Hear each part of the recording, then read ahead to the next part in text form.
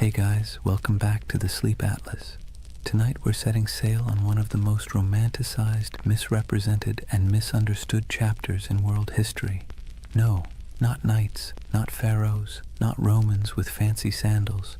We're talking about pirates, the real ones. Not Johnny Depp wobbling around on deck, but the men and women who sailed the Caribbean and the Atlantic during the so-called Golden Age of Piracy. Now here's the thing, we all think we know pirates, eye patches, parrots, R-matey, treasure maps with a big red X, but spoiler alert, that stuff mostly comes from novels, theater, and later Hollywood rewrites. Real piracy was less swashbuckling and more sweaty, smelly, filled with salted beef crawling with maggots, water that tasted like a rotting barrel, and constant anxiety that your ship might sink in a storm, or your captain might keelhaul you for stepping out of line. And yet somehow the legend of pirates has become this glamorous story of freedom, adventure, and treasure. But here's the contradiction, and it's worth letting it sink in. The Golden Age of Piracy wasn't golden at all. It was born out of war, poverty, hunger, and desperation. It wasn't about noble freedom, it was about scraping survival out of salt air, blood, and backbreaking work. Yet people keep retelling their stories because deep down we're drawn to the fantasy of escape, of rejecting rules, of carving out a small piece of freedom on the open sea. So, as you settle in, maybe dim your lights or turn on some soft background sounds, let's drift together into this world. Imagine the creak of ropes, the groan of wooden planks, the crash of waves on the hull. Tonight, we'll wander through crowded ports, stand under the Caribbean sun with sweat dripping down our backs, and listen to the salty curses of men who gambled everything on the sea. Before we start, a small ask. If you enjoy drifting off with these stories, give this video a like, and maybe even subscribe. And tell me in the comments, what's keeping you up tonight? I'd love to know. Now, let's begin our first chapter with a world teetering on the edge of chaos, just perfect for the rise of piracy. Chapter 1. A world ripe for plunder. Picture the year 1690. Europe has been locked in endless wars, Spain versus England, England versus France, the Dutch fighting everyone.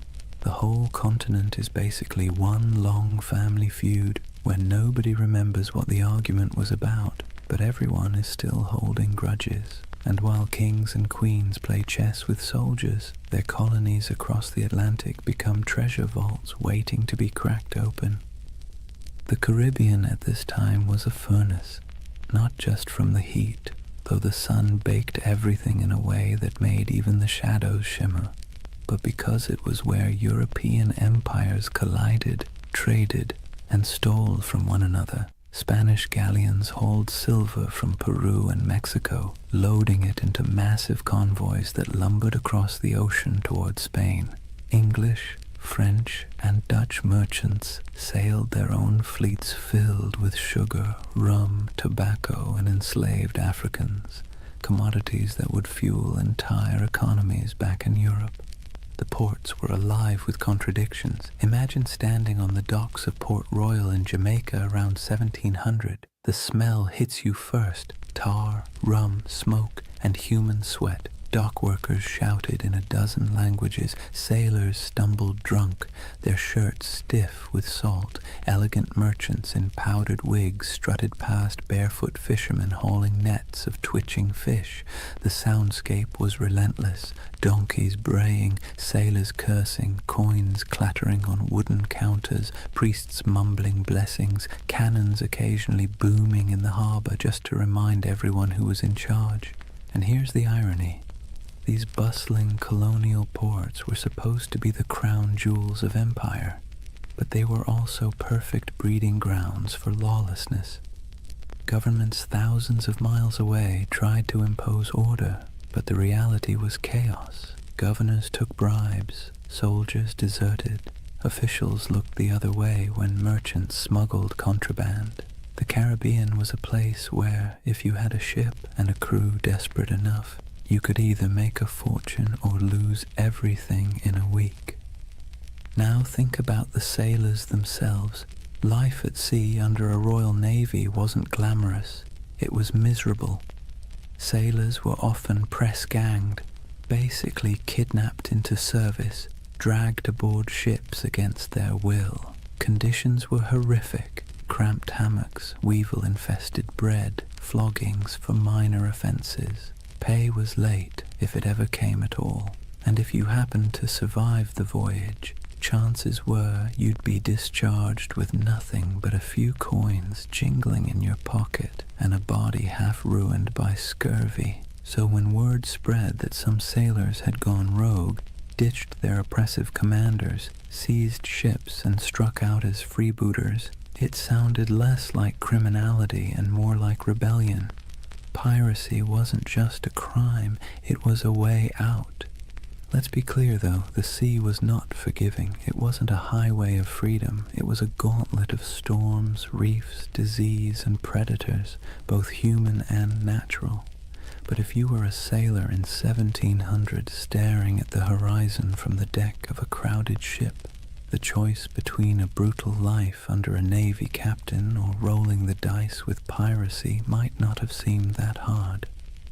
By the turn of the century, the Caribbean had become what you might call a floating economy of risk. On one side, kings, merchants, and governors trying to keep order. On the other side, a growing army of dispossessed sailors, mercenaries, and adventurers who decided order was overrated. All it took was the right moment, a gap in empire, a weakly guarded convoy, a ship with sails trimmed just so, and fortunes could be made overnight. And so, with every galleon groaning under the weight of silver, every sugar plantation coughing up profits, and every port overflowing with sailors who'd had enough of being cheated, the stage was set. The Golden Age of Piracy wasn't born out of nowhere. It was baked into the world itself, into the trade routes, the wars, the greed, and the desperation. The seas were ready, and so were the men who would plunder them. If the late 1600s and early 1700s had a theme, it would be, everybody's exhausted, broke, and kind of angry. Europe's great powers had been at each other's throats for decades, and while kings and queens could patch up peace treaties, the wars left a trail of wreckage that stretched across the Atlantic, and in that wreckage, piracy took root. Take Spain, for example. Once upon a time, Spain was the big kid on the block. They had the gold, the silver, the fleets, and the swagger to call themselves masters of the New World. But by the late 1600s, their empire looked less like a shining crown and more like a rusty bucket with holes. Wars drained their coffers, silver shipments were constantly raided, and their ships, once the pride of the seas, were often outdated and slow. Spain still had territory, but its grip was slipping, and everyone else smelled the weakness. England wasn't doing much better. Sure, they were clawing their way toward global power, but back home, ordinary sailors were being tossed around like dice in a rigged game. One year they were privateers, government-approved pirates, with papers giving them permission to plunder Spanish ships in the name of the crown. Then, suddenly, the war ended. The crown said, "Thanks for your service," and those same men were dumped ashore with no pay, no prospects, and no sympathy. Imagine fighting for your country, risking death a dozen times only to be told you were now just another unemployed vagrant clogging up the docks. The Dutch Republic had its own story. Once dominant traders, their fleets crisscrossed the globe, but wars with England and France chewed through resources, leaving fewer jobs for sailors and merchants. France, meanwhile, under the grandiose reign of Louis XIV, spent lavishly on wars, palaces, and pretty much anything shiny, leaving French colonies stretched thin and their sailors restless. The result? a perfect storm of unemployed seafarers with skills nobody wanted except in piracy. These weren't random peasants deciding to play pirate for fun. These were trained men, veterans of naval battles, gunners who could load a cannon in seconds, carpenters who could patch a hull under fire, navigators who could steer through reefs in the dark, armies of skilled but bitter men, all with the same problem. No empire wanted to pay them anymore. And here's where it gets ironic. These empires had essentially created their own monsters. When Spain and England handed out letters of marque, those little slips of paper that legalized piracy during wartime, they encouraged men to attack enemy shipping. Privateers like Sir Francis Drake in the 1500s became national heroes. But once peace returned, those same activities suddenly became criminal. Imagine working for Uber, then one day Uber shuts down and declares, by the way, anyone still driving is now a car thief. That's what happened to thousands of seafarers who had been told plunder was patriotic until it wasn't. So what do you do when the wars end, your government abandons you, and you still have the skills to handle a ship and fire a cannon? You keep doing what you know best, but now for yourself. You keep raiding ships, you keep seizing cargo, you keep living by the sword, or in this case, the cutlass. Piracy wasn't just desperation, it was habit.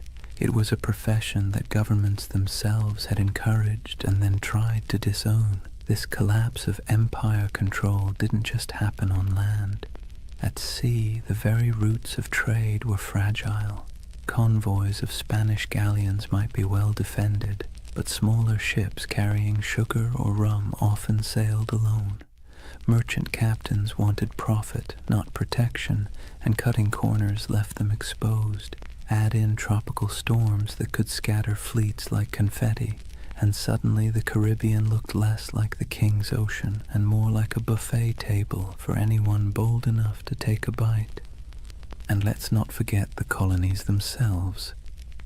Governors sent from Europe often cared more about lining their own pockets than enforcing the law. Some even welcomed pirates, so long as they brought in enough gold or shared enough loot.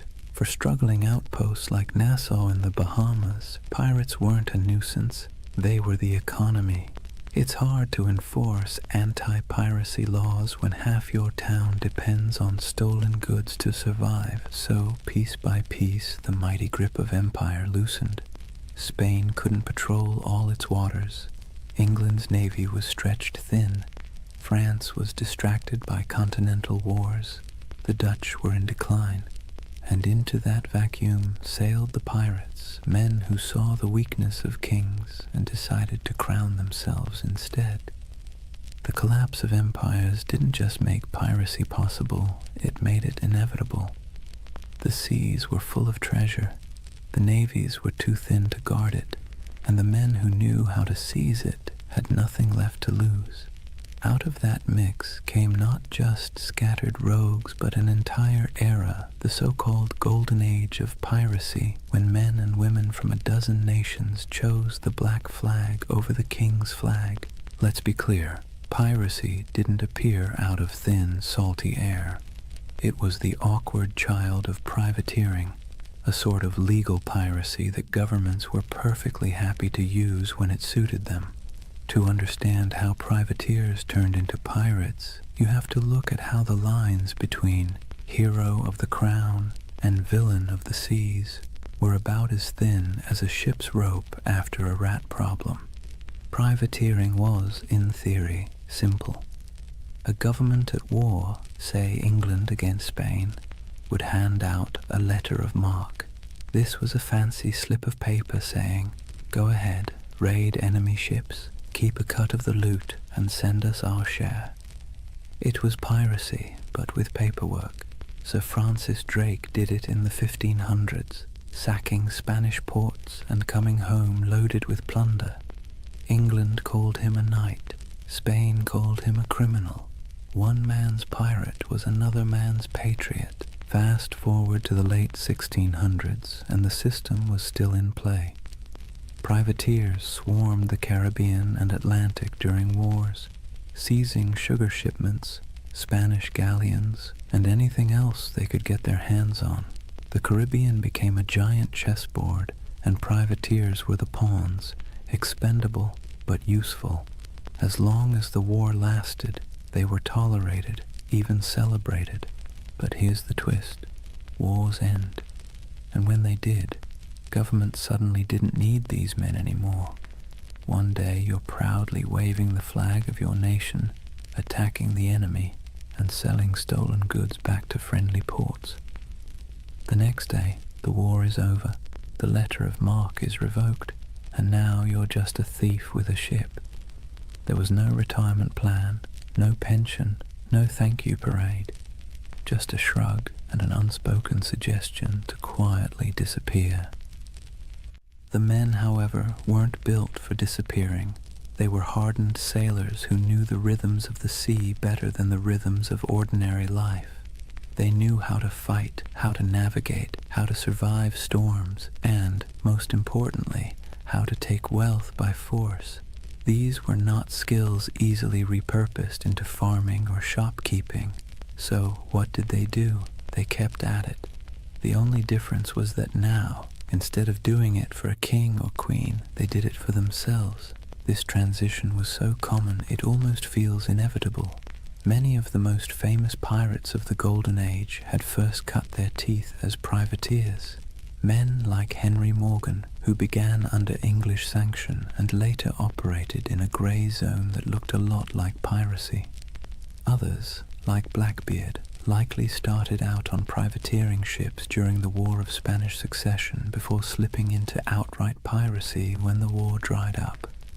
The habits, the networks, even the bases were already in place. It was just a matter of removing the official paperwork and keeping the cannons loaded. And here's the delicious irony. Governments created the very monsters they later tried so hard to destroy by training thousands of sailors in the art of state-sponsored looting. They gave them a taste for plunder. Then, by abandoning them in peacetime, they essentially shoved them straight into piracy. Imagine teaching someone to pick locks during a war because you need spies, then firing them when the war ends and expecting them not to use their skills. Of course they'll keep picking locks, only now it's your house. There was also the question of identity. Once a man had lived as a privateer, free from the crushing discipline of a navy, sharing loot with his mates, and living by the tides, could he really go back to scrubbing decks under the bark of some lieutenant? Navy life was brutal, punishments were harsh, pay was low, and the class system was rigid. By comparison, the life of piracy, even with its hunger, storms, and risk of hanging, offered more equality and excitement. It wasn't just survival, it was liberation from the grind of the empire. Ports like Port Royal in Jamaica and Tortuga off Hispaniola blurred the line even further. Merchants there didn't care if the goods were captured legally or not. Sugar, silver, rum, if it could be sold, it was welcome. Tavern owners, traders, even governors quietly winked at piracy, especially when it brought wealth into their struggling economies. Some governors even kept pirates as unofficial attack dogs, unofficial allies when convenient, expendable scapegoats when politics shifted. So, from privateers to pirates wasn't a sharp break. It was more like a slow, sloping slide into the inevitable. Men who had been celebrated for plundering Spanish ships found themselves doing the exact same thing, only now branded as criminals. And they embraced it because what was the alternative? Starvation? Subservience? A return to naval whippings and starvation wages? No, thank you. Better to live on your own terms, however short that life might be. It's easy now to think of pirates as chaotic rebels who suddenly popped up to terrorize the seas. But really, they were a byproduct of empire, born from its wars, abandoned in its peace, and sustained by its greed. The black flag wasn't a rejection of Europe's system. It was its mirror, twisted and stripped of pretense. So when we picture those ragged sails appearing on the horizon, it wasn't random lawlessness at sea. It was the logical conclusion of policies that blurred morality for convenience. Privateering was piracy in a fancy coat, and piracy was privateering with the coat torn off, and for the men who lived it, there wasn't much difference at all. Now let's imagine, for a moment, what happens when thousands of unemployed sailors, disgruntled privateers, and general misfits all end up in the same place. No law, no oversight, no queen wagging her finger from across the ocean. Just wide open seas, islands thick with sugarcane and palm trees, and ports desperate for trade, even if that trade came dripping with blood. Welcome to the Pirate Republic, a loose patchwork of havens across the Caribbean that briefly turned outlaw life into a kind of anti-establishment experiment. The most famous of these havens was Nassau, on New Providence Island in the Bahamas. Today it's a tourist destination with beach chairs and cruise ships. Back then, it was more like a dusty stage set built for chaos. The island's harbor was shallow, perfect for the smaller, nimble pirate ships, but treacherous for the heavier navy vessels. That natural advantage made Nassau nearly untouchable, and so it blossomed into the unofficial capital of piracy. If London was the beating heart of empire, Nassau was the loud, drunken laugh echoing across the Atlantic. Life in Nassau was a strange mix of desperation and freedom. Picture ramshackle huts leaning against each other like tired sailors, taverns spilling music and shouting into the night, and the constant smell of rum, sweat, and salt. Pirates from every corner of the Atlantic crammed together. English, French, Dutch, African, even a few indigenous sailors who'd escaped the crushing grip of European colonization. The result was something Europe would never have tolerated back home, a society stitched together by outcasts, running on booze, barter, and the occasional cannon. What made it so intoxicating was the sense of equality.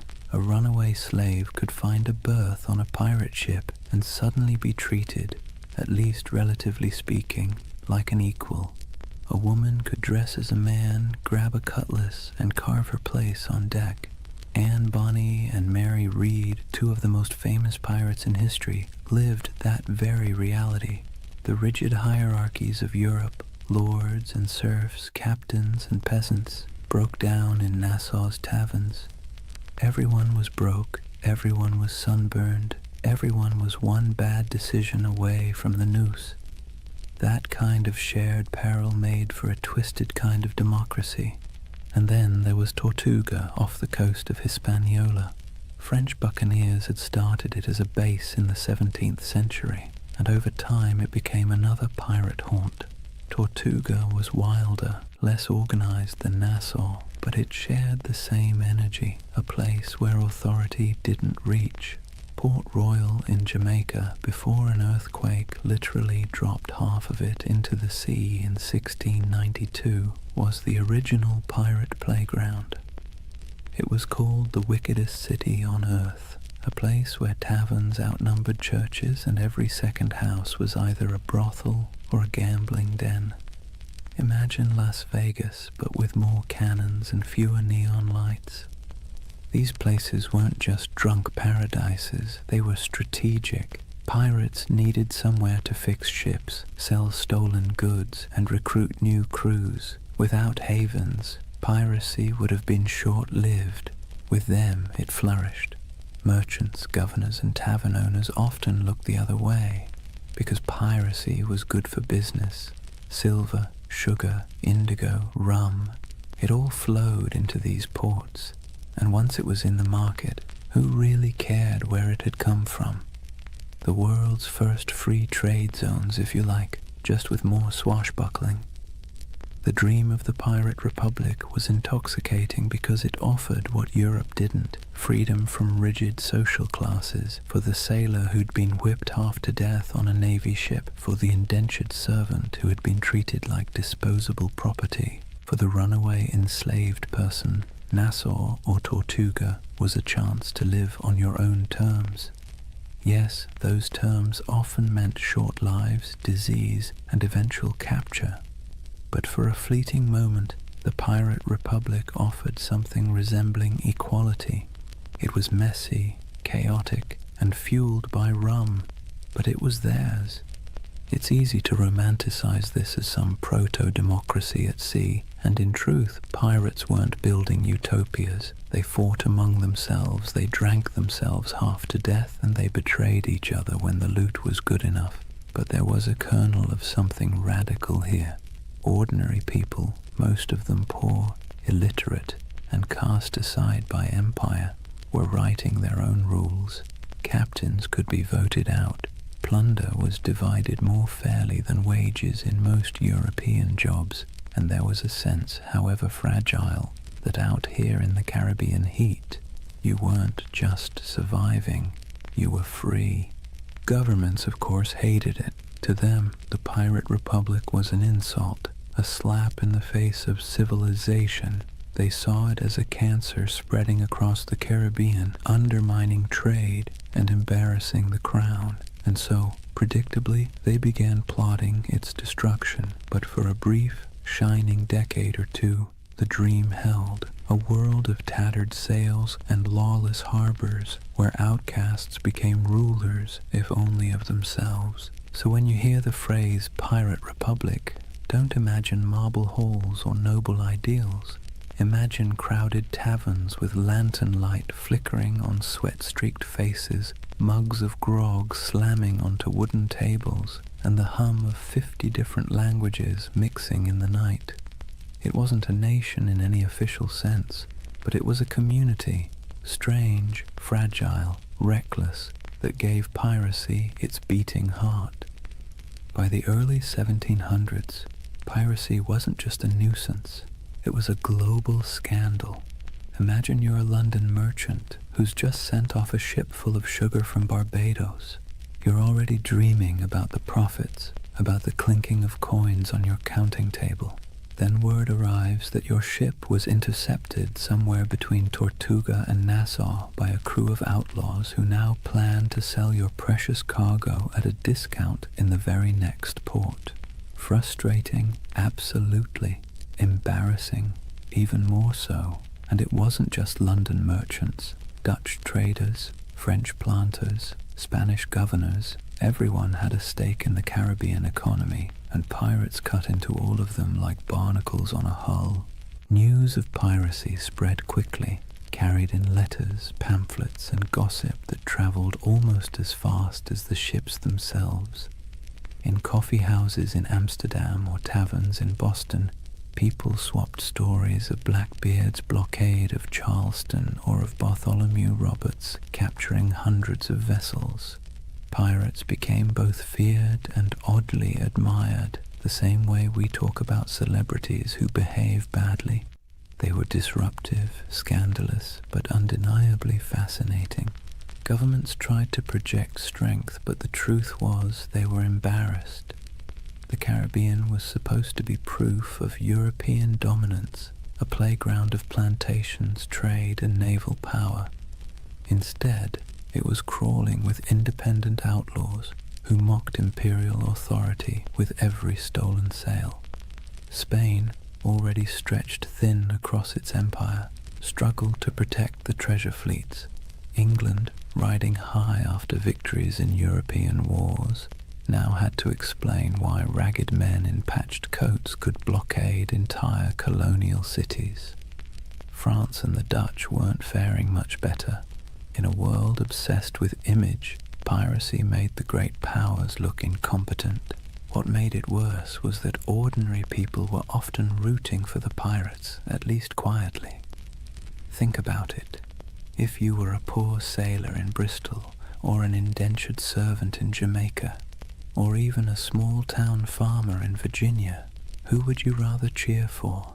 The faceless merchants and noble families who controlled your taxes, or the ragtag crews who thumbed their noses at authority and spread the loot, sometimes literally, among the lower classes?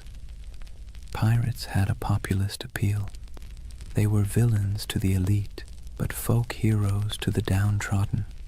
Ballads were written, stories were exaggerated, and every port town knew someone who claimed to have once seen, or maybe even joined, a pirate crew. That uneasy admiration worried rulers as much as the piracy itself. It wasn't just about stolen goods anymore. It was about stolen loyalty. If too many sailors chose piracy over honest naval service, if too many colonists chose to trade with outlaws instead of legal merchants, the whole system could unravel.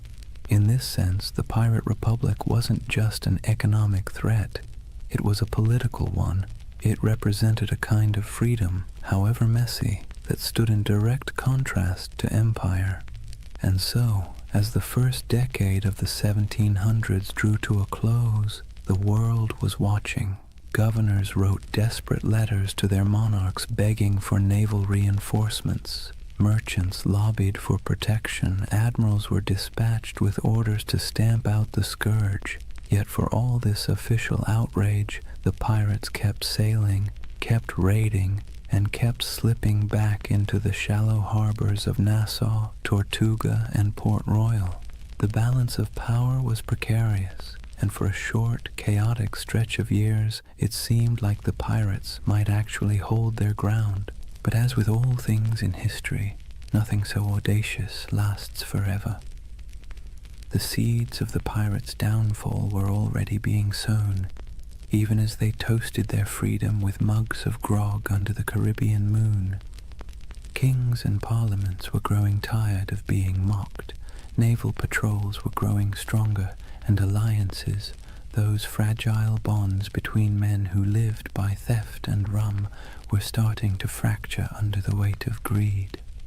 For now, though, the world watched in equal parts fear and fascination. Pamphlets painted pirates as monsters with hearts of stone, while tavern songs turned them into legends. Merchants cursed them, sailors dreamed of joining them, and governments plotted their end. The Golden Age of Piracy was in full swing, and like all golden ages, it glittered brightest just before the fall. Chapter 2. The Pirate's Life, Grit, Glory, and Grievance. So, let's get something straight right at the start. Life on a pirate ship was not a Caribbean holiday. You've probably seen the romantic paintings, glorious sails catching the wind, dramatic sunsets, and dashing figures with cutlasses gleaming. But if you were actually there, you'd spend less time admiring the view and more time trying to keep your stomach from revolting at the smell of rotting food. The pirate's life, while freer than serving in the Navy or laboring on a plantation, was still back-breaking, filthy, and endlessly uncomfortable. Imagine waking up below deck in the humid Caribbean heat. The air is thick, cloying, and full of the stink of unwashed bodies, damp wood, and tar. The ceiling is so low that you can't even stand upright. Rats scuttle across the beams, and you can hear the groan of the ship as it shifts against the waves. The pirate life didn't come with feather beds. You'd likely be sleeping on rough planks, maybe with a scrap of canvas for a blanket if you were lucky. Every day began with the creak of ropes, the bark of orders, and the endless rhythm of labor needed to keep a ship moving. Food was its own special kind of torture. Pirates stole plenty of supplies from captured ships, but unless you were lucky enough to raid a fresh merchantman recently, meals were, let's say, monotonous. Salted beef, so tough you could use it as a weapon. Hardtack, which was basically a cracker but harder than stone and often infested with weevils. Grog, a mix of watered-down rum, was the drink of choice, not because it tasted good, but because plain water went bad quickly in the heat. If you were lucky, you might snag some fruit or vegetables before they spoiled, but scurvy was always lurking like an uninvited guest. Teeth loosened, gums bled, and bones ached from the lack of vitamin C. Daily chores weren't glamorous either. Pirates weren't just fighting and drinking, they were sailors first. That meant scrubbing decks, mending sails, climbing rigging slick with salt spray, and bailing water from the hold during storms. And storms, by the way, were constant reminders that the sea itself was often more dangerous than any enemy. A hurricane could scatter a fleet in hours, leaving survivors clinging to driftwood while their dreams of plunder sank to the bottom. And yet, for all this hardship, men, and a few women, chose it willingly. Why? Because compared to life in the Navy or under the whip of a plantation master, piracy offered something intoxicating: freedom. On a pirate ship, you weren't at the mercy of a cruel officer with a whip. You weren't paid starvation wages while some admiral or merchant lined his pockets. Instead, you had a say in decisions, a share of the loot, and a chance, just a chance, to change your fortune. The hardship was the same, but the dignity was different. Entertainment helped break the monotony. Pirates loved music, fiddles, pipes, and drums when they could get them. They told tall tales, gambled with dice and cards, and sang bawdy shanties that echoed across the waves. Some ships even kept pets, parrots, monkeys, or stray cats, both for company and for laughs. And of course there was always rum. Rum was less a drink than a coping mechanism, numbing sore muscles, smoothing frayed nerves, and sometimes sparking brawls that left men with more bruises than treasure. But make no mistake, life aboard a pirate ship was a constant balancing act between freedom and discomfort. The same deck where you danced to a fiddle tune at night might be awash with seawater or blood the next morning. The same comrades who shared their food with you today might vote you out tomorrow if you crossed the wrong line. It was a world where everything was unstable. The sea, the supplies, the alliances, and that instability defined the pirate's existence. So, yes, the Golden Age of Piracy glittered, but the day-to-day life was about sweat, salt, hunger, and a kind of stubborn resilience. You didn't become a pirate because it was comfortable. You became one because, for all its stink and danger, it gave you control of your own fate, at least for a while. Here's a funny thing about pirates. They were some of the most democratic people of their time, not in the sense of voting booths and campaign speeches, but in a rough, practical way that actually mattered to the men living on those creaking decks. Imagine that. While monarchs squabbled over crowns back in Europe and kings claimed they ruled by divine right, pirates were out on the high seas voting on who got to be in charge. When a crew formed, the first order of business wasn't just raiding a Spanish galleon. It was drawing up what they called the Articles. These were pirate constitutions, handwritten agreements that spelled out everything from how loot would be divided, to punishments for theft, to the share of compensation if you lost a limb in battle. And yes, pirates had a kind of early insurance system. If you lost an arm, you might get 600 pieces of 8, a leg, maybe 800. It wasn't exactly health insurance with a friendly provider, but it was better than what the average soldier got on land, which was nothing at all. The articles also set limits on behavior: no gambling below deck, lights out at a certain hour, no deserting in battle. And yes, they often forbade bringing women on board, though that rule was broken often enough to be almost comical. These weren't arbitrary rules, they were survival tactics. A pirate ship was a pressure cooker of bad food, bad hygiene, and too many strong personalities packed into too small a space. Without rules, things would have descended into chaos faster than you can say. mutiny. Now, the captain wasn't an untouchable figure like on a Navy ship. Pirate captains were elected by the crew, and they could be voted out just as easily. If a captain was too reckless, too stingy with loot, or just too annoying, the crew could replace him with someone else. This was radical for the 17th and 18th centuries.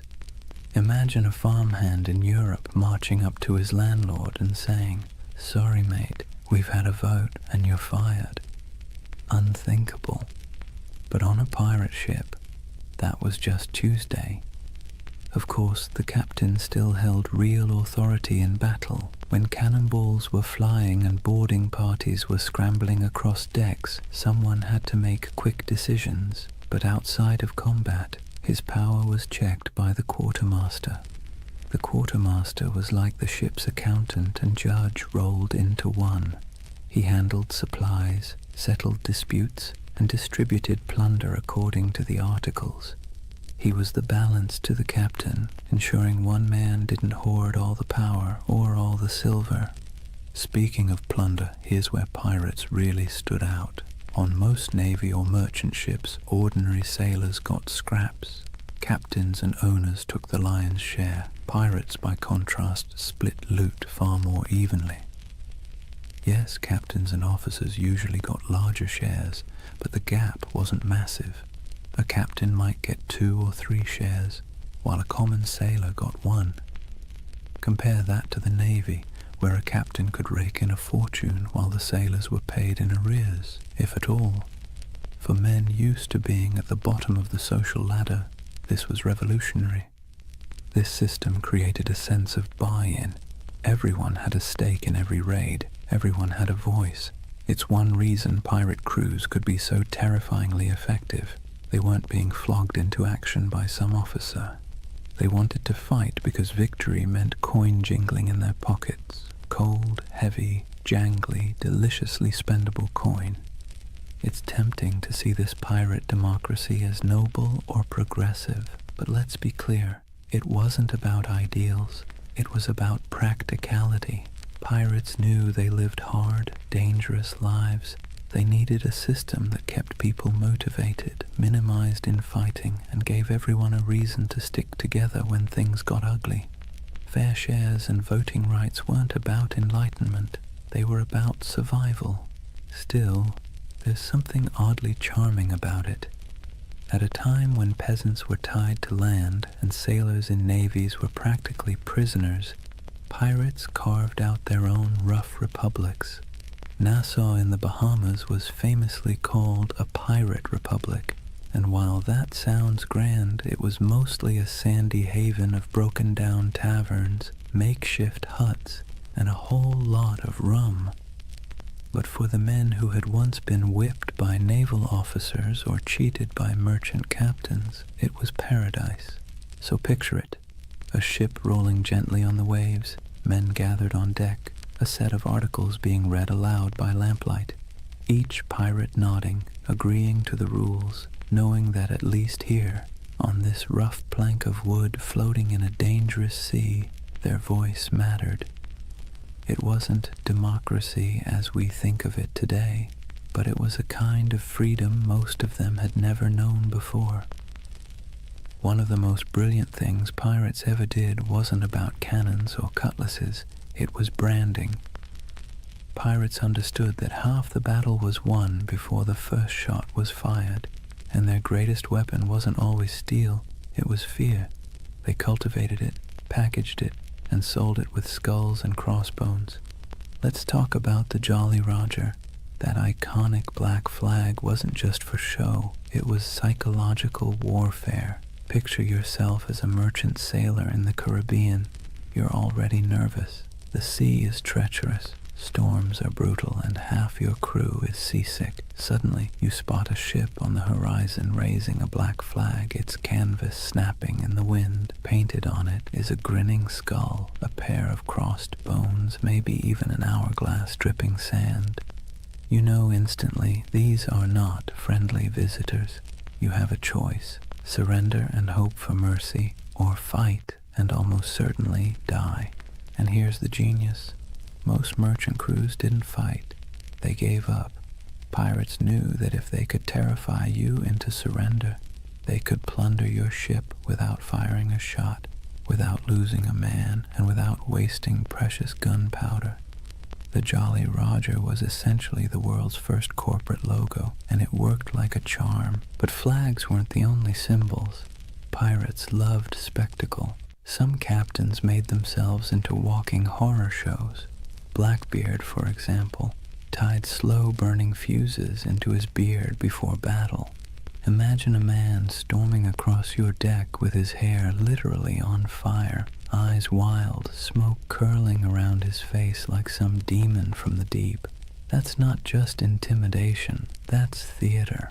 He was turning himself into a nightmare that sailors would retell in every port from Jamaica to London. Superstition also ran deep. These were men who spent their lives on the unpredictable sea, so of course they looked for signs, omens, and rituals. Whistling on board was considered bad luck because it might whistle up a storm. Bananas were famously avoided on ships, tied to tales of vanished vessels and mysterious deaths. Cats, on the other hand, were seen as good luck, their twitching tails thought to calm the winds.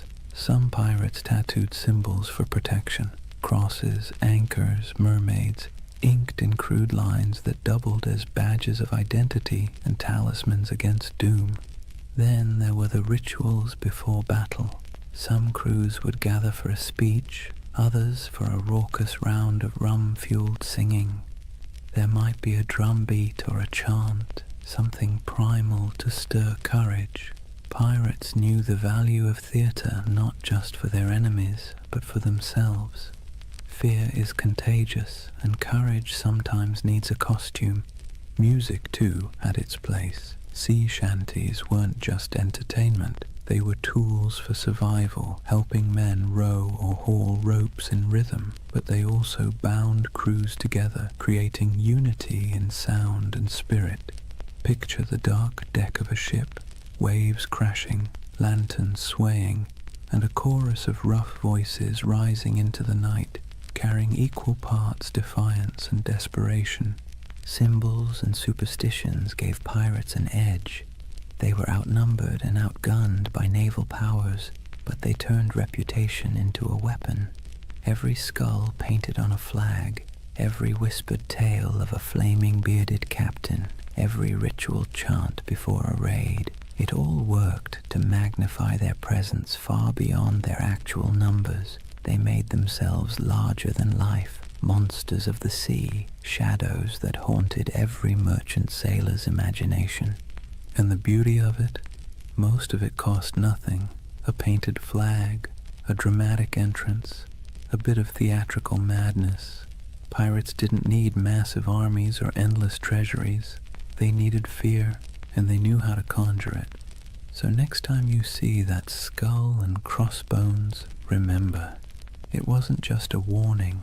It was a brand, a promise of chaos, a theater of fear that made the legend of piracy far bigger than the men themselves. For all the flags and fiery beards, life aboard a pirate ship wasn't just about battle. In fact, most days weren't spent fighting at all. They were spent doing the very ordinary, very human things that bound a crew together, eating, talking, laughing, and finding scraps of comfort in a world made of salt and splinters. Let's start with food, because nothing unites or divides a crew faster than the question of dinner. Pirate diets were, to put it politely, uninspiring. Salted beef or pork, rock-hard ship's biscuit crawling with weevils, and barrels of dried peas were the staples. Water turned slimy after a few weeks, so rum, watered down into grog, became the drink of choice. The thing is, pirates ate much the same as navy crews or merchant sailors, but they sometimes had an advantage. Because pirates plundered fresh food and drink whenever possible, they could actually eat better than the men they robbed. A captured merchant ship might yield cheese, citrus fruit, coffee, sugar, or even delicacies like cocoa or spices. For a brief time, life on the high seas could taste a little less like mold and more like luxury. But food was more than sustenance. It was ritual. Sharing a meal created unity. Imagine a crew gathered on deck, bowls in hand, gnawing at salted meat and joking about who got the biscuit with the most maggots. It was grim humor, sure, but humor all the same. A bad meal, eaten together, still forged bonds. And the occasional feast, say, after a particularly good raid, was celebrated with music, rum, and more laughter than some men had known on land. Music itself was essential. Pirates didn't have iPhones, but they did have voices, fiddles, drums, and makeshift instruments. Sea shanties weren't just working songs. They were entertainment, morale boosters, and the glue that kept rhythm in both work and play. Picture the rough chorus rising under the stars, a drum tapping time, a fiddle screeching out a tune stolen from some tavern ashore. These weren't trained choirs, but the sound was raw, communal, and strangely beautiful. It stitched men together, reminding them that even in isolation, they belonged to something larger. Then there were the games. Dice and cards were popular, played with stakes as modest as tobacco or as reckless as shares of loot. Wrestling matches and contests of strength filled idle hours, with men cheering on their favorites. Betting on the outcome wasn't just fun, it was a way of creating drama in a life that could otherwise drag on in monotonous days of empty horizon. And let's not overlook the surprising inclusivity aboard pirate ships. Escaped slaves often joined pirate crews, where they could earn equal shares of plunder instead of chains. Women, though rare, found roles too, sometimes as disguised sailors, sometimes openly accepted as fighters or partners. Life aboard a pirate ship was brutal, but in its own odd way, it offered opportunities for outsiders that rigid societies on land never would. In these small details, the shared meals, the rowdy songs, the roll of dice, we see the human side of piracy. Beneath the myth of cutthroats and raiders was a community of men and women who found ways to survive, to laugh, and even to belong. Their ships were floating worlds, part prison, part family, part workplace, part tavern. And while the dangers of storms, disease, and naval patrols never disappeared, these ordinary moments gave piracy its texture, the rhythm of humanity beneath the roar of cannons. So when you picture pirates, don't just imagine black flags and treasure chests. Imagine the sound of dice clattering on a barrel lid, the smell of salted pork frying in a pan, the laughter of men half drunk on rum, and the scratchy notes of a fiddle floating over the sea at night. That too was the pirate's life, not just violence and fear, but moments of messy, ordinary humanity carved out in the vast loneliness of the ocean. For all the adventure, freedom, and strange democracy of pirate life, you have to ask the question, why did so many men and a few women decide that piracy was worth the risk of hanging, drowning, or dying from scurvy in some forgotten corner of the sea? The answer, as usual, has less to do with romance and more to do with grievance. Pirates were not born with skulls and crossbones on their flags. Most of them were men who had been used, abused, and discarded by the very empires that later called them criminals. Take the average sailor in the early 1700s. His life was a cruel contract, low pay, brutal discipline, and punishments that bordered on torture.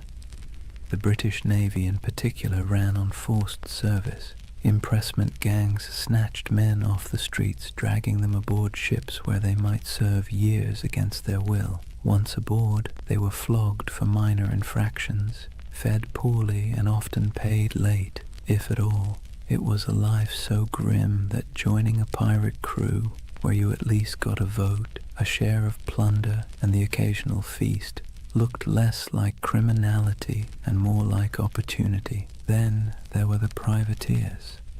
These men had once sailed under legal commissions, essentially hired by governments to plunder enemy ships during wartime. But when treaties were signed and peace declared, those commissions were revoked. Overnight, skilled sailors became unemployed and unwanted. Some went home to poverty. Others, unwilling to give up the taste of plunder or unable to find work, simply kept raiding. The difference was only paperwork. Yesterday's patriot privateer was today's villainous pirate. Economic desperation played its part too. Europe churned with unemployment, inequality, and waves of displaced workers. Colonies offered work, but much of it was brutal plantation labor or indentured servitude. If you were poor, your choices were few. Toil endlessly for scraps on land, serve miserably in the navy, or gamble your life on piracy, where at least the rewards were immediate, tangible, and occasionally extravagant. Even a short run of luck could mean pockets full of coin, fine clothes stripped from captured merchants, or a chance to live like a king for a few weeks before it all fell apart. And make no mistake, piracy was a protest of sorts. Pirates didn't just steal. They struck at the heart of the empires that had used them. They targeted Spanish treasure fleets, English merchants, and French plantations. Their defiance wasn't couched in noble speeches, but in cannon fire and audacious raids. To kings and governors, they were parasites. To many of the poor, they were folk heroes, men who thumbed their noses at the powers that had left them to starve. But grievances went deeper than economics. Pirates carried personal grudges, captains who had beaten them, navies that had cheated them of wages, merchants who had treated them as expendable. To hoist the black flag was not only to seek fortune, but also to take revenge on a world that had never cared if they lived or died. So when you picture pirates shouting and firing cannons, remember the bitterness beneath it all. Their laughter around the rum barrel was fueled by the knowledge that they had nothing to lose and everything to snatch. Their democracy at sea was born not from lofty ideals, but from anger at systems that had denied them dignity on land. Piracy was grievance turned into lifestyle, protest turned into plunder. That's why the Golden Age of Piracy still lingers in our imagination. Beneath the noise of cannons and the gleam of treasure, it was the story of men who had been pushed too far, who decided that if the world offered them no justice, they would carve out their own, on their own terms, with black flags snapping in the wind. Chapter 3. Legends of the Black Flag. If the first half of piracy's golden age was about survival, grievance, and reinvention, the second half was about faces, human faces, twisted into masks of legend. Because when we talk about pirates, we rarely remember the ordinary nameless sailor swabbing the deck or the hungry man who joined a crew for a share of bread and rum. We remember the icons, the ones whose names still echo like thunder across centuries: Blackbeard, Calico Jack, Anne Bonny, Mary Red, and Bartholomew Roberts. They were larger-than-life figures, painted by both truth and exaggeration, until they became less people and more symbols of defiance. Take Edward Teach, better known as Blackbeard. He understood something fundamental about human nature. Fear gets results. He grew his beard long and black, twisting it into braids tied with slow-burning fuses. Before battle, he would light them so smoke curled around his face, making him look like a demon rising from the sea. The truth? He may have killed fewer men than you'd think, often relying on intimidation to win without a fight. But his legend was so terrifying that many surrendered without firing a shot. It was theater as much as piracy, and it worked. Then there was Calico Jack Rackham, named for his fondness for bright, flamboyant clothing made of calico.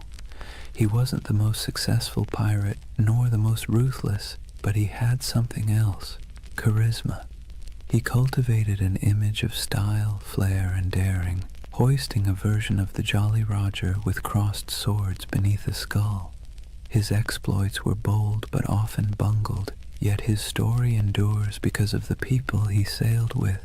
Two of the most famous women pirates in history, Anne Bonny and Mary Red, broke every rule written by their time. Both disguised themselves as men when necessary, fought alongside their crewmates, and shocked the world by simply existing in a profession supposedly reserved for brutal men. They cursed, they carried pistols, and they demanded to be treated as equals. Stories tell of Anne shouting at her fellow pirates during a fight, furious that they were cowering below deck while she and Mary stood on, firing back at attackers. Were all the tales true? Probably not. But the image of two women wielding blades under the black flag has been impossible to forget. And then there was Bartholomew Roberts, Black Bart. Unlike Calico Jack, he was ruthlessly effective.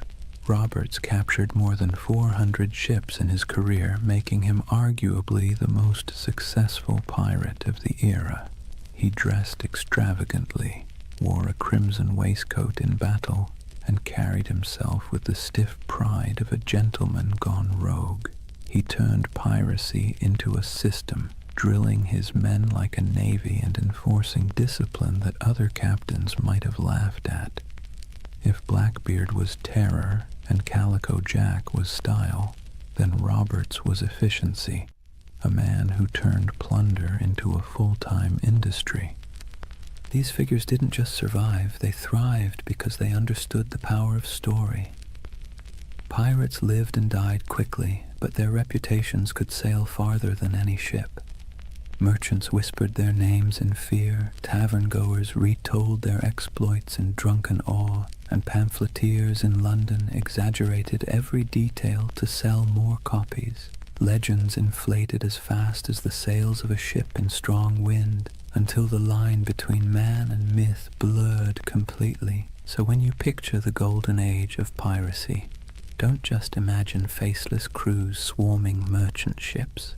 Picture these icons at the prow, beards smoking, calico shirts blazing with color, women fighting defiantly against all odds, crimson jackets flashing in the sun. They were performers as much as criminals, masters of spectacle, writing themselves into history by sheer audacity. That's why they endure, not because they lived long lives, they didn't, but because they played their roles so well that centuries later we still remember their stage. If pirates were actors on the stage of the sea, then Edward Teach, Blackbeard, was the undisputed director of horror. He understood better than almost anyone else that violence wasn't always necessary if you could make your enemies believe it was inevitable. His greatest weapon wasn't his cutlass or pistols, but the terrifying image he constructed of himself. Imagine this. You're a weary merchant sailor, your ship heavy with sugar and rum, when you spot a vessel in the distance. Its sails are patched but full, its hull dark and looming, and then you see him. A giant of a man with wild, coal-black hair and a beard so thick it looks like it's swallowing his face. He's tied slow-burning fuses into his braids, sparks spitting, smoke curling around him as if he's stepped straight out of hell. The sight alone is enough to send shivers through the toughest crew.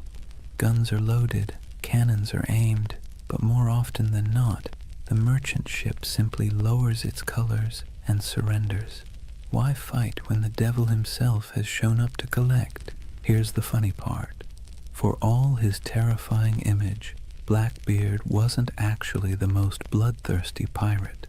In fact, his ledger of confirmed kills was surprisingly slim compared to others. He didn't need to spill blood when his performance did the work for him.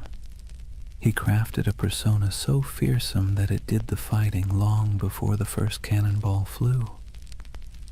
Think about it. Would you rather battle a man who looked like your neighbor or a smoke-shrouded demon who seemed to revel in chaos? Most captains chose the wiser option and handed over their cargo. Blackbeard also knew the value of spectacle beyond the battlefield. He cultivated stories about himself, feeding into his myth. He'd fire pistols in the air just to startle his own crew. He once blockaded the entire port of Charleston, South Carolina, holding the city hostage until he was supplied with medicine. This wasn't just piracy, it was theater on a grand scale, a demonstration that one man and a few ships could humiliate an entire colony. It was both ridiculous and awe-inspiring. But beneath the smoke and noise, Blackbeard was a practical man. He divided plunder with some fairness, treated his crew as partners more than slaves, and knew when to negotiate. He wasn't some mindless brute. He was calculated. His use of fear wasn't just for show. It was a strategy that minimized actual risk. Why fight bloody battles when you can win by reputation alone? Still, his career was short. He rose fast and fell faster. By 1718, the British Crown, tired of his antics and the disruption of trade, decided it had had enough. Lieutenant Robert Maynard lured him into a trap off the coast of North Carolina. In a brutal fight, Blackbeard was shot and slashed repeatedly before finally going down. His severed head was hung from Maynard's ship like a grotesque trophy, a final theatrical image for a man who had lived by performance. And yet, did death end the legend? Not at all. If anything, it sealed it. Blackbeard's ghost was said to haunt the waters where he died, his headless body swimming in the waves, searching for its lost skull. Fishermen swore they saw his spectral ship, the Queen Anne's Revenge, drifting silently across the horizon. Whether or not any of it was true didn't matter. The myth had already outgrown the man. So when you hear the name Blackbeard today, you're not just recalling a pirate. You're recalling one of history's greatest performers, a man who understood fear as both an art and a weapon. His stage was the sea, his audience the world, and his performance so unforgettable that centuries later we're still applauding in awe and a little bit of dread. If Blackbeard was the terrifying face of piracy, then John Rackham, better known as Calico Jack, was its fashion icon. The man wasn't particularly fearsome, nor was he especially successful compared to others, but he had something almost as valuable as gold: style. His nickname came from the brightly patterned calico coats he wore, loud enough to be seen from a mile away. It was a choice that said, "I may not be the biggest or the baddest, but I'll be the most noticeable." And in a world where fear and reputation kept you alive, being memorable mattered. Calico Jack's story would likely have been a footnote in the annals of piracy, if not for two extraordinary women who joined his crew, Anne Bonny and Mary Read. Their presence turned his otherwise average exploits into a legend that has fascinated people ever since. Anne Bonny was born in Ireland, but grew up in the Americas, the daughter of a wealthy planter. She had a fiery temper and a restless spirit. Stories say she once stabbed a servant girl with a kitchen knife, though the truth is hard to pin down. What we do know is that she wasn't content with the role society expected of her. Marrying a small-time sailor didn't calm her spirit. Running away with Calico Jack did. She traded the plantation house for the rolling deck of a pirate ship, proving herself as fierce with a blade as any man. Mary Red's tale was even stranger. Born in England, she was disguised as a boy from childhood so her family could inherit money. She grew up living as Mark Red, working as a soldier and sailor. By the time she crossed paths with Calico Jack and Anne Bonny, Mary had long since mastered the art of slipping between identities. When she joined their crew, she initially kept her disguise. But Anne, curious and bold, discovered the truth. Instead of turning her away, Anne accepted her, and the two became close allies.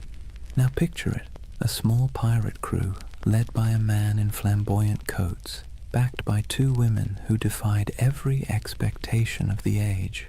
While other pirates leaned on spectacle or terror, this trio leaned on audacity. Reports from the time describe Anne and Mary fighting openly in men's clothes, wielding pistols and cutlasses, cursing louder than the men beside them. They weren't mascots or novelties, they were feared combatants. When boarding parties went over the rails, Anne and Mary were often the first in line. One of the most famous stories of their courage came during the final days of Calico Jack's career.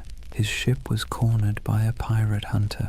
Most of the crew, drunk and unwilling to fight, cowered below deck. But Anne Bonny and Mary Read fought ferociously, shouting at the men to come up and defend themselves. Outnumbered and abandoned, they couldn't hold out forever. The ship was captured, and the crew taken to trial in Jamaica. Calico Jack was sentenced to hang, and before his execution, Anne Bonny reportedly delivered the coldest line in pirate history. She told him, "If you had fought like a man, you need not be hanged like a dog." Brutal but fair. Anne and Mary both escaped the noose by pleading the belly, claiming they were pregnant, which delayed executions. Mary fell ill and died in prison not long after. Anne's fate is more mysterious. Some say her wealthy father intervened to free her, and she lived out her days quietly. Others imagine she slipped back into obscurity, perhaps even finding another ship to sail under a new name. The truth is lost, but the legend remains. Together, Calico Jack, Anne Bonny, and Mary Read embodied a different side of piracy. Not the sheer terror of Blackbeard, but the wild defiance of people unwilling to live within the boundaries society had drawn for them. They weren't the richest or most feared pirates of their age, but they became symbols of rebellion, of choosing freedom over obedience, even if that freedom came at the cost of the gallows. And maybe that's why their story still resonates. Pirates are remembered not just for plunder, but for the dream of living life on your own terms, no matter how brief or dangerous that life might be. When people imagine pirates, they often picture chaos, rowdy drunkards waving swords, shouting curses, and stumbling around the deck. But not all pirates fit that mold. Some, strangely enough, insisted on discipline, manners, and even a touch of elegance. Enter Bartholomew Roberts, also known as Black Bart, the most successful pirate of the Golden Age. Not in legend, but in sheer numbers, the man captured over 400 ships in his career. That's not exaggeration, that's bookkeeping. Roberts wasn't the kind of pirate who stumbled into the life because he liked rum and adventure. He was originally a skilled navigator, forced into piracy when his ship was taken. At first, he wanted nothing to do with it, but the pirates saw his talent with charts and stars, and when their captain died, they elected Roberts as the new leader. He reportedly said he didn't much care for the pirate life, but since it offered a short life but a merry one, he might as well make the most of it. That short life turned out to be remarkably eventful. Roberts stood out for several reasons. For one, he had standards. He banned drinking on his ships, which sounds downright heretical for a pirate crew. He also enforced strict rules against gambling, desertion, and even bringing women aboard. His ships ran more like naval frigates than floating taverns, and yet his men respected him because under his command they grew wealthy and untouchable. He also had a flair for presentation. While Blackbeard relied on smoke and fire to terrify, Roberts leaned on fashion. He dressed in fine silks, wore a crimson waistcoat, and carried himself with aristocratic dignity. Imagine him standing on the quarterdeck looking more like a nobleman than a pirate, with the Jolly Roger snapping in the wind behind him. His enemies saw not a ragged bandit, but a man who looked born to command. And command he did. Roberts didn't waste time on small targets. He hunted big merchant convoys and naval ships, taking prizes in the Caribbean, West Africa, and even the coast of Brazil. His reach was global. He was so effective that insurance rates for Atlantic shipping skyrocketed. Governments cursed his name, and merchants prayed never to see his sails on the horizon. Roberts also innovated. He used smaller, faster ships to outmaneuver larger warships, and he created a distinctive black flag showing a figure holding an hourglass, a grim reminder that time was running out for his enemies. His leadership was sharp, his men drilled, and his tactics effective. If piracy had generals, Roberts was one of them. But despite his elegance and order, he wasn't merciful. Roberts's raids often ended in executions or burning ships, his reputation sharpened not just by his appearance but by his ruthlessness. Yet unlike Blackbeard's wild terror or Calico Jack's flamboyant defiance, Roberts's menace came with a chilling professionalism. He was less devil of the seas and more CEO of piracy. His downfall came, as it often did, from the tightening noose of empire. In 1722, near the coast of Africa, the British Royal Navy finally cornered him. During the battle, Roberts was struck by grapeshot and killed instantly. His men, knowing what capture meant, dressed him in his finest clothes, weighted his body with chains, and cast him into the sea, denying the Navy the satisfaction of displaying him in death. Bartholomew Roberts's reign lasted only a few short years, but in that time he reshaped piracy. He proved it could be efficient, disciplined, and terrifyingly successful. More than Blackbeard, more than Calico Jack, he showed that piracy wasn't just chaos on the waves. It could be a well-oiled machine, run with precision and purpose. And in a way, Roberts's legacy marks the peak of piracy's power. After his death, the Golden Age began to dim. The seas grew less welcoming to outlaws, and the balance of terror shifted back to the empires. But for a moment, one elegantly dressed pirate managed to turn the oceans into his empire, and he did it not with smoke or theatrics, but with order, discipline, and an iron will. If pirates were remembered only for their hunger, sickness, or sunburn, the Golden Age wouldn't have stuck in our imagination. What really carved them into legend were the moments when ragged crews on creaking ships went toe-to-toe with empires and lived to tell the tale. These were the epic raids and showdowns that spread their reputation across oceans like wildfire, whispered from tavern to tavern, and exaggerated until they felt larger than life. Let's start with the Caribbean, where Spanish galleons groaned under the weight of treasure hauled from the New World. These ships were floating vaults, packed with silver from Peru, gold from Mexico, and spices from across the empire. They were also well-armed and heavily guarded, but that didn't always save them. Pirates struck with speed, knowing that a single galleon could fund a lifetime.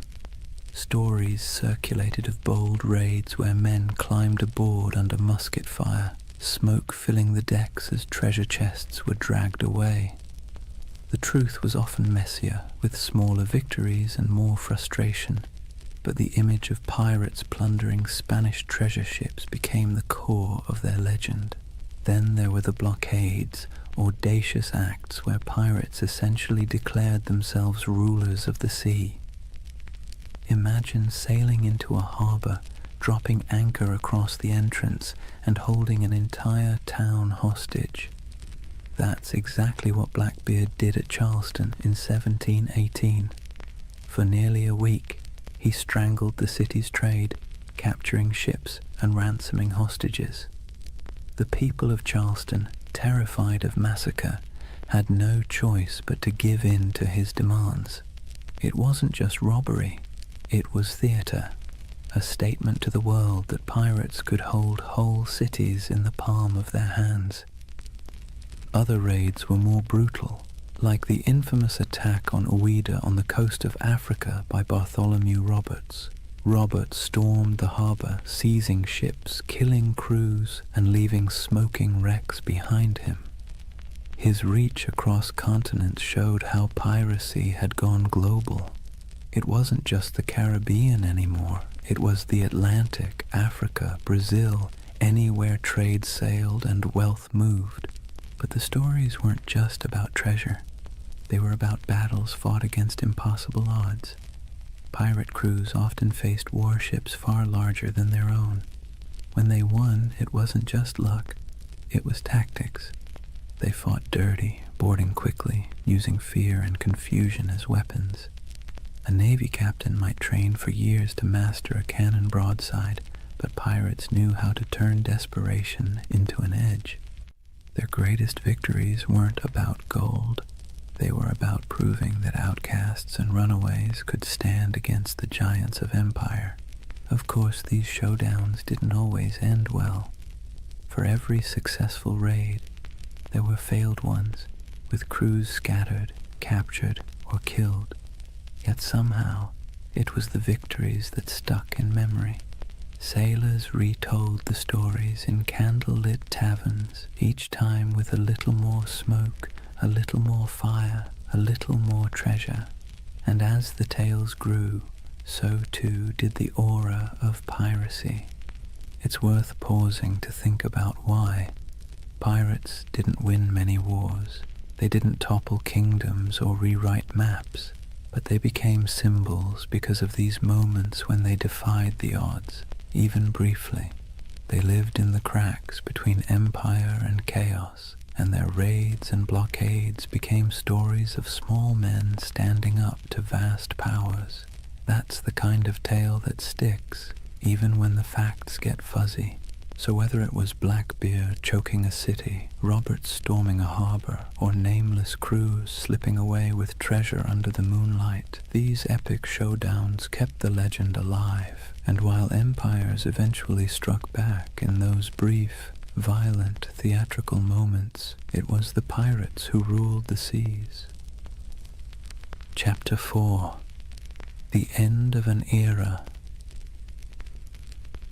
For all the bravado of pirates waving black flags and swaggering into taverns, their freedom was always temporary. The Golden Age of Piracy wasn't built on strength, it was built on neglect.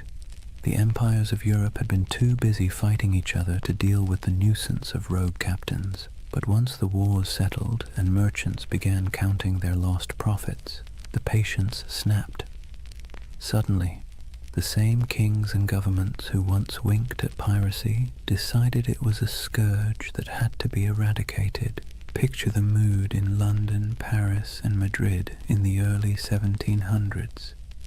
Merchants stormed into government halls, waving reports of ships lost, insurance rates skyrocketing, and ports paralyzed by blockade. Politicians, who once quietly enjoyed pirate loot filtering through colonial markets, now heard the complaints of bankers and shipping magnates, and when money complained, rulers listened. What followed was a coordinated crackdown, an imperial revenge tour. Naval patrols that once turned a blind eye now prowled the Caribbean. The British Royal Navy, tired of seeing its reputation mocked by half-drunken rogues, sent heavily armed frigates to hunt pirates with relentless focus. Spain, long humiliated by raiders stealing its treasure fleets, tightened its convoys and poured resources into coastal defenses. Even France, which had once tolerated privateers operating on its behalf, began closing off safe harbors. The age of indulgence was over, but it wasn't just the ships, it was the laws. Governments realized they needed not only cannons but also courts. Piracy was declared a universal crime, meaning that any nation could capture and prosecute pirates, regardless of where the crime occurred. Admiralty courts popped up across the Caribbean, in Jamaica, in Nassau, in Charleston, offering swift, brutal justice. No long trials, no sympathetic juries, just a quick hearing, a guilty verdict, and the inevitable walk up the gallows. For men who had once toasted their freedom in Nassau taverns, the sight of bodies hanging along harbor entrances was a chilling message. The retaliation wasn't always fair, nor was it always accurate. Sailors unlucky enough to be mistaken for pirates were sometimes swept up in the dragnet, condemned alongside the guilty. Colonial governors eager to prove their loyalty to crown and profit made examples whenever possible. A pirate's end was no longer a quiet slip into obscurity. It was designed to be a public warning, a spectacle meant to terrify anyone thinking of hoisting the Jolly Roger. And yet the crackdown revealed something ironic. For all the talk of pirates as savage criminals, many common folk sympathized with them. They saw governments that taxed them harshly, navies that conscripted them unwillingly, and merchants who grew fat while ordinary sailors lived on scraps. Pirates, for all their brutality, had lived outside that system, at least for a while. So when governments retaliated, it wasn't just pirates who grumbled. It was the people who sometimes saw in those outlaws a shadow of their own frustrations. But sympathy wasn't enough to save them. Once the combined might of Europe's navies and courts turned fully against piracy, the end was only a matter of time. The sea that had once seemed wide open suddenly felt crowded with warships. The harbors that had once welcomed became hostile, and the taverns that once rang with pirate songs now whispered of hangings. The retaliation had begun, and with it, the Golden Age of Piracy was sailing into its final storms. The retaliation wasn't just abstract policy, it had names, faces, and bloody finales. The Golden Age of Piracy closed not with a quiet fade, but with dramatic hunts that read like the last acts of a tragic play. If pirates had been the rock stars of the seas, their final chapters were their public downfalls, staged for maximum effect. Take Edward Teach, better known as Blackbeard. His reputation had grown so outrageous that even his enemies described him with a shiver of reluctant admiration. He cultivated fear like an artist, braided his beard with smoking fuses, glared from beneath a tangle of hair, and moved through battle with pistols strapped across his chest like a walking arsenal. But in the end, fear was not enough. In November 1718, the British Navy decided Blackbeard had outlived his usefulness as a legend. Lieutenant Robert Maynard sailed out from Virginia with a pair of sloops and cornered him off Ocracoke Island. The battle was brutal and up close, fought with pistols, cutlasses, and grit, and though Blackbeard fought like a demon, he fell. His head was hung from Maynard's bow as proof, a grotesque trophy meant to tell every sailor what became of even the fiercest pirate. But Blackbeard wasn't the only one. Across the Atlantic, Bartholomew Roberts, Black Bart, was sailing at the peak of his fame. Unlike Blackbeard's flair for theater, Roberts was all about efficiency. He raided with precision, commanded fleets of captured ships, and dressed in flamboyant crimson coats that made him as much a spectacle as his raids. He captured more ships than any other pirate, nearly 400 by some counts, yet even he couldn't outrun the noose tightening around piracy. In 1722, the British Navy cornered him off the coast of West Africa. A cannon shot cut him down mid-battle. His men, fearing what the British would do to his body, buried him at sea almost immediately, sending their captain to the depths before his enemies could claim him as a prize. And then there was Nassau. For years it had been the pirates' dreamland, a ramshackle republic of grog shops, makeshift huts, and lawless camaraderie where men and women reinvented themselves under the black flag. But in 1718, Woodes Rogers, backed by the British Crown, sailed in as governor. His arrival marked the beginning of the end. Pirates were given a choice: accept a royal pardon and live, or resist and hang. Many, weary of the chase, accepted, others fled, and a handful fought to the bitter end, only to be cut down. The pirate republic evaporated almost overnight, replaced by British order, courts, and gallows. These final hunts didn't just kill individual men, they killed the dream. Piracy had thrived on the cracks between empires, on the moments of chaos when law couldn't keep up with ambition. But as the empires recovered, they sealed those cracks.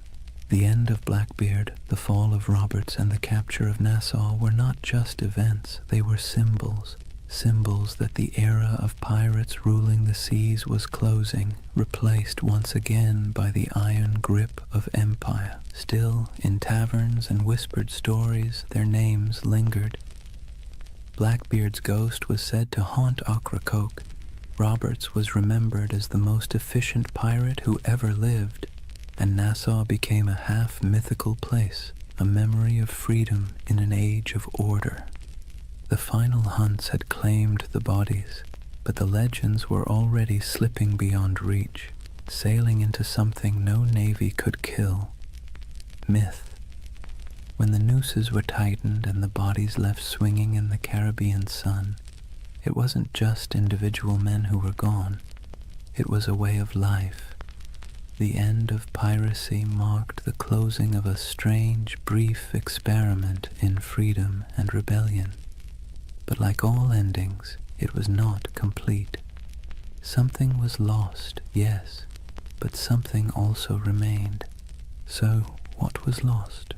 First, the fragile dream of equality at sea.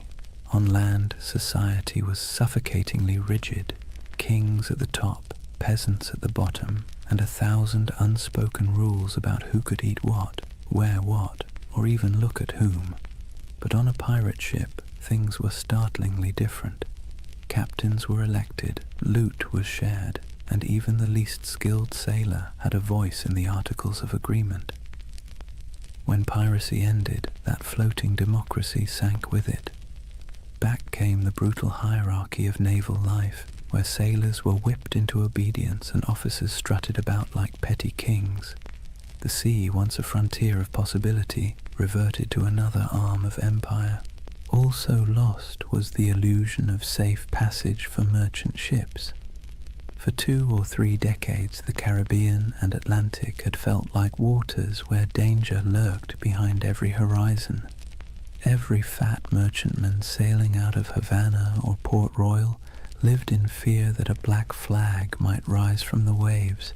The end of piracy reassured investors, merchants, and kings, but it also stripped the seas of a strange kind of excitement. The stories that once terrified crews would, in time, thrill readers instead. But for the men who lived it, the sudden absence of that uncertainty was like a silence, comforting to some, suffocating to others. And let's not forget the pirate havens themselves. Nassau, Tortuga, Port Royal, these places lost their wildness. Nassau was brought under British law, Tortuga became just another colonial backwater, and Port Royal, once notorious as the wickedest city on earth, was tamed after earthquakes and hurricanes tore it apart. The rowdy taverns, the lawless marketplaces, the smoky wharves where men from every corner of the Atlantic rubbed shoulders, all faded into memory. In their place came customs officers, naval patrols, and clerks counting barrels of molasses with joyless precision. Yet, for all that was lost, so much remained. Pirates had stamped themselves into the imagination of the world, and that stamp proved impossible to erase. Their names lived on in court transcripts, sailor songs, and whispered tales in dockside taverns. The terror they once inspired began to transform into legend, and legend into myth. People who once cursed them began retelling their stories with a touch of admiration.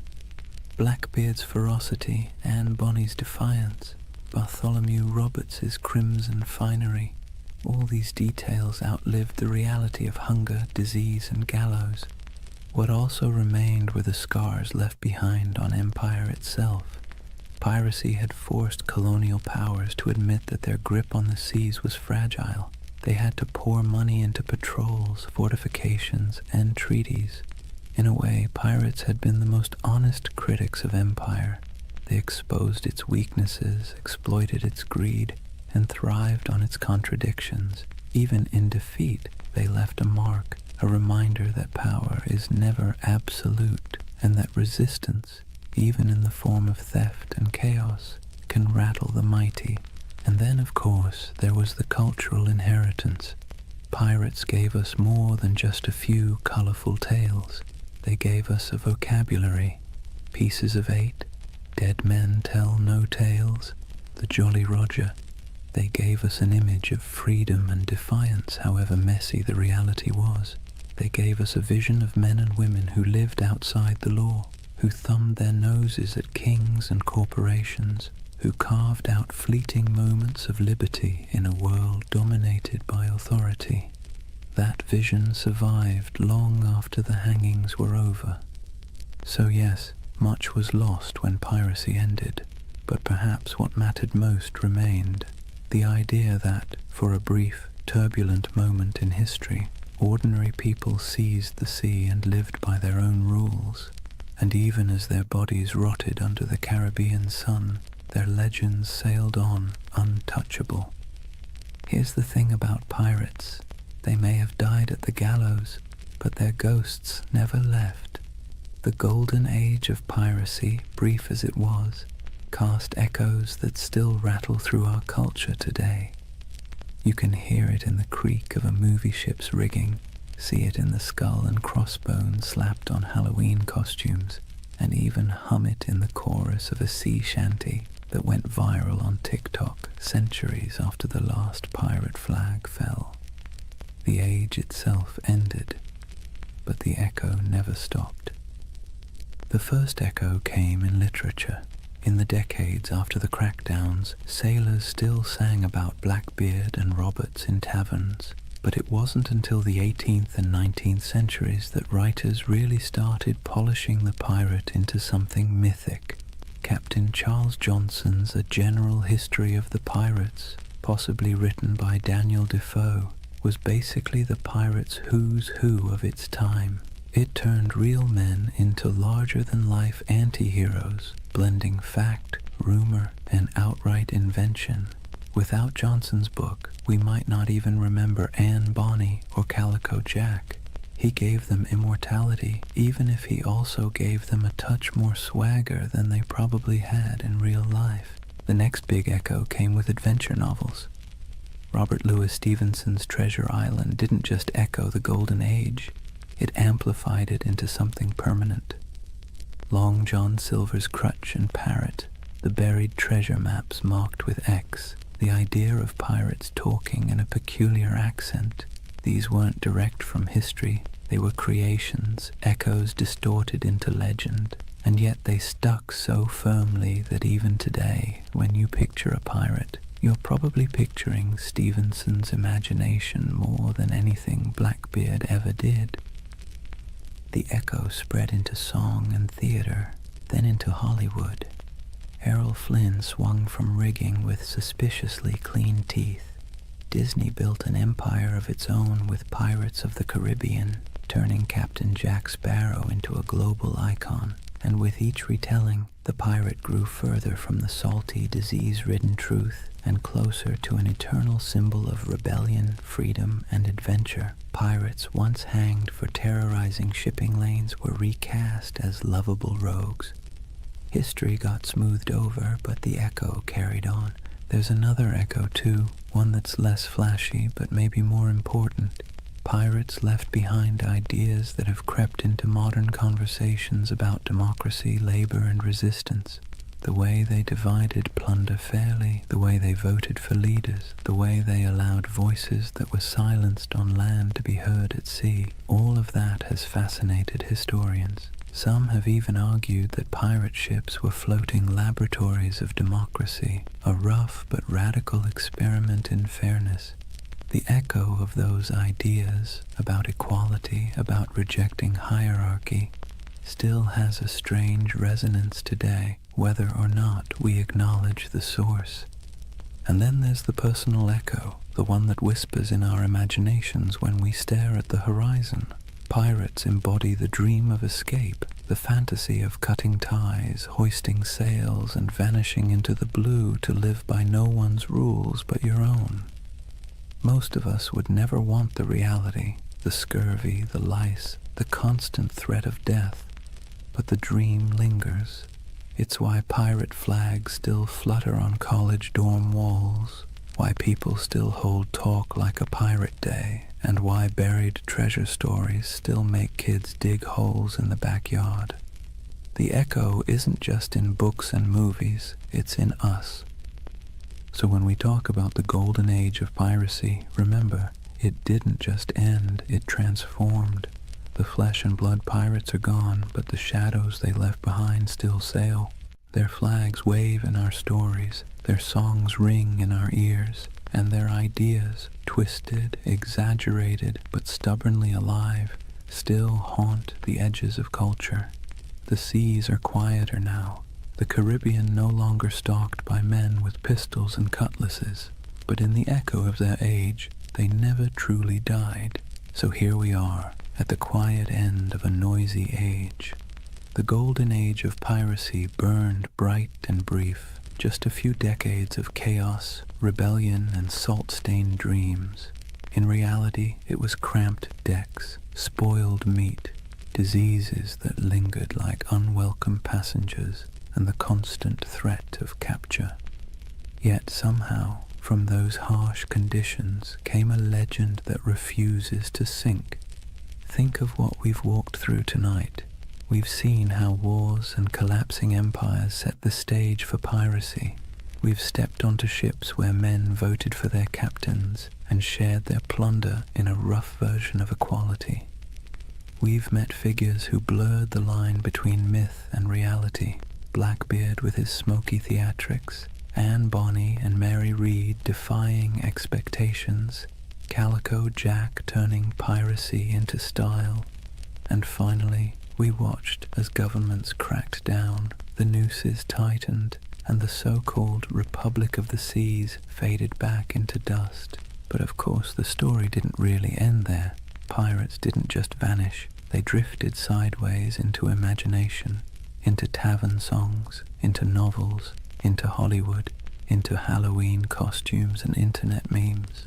Their Jolly Roger still waves, not from a mast, but from the collective imagination of every generation that sees in them a flicker of freedom, rebellion, or adventure. They were criminals, yes, but also dreamers, and maybe that's why we can't quite let them go. As you lie back now, let the rhythm of the waves soften in your mind. Picture the creak of a ship's timbers rocking gently in the swell, the lanterns swinging in the dark, the faint hum of a sea shanty fading into the night. Out there, beyond the horizon, the pirates have gone, but their echoes remain, half history, half myth, all carried forward by our restless need for stories. And unlike those sleepless men who once scanned the waters for sails on the horizon, you don't need to keep watch tonight. You can rest easy, knowing the only thing waiting for you is the calm of sleep. Close your eyes, let the waves carry you, and drift peacefully into dreams. Good night.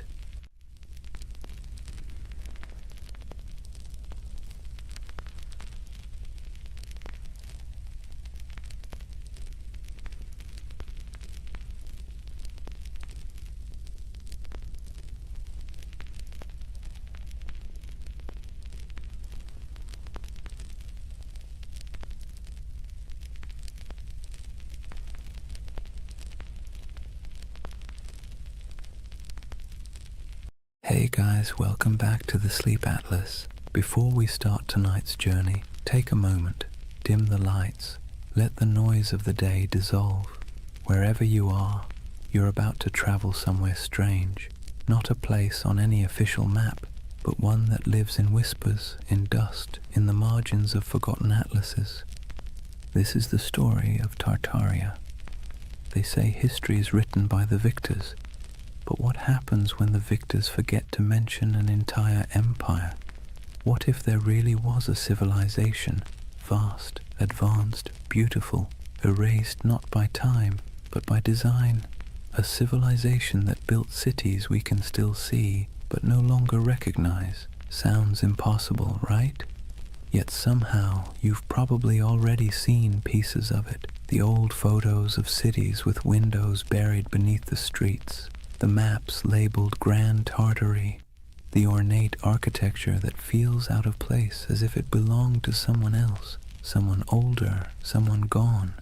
Now, to be clear, Tartaria isn't a historical fact. It's a theory, a myth, a dream, if you want to be kind. But it's a dream that refuses to die, because at its heart lies something irresistible. The idea that history isn't what we think it is, that we've been handed a world with a few missing chapters, and whether you believe the myth or not, it's hard not to feel something when you see it.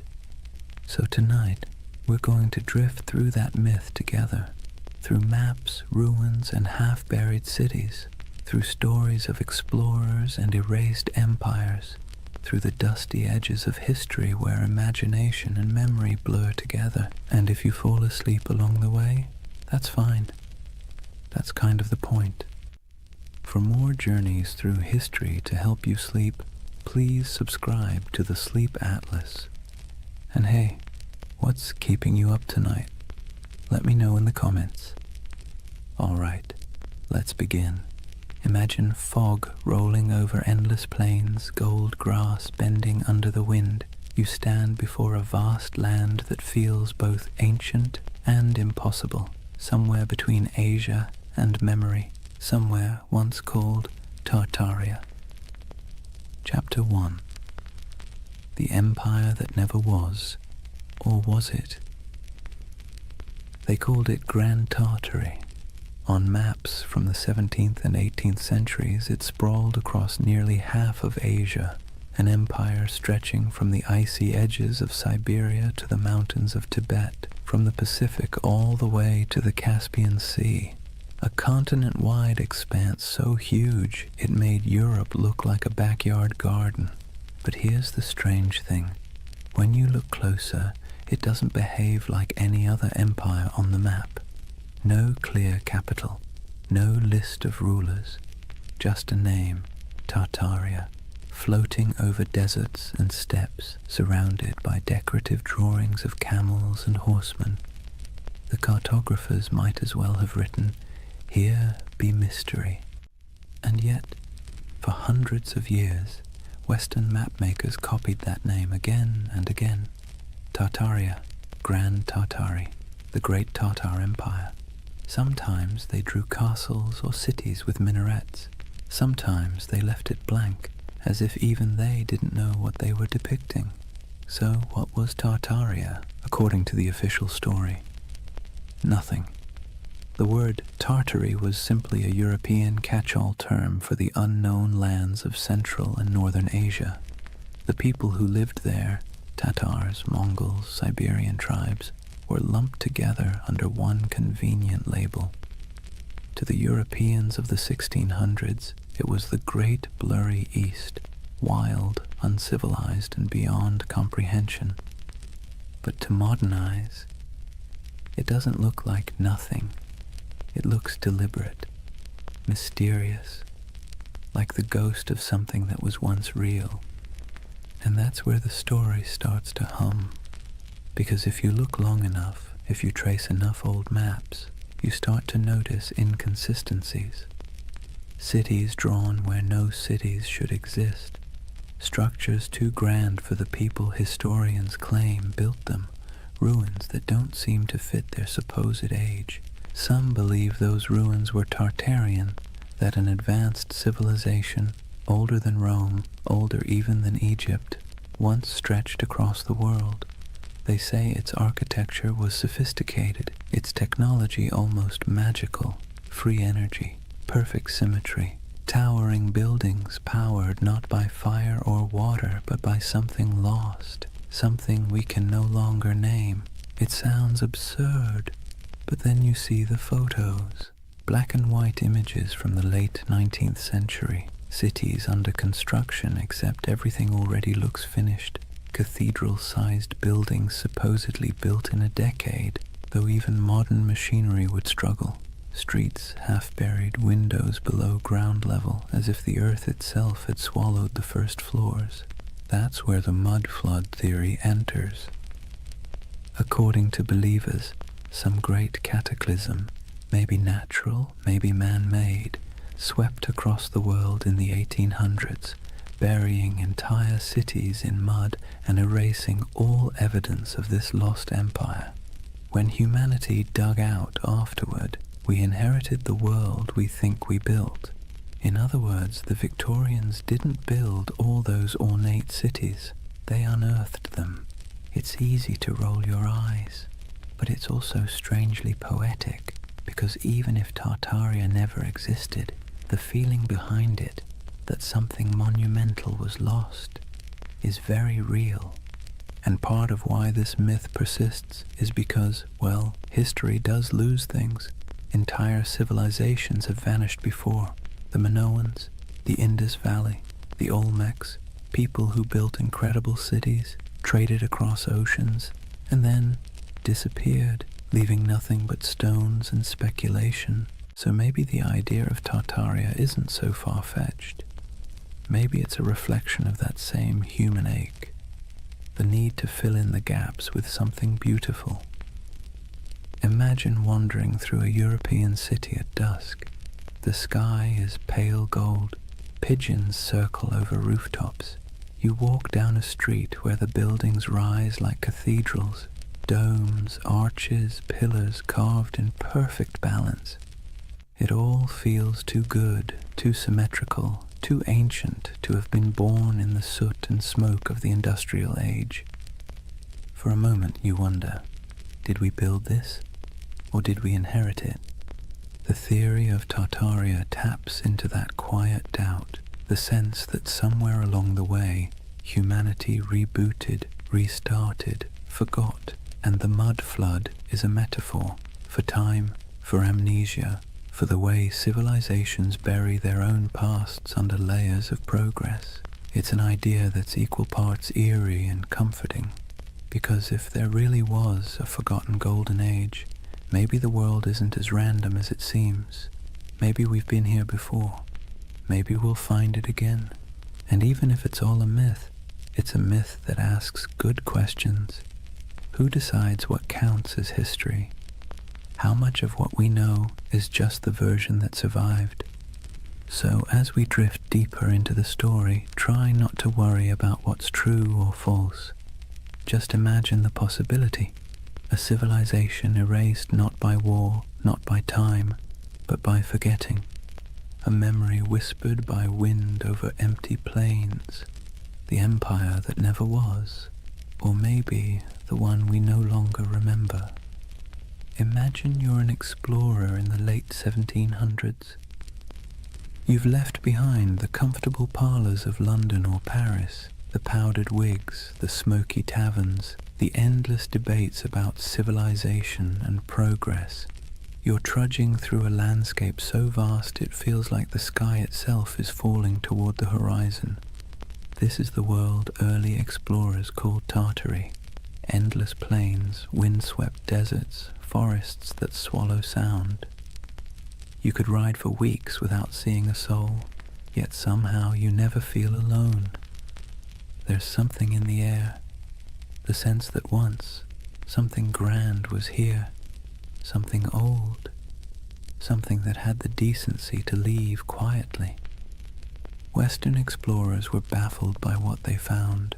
Vast stone ruins scattered through Central Asia, half-buried fortresses, walls that seemed to go nowhere. Nomadic tribes spoke of ancient cities lost to storms and floods, old temples built by hands they could no longer name. And yet, in their journals, these explorers rarely admitted confusion. Europeans of the Enlightenment were not fans of mystery. They preferred tidy explanations. Primitive people, ancient ruins, nothing to see here. Still, a few of them couldn't quite let it go. In 1755, the English geographer Emmanuel Bowen published a map labeling nearly the entire interior of Asia as Great Tartary. To the west lay Little Tartary, and further south, Independent Tartary. Even China was labeled part of the Great Tartar Empire. Historians later claimed it was simply ignorance. Cartographers didn't know what else to call it. But if you're a conspiracy-minded insomniac scrolling through old atlases at 3 a.m., it starts to look deliberate. Like someone drew a curtain over half the world and wrote, "Don't ask." Those maps became the backbone of the Tartarian legend. The idea that there was once a sprawling civilization across Siberia and Central Asia, erased from history and memory alike. And when explorers traveled through those regions, what they described often sounded contradictory. They found nomadic tribes living in tents, herders, hunters, perfectly ordinary people. But they also found traces of things that didn't fit. Ancient irrigation systems, half-buried brickworks, strange mounds that hinted at forgotten settlements. The farther they went, the more surreal it became. In Siberia, there were reports of colossal ruins swallowed by forests. In Mongolia, strange carvings and fortifications half lost to the sands. Some described crumbling citadels near the Altai Mountains, built of stone so precisely fitted it might as well have been cast, not carved. To modern historians, it's no great mystery. Remnants of older cultures, Turkic kingdoms, Mongol fortresses. But to the romantically inclined, it's something else. Evidence, perhaps, of a civilization that once ruled these lands, far older and more advanced than the textbooks admit. And then there's the emptiness, the eerie, silent expanse that made even hardened travelers uneasy. Take the accounts of Peter Simon Pallas, a German naturalist who explored Russia and Siberia in the 1770s. He described vast areas devoid of inhabitants, where ruined settlements lay beside abandoned mines and decayed fortifications. He mentioned rivers cutting through landscapes that seemed to have been reshaped by catastrophe, as though floods or mudslides had swept entire cities away. When his journals were published in Europe, readers found them haunting. The image of a land once filled with life, now reduced to wind and silence. It's here that the myth of the mud flood starts to germinate. The idea that an ancient disaster literally buried a civilization under layers of sediment, windows below street level, doors half submerged, entire first floors beneath the dirt. For believers, that wasn't just geology, it was evidence. And if you've ever walked through an old city, St. Petersburg, Prague, even San Francisco, you might have noticed it too. Streets sitting higher than the building's original entrances, like time itself kept adding layers. Of course, historians say it's just how old cities evolve. Roads get repaved, foundations sink, streets are raised to prevent flooding. But the human imagination doesn't like boring answers. Geological settling doesn't keep you awake at night. The idea of a worldwide cataclysm, though, that does. What's compelling about these explorers' reports is not what they found, but what they felt. The sense that they were moving through someone else's world, one that had been erased. There's a moment in nearly every explorer's journal, the kind that never makes it into the abridged editions, where they sound tired. The grand adventure wears off, and what's left is silence. Cold wind, vast skies, the creak of leather, and a feeling that they are walking through the afterlife of history. They pass strange earthworks, abandoned stone foundations, carvings of faces eroded to anonymity. Sometimes they sketch them, sometimes they move on. Always there's the sense of almost understanding, almost remembering. And maybe that's what Tartaria really is, a landscape of almost history, almost memory, a civilization that feels like it should have existed, even if it didn't. Think about it. How many times has humanity stared at something old and half-broken and said, we could never build that today? It's an illusion, but a powerful one. Standing before ruins or monuments, we see not just stone and mortar, but the faint shadow of our own fragility. We want the past to be smarter than us, nobler than us, more advanced than we deserve. It's easier to believe we're living in the ruins of greatness than to admit that maybe we're the ones who'll be forgotten. So when explorers trudged across those endless Asian plains and saw remnants of something they couldn't explain, it planted a seed, a legend. And legends, once born, never die. They sleep, they wait, they resurface in new forms, on message boards, in YouTube videos, in late-night rabbit holes where half the fun is not believing, but wondering. The Tartarian myth is less about what those explorers found and more about what we want to find, meaning, continuity, proof that the world once made sense and that maybe beneath all this noise and chaos, it still does. Imagine the explorer's campfire. The air is thin and cold.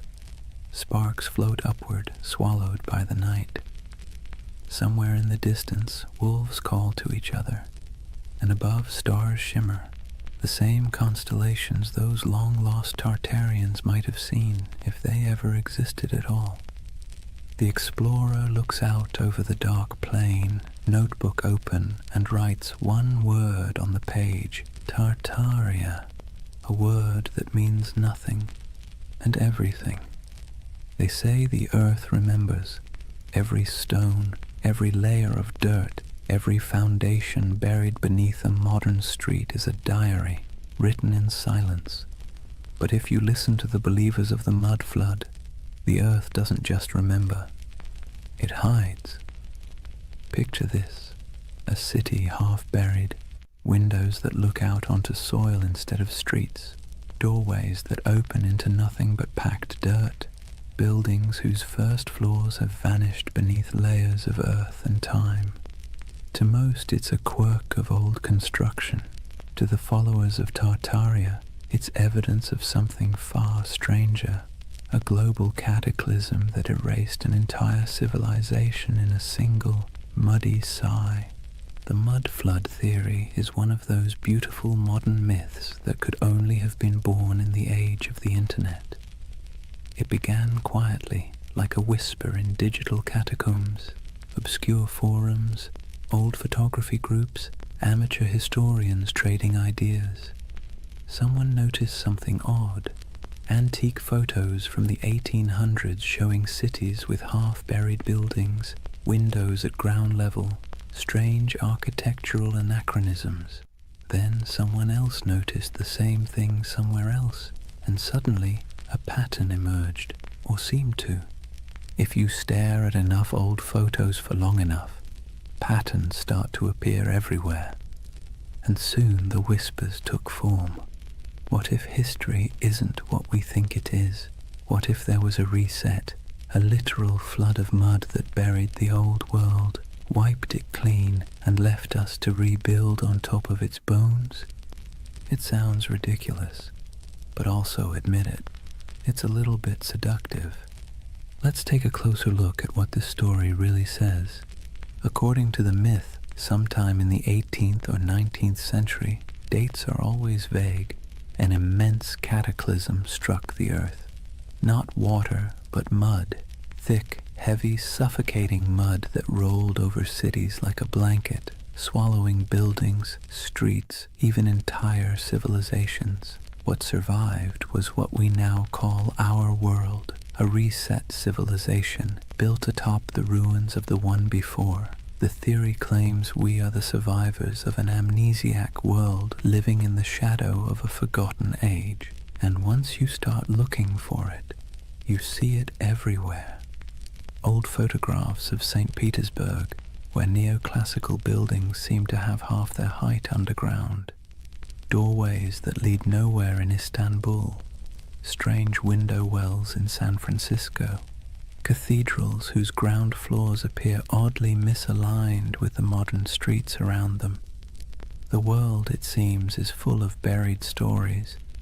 But here's where the magic, or the mischief, lies. Context.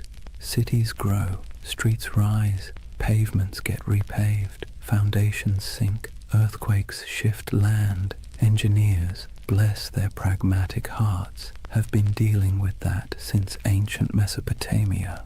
It's normal, but the human imagination doesn't want normal. It wants wonder. It wants the cosmic version of a plot twist. And so the mud flood became that twist, a grand, tragic reset that could explain the strangeness of the world, the impossible beauty of old architecture, the missing centuries, the ruins that look too modern to be ancient and too ancient to be modern. It's not hard to see why the theory stuck. It scratches two primal itches, the fear that we've forgotten something vital, and the hope that once humanity reached heights we can barely comprehend. It's a bedtime story for adults who no longer trust bedtime stories. Imagine it, the great cities of the past humming with energy and knowledge, star-shaped fortresses aligning with the heavens, towers crowned with gilded domes, machines powered not by coal or electricity but by sound, magnetism, or divine geometry. A golden age washed away in silence, leaving behind half-buried clues for the curious to rediscover centuries later.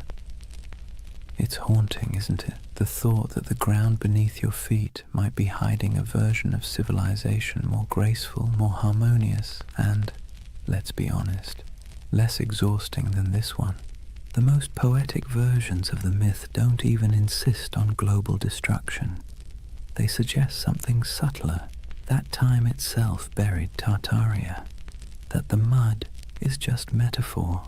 The weight of centuries pressing down until memory sank into soil. That our cities grew atop their bones, and we live in their echoes without even realizing it. But even the literal believers, the ones who pore over 19th century photographs and Google Earth screenshots, are chasing something more than evidence. They're chasing awe, the sense that the world is not yet fully explained, that maybe, just maybe, there are still secrets hiding in plain sight. Because here's the uncomfortable truth. We like feeling small, not powerless, just small. The idea that we are part of something vast, mysterious, and older than we can imagine brings comfort. It means our anxieties, our endless scrolling, our late-night insomnia, they're all just surface noise above something deeper, older, wiser. The mud flood myth, for all its implausibility, taps into that longing.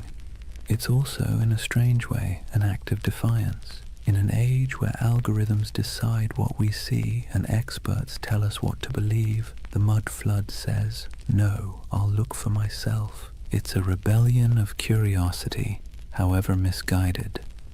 And curiosity, even when it wanders off the map, is still one of the noblest human instincts. There's another reason the mud flood myth feels oddly soothing. It provides closure. History as we know it is messy. It's full of gaps, contradictions, burned archives, and lost languages. But if you say, it was all wiped out by a cataclysm, suddenly everything makes sense. The missing records, buried, the inconsistent architecture, survivors of the old world, The sense that things used to be better, proof of what we lost. It's a complete narrative, simple, self-contained, emotionally satisfying. And if you whisper it softly enough, it almost sounds plausible. But let's pause for a moment. Imagine walking through one of these mud-flood cities today.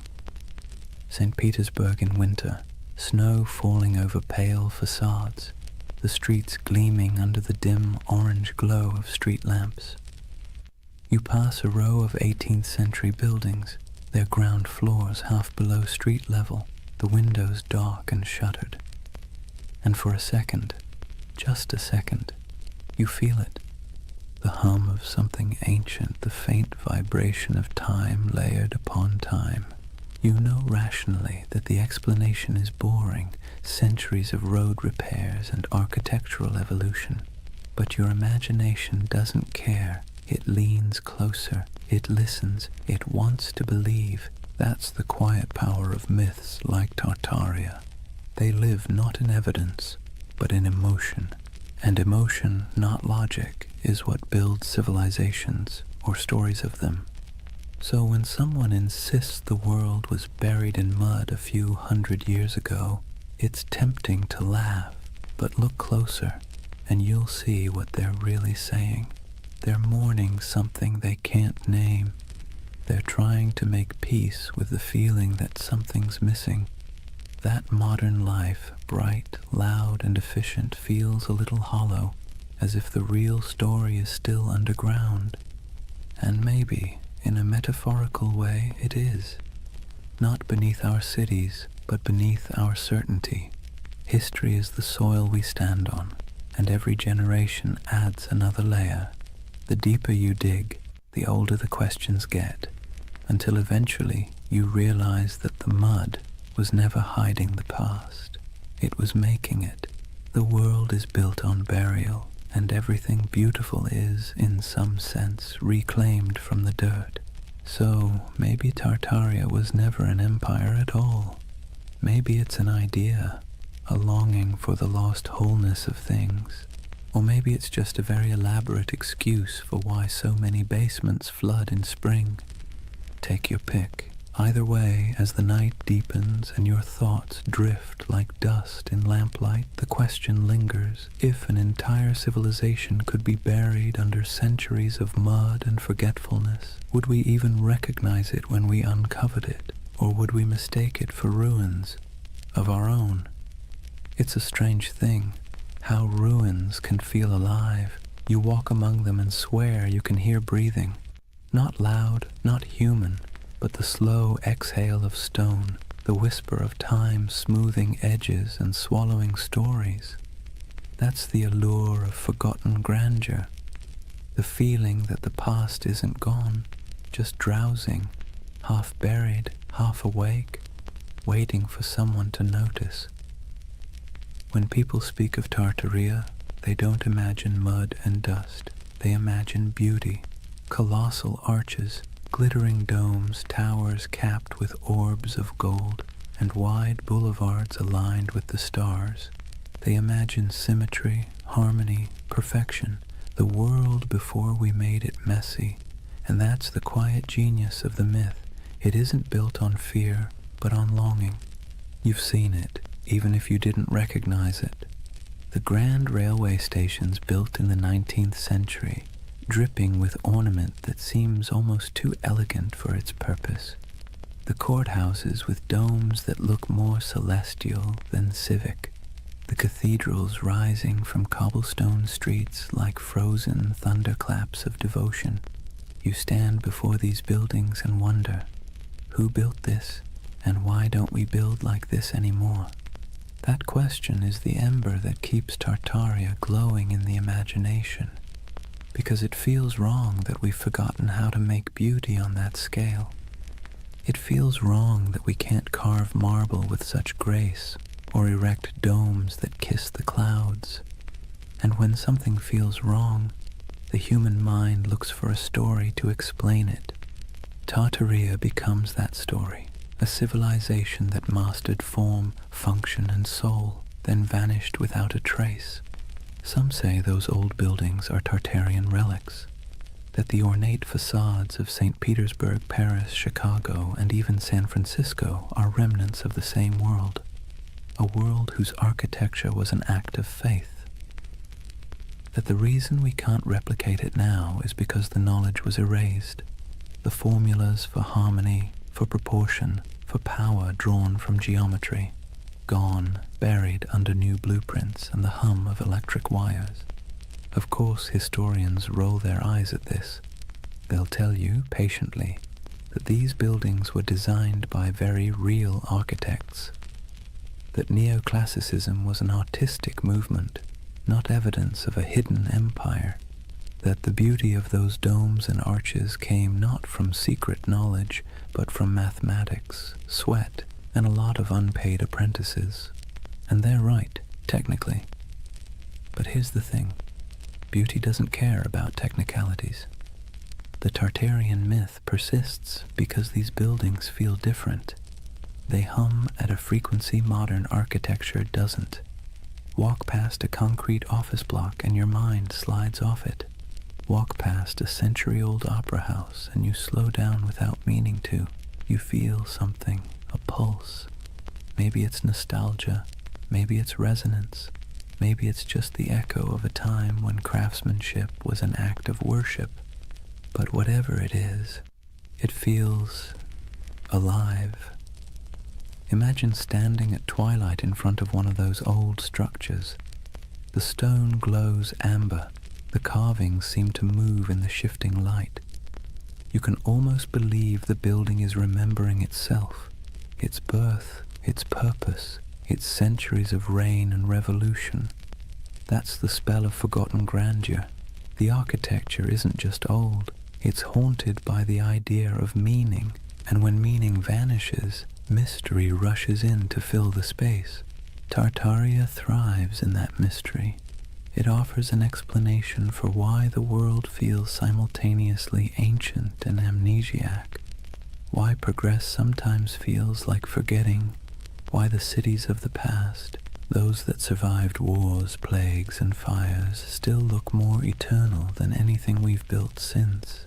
Modern life gives us glass towers and efficiency. Tartaria promises something slower, something that glows, a civilization that built not for profit or speed but for resonance, structures designed to outlast memory itself.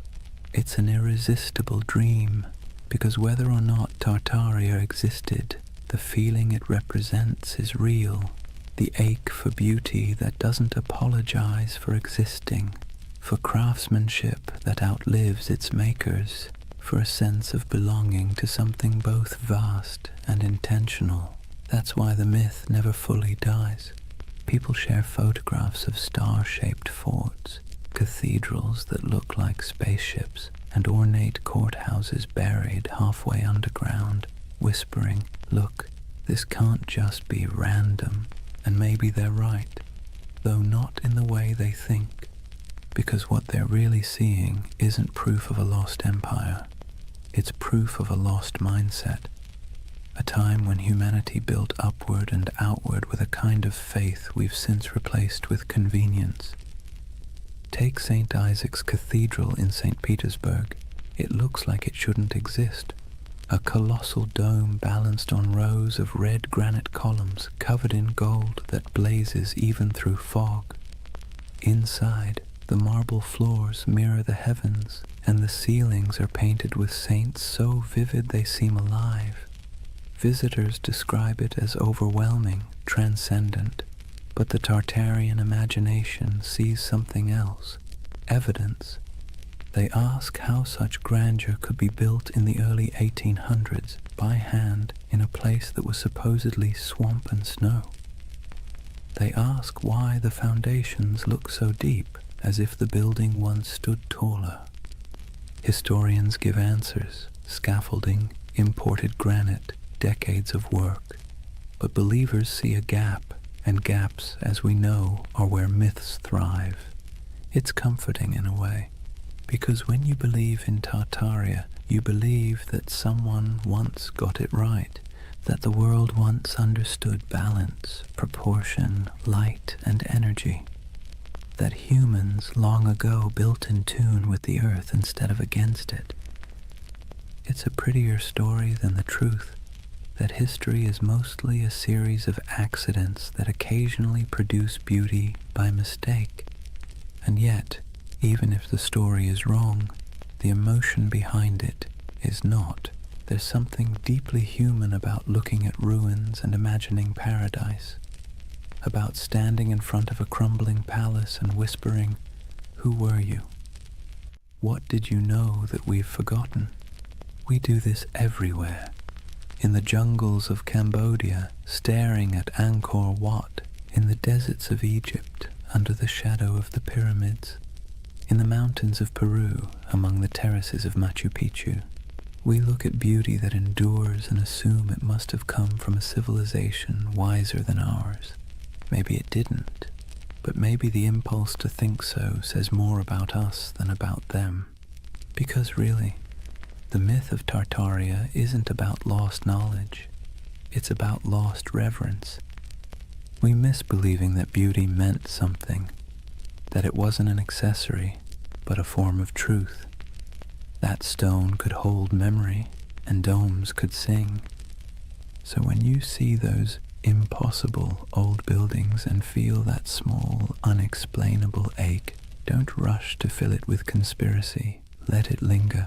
That ache is the story. It's the ghost of wonder, tapping you on the shoulder, reminding you that history is not a timeline. It's a mood, a long, slow chord, still resonating beneath the noise. And maybe that's what Tartaria really is, the echo of a world that believed in harmony more than speed, a civilization of imagination, built not in stone, but in longing.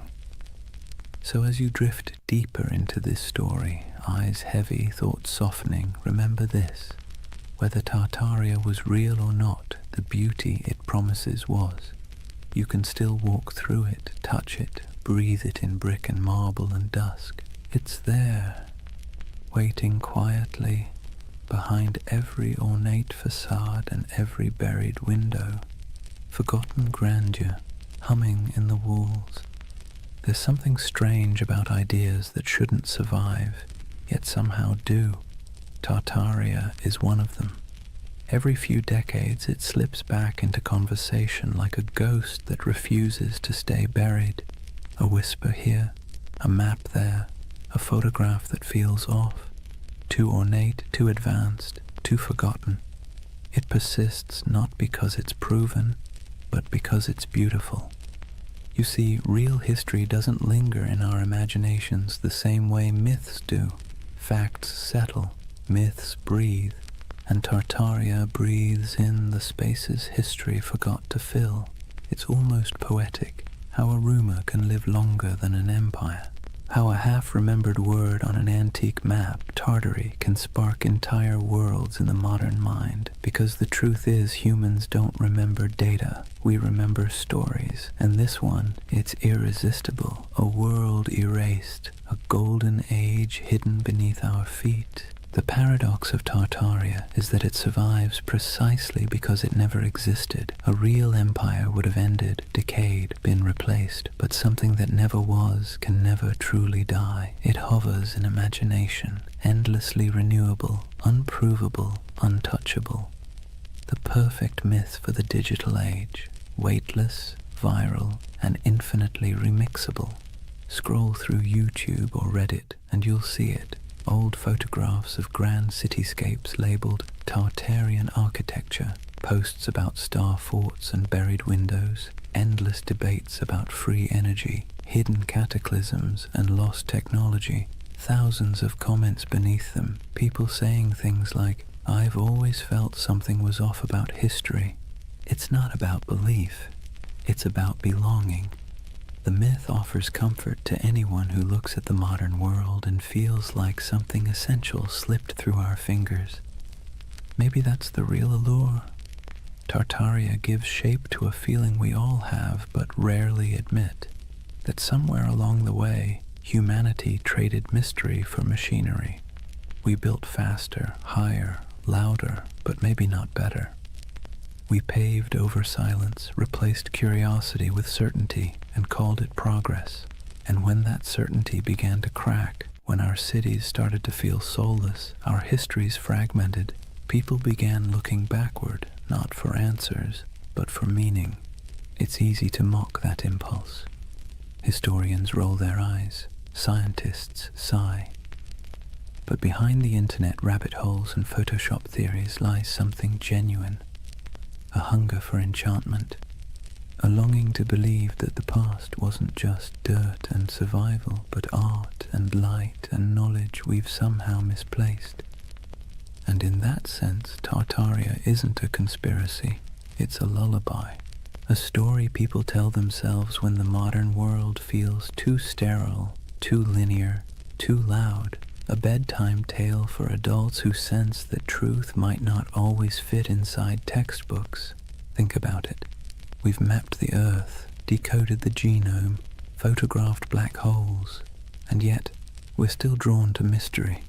It's like a gravity our species can't escape. Tartaria gives us that gravity in soft, dreamlike form.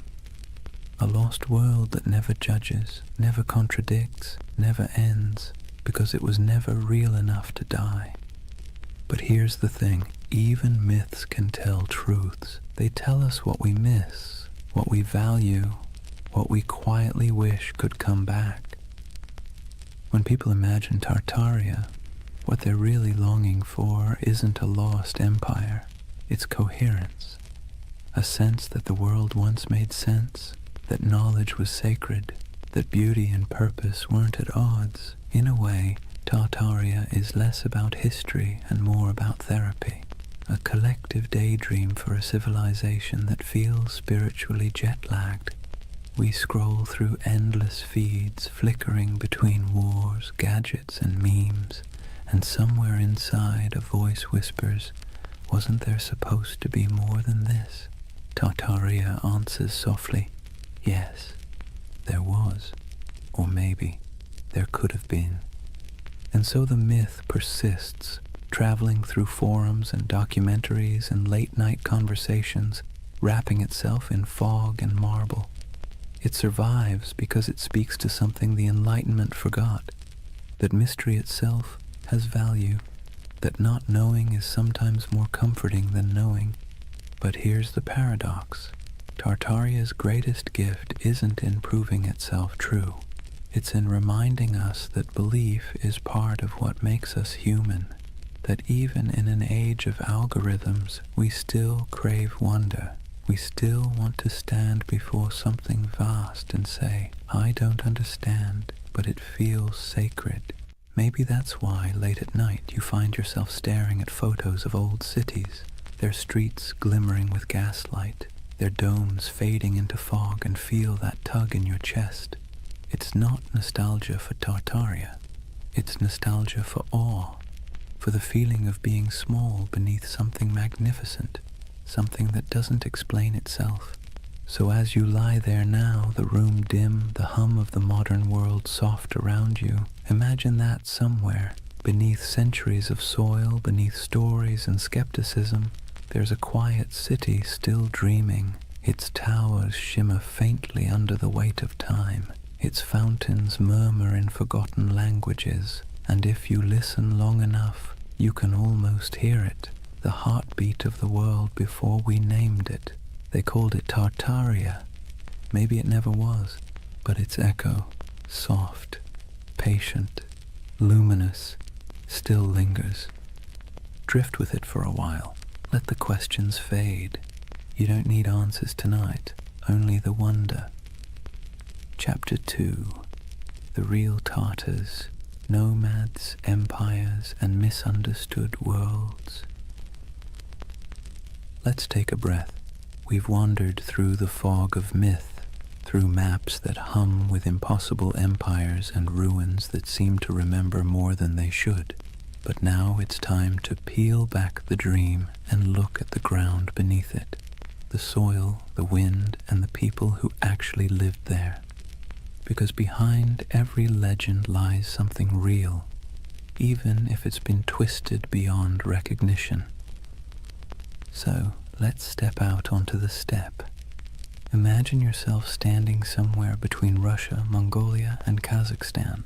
Not today, but thousands of years ago. There are no borders here, no lines on a map, no marble cities, just horizon, an ocean of grass rolling under a sky so wide it makes you dizzy. The air smells like dust and horses. The sound of wind is constant, threading through tall stalks of feather grass. This is the birthplace of what Europe once called Tartary. Not a single empire, but a world of motion, a civilization without walls. To Western minds, this landscape always felt alien. How could a people rule without cities? How could a culture thrive without monuments? To the steppe nomads, that question would have sounded absurd. Their monuments were movement. Their empire was the horizon itself.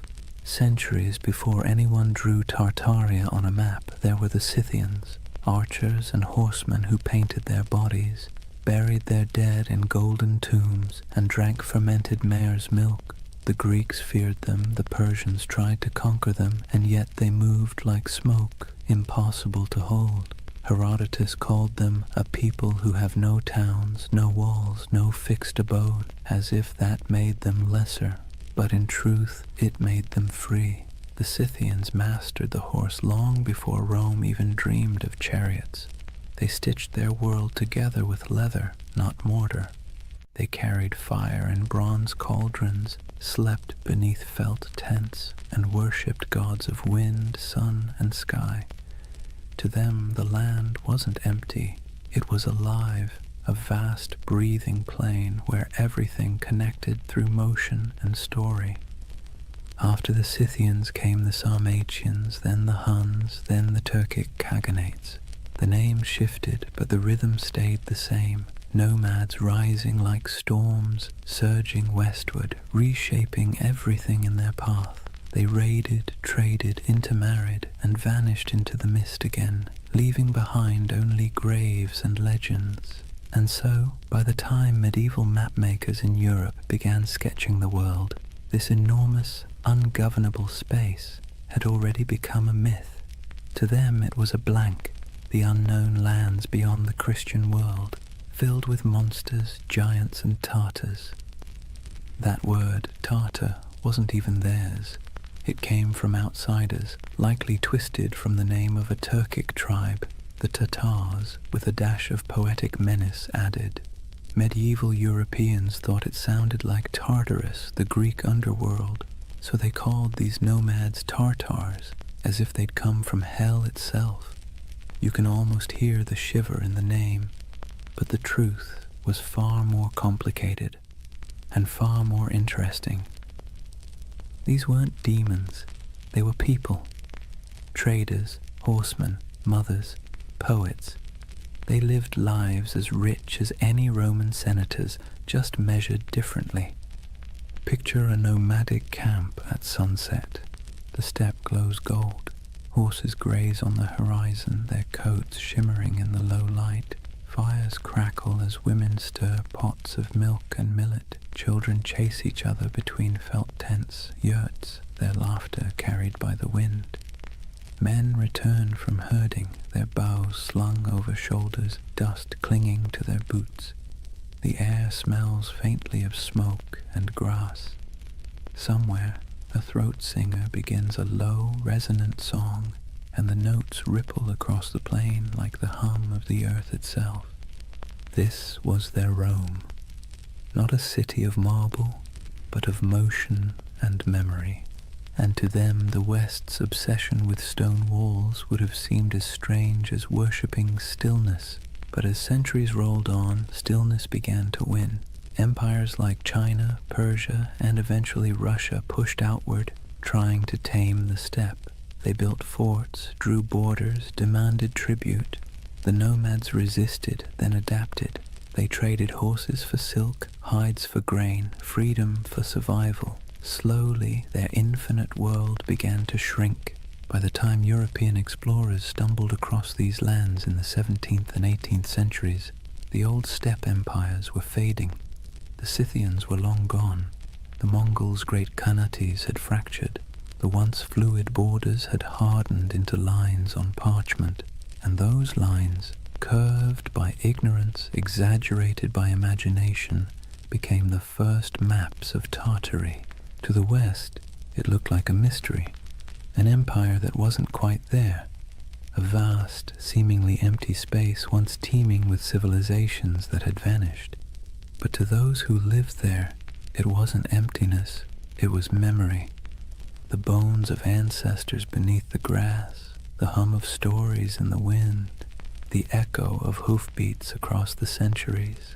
And maybe that's where the myth begins to make sense, because when you stand on a plain that stretches to the horizon in every direction, it's easy to believe that time itself might fold here, that something ancient could still be sleeping under the soil. Perhaps the world didn't erase Tartaria at all. Perhaps it just forgot how to see it.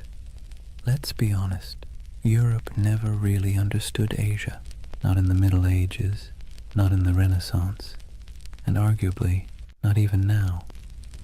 For centuries, the lands east of Moscow and west of China were less a geographic reality and more a psychological one, an enormous blank space where anything could exist. And in that blankness, the idea of Tartary began to grow like a mirage. Imagine a candlelit room in Venice, sometime around the 14th century. A mapmaker hunches over his parchment, hands stained with ink. On the table beside him lie fragments of rumors, sailors' tales, merchant gossip, and a half-remembered account of a man named Marco Polo, who claimed to have seen palaces of gold and cities of stone somewhere beyond the horizon. He dips his quill and begins to draw. Europe is clear. So is Africa mostly. But once he crosses the Ural Mountains, the lines begin to blur. His hand hesitates. What lies beyond? He's never been there. No one he trusts has either. So he fills the void the way humans always do. He imagines. He writes Tartaria in sprawling letters across the page, large enough to cover thousands of miles. Because what else can you do when you're staring into the unknown? For Europeans, Tartary became a convenient label, an umbrella term for everything east of civilization and west of comprehension. It wasn't a nation, it was a category, a way to point at a map and say, this belongs to the others. But here's the funny thing. The more they tried to define it, the more mysterious it became. In the 13th century, when the Mongols exploded across Eurasia like a thunderstorm, Europe finally came face to face with the so-called Tartars. Villages burned, kingdoms crumbled, and word of unstoppable horsemen spread faster than the riders themselves. To a continent already steeped in superstition, it must have felt like the end of the world. Priests whispered that the horsemen were the scourge of God, a punishment for human sin. Chroniclers described them as monsters with faces of beasts and hearts of iron. And yet, when the first diplomatic envoys actually met them, they found something unexpected: organization, bureaucracy, even tolerance. The Mongol Empire, at its height, ran on order, not chaos. Messengers carried official seals, merchants moved safely under Mongol protection, and conquered cities often kept their own rulers so long as they paid tribute. The great Khans weren't savages, they were administrators. Ruthless ones, sure, but methodical. But Europe didn't want to believe that. It was easier, somehow, to imagine an empire of shadows, to turn complexity into myth. So the name Tartary stuck, not as a real place, but as a kind of warning, a whispered reminder that beyond the edge of the familiar world, something vast and unknowable waited. By the Renaissance, the legend of Tartary had evolved into something even stranger. The age of exploration brought better maps, but not necessarily better understanding. Cartographers began drawing Great Tartary, Little Tartary, and Chinese Tartary across their globes. carving up Central Asia into neat territories that existed mostly in imagination. If you were a European scholar in 1700 and you saw a map of Great Tartary stretching from Siberia to the Caspian Sea, you'd assume there was a single civilization there, a mighty hidden empire rivaling Rome or China. And if you were an explorer wandering through empty steppes, stumbling across crumbling ruins or strange earthen mounds, your mind might start to fill in the blanks. Who built this? Where did they go? Humans hate loose ends. We crave narrative closure, and Tartary, this vast echoing blank on the map, offered none. Marco Polo didn't help either. His travels fed the fire beautifully. He spoke of vast courts, cities paved in stone, golden palaces, and khans who ruled lands so wide that weeks of riding couldn't cross them. He wasn't wrong exactly. The Mongol Empire really was that enormous. But when his book was copied, translated, and retold, his words grew elastic. People read his tales and imagined something grander still, a civilization older than memory, hidden beneath layers of dust and time. You can almost see it, the way myths grow like vines around facts. Even the Enlightenment couldn't kill it. In the 18th century, as Russian explorers pushed eastward into Siberia, they stumbled upon ancient fortifications, strange geometries in the earth, and traces of civilizations long gone. The local tribes spoke of ancestors who built great cities before the snows came. The scholars, baffled, wrote it all down, and back in Europe, those reports fed the imagination once more. By now, Tartary had become more than geography. It was an aesthetic. The word conjured mystery, distance, and faded grandeur. Artists painted sweeping landscapes of icy mountains and lone riders beneath silver skies. Novelists filled their pages with lost kingdoms and forgotten dynasties. And so, when conspiracy theories about a lost Tartarian empire began resurfacing centuries later, it wasn't from nowhere. It was born of something older, a long European tradition of misunderstanding the East, of romanticizing what couldn't be explained, and of filling blank spaces with dreams. Maps, after all, are never neutral. They don't just show where things are, they show what people believe matters. And for centuries, Tartary mattered not because it was real, but because it was mysterious. Imagine yourself once more looking at one of those old maps. The parchment crackles under your fingers. The ink has faded to brown. The edges are frayed. Across the top, in flowing letters, are the words, Magna Tartaria. You trace the line of mountains, the curving rivers, the scattered cities whose names you don't recognize. You realize you're staring not at geography, but at imagination, a dream caught in ink, a memory of a place that never quite existed, but that never fully went away either. And maybe that's why Tartaria still captures people today. It wasn't born in a lab or on a message board. It was born in candlelight, on parchment, in the minds of men who couldn't stand not knowing. A story that began as cartography became mythology. And mythology, as history always proves, has a way of outlasting the truth. Picture a road that isn't really a road. It's not marked by signs or asphalt or tidy lines of direction.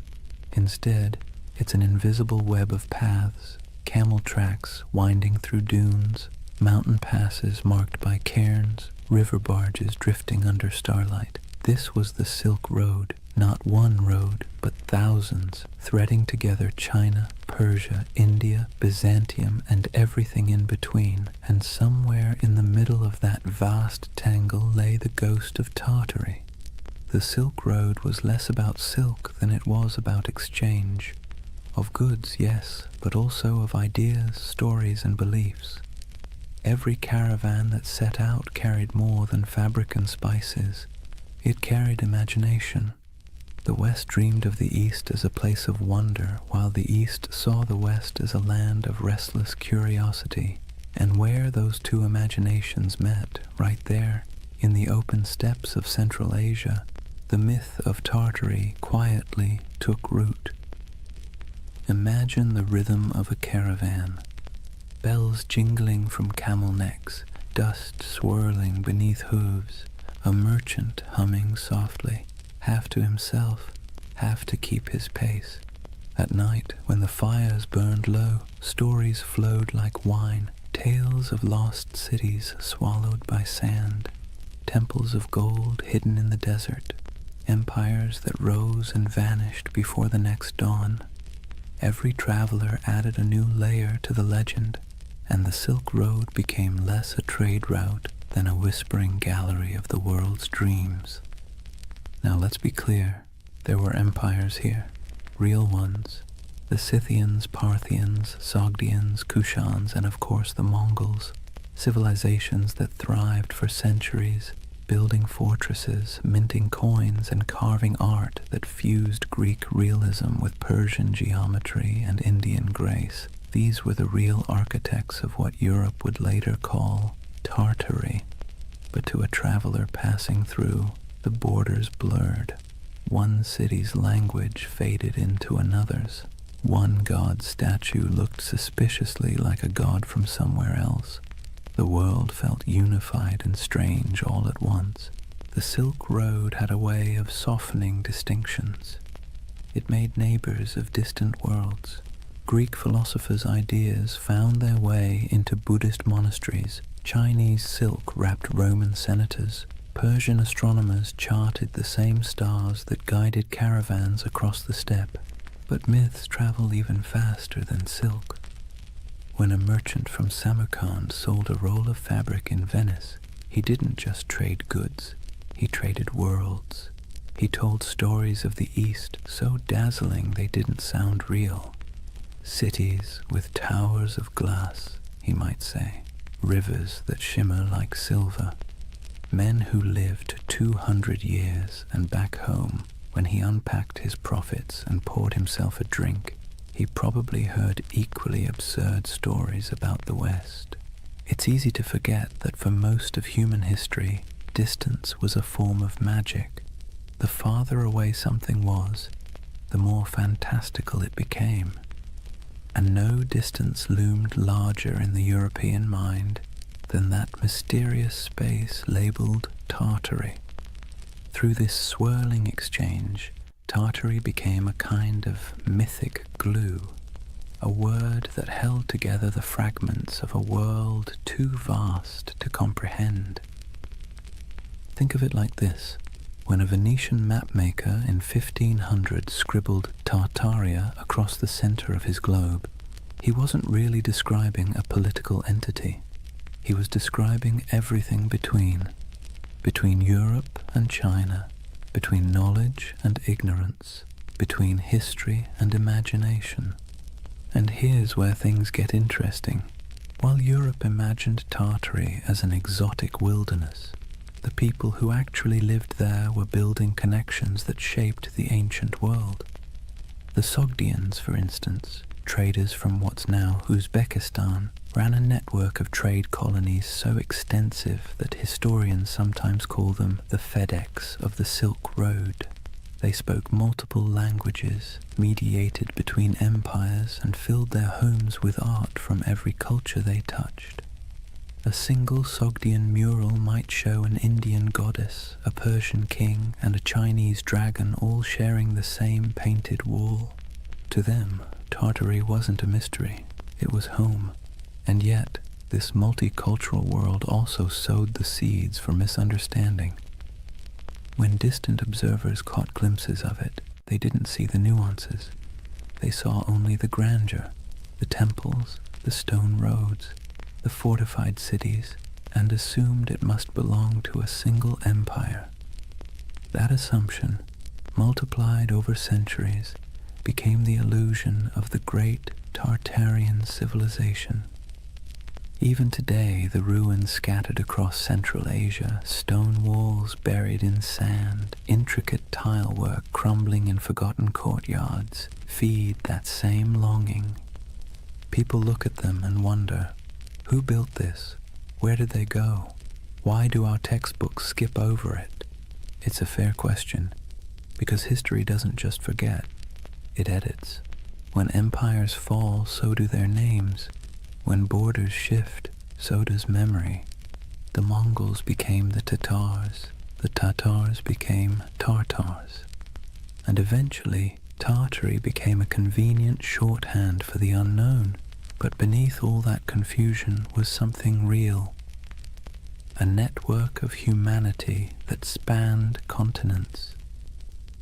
Imagine standing on a hill somewhere near Bukhara around the 10th century. The air smells of dry sage and smoke. Below you the road shimmers in the heat, lines of travelers winding toward the horizon. A caravan from China passes one from Persia. A monk from India shares a meal with a soldier from Byzantium. Coins from Rome jingle beside jade amulets from the East. It's not an empire. It's not chaos. It's something in between, a living, breathing web of connection. And that's what Tartaria really was. Not a kingdom lost to mud, but an echo of this interconnected world. A dream of unity before maps divided it into pieces. The Silk Road gave birth to the myth by accident, because connection always looks like magic when seen from afar. So when modern believers look at old maps and see the word Tartaria sprawled across half the world, maybe they're not completely wrong to feel awe. They're just reading a poem that was once mistaken for a border. The Silk Road blurred the lines between civilization and myth, empire and echo. And in that blur, half dust, half starlight, the legend of Tartaria found its heartbeat. Words have a funny way of sticking to things they were never meant to describe. Tartary was one of those words, an intellectual shortcut that turned into a centuries-long misunderstanding. By the time Europe stumbled out of the medieval era, the East was less a place and more a story. Monks copied maps showing vast lands labeled Tartaria, shaded in pale yellows and browns, with scribbled notes like, "Here be dragons," or "Land of Giants." It wasn't meant as insult or precision. It was just ignorance wrapped in ink, but ignorance dressed up nicely enough can look like authority. When Marco Polo returned from his travels in the late 1200s, he told Europe about the magnificence of the Mongol Empire. Golden palaces, porcelain cities, and roads so smooth you could roll a wagon for days without breaking an axle. His descriptions, half wonder, half exaggeration, lit up Europe's imagination. And when cartographers began to draw what he described, they needed labels. Cathay for China, Ind for India, and for everything else in the vast cold space north of Persia and east of Russia, Tartary. Let's be clear, Europe didn't know what Tartary was, but that didn't stop them from acting like they did. To Western minds, Tartary became a convenient placeholder for the unknown. It wasn't a country, it was a concept, a blank canvas where explorers, missionaries, and chroniclers could project whatever they needed to believe about the world beyond their reach, and what they needed, more often than not, was mystery. Maps from the 16th and 17th centuries show it sprawling across the top of the world like a sleeping giant. Great Tartary, Independent Tartary, Chinese Tartary, Little Tartary, names multiplying like rumors. To anyone who studied those maps, the message was clear. Beyond the borders of civilization lay a vast land of danger, wealth, and the unknown. And there's something deeply human about that. When faced with uncertainty, we name it. We box it in with words, even if those words are wrong. To Europeans of the early modern world, Tartary became shorthand for all the places they hadn't yet conquered, understood, or categorized. It was an intellectual convenience, a linguistic shrug. everything out there. If you were a 17th century scholar in London and someone mentioned the Tatars, you might imagine fur hats, horsemen, frozen tundra, and endless plains. You wouldn't know the difference between a Mongol prince in Karakorum and a nomad in the Kazakh steppe. To you, it was all Tartary, but that flattening, reducing countless cultures into a single word, had consequences. It erased identities, histories, and languages in the Western imagination long before any empire actually reached those lands. Imagine an atlas from the 1700s, lying open on a polished oak table. The continents are familiar enough now. The Americas are roughly shaped. Africa's coasts are charted. But look at Asia, and you'll see something odd. Above India and China stretches an ocean of blankness, punctuated only by the word Tartaria, scrawled in proud, swirling letters. No cities marked, no rivers traced, just emptiness. That emptiness became an invitation.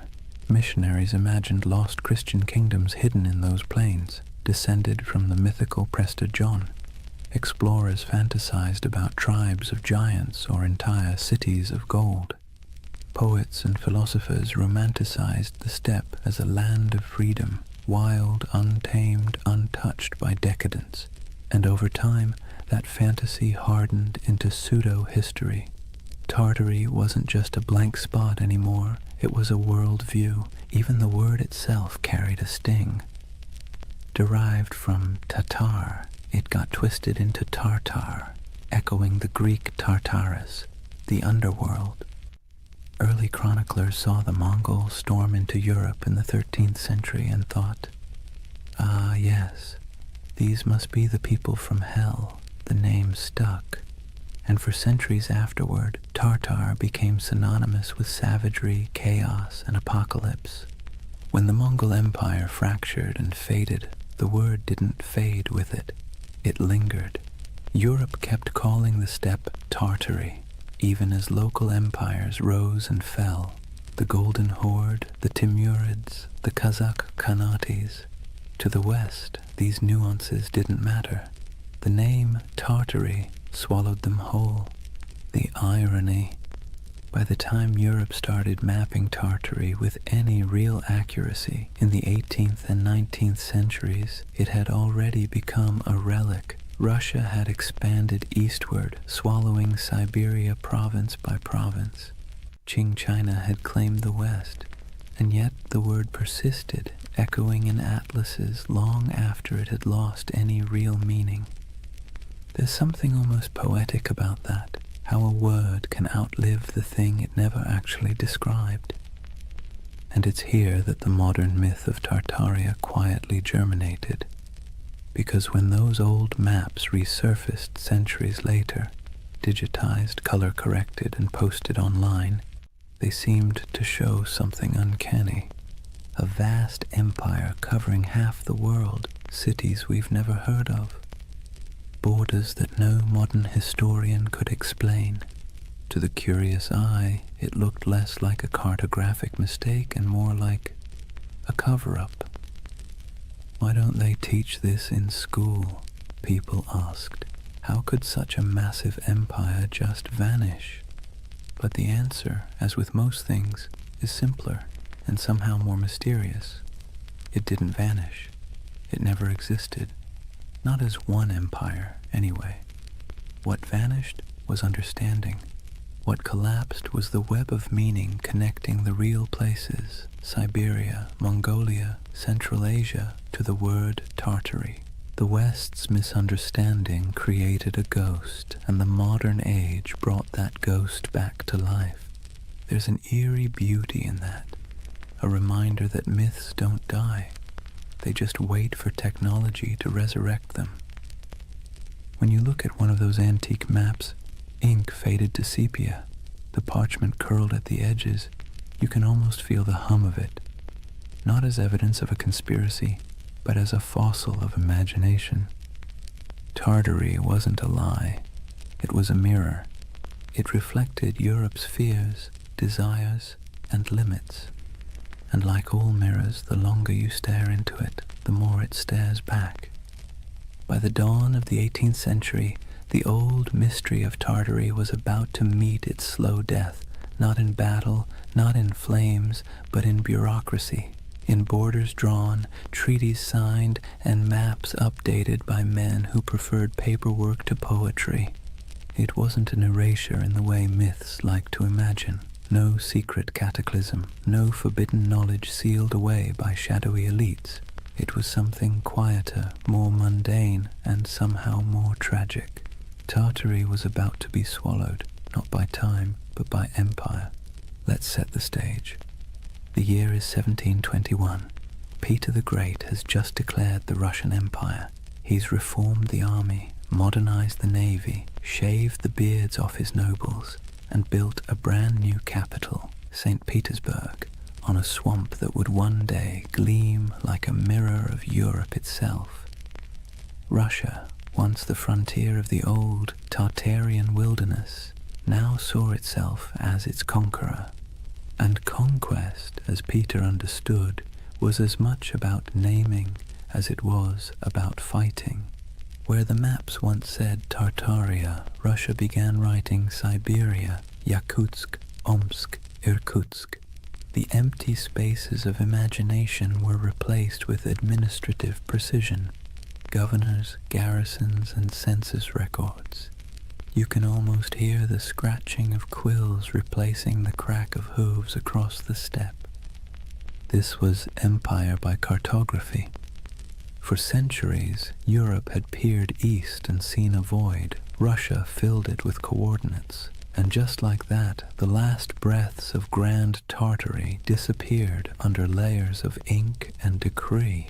But here's the irony. While the West's maps were losing their mystery, the lands themselves were as unknowable as ever. Siberia wasn't tamed. It was endured. Frozen rivers, taiga forests, mountains that chewed up expeditions and spat them out as legends. To the empire, it was a treasure chest of resources, furs, minerals, and later oil. But to the people living there, it was home. The native tribes, the Evenki, Buryats, Yakuts, and dozens more, didn't think of themselves as Tartarians or Russians. They were simply themselves, and yet, in the tidy world of European cartographers, they became footnotes to someone else's empire. Take a moment to picture a Russian expedition in the mid-17th century, trudging through snow so bright it hurts to look at. The air burns the lungs, the dogs pant steam. A Cossack officer marks a new river on a map, proud that he's bringing civilization to the wilderness. But behind him, an old shaman watches silently, knowing that the land doesn't belong to anyone who needs to draw it to believe it's real. That's how Tartary truly vanished, not by disaster, but by documentation. The Enlightenment had arrived, and mystery was no longer fashionable. The world had to be measured, categorized, and explained. A single romantic name like Tartaria didn't fit into that neat little system. It was too vague, too mythic, too medieval. By the early 19th century, Tartary lingered only as a kind of ghost word on maps, an anachronism that survived in outdated atlases or in the minds of travelers who still preferred fantasy to geography. You might find Chinese Tartary scribbled across what is now Xinjiang, or independent Tartary hovering somewhere over Kazakhstan, but it was already fading, the ink almost apologetic. What had once stretched across half the known world was reduced to a linguistic relic, an old world word for a world that no longer existed. But this quiet death of Tartary created a strange paradox. By removing the name, the empires of the 18th and 19th centuries thought they were clarifying history. In truth, they erased a mystery so thoroughly that, centuries later, people would come looking for it again. Because that's the thing about erasure, it always leaves an outline. In the modern age, when digital archaeologists started poring over antique maps, The rediscovery of Tartaria didn't feel like uncovering a lie. It felt like uncovering a secret. Here was proof, they thought, that something immense had once existed and been scrubbed from the record. The irony? They weren't wrong about the erasure. They were just wrong about what was erased. It wasn't a hidden utopia or an advanced global empire. What disappeared was ambiguity itself, the willingness to admit we didn't know everything. The 18th century push for rational order, scientific mapping, and imperial control smoothed the rough edges of the world, and in doing so, it flattened mystery into history. Let's be clear, the loss of Tartary wasn't a conspiracy. It was a side effect of certainty, and maybe that's why its ghost haunts us still, because deep down humans don't actually like a world that's too explained. We crave wonder, we miss the blank spaces, so when we see Tartaria glowing faintly on an old parchment, we don't just see a name, we see a question. A whisper from the past asking, "What did you forget?" The collapse of Tartary wasn't a fall. It was a fade-out, a slow dimming of a word that once carried the vastness of the unknown. And the quieter it got, the louder the myth became. By the time Russia completed its imperial expansion across Asia, by the time the British, French, and Qing empires carved their pieces of the East, Tartary had been buried not under mud, but under maps. And centuries later, when people began brushing that dust away, what they found wasn't evidence of a lost civilization. It was evidence of our collective imagination still alive and searching. That is the strange beauty of this myth. Tartaria may never have been real in the way empires are real, but its death, its quiet bureaucratic burial, feels as monumental as any fall of Rome, because sometimes the end of mystery is its own kind of catastrophe. Chapter 3. The Great Erasure. Lost knowledge, world fairs, and the architecture of amnesia. Take a deep breath. We're leaving behind the dust of the steppe and stepping into marble, into the gaslit glow of the 19th century, because this is where the story of Tartaria is reborn. Not in Siberia, not on the maps, but in the imagination. Picture it. The year is 1893. The World's Columbian Exposition in Chicago. 200 white buildings rise like mirages along the lake, glowing in electric light. Domes, arches, columns, architecture so grand that people literally wept when they saw it. It looked ancient, impossible, like something from a forgotten golden age resurrected overnight. And here's the kicker. It was built overnight. A team of architects and laborers had thrown up that entire city in less than 2 years. They called it the White City. To the public, it was a triumph of modernity, but to later eyes it looked suspiciously like something else. Massive domed palaces, ornate fountains, obelisks, colonnades stretching into mist. It looked ancient, yes, but not Greek, not Roman. It looked out of time. Now fast forward a century. A man sitting at his computer zooms in on old photos of the fair. He pauses. He notices something strange. The buildings look far too advanced for their time, he thinks. Too perfect, too grand. And then he finds something even stranger. After the fair ended, almost every single building was demolished, burned, scrapped, gone. And that's how a new kind of myth was born. The idea that maybe, just maybe, these temporary structures weren't built at all, at least not by us. Maybe they were rediscovered, remnants of an older, erased civilization. A civilization called Tartaria. Let's be clear, the buildings were real. We have blueprints, records, payrolls, receipts for every brick.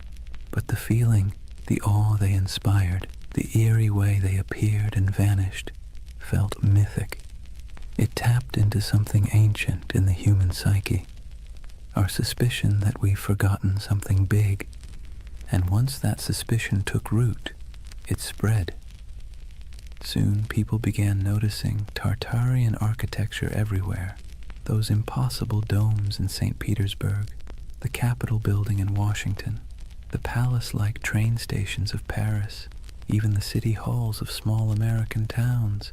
Weren't they all too ornate, too advanced for their supposed era? The theory blossomed like ivy over ruins that maybe the 1800s weren't a time of invention, but of cover-up, that there had been a worldwide reset, a mud flood, a cataclysm that wiped out the old civilization and left humanity to rebuild amid the ruins. The world's fairs, in this view, weren't celebrations of modern progress at all. They were redecorations, a way to reintroduce a repurposed world, scrubbed clean of its true history. The fairs, the grand expos, were merely the unveiling ceremonies of a planet repainted. Now this is where skepticism and wonder collide, because if you look at those photos, you can feel it. The eerie stillness of early photography only adds to the illusion. Long exposures make crowds disappear. The buildings stand pristine, gleaming, deserted, as if waiting for a civilization that never returned.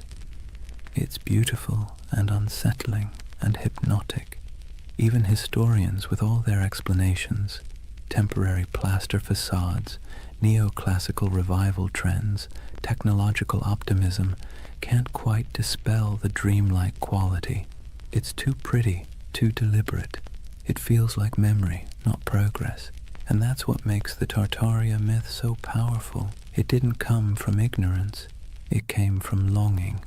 Because by the 19th century, humanity had built machines that could fly, factories that could blot out the sun, and cities that swallowed nature whole. We had replaced mystery with machinery, but beneath the gears and soot, people were starting to feel something hollow, something missing. Tartaria filled that hole. It became the name for everything that seemed too beautiful, too harmonious, too purposeful to belong to the chaotic modern world. It was nostalgia in disguise, a yearning for an imagined time when architecture was sacred, when energy was free, when civilization felt like art rather than industry. Of course, the irony is exquisite. The people of the 19th century built those palaces themselves, but we, centuries later, look back and refuse to believe them capable. Maybe it's easier to believe in a lost utopia than in the idea that our ancestors simply cared more about beauty than we do. So imagine walking through that white city. The lamps hum softly. The canal reflects the moonlight. Music drifts from the pavilions. You hear the shuffle of dresses, the murmur of voices, the click of carriage wheels, and for a moment you can almost believe the myth that you've stumbled into the remains of a vanished empire, briefly resurrected for one last dance before fading again into legend. That's the strange charm of Tartaria. It doesn't matter if it's real. What matters is how it makes you feel, because beneath every conspiracy is a heartbeat, the desire to belong to something greater, to touch a truth the textbooks forgot to mention. And so, through the flickering gaslights of the 19th century, the dream of Tartaria returned, not in stone, but in spirit, not as an empire rediscovered, but as a memory resurrected. Let's be honest for a moment. Modern architecture doesn't exactly make the heart sing. Steel boxes, glass towers, angles sharp enough to injure your soul. Function over form, they say. Minimalism, efficiency, progress. But walk past an old courthouse or a crumbling railway station with columns carved like Roman temples, and suddenly something stirs. It feels like memory. Not your memory, but someone's. And that's exactly where Tartaria hides, in that emotional shadow between nostalgia and doubt. See, the 19th century didn't just give us new machines, it gave us new eyes. Photography froze the world for the first time. Urbanization made old beauty vanish beneath brick and smog. And as the industrial age thundered forward, the West began quietly rewriting itself, paving over not just landscapes, but the very story of civilization. This was the age of erasure disguised as progress. When old cathedrals were restored into shapes they had never been, when ancient city walls were torn down to make room for the future, when soot-blackened monuments were scrubbed and renamed, their histories conveniently rewritten for the age of reason. Historians call it modernization. Tartaria believers call it cover-up. Now, let's pause and take a breath, because this is where myth and history start blending like watercolor. The truth is simpler, but also sadder. It wasn't a conspiracy, it was forgetfulness. The 1800s were obsessed with the new: steam, glass, iron, materials that seemed to promise immortality. The faster technology advanced, the more the past looked like an inconvenience. When people demolished centuries-old buildings to make room for factories or boulevards, they didn't think they were erasing history. They thought they were improving it. But here's the paradox. Progress, when it moves fast enough, feels like amnesia. Imagine being a farmer's son in 1820, living in a cottage built by your grandfather, heated by the same hearth. Then picture your grandson in 1890, born under electric light, surrounded by locomotives, reading newspapers printed on machines that could churn out 1 million copies before breakfast. The pace of change was dizzying. The world your ancestors knew had disappeared before your own eyes. And when memory fades that quickly, even the truth starts to look like myth. That's why the great buildings of the 19th century seem suspicious to us now. They're too perfect, too ambitious, too permanent in an age obsessed with speed. To modern eyes, they feel like artifacts of a lost age, something inherited, not made. The Tartaria theory, in this sense, is less about deceit and more about disbelief. We don't believe we could have built something so beautiful in such a short span of time. And perhaps we're right, but not in the way we think, because that beauty came at a cost. It came from child labor, industrial soot, and the quiet suffering of millions who laid bricks, carved columns, and forged iron in furnaces hotter than the sun. It came from colonial wealth siphoned from distant lands. The marble glimmered, yes, but it glimmered on the backs of the exhausted. So when modern minds gaze at that architecture and whisper, "This can't be human," they're half right. It wasn't built by ordinary humanity. It was built by empire. But myths rarely linger on exploitation. They linger on wonder. That's what gives the Tartaria myth its endurance. It erases guilt and replaces it with awe. Instead of confronting how we gained that grandeur, we imagine inheriting it from some ancient, harmonious civilization. A world without conquest, without industry, without soot. A world that built for beauty's sake alone. That's the secret comfort of believing in Tartaria. It allows us to dream of innocence without the blood, to long for sophistication without the cost. And it's not entirely foolish, because beauty is suspicious in the modern world. Think about it. When was the last time a new building made you stop and gasp? When was the last time a city skyline felt like poetry instead of spreadsheet logic? We live in an age that worships utility and scoffs at ornament.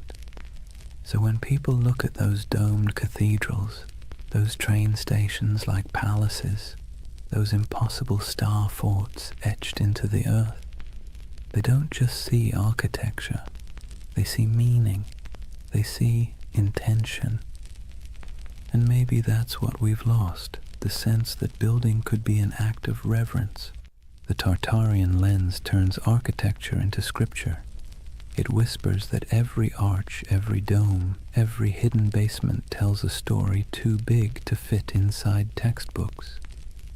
And whether that story is real or imagined, it soothes a modern ache, the feeling that progress has traded wonder for efficiency. So next time you see an old photo of St. Petersburg shrouded in snow or San Francisco's City Hall gleaming in filtered sunlight, look closer, forget the dates, forget the facts, and just feel it.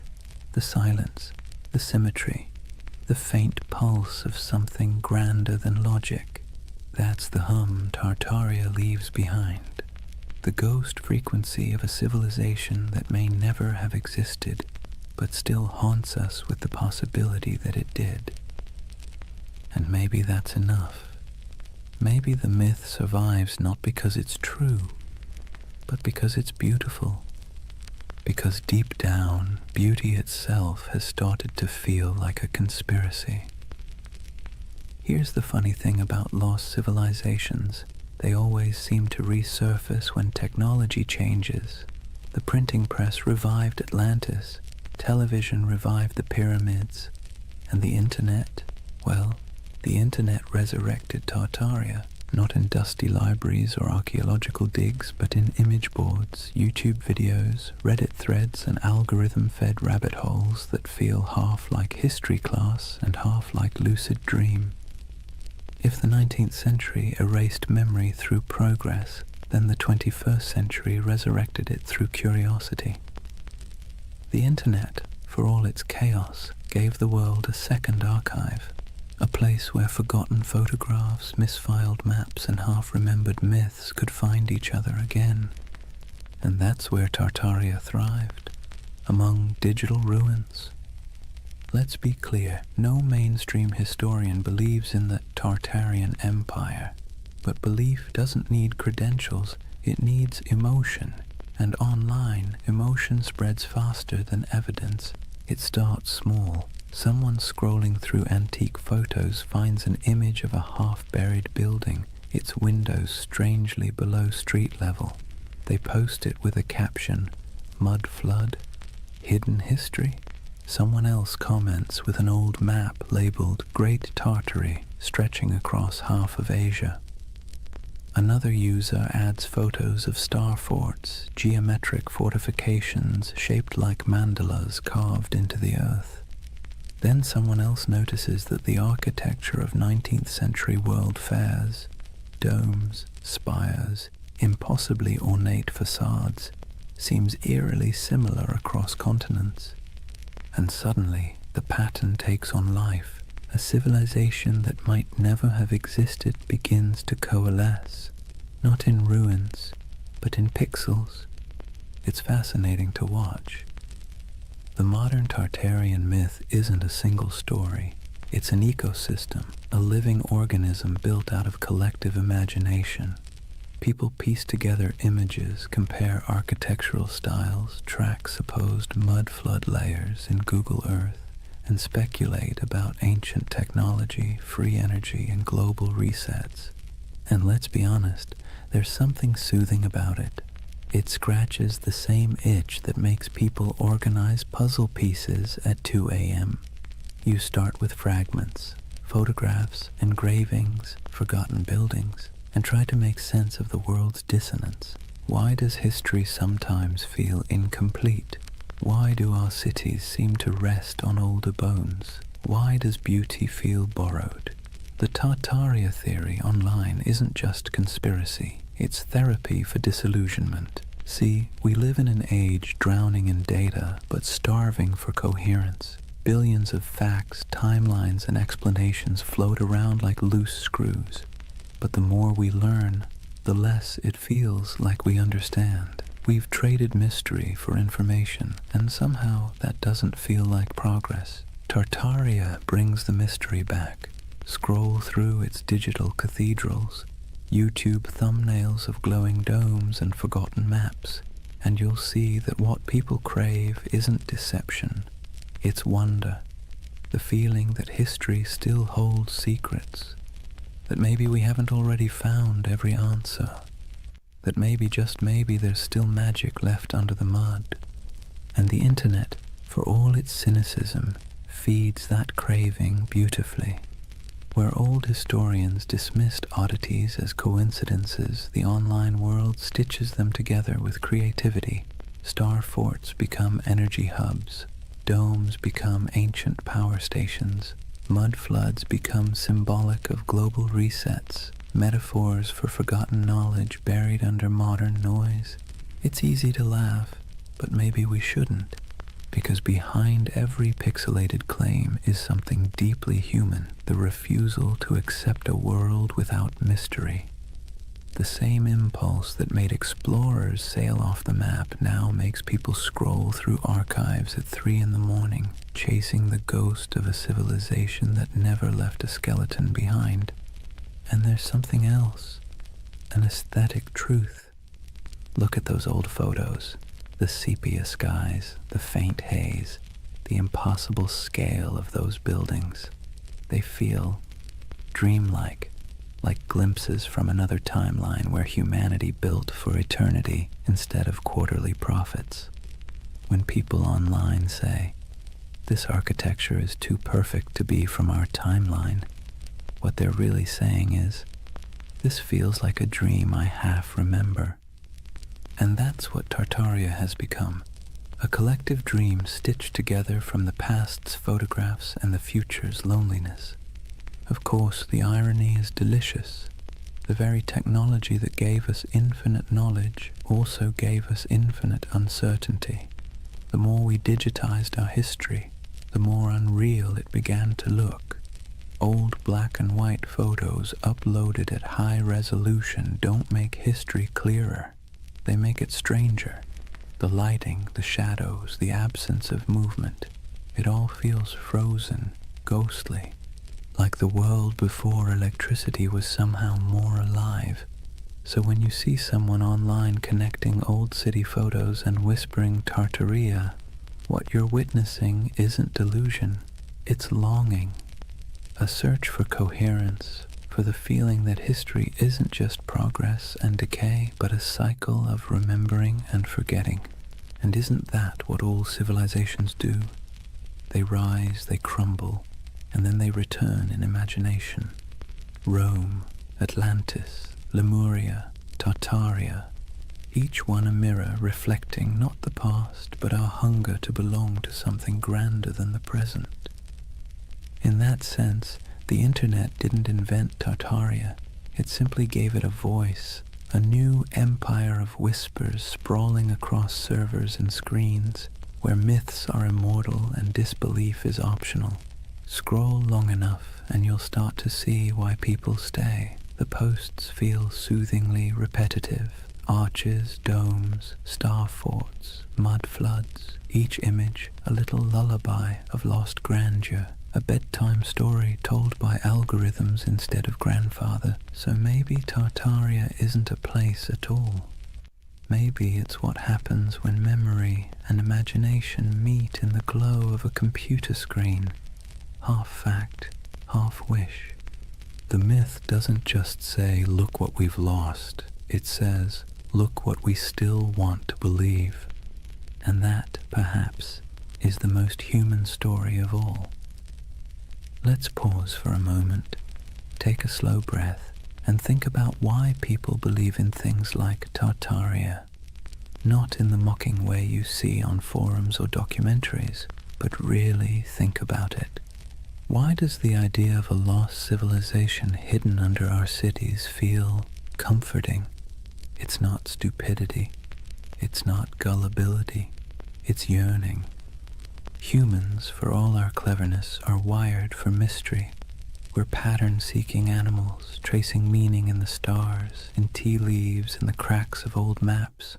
The unknown makes us restless, the known makes us bored, and between the two we spin myths that make life feel a little more meaningful. Tartaria lives in that space. It's not really about mud floods or star forts. It's about the suspicion, deep down, that the world we've been handed is incomplete, that someone, somewhere, has hidden something important, that maybe history isn't a straight line of progress, but a looping dream where civilizations rise, fall, and are forgotten not by accident, but by design. And honestly, that's not such a crazy thought. Think about how much of history you've forgotten personally. Think of everything humanity has lost to fire, war, vanity, or neglect. Libraries burned, languages erased, empires swallowed by desert and jungle. The dark ages weren't dark because nothing happened. They're dark because the light of memory didn't reach that far. So when someone looks at an ornate 19th century building and says, "I don't think we built that," they're not rejecting history. They're mourning it. They're mourning a world that seems to have misplaced its wonder. Let's be clear, modern life doesn't give us much mystery anymore. We have answers for everything, or at least the illusion of them. You can type any question into a search bar and get a dozen replies in seconds. But that convenience has a side effect. It kills the thrill of not knowing. And mystery, as it turns out, is essential to the human spirit. Without it, the world feels flat. That's where conspiracies slip in. They fill the void left by lost awe. When people say the elites hid the truth of Tartaria, what they're really saying is, I miss when the world felt magical. It's an emotional rebellion against boredom, a soft protest against a sterile universe made of facts but lacking enchantment. And here's the interesting part, it's not new. Every age invents its lost golden age. The Greeks dreamed of Atlantis. The Victorians romanticized Lemuria. The 20th century turned the Mayans into cosmic prophets. And now, in the digital age, we have Tartaria, an empire of dreams built on archives and algorithms. Each generation looks backward and imagines perfection because it's easier than imagining perfection ahead. We do it because the past is safe. It can't disappoint us anymore. Psychologically, belief in a hidden civilization like Tartaria scratches multiple itches at once.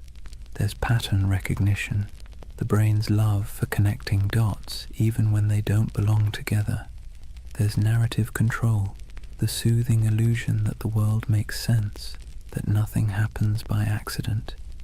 And there's nostalgia, the bittersweet ache for a world that may never have existed, but should have. And then there's trust. Modern institutions, media, government, academia, have lost credibility with the public. When experts say, that's impossible, a growing part of the population quietly replies, so was flight once. The more closed and dismissive authority becomes, the more open people become to alternative voices whispering, maybe they're hiding something. It's not that people trust random YouTube channels more than historians. It's that the channels sound human, curious, skeptical, fallible. The voice of official history often sounds cold, certain, and patronizing. The voice of the Tartaria believer sounds like someone sitting beside you late at night saying, "Look at this, doesn't it make you wonder?" And wonder is addictive. Once you feel it, it's hard to go back to plain explanations. Even the act of believing, of piecing clues together, creates a small dopamine rush. It gives the believer a sense of purpose. You're not just scrolling, you're investigating. You're part of something big, something secret. It's empowering in a world that makes most people feel small and powerless. So the Tartarian myth becomes more than a theory. It becomes a community, a shared dream. People trade discoveries, maps, and theories not because they're delusional, but because it feels good to search together. The hunt becomes the reward. And in that sense, Tartaria isn't a symptom of ignorance. It's a symptom of loneliness. Think about it. The more connected we are online, the less connected we feel in real life. Cities are crowded but isolating. News is constant but disorienting. Our modern world gives us everything except belonging. And so, people build belonging out of mystery. Believing in a hidden past means believing in meaning itself, that we're not just floating through chaos, that someone somewhere once built something extraordinary, and maybe we can again. That's not conspiracy. That's hope in disguise. Of course, hope can be dangerous when it turns to dogma, when questioning becomes obsession, when imagination becomes paranoia. That's when the myth begins to rot, when every gap in knowledge becomes a plot, and every historian becomes an enemy. That's when wonder collapses into fear. But before that point, before the cynicism sets in, there's something oddly beautiful about it. People standing in awe before old cathedrals and asking, how did they do it? People digging through archives at midnight, convinced that history still has secrets. It's easy to mock that. Harder to admit that it's the same impulse that built science, art, and philosophy in the first place. Curiosity is the ember. Myth is just the smoke. So the Tartarian believers, in a strange way, are modern heirs to the ancient dreamers, the ones who stared at the stars and saw gods, the ones who saw order in chaos. They're not historians, but they are human. They want the past to matter. They want the present to make sense. And maybe that's why Tartaria lingers. Not because it's real, but because it feels right, in some deep, poetic way that logic can't quite dismantle. It tells a story not about what we've found, but what we've lost. And that's a kind of truth, too. As the night deepens, imagine those endless digital threads, thousands of people across time zones, glowing screens reflecting in tired eyes, all dreaming together of a civilization that never was. Maybe they aren't crazy. Maybe they're just homesick for a world that once felt full of wonder. Let's take a breath here. After all this talk of vanished empires and buried cities, it's time to do what the best historians always do. Look carefully, quietly, and without agenda. Because when you set aside the noise of the internet and really look at what's left of Tartaria, what you find isn't a conspiracy. It's something far more human, and somehow even more fascinating. The term Tartary was not a secret code name for a lost empire. It was a geographic placeholder, a cartographer's shrug. For centuries, Europeans simply didn't know what lay beyond the Ural Mountains or deep in the Siberian steppe. So they wrote Tartaria, like writing "Here be dragons," a kind of verbal fog to fill the blanks. The maps weren't evidence of an empire erased. They were evidence of ignorance being slowly replaced by exploration. And those grand old buildings, the ones people point to as proof of impossible architecture, they're very possible. Magnificent, yes. Impossible, no. The ornate city halls, cathedrals, and palaces of the 19th century weren't built by some forgotten super-civilization. They were built by humans with chisels, scaffolds, and a near-religious obsession with grandeur. The 1800s were a century drunk on ambition. Industrialization made iron, glass, and concrete cheaper than ever. Colonization and global trade poured wealth into Europe's cities. Architects looked backward to Greece, Rome, Byzantium, and Egypt, and then combined everything like over-enthusiastic chefs. The result was the neoclassical explosion, domes, columns, and marble facades that looked ancient but were brand new. That's why so many people mistake them for relics, because they were designed to look timeless. They were Rome in steel corsets, deliberate nostalgia built in brick and plaster. The world's fairs that fuel so many Tartarian videos, they were real, yes, and they really did look astonishing. Whole temporary cities of palaces, fountains, and gleaming towers that appeared overnight and vanished just as quickly. But they weren't cover-ups. They were theatre. They were the 19th century showing off. Most of those buildings were plaster over wood, not marble. They were meant to impress, not endure. When the fair ended, the facades were torn down or burned, leaving only photographs that today look eerily like the ruins of a forgotten world. No secret empire, just show business. And those famous mud flood buildings with their half-buried windows, they too have ordinary explanations. Cities sink, streets rise, over centuries as populations grow and roads are repaved. Layers of soil and stone accumulate. Old ground floors become basements. It's not mystery, it's maintenance. Yet it's easy to see why the illusion caught fire. Because even the real explanations, erosion, engineering, economics, are, in their own way, beautiful. The world doesn't need hidden magic to be miraculous. Consider this. The same roads once labeled Tartarian carried traders, nomads, poets, and conquerors across continents. Cultures met, clashed, and blended until identities blurred. What Europe called Tartary was not one empire but a kaleidoscope of peoples, Turkic, Mongol, Persian, Russian, Chinese, each with their own stories, languages, and gods. Out of their collisions came ideas, inventions, and art that shaped the world we still live in. The myth says Tartaria was erased. The truth is that it was never singular to begin with. It was many, and that's why it's hard to pin down. The steppe doesn't lend itself to borders. Empires there were fluid, waves of power that rolled across the grasslands and receded again. The Scythians, the Huns, the Mongols, the Khazars, they all rose, ruled, and vanished, leaving behind only fragments. To an outsider, that flux looked like a void. To those who lived it, it was life itself. And maybe that's where the misunderstanding lies.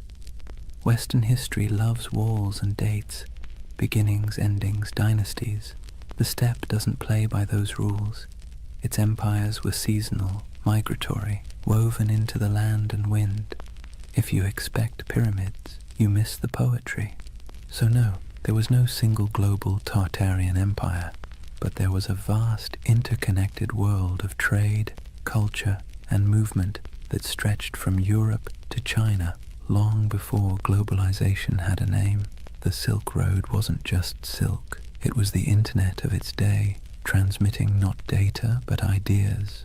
Buddhism, astronomy, metalwork, medicine all passed through those dusty caravans. The real miracle isn't that something was erased, it's that so much survived, and yet debunking doesn't have to mean disappointment. If anything, it should make the world feel richer, because the truth is not dull, it's layered. The mud flood isn't proof of deception, it's proof of time.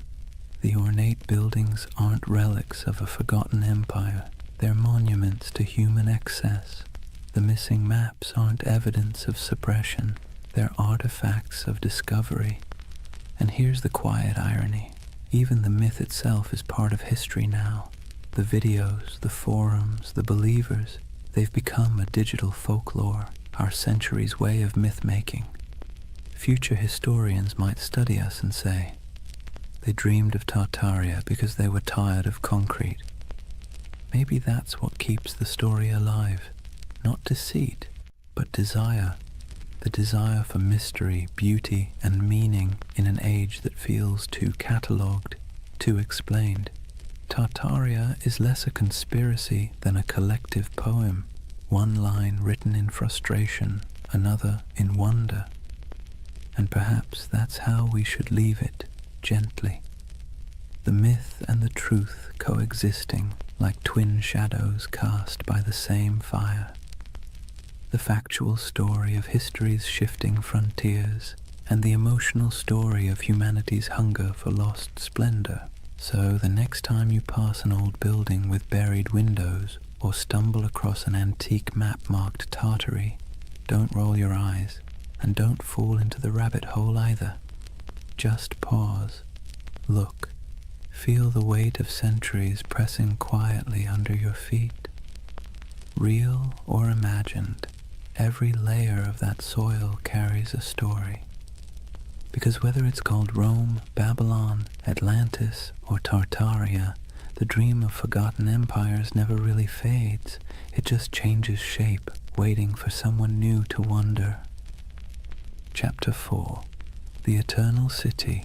Why We Dream of Lost Civilizations. Take a moment, close your eyes, and imagine you're standing in the ruins of a city that never existed. The stones are warm beneath your feet.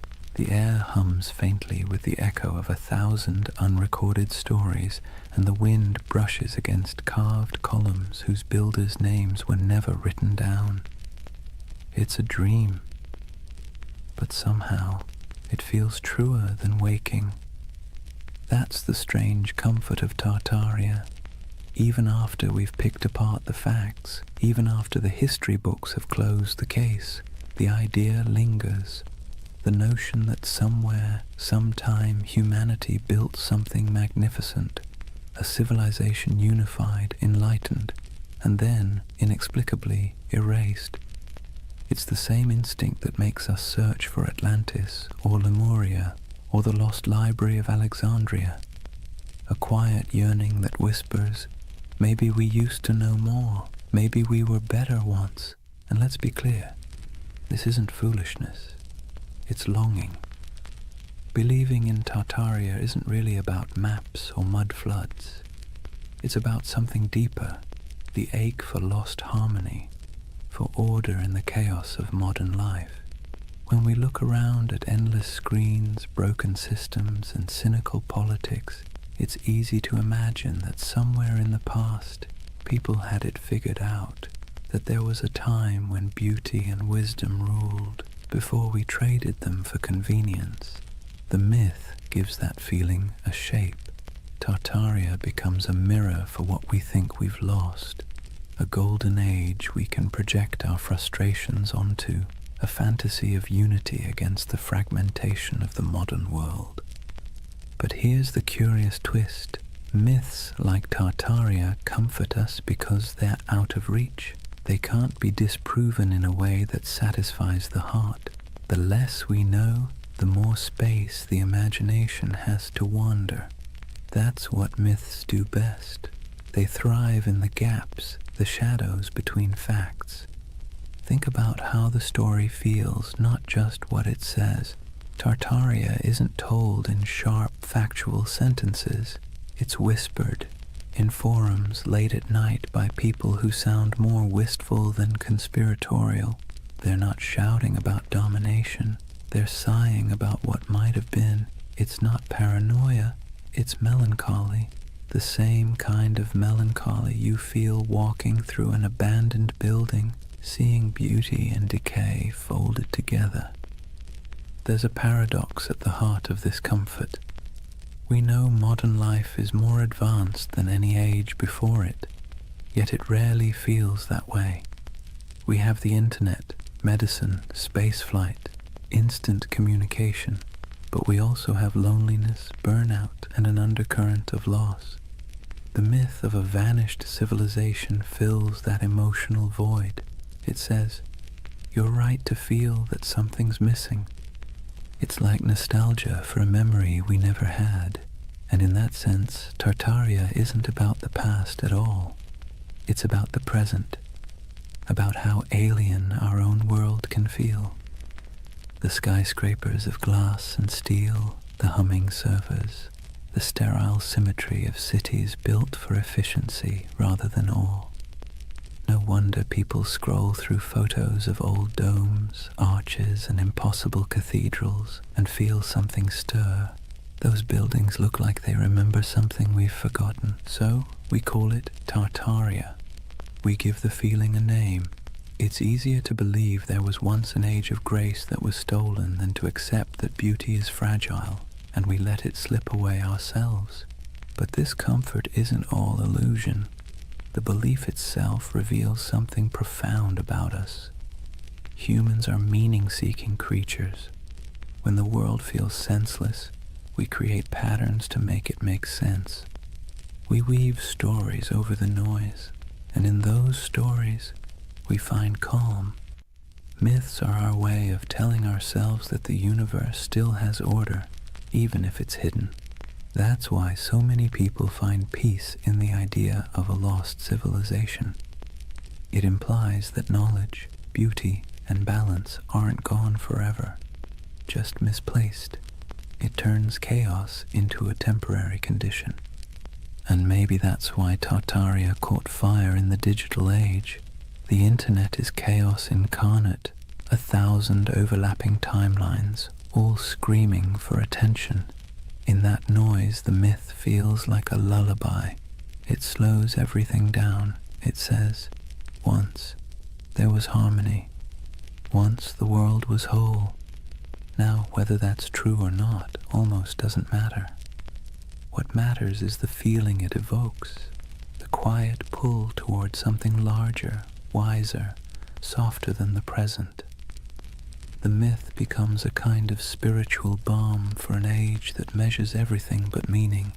Imagine yourself late at night, scrolling through photos of ornate ruins, strange domes, or cities half buried in snow. You feel that twinge, that recognition without memory. The beauty is haunting, not because it hides a secret empire, but because it reminds you that time erases, and yet somehow we still search for permanence. That search, that ache, is what keeps myths alive. They aren't about fooling ourselves.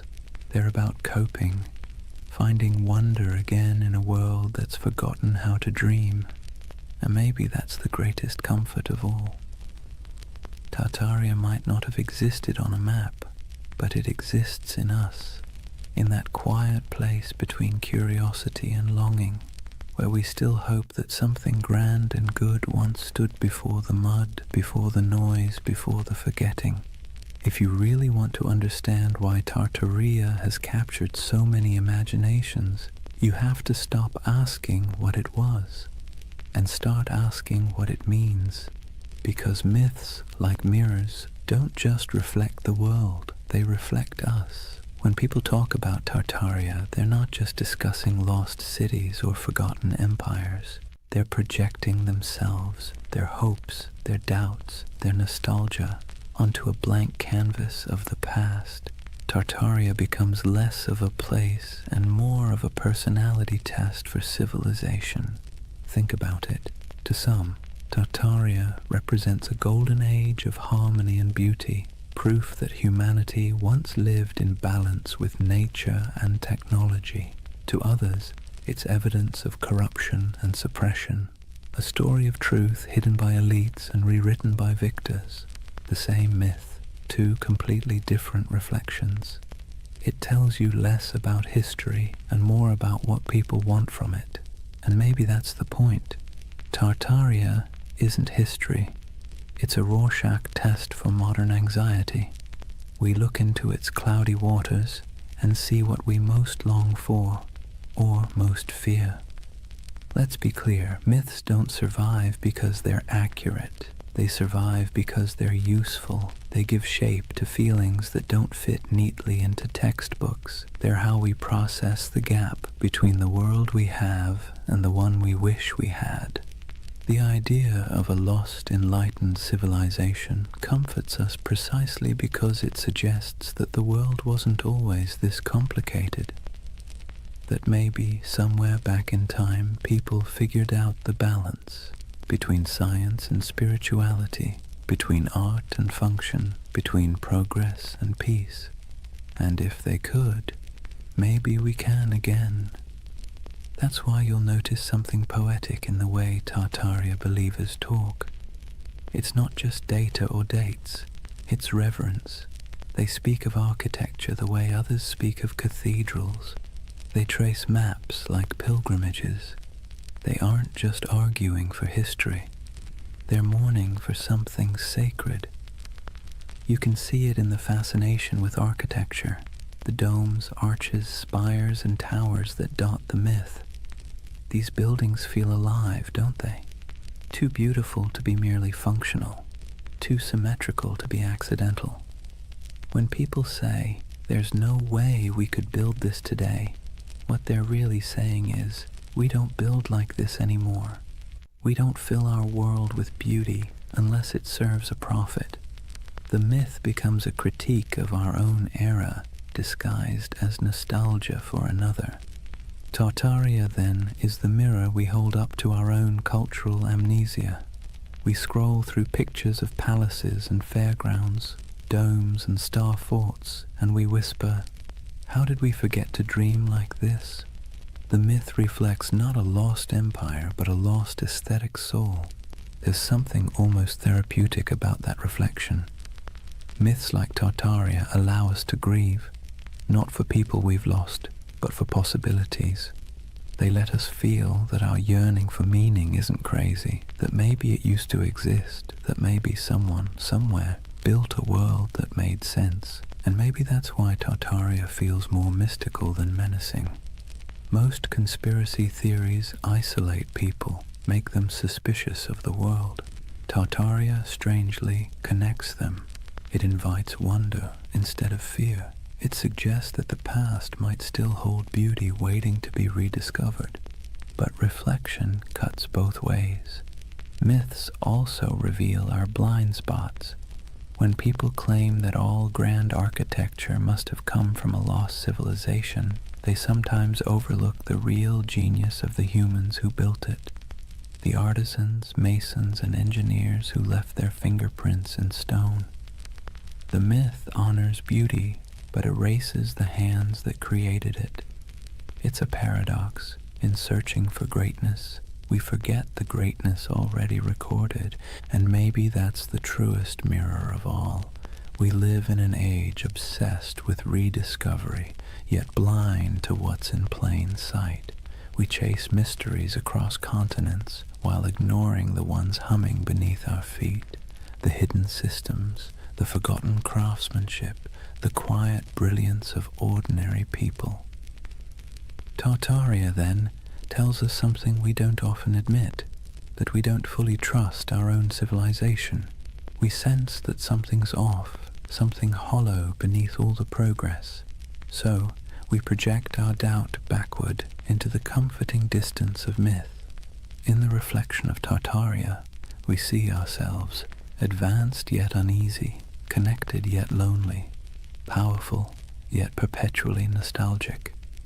It's less about whether an empire was erased, and more about whether we've erased our ability to feel awe. Maybe that's why the myth persists, because deep down, we're not really searching for proof of Tartaria. We're searching for proof that humanity still knows how to build something beautiful and believe in it. And if myths are mirrors, then maybe looking at Tartaria long enough isn't about finding truth in the past, but rediscovering it in the present, in the domes still standing, the dreams still lingering, the stories we keep retelling because they make us feel a little less small. So the next time someone mentions the lost empire, don't argue, just listen, because behind every myth is a whisper of what we wish were real. And sometimes that wish tells you everything you need to know about the people dreaming it. Every empire, no matter how radiant, tells the same quiet story, one of ascent, arrogance, and entropy. Rome, Egypt, the Maya, the Mongols, the British, the Ottomans, and if you believe the whispers, Tartaria. The names change, the rhythm doesn't. Civilizations are like tides. They rise with clarity, crest with confidence, and recede with denial. It's not failure, it's physics. Even stars burn out, and they're made of far sturdier stuff than marble or pride. So maybe that's why Tartaria lingers in our collective imagination, because it fits the pattern too well. A lost empire swallowed by time, a forgotten people erased by cataclysm, a name that once filled maps and now feels like a ghost. It's familiar, almost comforting in its tragedy. Let's be clear though, No empire believes it's the one that's going to fall. Every generation thinks it's special, unique, immune to collapse because it has better technology, more data, smarter systems. But arrogance, like gravity, pulls everything back to Earth. If Tartaria existed, if even a fragment of the legend were real, its disappearance would have followed the same script as every empire's twilight. The small cracks first, corruption, complacency, overreach, then the slow decay disguised as progress, and finally the quiet moment when the last flame flickers out and the world simply moves on. You can almost imagine it, the final days of a grand civilization, not with war or fire, but with exhaustion, merchants still trading, scholars still writing, architects still sketching impossible domes for clients who will never pay. The end doesn't always come with thunder.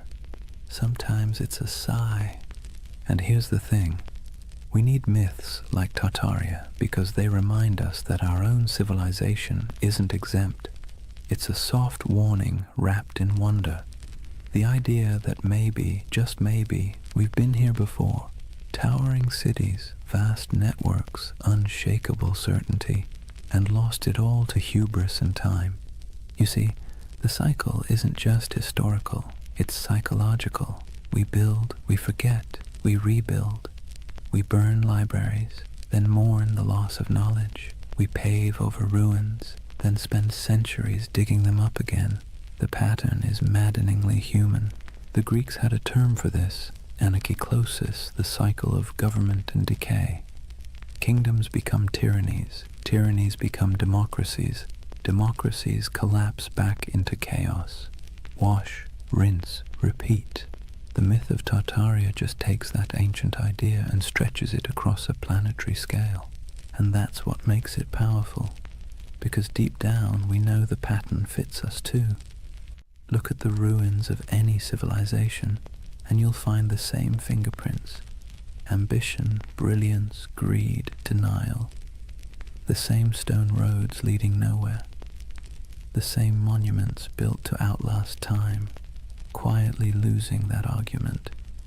Even today we build our towers of glass and steel, our data empires, our digital libraries with the same optimism that we're preserving knowledge forever. But maybe 1,000 years from now, someone will wander through our abandoned cities and ask the same question we whisper about Tartaria. Who built all this? Maybe that's why we're drawn to stories of collapse told in soft voices, because they allow us to grieve for what's inevitable before it happens. They help us process the strange truth that impermanence is not failure, it's the natural order. In that sense, Tartaria becomes a bedtime story for civilization itself, a reminder that we are temporary but not meaningless, that even in loss there's continuity. The ruins of one world become the foundations of the next. And if you look closely, you'll see that rebirth is always hiding inside decay. The Renaissance bloomed from the ashes of plague. The Enlightenment grew out of dark superstition. Even myths once dismissed are rediscovered as metaphors with new life. The cycle never ends. It only changes costume. So perhaps Tartaria isn't just about a lost civilization, but the eternal rhythm of creation itself. We build worlds, lose them, and then dream them again. Every myth, every ruin, every archive is a heartbeat in that endless pulse. Imagine standing at the edge of some forgotten city, moss creeping over marble, wind sighing through hollow windows, and realizing that this place once thought it was eternal too, that people once stood here, confident that their children's children would never forget their names. But the earth has other plans, and yet the beauty is in the persistence. Even in silence the stones whisper. Even when names fade, the patterns remain. Every fallen empire becomes a lesson written in dust, and every myth like Tartaria is the echo of that lesson, trying to reach us before we make the same mistake. History doesn't repeat exactly, but it rhymes in hauntingly familiar cadences. The trick isn't to break the cycle, it's to learn to hear the rhythm, to build with humility, to remember what was forgotten before, and to leave behind something that, even when buried, still hums with meaning. So when you hear the word Tartaria, don't roll your eyes. Listen to the rhythm beneath it, because that's not just a myth about the past. It's a lullaby for the present, and maybe a warning for the future. There's something irresistible about a mystery that refuses to die. You can debunk it, explain it, trace its origins down to the dusty corners of old libraries, but if it still feels like a secret, people will keep chasing it. That's the real magic of Tartaria. It doesn't survive because it's proven. It survives because it haunts. In a world that measures everything, categorizes everything, and leaves nothing ungoogleable, a mystery like Tartaria feels like a rebellion. It's a crack in the glass of certainty, a reminder that not everything is neatly archived in the cloud. Some things remain just out of reach, teasing, luminous, half-remembered. Let's be honest, the modern world isn't built for mystery. We live in an age of answers. Every question has a search bar waiting to solve it in half a second. And yet deep down, we miss not knowing. We miss wonder. We miss the feeling that the world is bigger than our understanding. Tartaria gives us that feeling back. It's a paradox. We're surrounded by more information than any civilization in history, and somehow we trust less of it. We have satellite maps of every mountain, street view of every alley, but we still find ourselves staring at old maps labeled Grand Tartary and thinking, maybe something's missing. Maybe history isn't as linear as it pretends to be, and who can blame us? The past is always a little blurry, like a photograph printed from a damaged negative. Historians do their best to fill the gaps, but even the most rigorous scholarship leaves shadows. Tartaria slips into those shadows, into the empty spaces between what we know and what we feel. There's also a quiet beauty in unanswered questions. They remind us that curiosity itself is a form of connection. When someone spends years digging through forgotten archives, zooming into grainy satellite images, or exploring the ruins of an abandoned palace, they're not just chasing facts, they're chasing wonder. They're trying to feel something vast and timeless, something that hums beneath the noise of everyday life. Tartaria gives people permission to believe that the world might still hold secrets. That's why even skeptics can't quite bring themselves to dismiss it entirely, because even if it's not true in a historical sense, it's true in a psychological one. It's the same impulse that made ancient people draw constellations in the stars, to impose meaning on the infinite and find comfort in the patterns. Imagine yourself walking through an old European city at night. The cobblestones glisten after rain. Gas lamps flicker against the carved faces of forgotten gods on building facades. You look up, and the skyline feels impossibly ancient. Arches, domes, and spires stacked like a dream you can't quite interpret. You don't know who built it. You don't need to. The mystery itself is enough. It's like hearing a song in a language you don't understand but somehow recognize. Tartaria lives in that feeling. The hum between knowing and not knowing. The soft echo of lost craftsmanship, the sense that time might be a loop and we're just tracing paths our ancestors already walked. And the irony is, the more we learn about history, the more mysterious it becomes. Every discovery opens 10 new questions. Every answer reveals how much we don't know. The ruins of Göbekli Tepe pushed back the dawn of civilization by thousands of years. The Antikythera mechanism rewrote what we thought the ancients could build. Maybe Tartaria doesn't exist, but the idea that civilizations rise and vanish, leaving traces we mistake for impossibilities, isn't so far-fetched after all. Even the skeptics, the scientists, the historians, they're chasing the same thing as the dreamers. They just call it research instead of mystery. But deep down, it's the same hunger to understand what came before, to find meaning in the ruins. There's a gentle wisdom in letting some mysteries remain mysterious. Not every story has to be resolved. Not every legend needs to be disproven. Some things are more beautiful when they stay slightly out of focus. Tartaria belongs to that realm, the twilight between history and imagination. Because here's the truth, even if we mapped every ruin, deciphered every language, catalogued every artifact, we'd still find ourselves asking, what's missing? What did we overlook? What used to be here? And that question, that ache, is what keeps humanity moving forward. It's what drives us to explore, to create, to tell stories at all. Mystery, in a strange way, keeps us human. It reminds us that we don't control everything, that there are still edges to the map, and in a world that feels increasingly small, that's a comfort.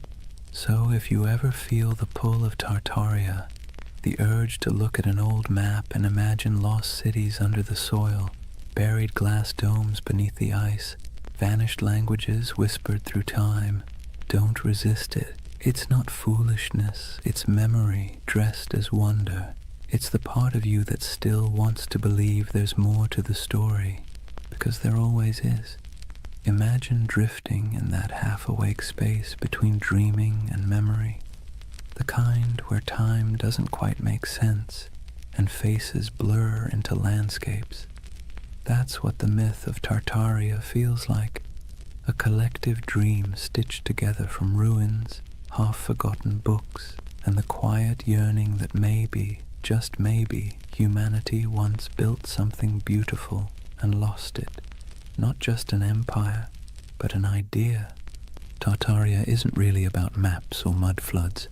It's about longing, the longing for a golden age before the noise, before the smog, before the blinking lights of modern anxiety.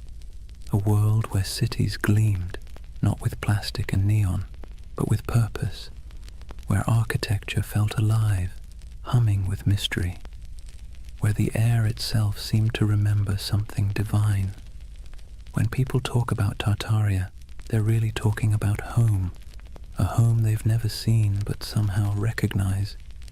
It's tempting, isn't it, to imagine that once there was a civilization so advanced it left behind the blueprints of paradise, smooth white marble gleaming under perpetual sunlight, towers spiraling toward the heavens, not in arrogance but in harmony, streets where water flowed instead of traffic, and knowledge wasn't locked in institutions but breathed like air. The myth whispers that maybe humanity peaked, fell, and forgot, and maybe we're just children trying to remember the lullaby our ancestors sang before the storm. Let's be clear though, Tartaria, as the internet tells it, probably didn't exist, but the feeling of it does. That's what matters.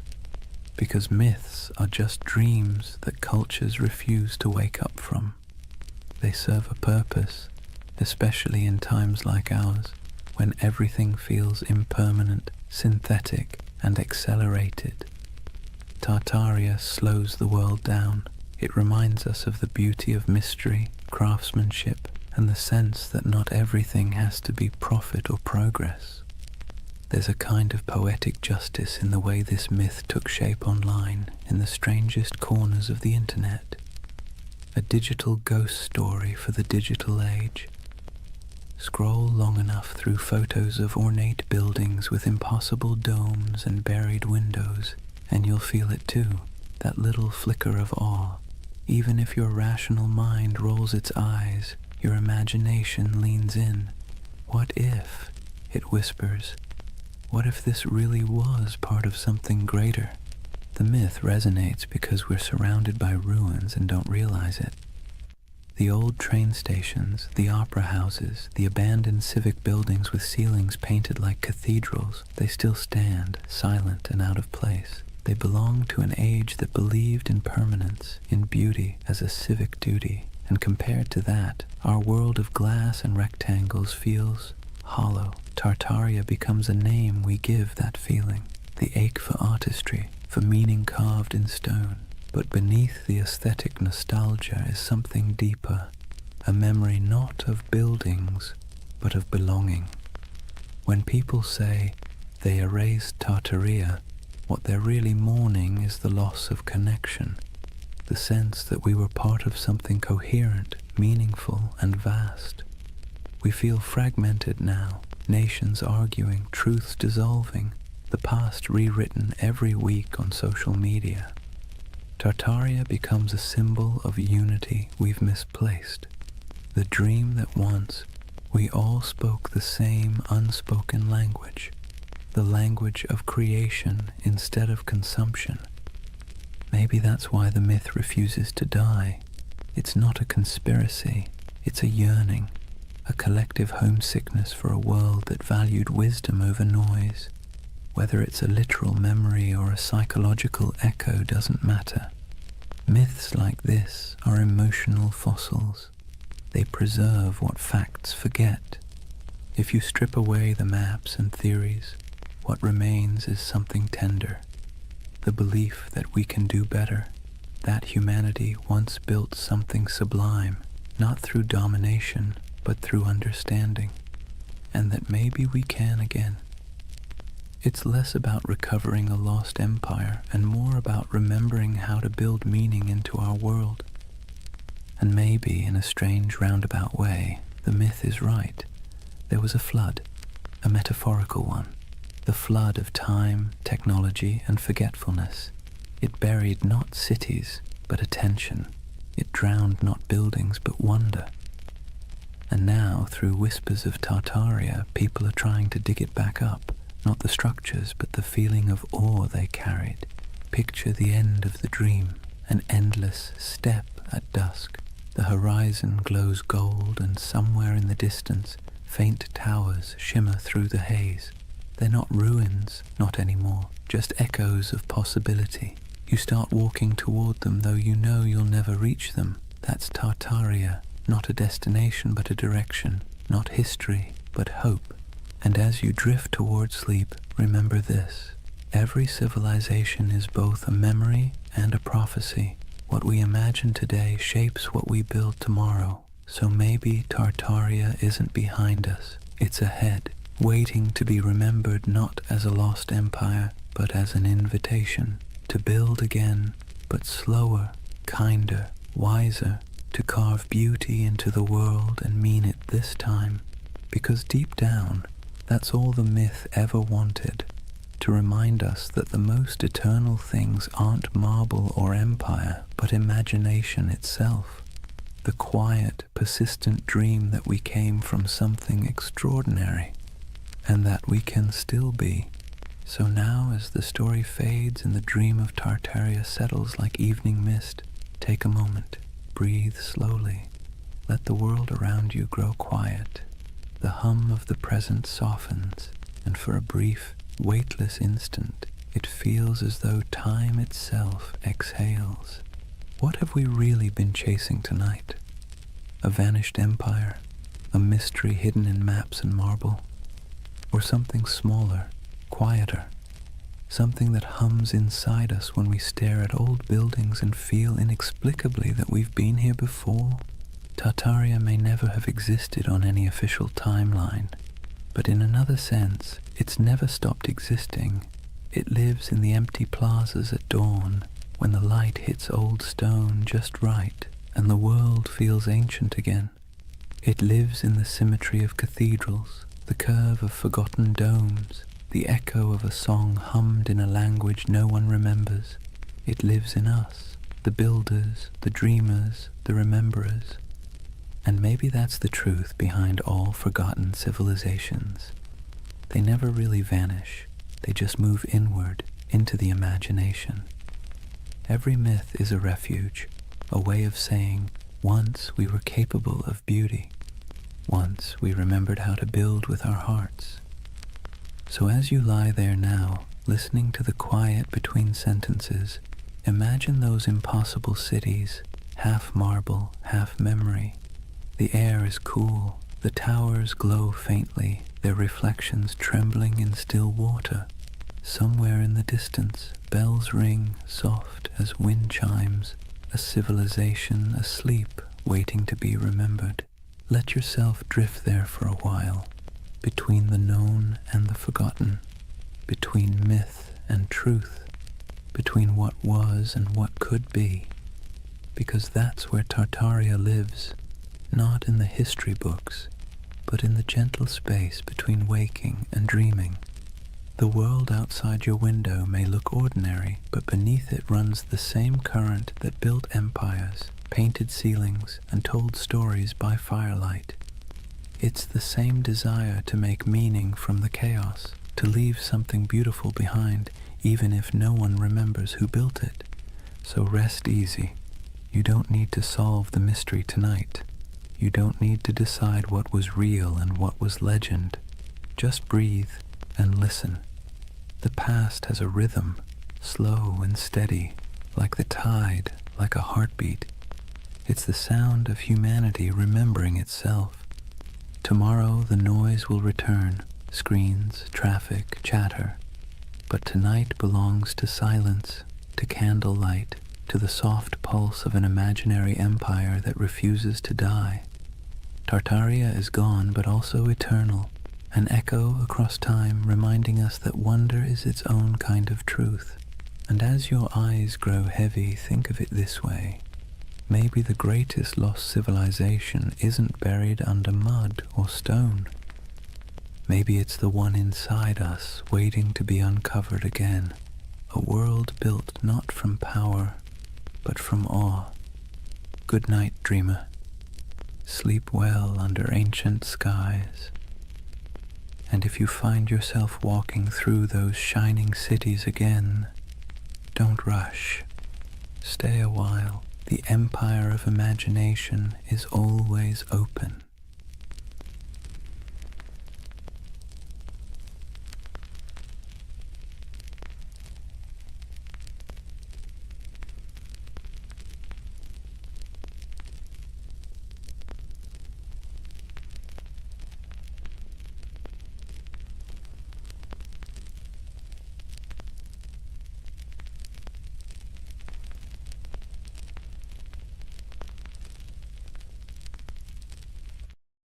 Hey guys, welcome back to the Sleep Atlas. Tonight, we're wandering into one of those stories that sits somewhere between history and myth, the kind that makes textbooks squirm but conspiracy theorists cheer. We're talking about the Anunnaki, the ancient gods of Mesopotamia, the so-called Great Ones, whose names have echoed for thousands of years. Now, before you picture little green men zipping around in flying saucers, let's be clear. The Anunnaki weren't dreamt up by modern sci-fi. They were very real to the people of ancient Mesopotamia, the Sumerians, Akkadians, Babylonians, and Assyrians, who lived their entire lives believing these beings were watching, judging, and occasionally meddling in their affairs. These gods weren't distant. They weren't serene. They were moody, demanding, and sometimes alarmingly human in their behavior. But here's the twist. In the last few decades, the Anunnaki have been rebranded, plucked out of their ancient temples and repackaged as spacefaring engineers who supposedly created humanity. You've probably seen them pop up on late-night cable documentaries with dramatic music, or in corners of the internet promising that the truth is out there. On one hand, that's entertaining. On the other, it's a perfect reminder that myths are slippery. They change to fit whatever worries and wonders we carry. So tonight, I'm going to tell you their story. The real story, as much as we can piece together from clay tablets, broken myths, and a lot of scholarly head-scratching. We'll wander through the fields of Mesopotamia where ordinary farmers sweated under the sun, convinced that every harvest was a divine test. We'll meet kings who built entire cities just to brag that the Anunnaki approved of them. We'll listen to myths where gods squabbled, punished, and occasionally spared humanity. And yes, we'll peek into the modern fascination with aliens because apparently every ancient thing eventually gets abducted by sci-fi. But don't worry, this isn't a lecture. Think of it as a long, meandering, nighttime walk through a world that feels both impossibly distant and strangely familiar. So, dim the lights, maybe pull a blanket a little tighter, and let's drift together into the land between rivers and gods. And before we begin, let me ask, what's keeping you up tonight? Let me know in the comments. I'd love to hear where in the world you're listening from. Settle in. Let's start at the beginning. Chapter 1. Life under the watchful eyes of the gods.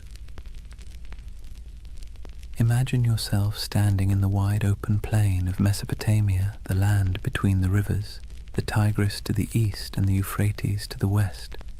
The horizon stretches flat and endless, broken only by the shimmer of heat and the twisting bodies of those unpredictable rivers. The air is heavy, thick with dust and the smell of damp reeds.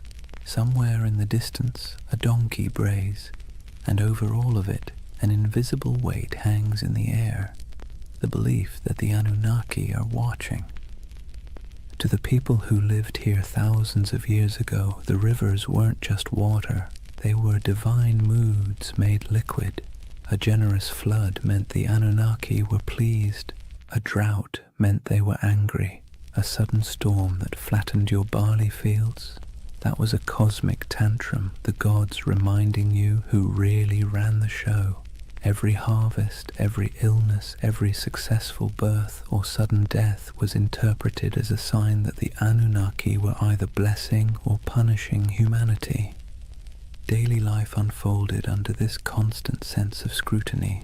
Farmers trudged barefoot through muddy fields, wooden plows dragged by weary oxen. Every furrow cut into the soil was not just work, but an offering. An unspoken prayer that the Anunnaki would let the grain grow. Scribes bent over clay tablets in the shade of temples, scratching wedge-shaped symbols into wet clay, convinced that the gods valued their careful accounting of grain, beer, and taxes. Mothers tucked their children into reed mats at night with stories of Inanna and Enlil, half myth, half warning, because even bedtime carried reminders that the gods were keeping score. The landscape itself reinforced the idea. Towering ziggurats rose above flat mud-brick cities, stepped pyramids painted in bright colors that have long since faded. To climb one was to ascend closer to the heavens, to the Anunnaki who supposedly convened in their council chambers above. At the base, ordinary people shuffled forward with offerings, bowls of grain, jars of beer, bleating goats, hoping that their small sacrifice might earn a flicker of divine favor. And through it all, the question lingered. Were the gods ever satisfied? The answer, most of the time, was no. If the Anunnaki were pleased, life was merely tolerable. If they were displeased, life became unbearable.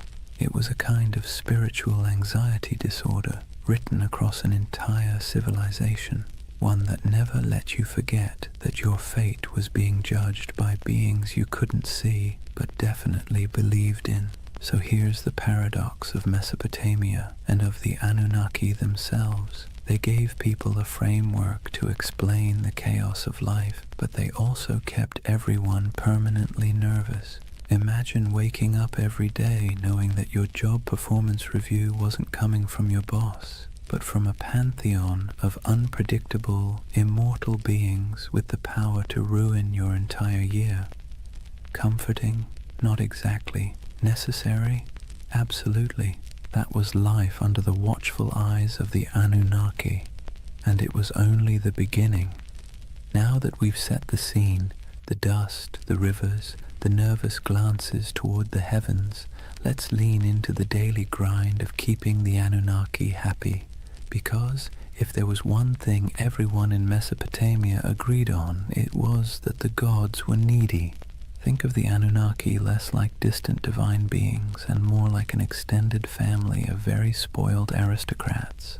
They didn't simply exist in the background of your life. They were treated as if they lived right there in the city with you, lounging in temples that were really more like mansions stocked with food, drink, and endless attention. Priests fed the gods' statues elaborate meals. They clothed them in fine garments. They bathed them, sang to them, and even tucked them into bed at night with rituals designed to assure the gods that yes, they were adored. And here's the kicker, the gods didn't actually eat the food, wear the clothes, or drink the beer. The priests did, but in the logic of the time that was the point. The offering wasn't about literal nourishment, it was about respect, about demonstrating submission to the divine order. Imagine working all day in a scorching field, hauling baskets of barley, and then handing over a chunk of your hard-earned harvest to a temple where priests would cook it up in front of a golden statue. You didn't get to enjoy the meal, the gods did, or so you were told. This wasn't optional. Failing to make offerings wasn't just rude, it was dangerous. Skip your temple duties, and you risked angering a god who could retaliate with a bad harvest, a plague, or a flood. It was like living with an unpredictable landlord who might torch your house because you didn't bring them enough bread. And so, day after day, people dragged their grain, their livestock, their jars of beer, and their prayers into the temple courtyards, hoping the divine egos were stroked enough to leave them in peace. Markets reflected this cycle of giving and appeasing. Merchants sold incense imported from far-off lands, exotic woods for temple furnishings, and precious stones for idol adornment. Whole industries thrived not because people needed goods for themselves, but because the gods supposedly needed them. The economy of worship was real, and it was heavy. And then there were the rituals, constant, exhausting, and often bewildering. Priests performed chants, sacrifices, and ceremonies to interpret the gods' moods. Ordinary people had little say in the process. They simply trusted or feared that the professionals got it right. Was the river about to flood? Only the gods knew. Was a plague looming? Better pay for a ritual just in case. Imagine the anxiety. You might lose your family, your crops, your city, not because of something you did wrong in the field, but because a priest forgot to wash a statue properly before a ritual. This constant pressure shaped how people thought about themselves. You weren't just a farmer, a merchant, or a craftsman. You were a servant of the gods, and your work was always under review. The Anunnaki weren't the kind of bosses who praised your effort either. At best, they ignored you. At worst, they punished you for reasons you could never quite understand. And yet there was comfort too. As strange as it sounds, the ritual obligations gave life structure. There was a rhythm to the year, festivals, sacrifices, processions, moments when the whole city gathered together in noisy, colorful celebrations. For a while, the pressure of survival melted into shared relief. Beer flowed, music played, incense smoke curled into the sky, and people could convince themselves that the Anunnaki might actually be pleased for once. But make no mistake, the weight of worship was heavy. It pressed down on every meal, every harvest, every family gathering. It meant living in a world where you never really owned your life. You were always making payments upward, into the hands of gods who demanded much and explained little. Civilization, in other words, came with a permanent divine subscription fee. So when you picture Mesopotamian life, don't just imagine mud brick houses and busy bazaars. Picture the temples looming above everything, casting long shadows across the city. Picture priests bustling through courtyards, chanting prayers and carrying offerings. And picture the ordinary farmer at the gate, holding a bowl of barley with cracked hands, hoping that this small gift would keep the Anunnaki's attention fixed somewhere else. That was the weight of worship, a constant burden, heavy as the mud brick walls themselves, shaping every breath of life in the land between the rivers. If temples were the stage for grand rituals, then the family was where belief in the Anunnaki seeped into the most ordinary corners of life. From the moment you were born in Mesopotamia, you were wrapped in layers of tradition, lore and stories that all reminded you the gods were watching and you had better behave. Picture a household, mud brick walls enclosing a small courtyard with reed mats laid out for sitting and sleeping. The air smells faintly of cooking grain, sheep dung burned for fuel, and maybe onions sizzling in oil if the family was lucky enough to afford them. Life here was simple, cramped, and endlessly repetitive. Yet, hovering over every task, grinding flour, weaving wool, teaching children their chores, was the belief that the Anunnaki were present, judging not just cities or kings, but households too.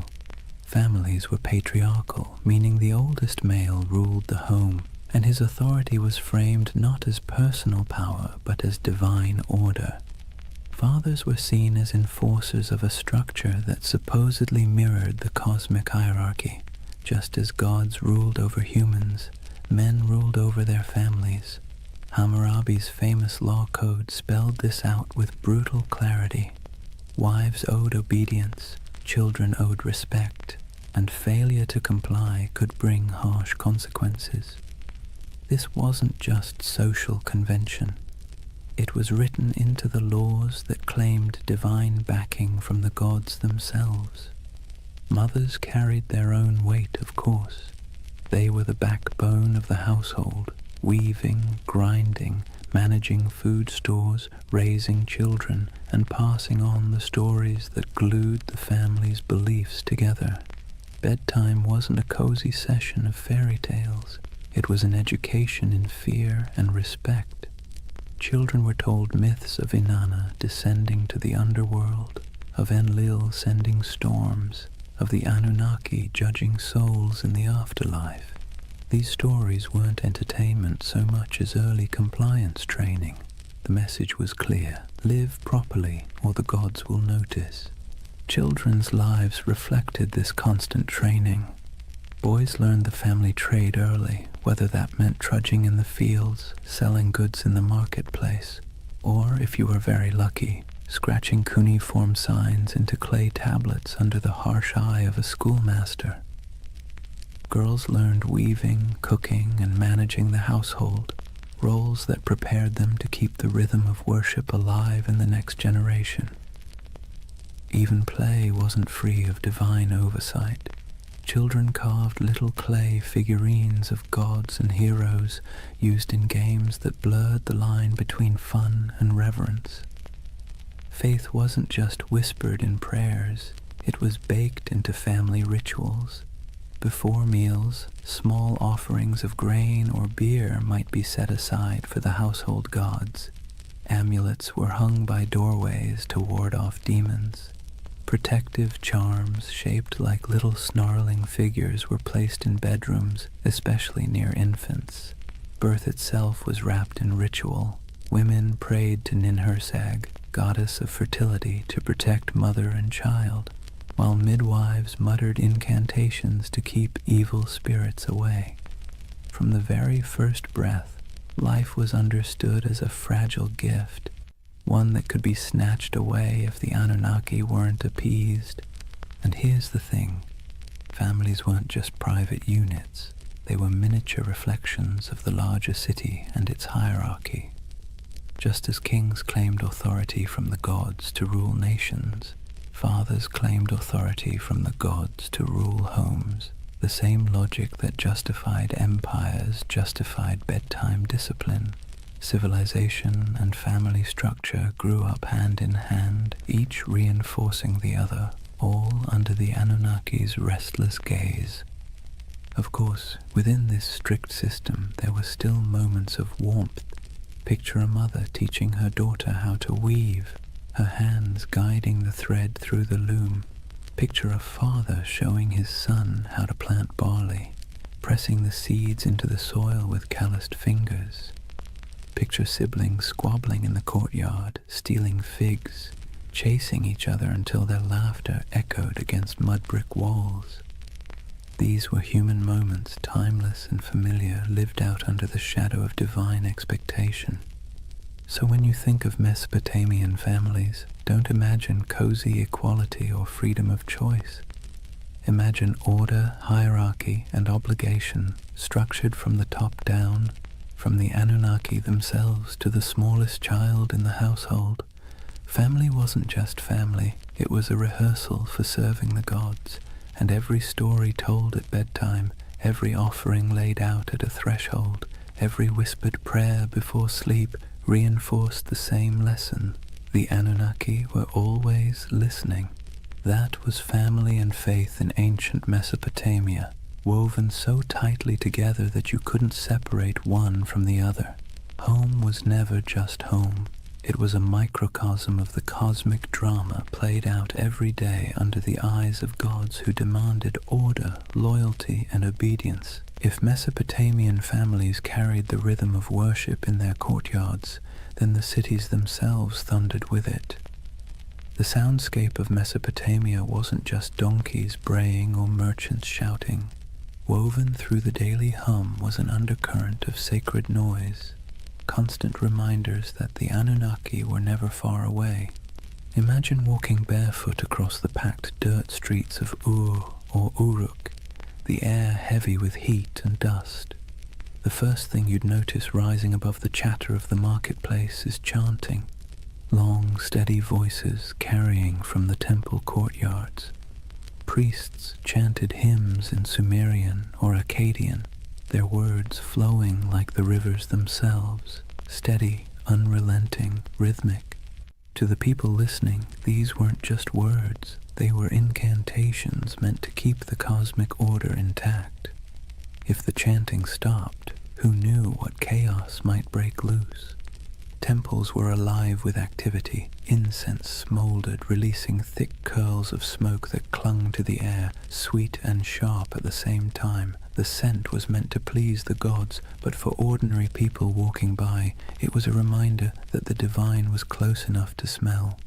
Lyres plucked their delicate notes in temple courtyards, drums pulsed with steady beats, and flutes added piercing tones that drifted across rooftops. To us, it might sound like music. To them, it was more like maintenance, a sound system designed to keep the Anunnaki pacified. And it wasn't just priests who contributed to the sacred soundscape. Festivals turned entire cities into orchestras of devotion. Imagine crowds gathering for a procession, voices rising together in chants, bells clanging, animals bellowing as they were led toward sacrifice. The ziggurat loomed above it all, terraces echoing with footsteps as priests climbed higher to offer food, drink, and prayers to the gods at the summit shrine. From miles away, travelers could hear the echo of music, the low murmur of thousands of voices, and know they were approaching a city where gods were fed daily like pampered royals. But the sounds weren't always grand. Sometimes they were intimate and unsettling. Picture a priest muttering over the body of a sick child, reciting spells to chase away spirits. Picture whispered prayers at dusk, entire families speaking softly into the night air as oil lamps flickered. Picture the hush that fell when an omen was announced, the crowd quieting to hear the words that might decide whether the gods were pleased or furious. In these moments, sound wasn't background. It was the bridge between humans and the Anunnaki. The irony is that these sounds, sacred chants, booming drums, whispered prayers, blurred together with the noise of the city. A donkey braying outside a temple, a merchant shouting about his wares as priests sacrificed a goat, children laughing while incense smoke rose into the sky. The sacred and the ordinary overlapped constantly, like two melodies played at the same time. For Mesopotamians, there was no separation between daily life and sacred life. Every sound was part of the same chorus, one directed at keeping the gods content. So, when you imagine Mesopotamia, don't just picture silent ruins or dusty tablets in a museum. Picture a city alive with sound, chanting voices echoing from ziggurats, music rising from temples, prayers whispered in homes, markets buzzing with life. And beneath it all, the steady, unsettling hum of belief, the sense that every sound you made was heard, judged, and recorded by the Anunnaki. That was the soundscape of Mesopotamia, sacred and ordinary, human and divine, blending into one endless hymn beneath the gaze of restless gods. So far we've walked the fields, stepped into homes, and stood in the courtyards of temples. But if there's one thread tying all of Mesopotamian life together under the watch of the Anunnaki, it's struggle. Not dramatic Hollywood-style struggle, more like the constant grinding kind. The kind that wears you down day after day until survival itself feels like an act of worship. Imagine yourself as an ordinary farmer standing ankle-deep in a muddy canal, sweat dripping into your eyes as the sun beats down. The water that gives life to your crops also threatens to destroy them, either by flooding too much or not enough. You dig ditches, patch walls, and mutter prayers, hoping Enki might spare you this season. Your back aches, your hands blister, and still the work never stops. Each seed you plant is not just a gamble with the soil, it's a plea to the gods. Or imagine being a craftsman, hunched over a clay tablet, shaping wedge-shaped marks into wet clay. Maybe you're writing receipts, tallying debts, or recording temple rations. The work is tedious, your teacher strict, your mistakes punished, and yet every stroke of your stylus feels like part of something bigger. You're not just tracking grain, you're participating in a divine system where the Anunnaki themselves are imagined to weigh human worth in records and decrees. Disease lurked in the background too. Cities were crowded, hot and filthy, and illness spread quickly. If someone in your family fell sick, you didn't think of germs, you thought of angry gods or lurking demons. Maybe it was punishment, maybe it was bad luck, maybe both. Priests muttered incantations over the feverish burned incense and offered sacrifices. Sometimes it worked, sometimes it didn't. Either way, you believed your life was being tallied by powers you couldn't see. And then there was the simple, unshakable anxiety of living in a land where nothing stayed stable for long. Floods, droughts, raids from neighbors. Every threat felt like it came with divine approval or divine neglect. You might work tirelessly, live faithfully, and still watch your field wash away overnight. It's no wonder that Mesopotamian myths constantly circle back to the same themes. Humans struggling, gods displeased, chaos always around the corner. But within that struggle, there was resilience. People endured. They dug new canals after floods, rebuilt homes after raids, prayed louder after disasters. Families bound themselves tightly together. Neighbors leaned on one another in the marketplace, and communities clung to rituals that gave their world meaning. The Anunnaki may have loomed like stern overseers, but the people found ways to keep living, laughing, and even celebrating in the cracks between their hardships.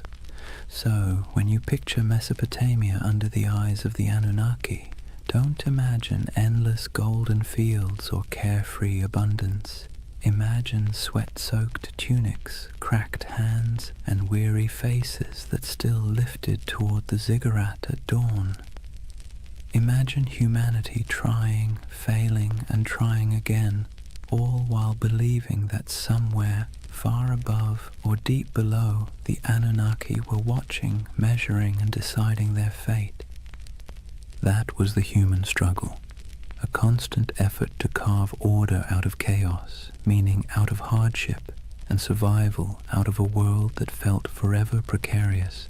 And in that struggle, civilization itself was born. Chapter 2. The Gods Who Ruled the Skies and Earth. If life in Mesopotamia felt like a constant test, then the examiners were the Anunnaki.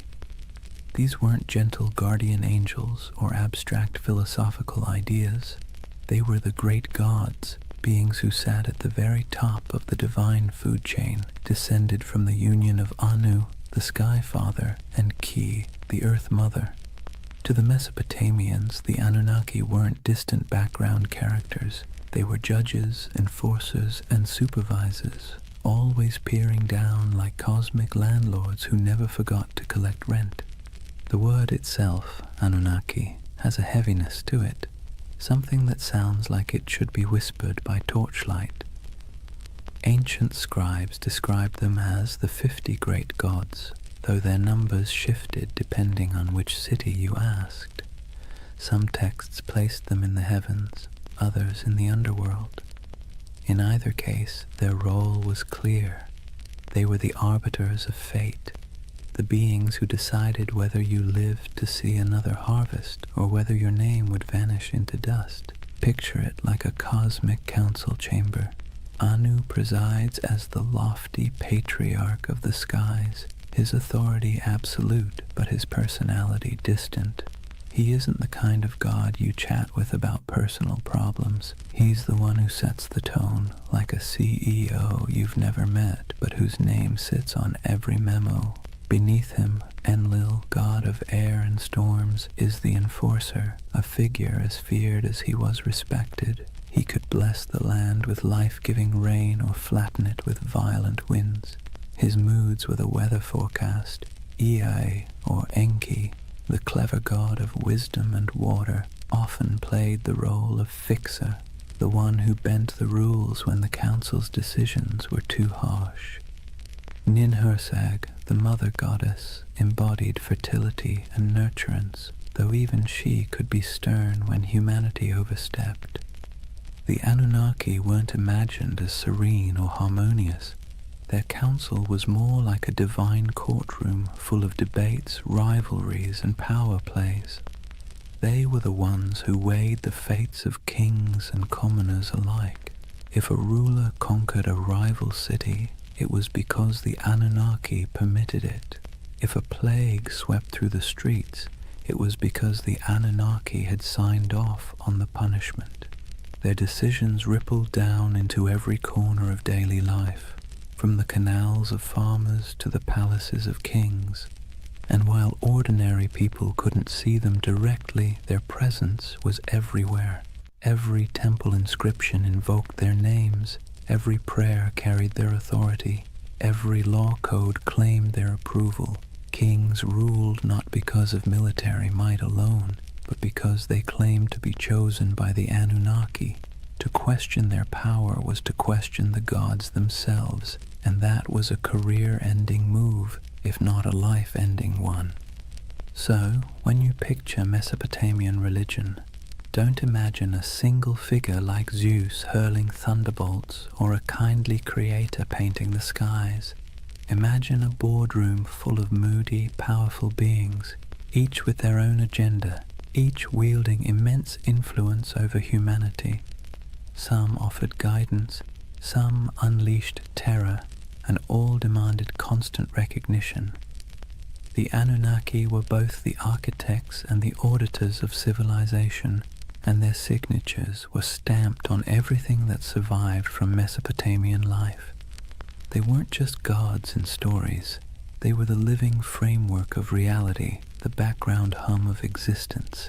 and under their watchful eyes, humanity took its first halting steps into what we call civilization. If the Anunnaki were the great gods of Mesopotamia, then their stories were the epic sagas that gave life meaning and, frankly, kept people both entertained and terrified. These weren't bedtime tales meant to lull you to sleep. They were cautionary dramas about power, mortality, and what happens when you cross the wrong god on the wrong day. Take Inanna, also known as Ishtar, the goddess of love, war, and everything messy in between. Her most famous story is the descent into the underworld. Imagine her striding into the shadowy realm ruled by her sister Ereshkigal, Queen of the Dead. But there's a catch. At each of the 7 gates she passes through, she must remove an item of clothing or jewelry. By the time she arrives before her sister, she's stripped bare, not just physically, but of her power and protection, and the Anunnaki, acting as judges in the underworld, condemn her. She's struck down, lifeless, and the world above begins to wither without her presence. Only through divine trickery and intervention does she return, but not without a price. Her lover, Dumuzi, is dragged down to take her place for part of the year. It's a story about death and rebirth, about the cycles of fertility and decay, but also about how even the mightiest goddess isn't immune to the stern judgments of the Anunnaki. Then there's Enlil, the god of storms, whose power was as unpredictable as the weather he ruled. In one tale, he decides humanity has become too noisy. Seriously, that was their crime, just existing too loudly, and pushes for their destruction. You can imagine a farmer shaking his head at this, muttering, "We break our backs in the sun, and still the gods complain we're too chatty." But it wasn't just petty annoyance. The Anunnaki gathered as a council to decide humanity's fate, and their verdict carried the weight of life and death. Enki, the god of wisdom and water, often acted as a counterbalance. He was the sly one, slipping humanity a lifeline when the other gods turned cruel. He whispers secrets to mortals, helps heroes survive floods, and generally makes sure that civilization doesn't collapse entirely under the divine equivalent of poor management. His rivalry with other Anunnaki, especially when their decrees seemed harsh, created the tension at the heart of many myths. Without him, the stories would end a lot sooner, usually with humanity wiped off the map. The Anunnaki didn't just sit around in myths as background figures. They were portrayed as active enforcers of cosmic law. They're described as judges in the underworld, weighing the souls of the dead. They show up in tales as the arbiters of fate, determining whether kings succeed or fall. To the Mesopotamians, this wasn't abstract philosophy. It was how the universe worked. The Anunnaki weren't just on the stage. They were the directors, the critics, and occasionally the executioners. And then, of course, there's the divine drama. Rivalries, betrayals, and power grabs weren't unique to human kings. The Anunnaki mirrored the squabbles of earthly rulers. They fought, negotiated, sulked, and occasionally unleashed chaos on a cosmic scale. Every myth reinforced the idea that the universe was not run by serene, detached beings, but by temperamental gods with very human flaws. So, the mythic storylines of the Anunnaki weren't simple tales. They were the scripts by which Mesopotamians understood their place in the world. When you planted your crops, you remembered Inanna's descent. When storms raged, you muttered prayers to Enlil. When you needed a glimmer of hope, you looked to Enki. These stories explained why life was fragile, why the gods were fickle, and why survival always felt like it balanced on the edge of divine whim. If Mesopotamian myths were the great campfire stories of their day, then the Epic of Gilgamesh was the full-length box set, multi-season, full of drama, cosmic cameos, and the occasional existential crisis. And tucked into this saga, just behind the swagger of Gilgamesh himself, you find the fingerprints of the Anunnaki. They weren't the stars of the show, but they were always present, quietly pulling strings, stamping judgments, and reminding humanity who was really in charge. Gilgamesh, king of Uruk, is portrayed as 2/3 divine, 1/3 human, a math equation that somehow worked in Mesopotamian mythology but would make your high school algebra teacher sweat. Despite his divine heritage, he still lived under the gaze of the Anunnaki. His strength, his ambition, even his arrogance, all of it was tolerated but not entirely unchecked. The Anunnaki weren't about to let one man, no matter how mighty, get away without consequences. Take his quest for immortality. After the death of his companion Enkidu, Gilgamesh is swallowed by grief, staring mortality in the face. And in that grief, he sets out to find Utnapishtim, the Mesopotamian Noah, the one mortal granted eternal life after the Great Flood. But here's the twist. Utnapishtim's story is inseparable from the Anunnaki. It was they who decreed the flood to wipe out humanity, annoyed once again by our collective noisiness. It was they who sealed the fate of countless villages. And it was Ea, sly Ea, who bent the rules by whispering to Utnapishtim, helping him survive in a boat loaded with animals. Without that divine trickery, there would be no flood hero, and thus no quest for Gilgamesh to undertake. When Gilgamesh finally finds Utnapishtim, he's told in no uncertain terms that immortality isn't for him. The Anunnaki themselves had decreed it. When the gods created man, they allotted him death, but life they retained in their own keeping. That line is essentially the fine print of existence. Humanity got the mud bricks, the barley, the back-breaking labor. The gods kept immortality for themselves. Tough luck.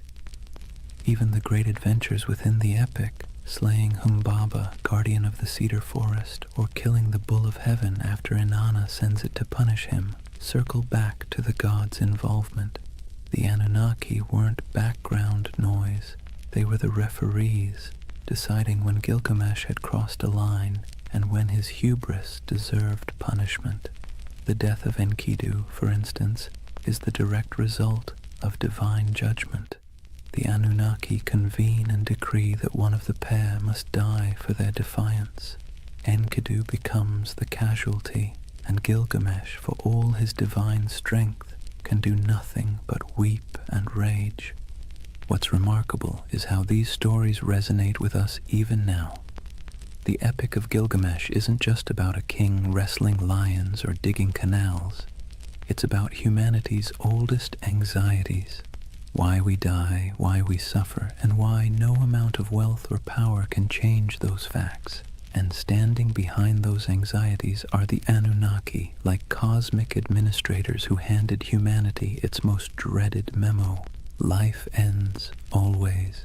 So, as Gilgamesh wandered deserts, scaled mountains, and crossed seas in search of eternal life, he wasn't just wrestling with his own fears. He was wrestling with the verdict of the Anunnaki, a verdict no mortal could ever overturn. His story wasn't just a king's adventure. It was a parable about the boundaries set by the gods and the futility of trying to break them. And in the end, Gilgamesh's great realization wasn't that he could cheat death, but that he couldn't. His city, his walls, his legacy, those would endure, not his body, which, ironically, is exactly what the Anunnaki seem to want. Humanity striving, building, suffering, and remembering, but never escaping. Civilization itself, with all its mud, sweat, and noise, became the immortality humans were allowed. If you've ever heard the story of Noah's Ark, you might think it's unique. One righteous man, one enormous boat, a zoo crammed 2 by 2, and a god who decided humanity needed a hard reset. But here's the thing, Long before the Bible put pen to parchment, Mesopotamia had already told its version. Several versions, in fact, and at the center of everyone, like judges sitting in an endless board meeting, were the Anunnaki. The earliest version we know comes from the Atrahasis epic. In this story, humanity isn't destroyed because of sin or even bad manners, but because of noise. Yes, noise. Apparently, humans were just too loud for the gods to get a decent night's rest. Picture the Anunnaki sitting in their divine chambers, grumbling like cranky landlords. These humans won't stop partying, yelling, clattering around with their plows. Enough. So they decide to wipe the slate clean. First they try droughts, then plagues, then famine, but nothing seems to stick. Humanity, stubborn as ever, bounces back. Finally, the Anunnaki pull the ultimate lever, a flood to drown every last village. Rivers swell, storms rage, and the land sinks beneath walls of water. Humanity is meant to vanish, a failed experiment erased by divine decree. But one god doesn't quite play along. Enter Ea, clever, cunning, and a little too sympathetic toward mortals for his own good. He whispers a warning to Atrahasis, a man chosen not for his holiness but for his usefulness. Build a boat, Ea advises, and not just any boat, a giant vessel sealed with pitch, stocked with food, and loaded with animals. Atrahasis obeys, and when the waters rise, he and his cargo survive, bobbing above the drowned world like the last ember of human life. A later version of the story appears in the Epic of Gilgamesh, where the survivor is called Utnapishtim. The details are eerily familiar: divine anger, whispered instructions, an ark, a flood, and birds sent out to find dry land. Sound familiar? It should. The echoes between these Mesopotamian tales and the later biblical flood story are too strong to ignore. Scholars argue endlessly about who borrowed what, but one thing is clear: Mesopotamia wrote the first draft of humanity's greatest flood myth, and in every draft, the Anunnaki are central. They sit in council, they bicker about humanity's fate, and when the flood waters finally cover the land, they're portrayed in almost comic relief, huddled together, terrified by the very storm they unleashed. Some tablets even describe them as starving, deprived of the offerings that humans usually provided. Without people bringing bread, beer, and incense, the gods themselves were suddenly cut off. The flood, in other words, was as inconvenient for them as it was catastrophic for us. The flood stories reveal something essential about how Mesopotamians saw the Anunnaki, as powerful but flawed, terrifying but needy. They could annihilate the world on a whim, yet still panic when their own survival was threatened. They were less like all-knowing deities and more like moody overlords with too much power and not enough foresight. For the people who told these stories, the message was clear. Humanity existed at the mercy of forces it could never control. Floods could sweep away entire harvests overnight. Droughts could starve villages. Life was precarious, fragile, and unfair. By embedding those anxieties into myth, the Mesopotamians made sense of the chaos. The Anunnaki weren't just random forces of nature. They were personalities you could bargain with, flatter, or, if you were lucky, find an ear to outwit on your behalf. And maybe that's why the flood myth has lasted so long. It resonates with the most basic human fear, that everything we've built, everything we've struggled for, can be washed away in an instant. The Mesopotamians wrapped that fear in the story of divine judgment, a story so powerful it sailed forward through time, carried on clay tablets, copied into scripture, and retold for millennia. So the flood wasn't just water rising, it was a story of humanity's fragility, the gods' capriciousness, and the desperate hope that someone, anyone, might survive to start over again. If you've ever sat through a corporate meeting where everyone jockeys for credit, interrupts each other, and tries to outdo the boss, congratulations, you already understand Mesopotamian divine politics. Because the Anunnaki, for all their cosmic authority, were basically the original middle managers of the universe, constantly bickering, scheming, and pushing their agendas. Let's be clear. The Anunnaki weren't serene, enlightened beings sitting in eternal harmony. They were more like a council of city-states writ large. Each had their turf, their loyalties, and their grudges. When they gathered, it wasn't kumbaya around the celestial campfire. It was more like a landlord's association deciding how much rent to raise while secretly planning who to stab in the back at the next vote. Take Enlil, for example, the storm god, known for being both immensely powerful and immensely irritable. He's often depicted as the one pushing for harsh judgments, floods, plagues, the occasional smiting. If you had to assign him a modern role, he'd be that boss who always thinks the best solution is fire half the staff and never sticks around to clean up the mess. Then you've got Ea, or Enki, the god of wisdom and water, who often played the role of the office saboteur. Whenever Enlil wanted to wipe out humanity, Ea would sneak behind his back, whispering to mortals like Atrahasis or Utnapishtim. He wasn't rebellious enough to stage a coup, but he was crafty enough to bend the rules. Think of him as the co-worker who nods along in the meeting, then quietly emails the client with a completely different plan.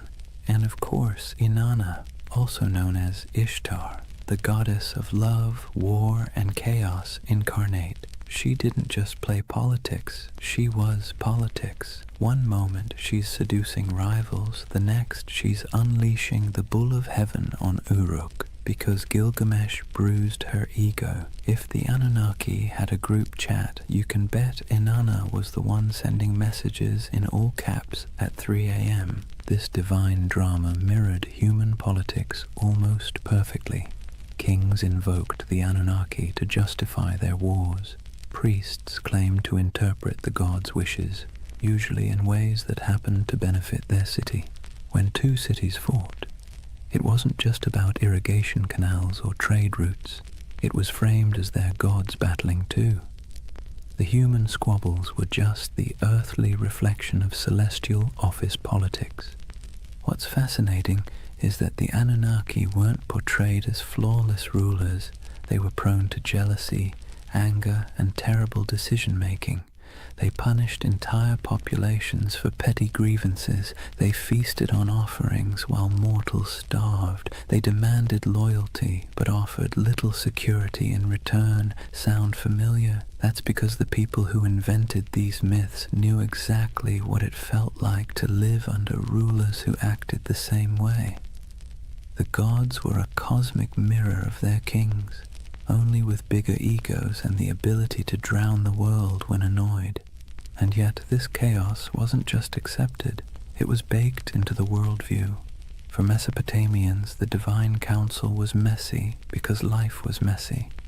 The Anunnaki didn't represent a utopia, they represented reality, unpredictable, unfair, and exhausting, but also the only system anyone knew. So the next time you picture Mesopotamian religion, don't imagine calm temples and peaceful hymns. Picture a smoky back room, gods arguing over humanity's fate, each angling for influence while pretending to act for the greater good. That was the drama of divine politics, and it shaped every flood, famine, and fleeting moment of human survival. Chapter 3. Myths, Mysteries, and Alien Theories. Before we dive into modern theories about aliens with laser beams building ziggurats, let's ground ourselves in how the people of Mesopotamia themselves actually understood the Anunnaki. Because for them, these weren't space visitors or sci-fi saviors. They were the very fabric of existence. The Anunnaki were the great gods, descended from Anu, the sky, and Ki, the earth. They weren't casual background deities. They were the stern judges, the cosmic accountants of fate. Picture them sitting on a celestial council bench, scribbling down humanity's behavior like the universe's first HR department, except the performance reviews were terrifyingly final. They decided who lived, who died, and how the world ticked. But here's the twist. They weren't abstract. They were woven into every corner of daily life. A farmer digging an irrigation canal didn't just worry about weeds or floods. He worried about whether the Anunnaki were pleased with his offering of grain. A merchant weighing silver in the bazaar wasn't just concerned about fair trade. He wondered if the gods of fate were tallying his honesty. The Anunnaki weren't far away. They were breathing down your neck in every deal, every harvest, every storm cloud on the horizon. Temples were their houses, but also their workplaces. Priests acted as caretakers, feeding the statues daily meals, dressing them in embroidered garments, and bathing them in ritual purity. Imagine treating a carved stone figure as if it were your very picky, very powerful roommate who might throw a tantrum if dinner was late. That's the relationship Mesopotamians had with their gods, equal parts reverence and anxiety. The Anunnaki's role stretched beyond the fields and temples. They were tied to fertility, justice, and even the underworld. In some myths, they sit as judges in the realm of the dead, weighing the shadows of human lives like bureaucrats processing endless paperwork. Not exactly a comforting image, but then again, Mesopotamian religion wasn't about comfort. It was about explaining a world that was dangerous, unpredictable, and constantly shifting. And the rituals reflected that. People poured out libations of beer, laid down offerings of bread, burned incense, and sang hymns to keep the divine machine running. Festivals were not just moments of joy, they were mandatory maintenance on the cosmic engine. Skip a ritual, anger a god, and suddenly your canal might collapse or your child might fall sick. So when we talk about the Anunnaki, the ancient understanding wasn't glamorous, it was anxious. These weren't benevolent guardians handing out blessings. They were moody overseers, cosmic bosses whose whims dictated survival. And humanity's job was simple, if exhausting. Keep them fed, keep them clothed, keep them entertained, and maybe, just maybe, they wouldn't ruin your week. In other words, the Anunnaki were less about lofty spirituality and more about survival management. They reflected the world their worshippers lived in, harsh, unstable, unpredictable, but impossible to ignore. So let's clear the fog a bit. When we talk about the Anunnaki, what do we actually know from the ground? What's been dug up, baked in clay, and translated by bleary-eyed archaeologists squinting at wedge-shaped cuneiform? Because while modern theories tend to leap straight into sci-fi territory, the ancient sources are both more grounded and, in some ways, more fascinating. The word Anunnaki itself pops up across thousands of years of Mesopotamian texts, from Sumerian myths to Babylonian epics. These weren't obscure fringe deities whispered about in one dusty tablet. They were front and center, woven into the very structure of Mesopotamian religion. They appear in the Enuma Elish, the Babylonian creation story. They're judges in underworld texts. Their name dropped in royal inscriptions, invoked as divine witnesses to treaties and curses. If you lived in Mesopotamia, you would have heard their names the way we hear the law or the government. Archaeologists have unearthed thousands of cuneiform tablets that mention them. Some are myths, some are hymns. Others are dry administrative lists where the Anunnaki show up as the divine recipients of offerings, bread, beer, livestock, and occasionally the odd luxury good. Imagine seeing your gods listed alongside taxes in a spreadsheet carved into clay. That's how real they were to the people of the time. Visually, the evidence is trickier. Unlike Egyptian gods with instantly recognizable animal heads, the Anunnaki weren't locked into one iconography. Sometimes they're represented as human-like figures in elaborate robes with horned crowns, a symbol of divinity. Other times, they're mentioned collectively, more as a divine council than as individuals with distinct faces.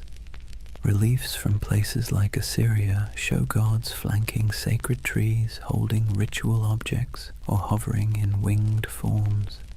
Whether every winged figure should be read as Anunnaki is debated, but what's certain is that these divine images were meant to remind worshippers of cosmic hierarchy, gods above, humans below, no exceptions.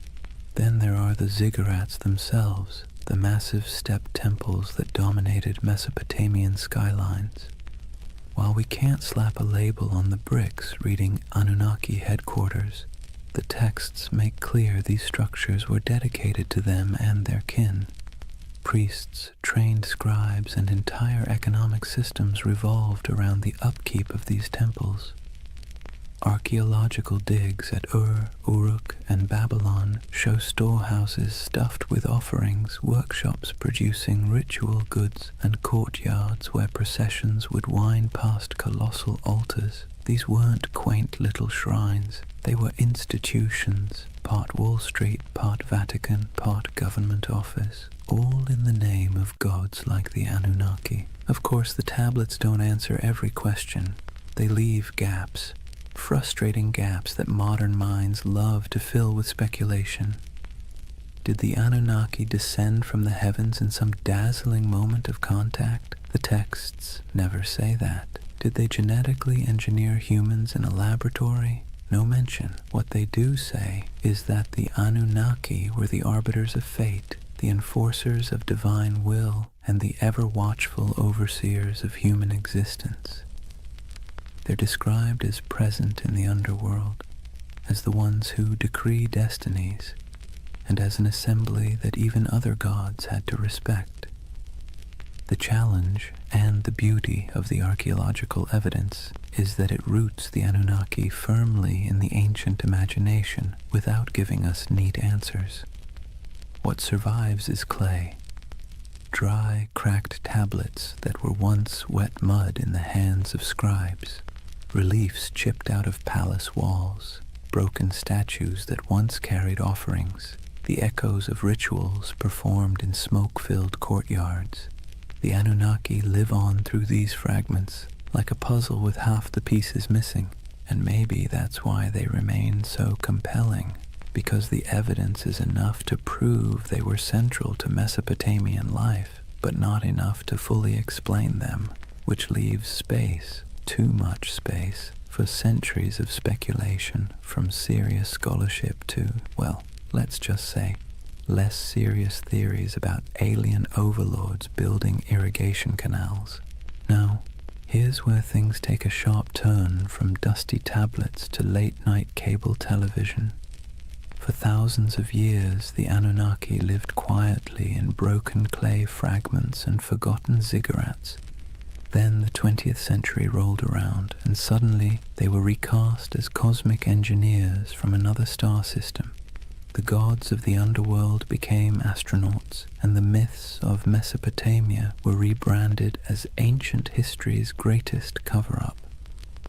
The name most associated with this reimagining is Zecharia Sitchin, a writer who in the 1970s published a series of books claiming that the Anunnaki weren't just gods.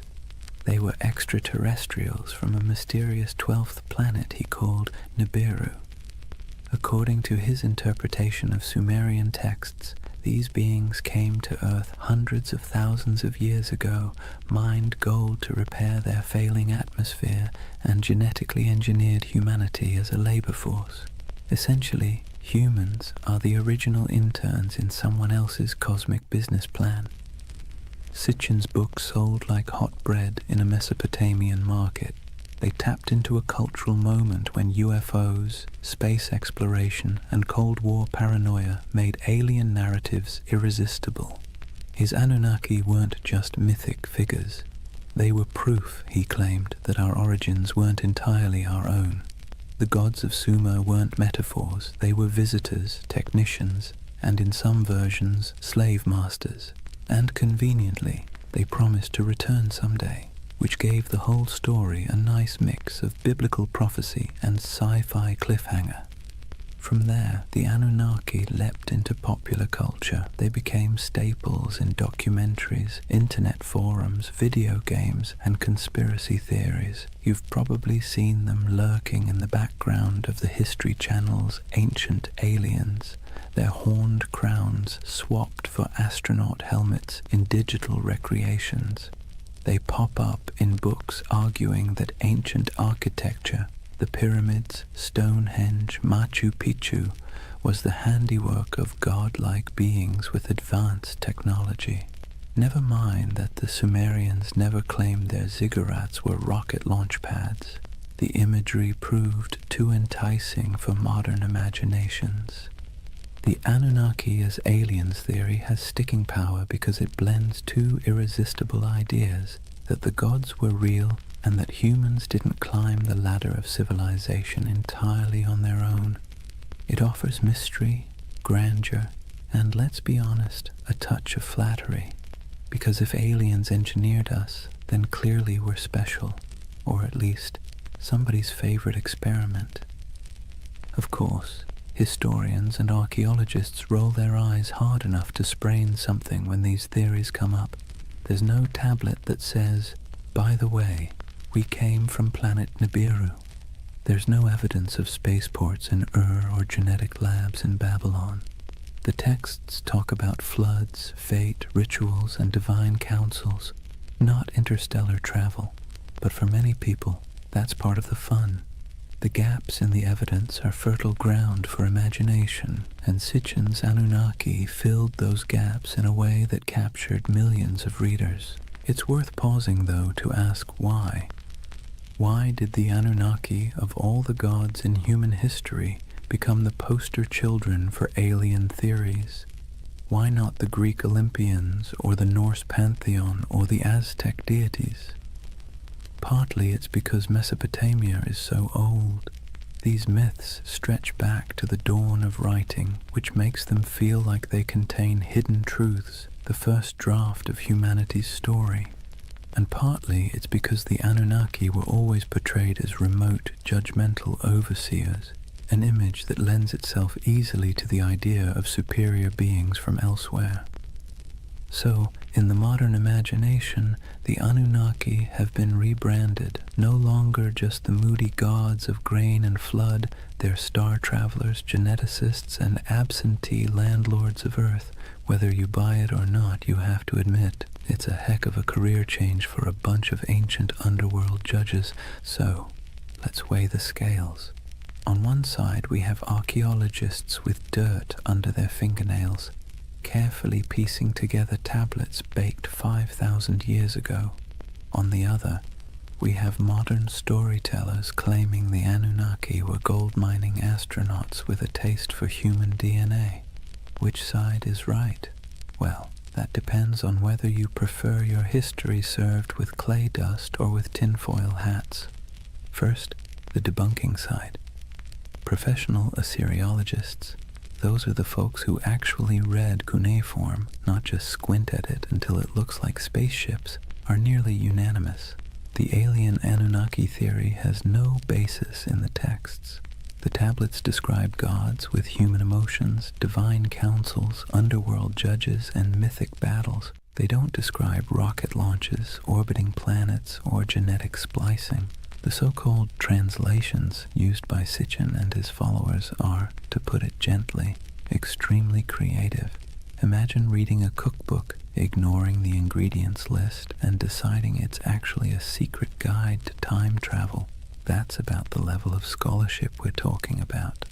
Historians also point out that Mesopotamian myths are not unique in describing gods coming from the heavens or shaping humanity. Nearly every culture personified natural forces, storms, floods, fertility, death, as divine beings. The Anunnaki fit neatly into this pattern.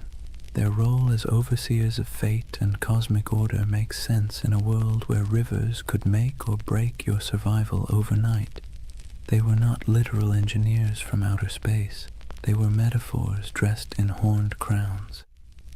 And yet, here's where the believing side makes its case, not necessarily because the evidence is strong, but because the allure is irresistible. People love mysteries. We love the idea that official history only tells part of the story, and we especially love the idea that ancient civilizations had secrets we can barely comprehend. The Anunnaki as aliens theory scratches all those itches. It takes the gaps, the missing pieces in the archaeological record, and fills them with rockets, DNA labs, and interstellar empires. And let's be honest, the official scholarly version isn't exactly sexy. The Anunnaki were stern gods who oversaw the underworld and enforced cosmic order doesn't exactly sell 1 million paperbacks. The Anunnaki were aliens who built humanity as their labor force and promised to return. Now that gets you a book deal, a History Channel interview, and a lifetime supply of conference invitations. What's fascinating is how both sides talk past each other. Scholars insist, rightly, that there's no evidence for aliens. Believers insist, also rightly in their own way, that the mysteries of Mesopotamia leave plenty of room for speculation. And between those poles, the Anunnaki themselves sit in silence, their names carved into clay, waiting for us to argue over them. Maybe that's the real takeaway here.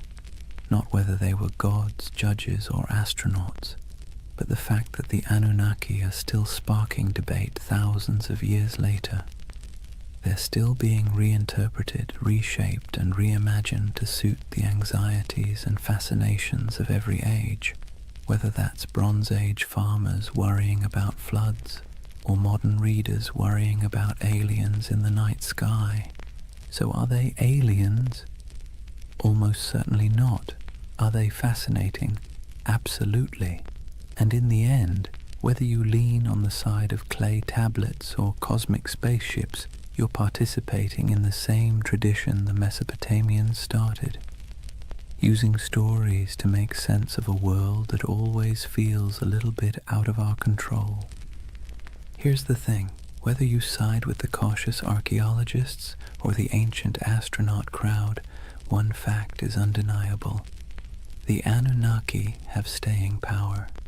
Thousands of gods have come and gone, their names forgotten, their temples reduced to rubble, but somehow the Anunnaki still loom in our imagination, stubbornly refusing to fade. Why? What is it about this particular group of deities that continues to haunt us? Part of the answer lies in timing. The Anunnaki belong to the very earliest chapters of human history. When we talk about them, we're not just talking about some late add-on to mythology. We're talking about gods that walked hand in hand with the invention of writing, cities, and law. They're baked into the foundations of civilization itself. To imagine them is to imagine the dawn of human organization, when the rules of existence were still being scribbled on clay for the very first time. That alone gives them an aura of primordial authority. Another part is their personality. Unlike distant creator gods who retreat into the heavens after making the world, the Anunnaki were meddlesome. They judged, they punished, they demanded offerings. They were nosy landlords of human destiny, constantly keeping score.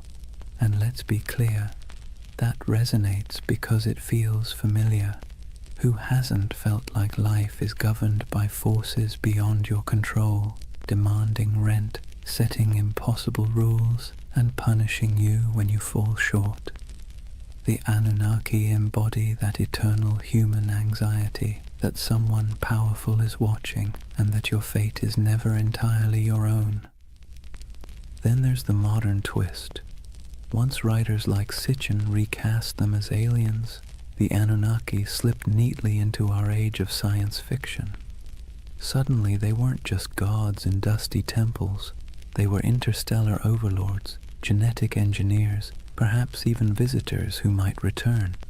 That storyline dovetails perfectly with our cultural obsessions, UFO sightings, government cover-ups, the dream that humanity's origin story has a cosmic footnote. The Anunnaki became flexible enough to serve both the skeptic and the dreamer, the scholar and the conspiracy theorist. But maybe the deepest reason they captivate us is because they stand at the intersection of myth and mystery. They are ancient enough to feel weighty, mysterious enough to feel open-ended, and human enough to feel relatable. They bridge the gap between the world we know and the world we suspect might exist just beyond our understanding. Whether as gods, symbols, or aliens, the Anunnaki invite us to ask big questions about control, destiny, and the possibility that humanity isn't entirely steering its own ship. And so they linger on broken tablets in dusty museums, on the shelves of UFO bookstores, in memes, podcasts, video games, and documentaries. They've outlived the cities that once worshipped them, and they'll probably outlive our own stories too, because the Anunnaki aren't just gods of the underworld, they're gods of imagination, and that, in the end, might be the only immortality any deity truly needs. Chapter 4. Legacy, Splendor, and Echoes in Time. If you were a Mesopotamian king, life wasn't just about managing crops or worrying about canal maintenance. That was for everyone else. Your main job, besides bragging in stone, was to convince people that the Anunnaki were firmly in your corner. Ruling wasn't just politics, it was theater, and the Anunnaki were the ultimate stage props. Step into the palace of a Babylonian ruler and look at the walls. Carvings show the king standing tall, flanked by divine symbols, winged discs, horned crowns, stars etched above his head. These weren't decorative doodles, they were bold advertisements. The message was simple: I don't just rule because I say so, I rule because the gods, the Anunnaki themselves, have given me the keys to the kingdom. If anyone dared question it, well, they weren't defying just a man, they were defying the cosmic order. Not exactly a comfortable position to be in. And then there were the temples. Massive ziggurats weren't simply for piety, they were political assets. Kings poured resources into these towering mud brick staircases to heaven, dedicating them to the Anunnaki as if they were paying off a divine mortgage. Each new level added, each gleaming brick was another way of saying, see how devoted I am? Clearly the Anunnaki love me more than the guy ruling next door. Priests, of course, benefited handsomely from this arrangement, receiving offerings, land, and workers, all in the gods' names. Kings and priests together formed a kind of divine PR firm, endlessly reminding everyone that their power flowed straight from above. Rituals, too, were carefully choreographed to spotlight this connection. The king might be shown pouring libations to a statue of a god or personally leading a festival procession. Behind him trailed nobles, musicians, soldiers, and ordinary citizens, all participants in a drama where the king was both actor and messenger. The Anunnaki's presence was invoked at every step, their supposed approval stamped onto the very structure of civic life. Of course, it wasn't all incense and hymns. Kings also invoked the Anunnaki in their darker pronouncements. Inscriptions often came with curses attached.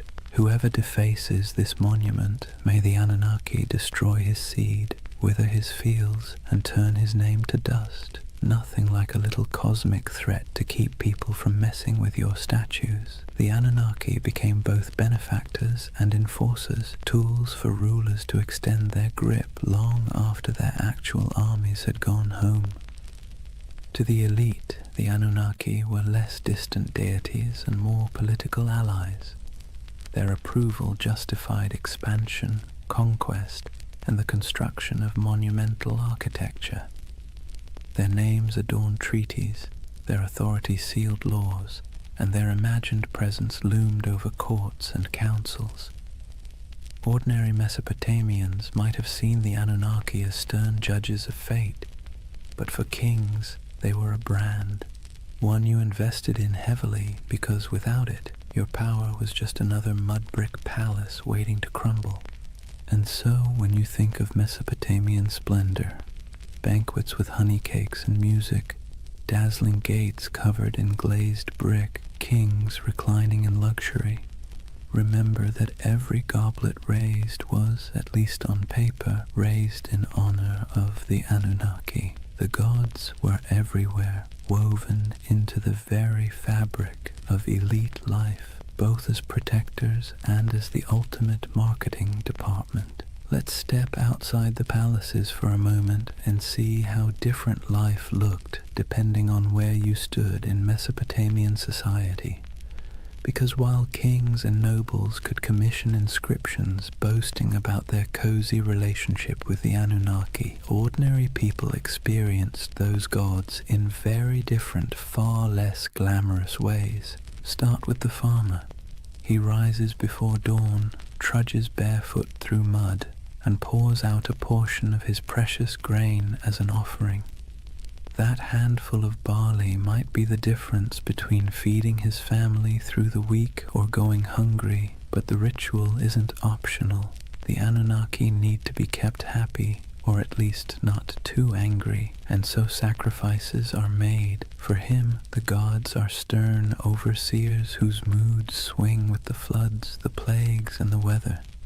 His prayers are not about glory or legacy. They are desperate petitions for rain, for healthy crops, for the survival of his children. Now step into the temple courtyard. Here, priests oversee elaborate offerings, roasted lamb, beer poured into bowls, incense rising in aromatic clouds. Nobles and kings show up too, parading gifts of gold and silver, dedicating massive feasts in the gods' names. On the surface, it looks like everyone is worshipping the same deities, but the scale is entirely different. Where the farmer gives a clay bowl of bread, the king gives an entire bull. Where the laborer prays for enough water to survive the season, the ruler prays for divine sanction to conquer a neighboring city. Same gods, very different wish lists. And that's the irony. The Anunnaki were invoked as protectors of the entire community, yet the experience of worship was stratified. For the elite, ceremonies doubled as political theater. A grand feast for the gods also reminded the crowd who had the wealth to host it. Statues clothed in embroidered robes weren't just signs of piety. They were signs of power, gifts only rulers could afford to lavish. The gods, in other words, could be co-opted into a luxury brand. For ordinary people, the relationship was more anxious, even exhausting. You lived in constant fear of offending the divine, often through mistakes you didn't even understand. Did you skip a ritual unknowingly? Did a bad dream mean you had angered a god? The Anunnaki were less symbols of splendor and more reminders of how small, fragile, and vulnerable your life was. While kings used the Anunnaki to justify authority, you used them as insurance, however unreliable, against catastrophe. So picture the contrast. In the palace, banquets lit by oil lamps, honey cakes dripping with syrup, nobles reclining as musicians play, the king raising a jeweled cup to the gods. In the commoner's home, a dim reed fire, a bowl of barley porridge, children sleeping on mats while parents whisper prayers that the river won't flood that night. Both acts are framed as honoring the Anunnaki, but the emotional reality could not be more different. And yet, this inequality was accepted because it was dressed in the language of religion. If the Anunnaki had chosen to bless the king with riches, then clearly the king deserved it. If a farmer struggled, well, perhaps he had failed to please the gods properly. Religion became the great explainer of inequality, smoothing over cracks by wrapping them in divine will. The gods, it seemed, loved hierarchy just as much as kings did. That divide between the opulence of elite worship and the bare-bones devotion of ordinary people reveals something profound about Mesopotamian civilization. The Anunnaki weren't just deities of the skies and underworld. They were instruments of power, woven into the daily grind of survival for some, and the dazzling spectacle of glory for others. Nothing lasts forever, not even gods. For centuries, the Anunnaki dominated Mesopotamian imagination. They judged in the underworld, presided in temples, and loomed over every prayer, curse, and clay tablet. But slowly, quietly, they began to fade, not because people suddenly stopped believing in gods altogether, far from it, but because new powers, new empires, and new religions rolled in, sweeping the old names into the shadows. It began with conquest. Mesopotamia was never an isolated bubble. It was a crossroads where Persians, Greeks, and eventually Romans stamped their own cultures onto the land. Each wave of rulers brought new pantheons, new rituals, and new myths. The Anunnaki, once the unquestioned arbiters of fate, were slowly blended, reshaped, or outright replaced. A Babylonian might once have whispered prayers to Inanna or Enlil, but by the time of the Persians, attention shifted toward Ahura Mazda. Later, under Hellenistic influence, Greek gods elbowed their way into local imagination, blending awkwardly with the old Mesopotamian figures. The Anunnaki became echoes, half-remembered names tucked into older hymns and inscriptions, less feared than they once were. Even in the myths, they began to shrink. In the earliest texts, the Anunnaki were grand, mighty judges of humanity, controllers of storms and harvests. But later, their roles were downplayed, reinterpreted, or demoted. Some became minor underworld deities, their names appearing only in lists or rituals, stripped of personality. Others were absorbed into the identities of more dominant gods like Marduk, who rose to prominence in Babylon. It's as if the divine stage grew crowded, and the Anunnaki were pushed to the background, while new stars took the spotlight. Part of their decline came from the simple fact that memory is fragile. Myths were preserved on clay tablets, but those tablets broke, crumbled, or were buried under centuries of dust.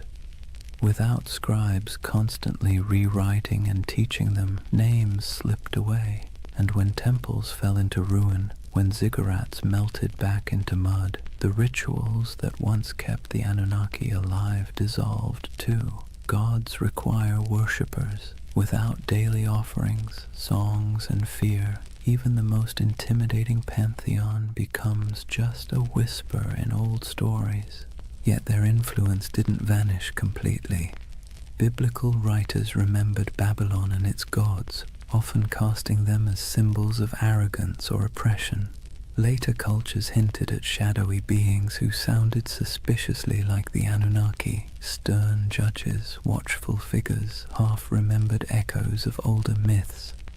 But their names, once shouted in temple courtyards, became faint murmurs in academic footnotes and archaeological reports. Imagine walking through the ruins of Ur or Babylon centuries after their decline. The great ziggurats are crumbling, reeds sprouting between broken bricks. Once bustling courtyards are silent, save for the wind. The statues of gods are toppled or eroded, their once bright garments long since rotted. To stand there is to feel the silence of forgotten worship, a silence where the Anunnaki once thundered. And yet, there's a strange comfort in that silence. Even the gods, it turns out, are subject to time. They too fade, replaced, rewritten. The Anunnaki's decline is a reminder that nothing, no matter how powerful it seems, escapes the erosion of centuries. Their temples collapsed, their names names blurred, but the idea of them lingers, proof that even when the divine fades, memory holds on, however faintly. The Anunnaki may have faded from temples and clay tablets, but they never disappeared entirely. Instead, they slipped sideways, out of daily worship and into memory, myth, scripture, and eventually pop culture. In some ways, they're more famous today than they were in the last days of Mesopotamia, though not always for reasons a Sumerian priest would recognize. Let's start with the Bible. The Hebrew writers who lived through exile in Babylon didn't forget the overwhelming presence of Mesopotamian gods. They may not have name-dropped the Anunnaki directly, but echoes of their imagery crept in. The Watchers, described in certain apocryphal texts, the Nephilim, giants said to descend from divine beings, carry a suspicious resemblance to older tales of moody gods and semi-divine figures. The story of the Tower of Babel itself feels like a faint shadow of the ziggurats, those stairways to the heavens where priests once claimed the gods descended. Babylon became a symbol of arrogance, sin, and divine punishment. But behind that symbol lurked the forgotten faces of the Anunnaki. Fast forward a few millennia, and the Anunnaki were dusted off, not by priests or kings, but by authors with a taste for the mysterious. In the 20th century, writers like Zecharia Sitchin gave them a brand new identity, not just gods, but aliens. According to his theory, the Anunnaki were advanced beings from another planet, here to engineer humanity as a labor force. Never mind that Mesopotamian texts say no such thing. This reimagining stuck, feeding directly into the world of ancient astronaut theories. Suddenly, the Anunnaki weren't forgotten deities of grain and underworld judgment. They were interstellar overlords with spaceships, genetic labs, and a taste for gold. Do scholars roll their eyes at this? Absolutely. Archaeologists point out that Sumerian inscriptions mention plenty of gods, but none of them arrive in rockets or dabble in DNA splicing. Still, the theory has traction because it taps into a deep human itch, the sense that our past hides secrets, that civilization began not just with mud and sweat, but with some kind of hidden intervention. The Anunnaki, rebranded as cosmic engineers, became perfect fodder for late-night documentaries, YouTube rabbit holes, and endless speculation about what if. And it didn't stop with conspiracy books. The Anunnaki found their way into movies, video games, and novels. They appear as shadowy gods in fantasy series, as alien overlords in science fiction, as mysterious powers in role-playing games. Their very name carries weight, ancient, strange, vaguely menacing. You don't even need to know who they were to feel a flicker of intrigue when you hear it. It's ironic, really. In Mesopotamia, the Anunnaki were feared as judges, overseers, the divine middle management who ensured humanity never forgot its place. Today, they're debated in podcasts, plastered across memes, and occasionally turned into boss battles on a PlayStation screen. From temple chants to digital avatars, that's quite a career arc for a pantheon. But here's the bigger question. Why do they still haunt us? Why do people, thousands of years later, still turn to the Anunnaki as symbols of hidden knowledge, ancient power, or cosmic conspiracy? Maybe it's because they embody both sides of human imagination, the sacred and the strange, the myth and the mystery. They were never gentle gods. They were moody, demanding, unpredictable. In that sense, they feel closer to us than the serene, distant gods of later traditions. They remind us of a time when the divine was messy, imperfect, and perhaps a little terrifying. And in that imperfection, they remain endlessly fascinating. So whether you see them as forgotten deities, misunderstood myths, or interstellar overlords with questionable management skills, the Anunnaki endure. They're still here, not in temples of mud brick, but in our stories, our media, our restless curiosity, and maybe that's their real legacy. Not the rituals of the past, but the questions they leave us with in the present. So here we are, at the end of a long walk through the world of the Anunnaki.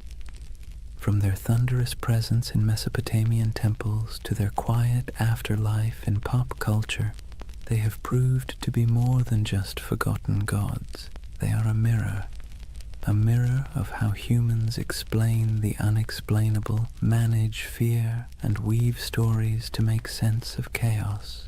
Think about what the Anunnaki represented to the people who first told their stories.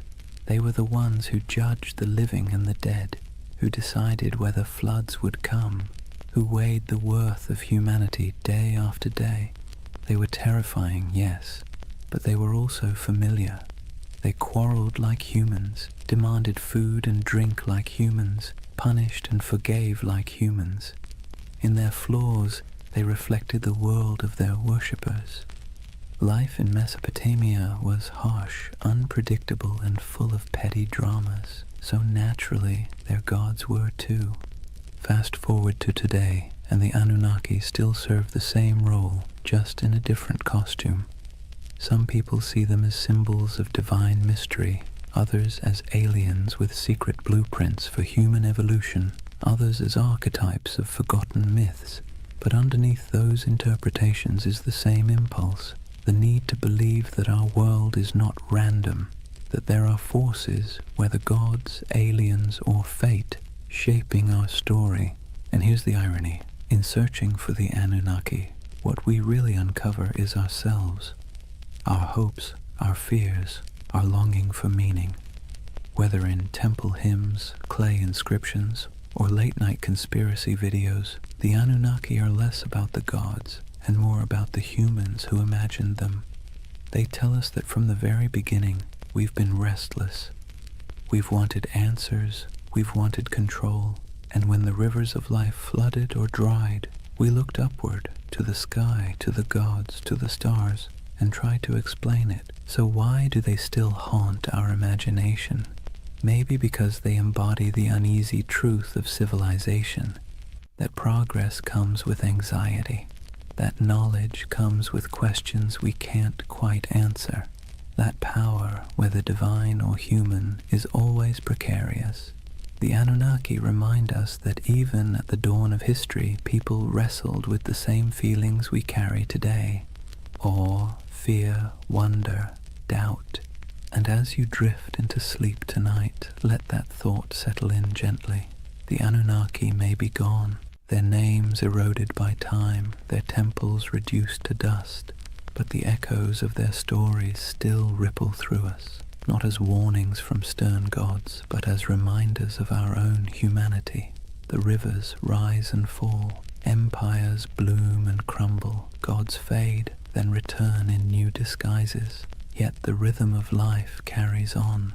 In the quiet of your own night, you don't need to worry about divine judges weighing your worth. You can rest easy, knowing you are part of a story that stretches back to those ancient voices who once whispered prayers under starlit Mesopotamian skies. They too feared the night, they too searched for meaning, and in that connection, across thousands of years, maybe we find the most peaceful truth of all. We've always been human, and we've always been looking up. And so, we come to the end of our long journey with the Anunnaki. We've walked the muddy fields of Mesopotamia under their watchful gaze, sat in the courtyards of ziggurats while priests chanted, listened to myths of floods, heroes and gods who judged humanity like a never-ending performance review. We've seen them fade into dust, only to reappear in new disguises, as echoes in scripture, as theories of alien visitors, as symbols of mystery and power. What's remarkable is not that the Anunnaki vanished, but that they never truly left. They live on in the stories we tell, in the patterns of our thought, in the restless curiosity that keeps humans forever asking, what if? They are a reminder that civilization itself began with questions, with awe, with fear, with the desire to turn chaos into order. And in their myths, we can still hear the heartbeat of the first cities, the first prayers, the first sleepless nights. But unlike those ancient people lying awake under reed roofs, fearing floods, demons, and divine wrath, you don't need to worry tonight. The Anunnaki may have been restless gods who never slept, but you can. The rivers outside your window aren't about to rise and sweep you away. The stars aren't omens of disaster, just quiet lights marking the night sky. The fears of yesterday can stay in yesterday, so take a breath. Let the weight of history ease your own thoughts. The Anunnaki watched over their world with suspicion and judgment. But you can rest in a world that has carried their stories forward, softened by time, transformed into echoes. Close your eyes and let the myths fade into dream. The gods may never have slept, but tonight you can. Good night.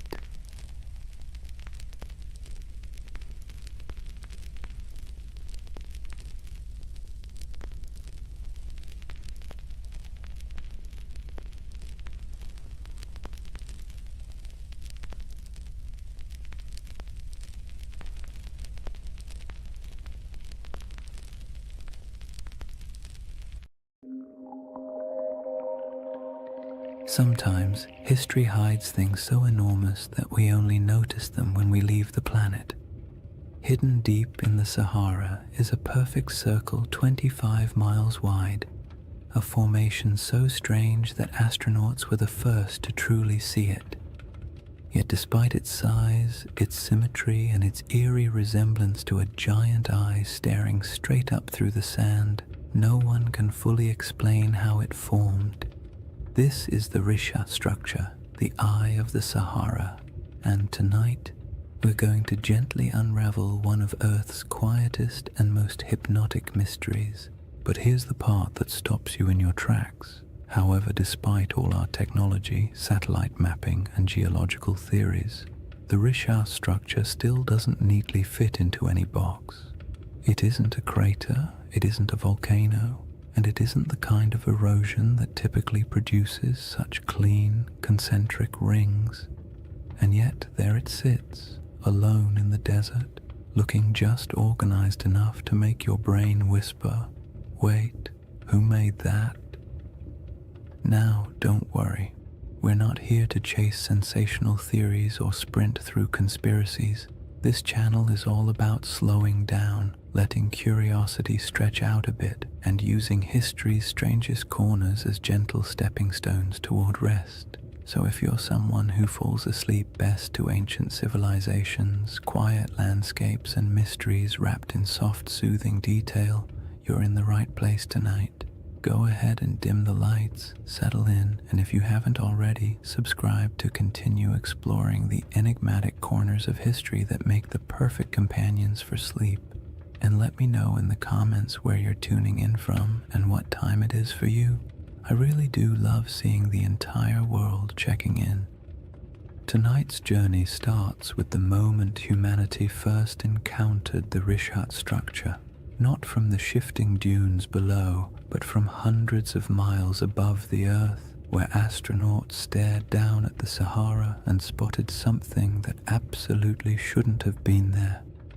From that strange cosmic discovery, we'll move slowly backward through time to the lush green Sahara that existed long before the desert we know, to the geological puzzles that still bother scientists, and eventually to the gentle whispers of an ancient legend you may already be thinking about. So take a breath, let your shoulders relax, and whenever you're ready, we'll begin with Chapter 1. The moment we first glanced down from orbit and saw the eye looking back. Chapter 1. The Eye That Shouldn't Exist. Imagine looking down at Earth from orbit, the Sahara stretched beneath you in soft, endless waves of gold. From up there, the desert doesn't look harsh or unforgiving. It looks calm, like a giant sleeping creature under a pale blue sky. Astronauts have always taken moments to stare at the planet that way, partly out of awe, partly out of boredom, and partly because when you're strapped into a metal capsule moving faster than anything humans were ever meant to travel in, looking out the window is one of the few activities that doesn't involve switches, checklists, or mild existential dread. But during one of those early missions in the 1960s, a crew noticed something unusual, a shape far too large, too perfect, and too strange to ignore. Down on the desert floor, there was a circle, a perfect circle, 25 miles across, spiraling outward in broad rings that looked almost architectural. Not a crater, not a mountain, not a lake, just a massive, quiet symbol pressed into the land, so large that the only way to truly see it was to leave the planet entirely. To those astronauts, it looked like an eye staring straight back at them from the surface of Mauritania, the Richat structure, though it didn't have that name yet.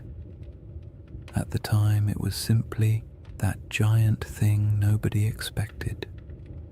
From a distance of hundreds of miles, the symmetry was unmistakable, perfect curves, clean rings, a massive pupil-shaped center. It had the kind of geometry that makes your brain immediately start asking questions it can't answer.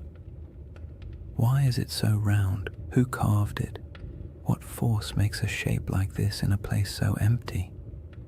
And perhaps the most unsettling question of all, how could something this big go unnoticed for so long? On the ground, the Richat structure is much less obvious. If you were walking across it on foot, you wouldn't see a circle at all. You'd just see gentle ridges rising and falling, interrupted by patches of rock, sand, and stubborn little plants that somehow decided this environment was worth the trouble. Nothing about it screams perfect cosmic spiral. From eye level, it looks like any other collection of rocky hills, the kind of place early travelers might have grumbled about after stubbing a toe or losing a sandal in a patch of loose sand. People likely passed through it for thousands of years without realizing they were walking across something extraordinary.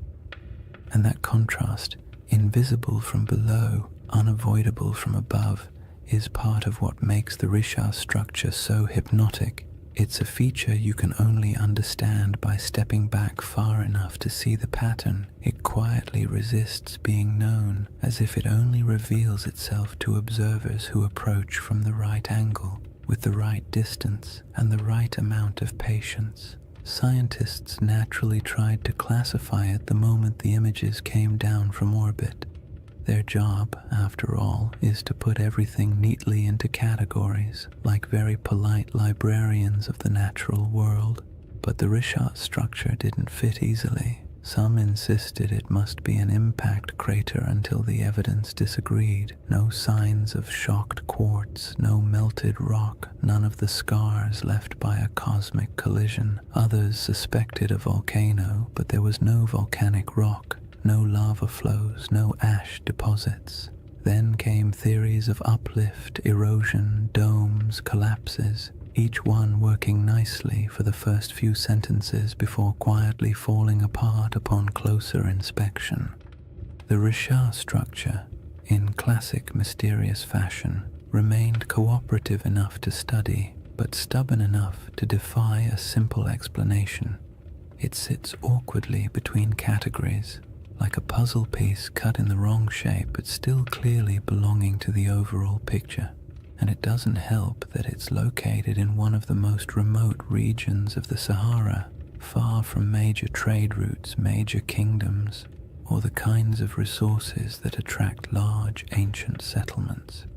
This is not the place where ancient people built empires or dug canals or left behind giant inscriptions announcing their presence. It's a place of wind, silence, heat, and sand, the kind of environment that erases evidence as quickly as humans can create it. Yet even in that isolation, the Risha structure demands attention. It is too large to ignore, too precise to dismiss, and too quiet to fully understand. You look at it and it feels like a riddle you weren't meant to solve on the first attempt. The desert around it stretches endlessly, dunes rising and falling like slow-motion waves, while the structure itself sits calmly in the center, a spiral carved into a world of shifting sand. There is a strange comfort in its stillness, as if it has been watching changes for far longer than humans have been paying attention, waiting patiently for someone to finally look down and notice. People naturally draw comparisons to ancient tales, especially the ones involving circular cities and lost civilizations swallowed by disaster. Humans are not subtle when it comes to pattern recognition. You show us a shape that even vaguely resembles something familiar, and our imaginations sprint ahead with enthusiasm. A structure with concentric rings in northwest Africa, larger than many ancient cities. The connections write themselves, but resisting those assumptions for now helps us appreciate just how odd the Risha structure is on its own terms. We don't need myths yet. The geology alone is strange enough to occupy the mind, and perhaps the most compelling detail is this. The Risha structure did not emerge in the desert we see today. It predates the dunes, the dryness, the isolation. It formed long before this region became a barren expanse, back when the land was green, watery, and alive. Understanding what this place used to look like changes everything about how we interpret the structure, because the environment around it wasn't always harsh silence. There was a time when this region held rivers, lakes, animals, and early humans whose daily lives unfolded under a sky that seems impossible when compared to the Sahara's modern emptiness. The Risha structure watched all of that. It watched ecosystems rise and fall, climates swing from wet to dry and back again, people migrate across its slopes, and entire landscapes vanish beneath shifting dunes. Before we compare it to any myth, we have to travel back to that older world, the Sahara before the Sahara, to see what the eye looked like when it was surrounded not by sand, but by life. To understand why the Risha structure feels so uncanny, you have to set aside the modern Sahara entirely.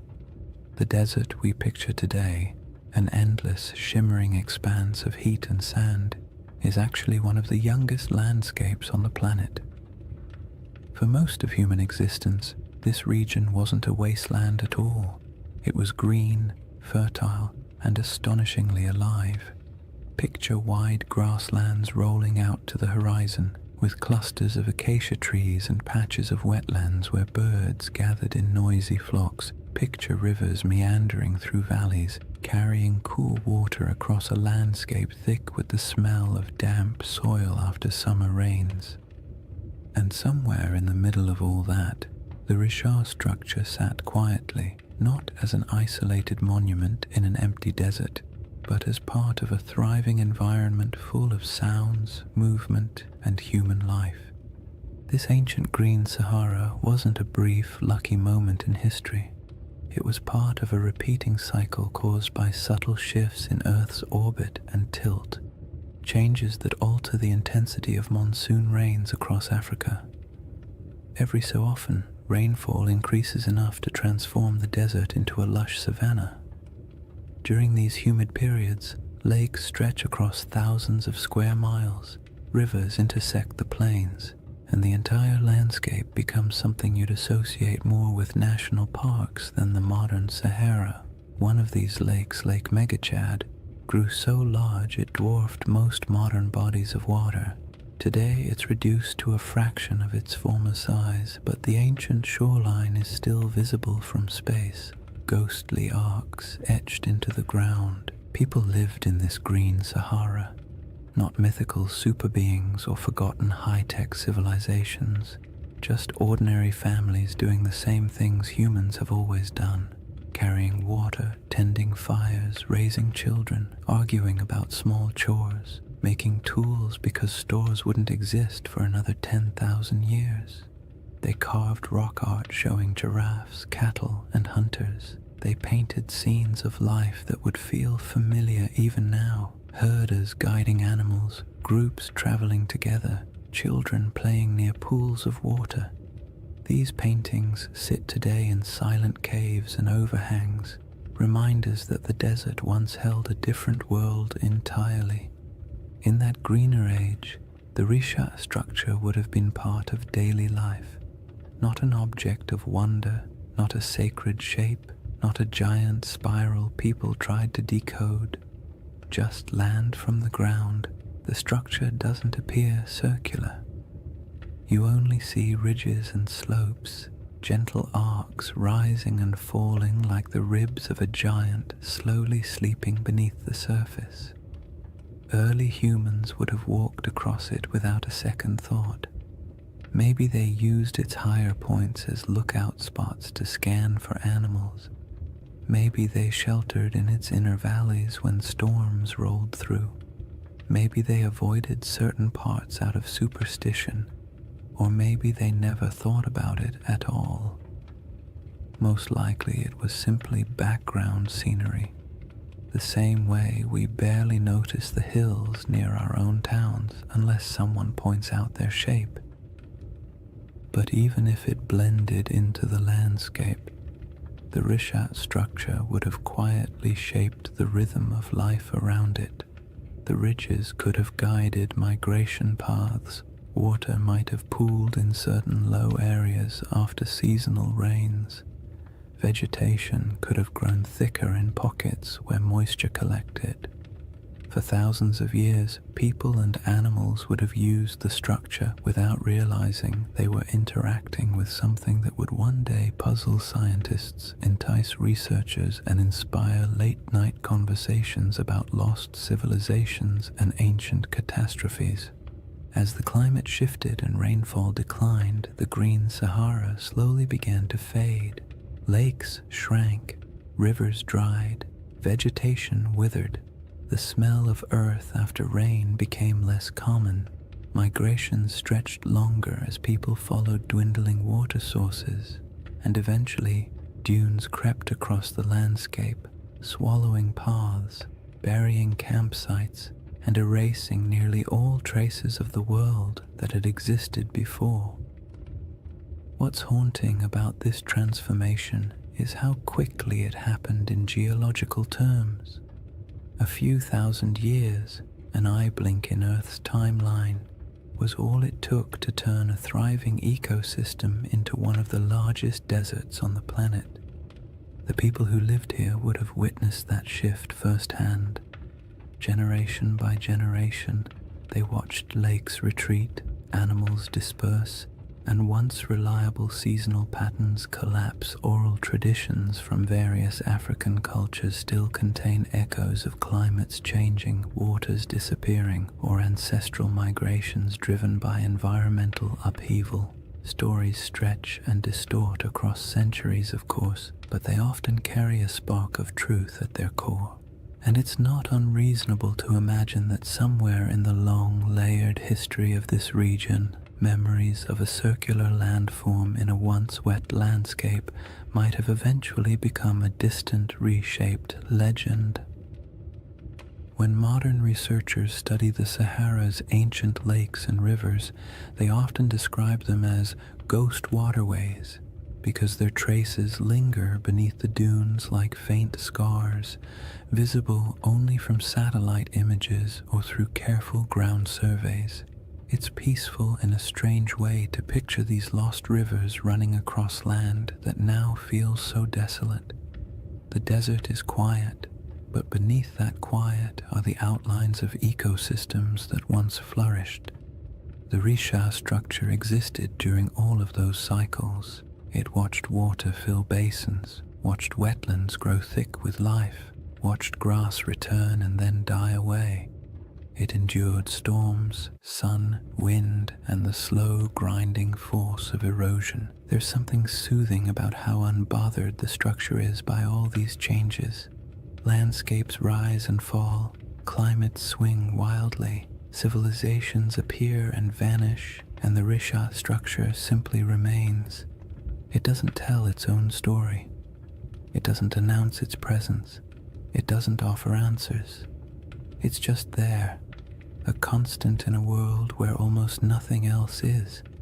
And understanding that ancient environment is essential because it sets the stage for the real puzzle, how this enormous circular formation came to be in the first place. The scientific explanations, volcanic uplift, erosion, collapsed domes, answer some questions while raising others. Each theory seems convincing until you begin to examine the details. The Risha structure looks simple from orbit, but grows more complicated the closer you approach it, like a calm surface hiding a tangled set of mysteries beneath. Now that the Sahara's old green world is clear in your mind, the geological puzzle becomes even more intriguing, because any explanation has to account not only for the structure's shape, but for how incredibly long it has stood unchanged through shifting climates and changing environments.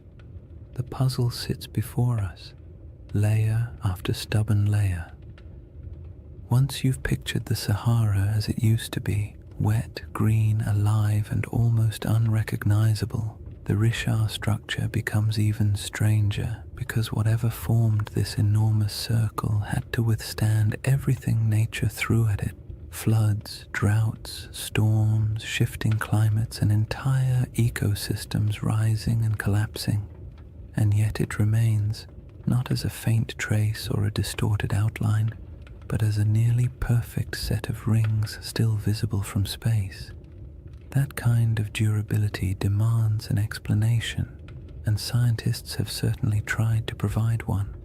The trouble is, each explanation works well for a few minutes before quietly unraveling under closer inspection, as if the Earth itself had decided to play a slow geologic prank on everyone who studies it. The first idea scientists proposed was the most obvious: an impact crater.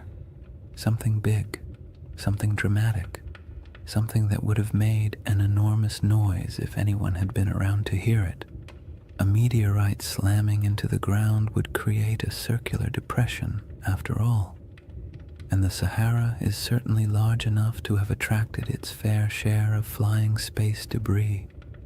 But the Rishat structure doesn't behave like a crater.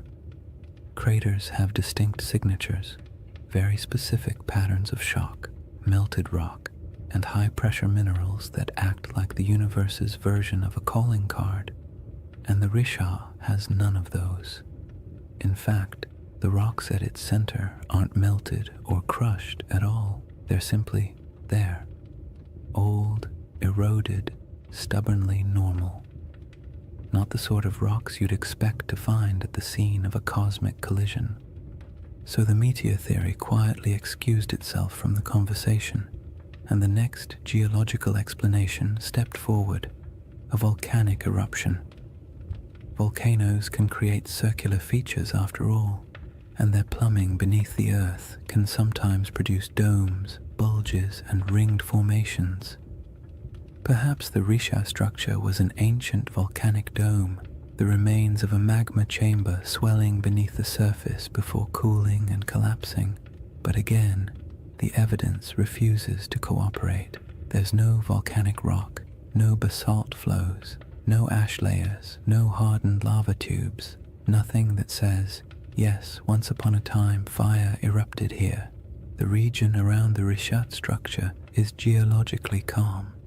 Too calm for the kind of drama that volcanoes tend to bring into the world. The next traditional candidate was an eroded dome, something called a geological uplift.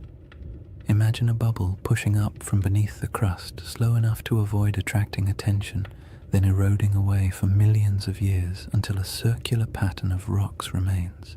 This idea actually gets halfway close, because the Richard does contain different layers of rock exposed in circular patterns, almost like the inside of a peeled onion, but even this explanation feels incomplete. Uplifts don't usually produce such clean rings. Erosion is messy. Wind and water rarely work with architectural precision, and yet the Richat structure has rings so consistent that they appear intentional when viewed from above. The dome theory explains the general shape, but not the perfection of it, and certainly not its scale. A 25-mile wide circle is not something easily dismissed as coincidence.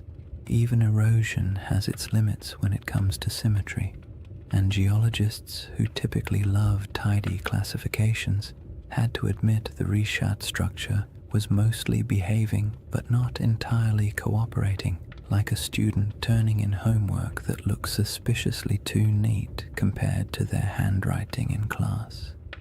Then there's the age problem.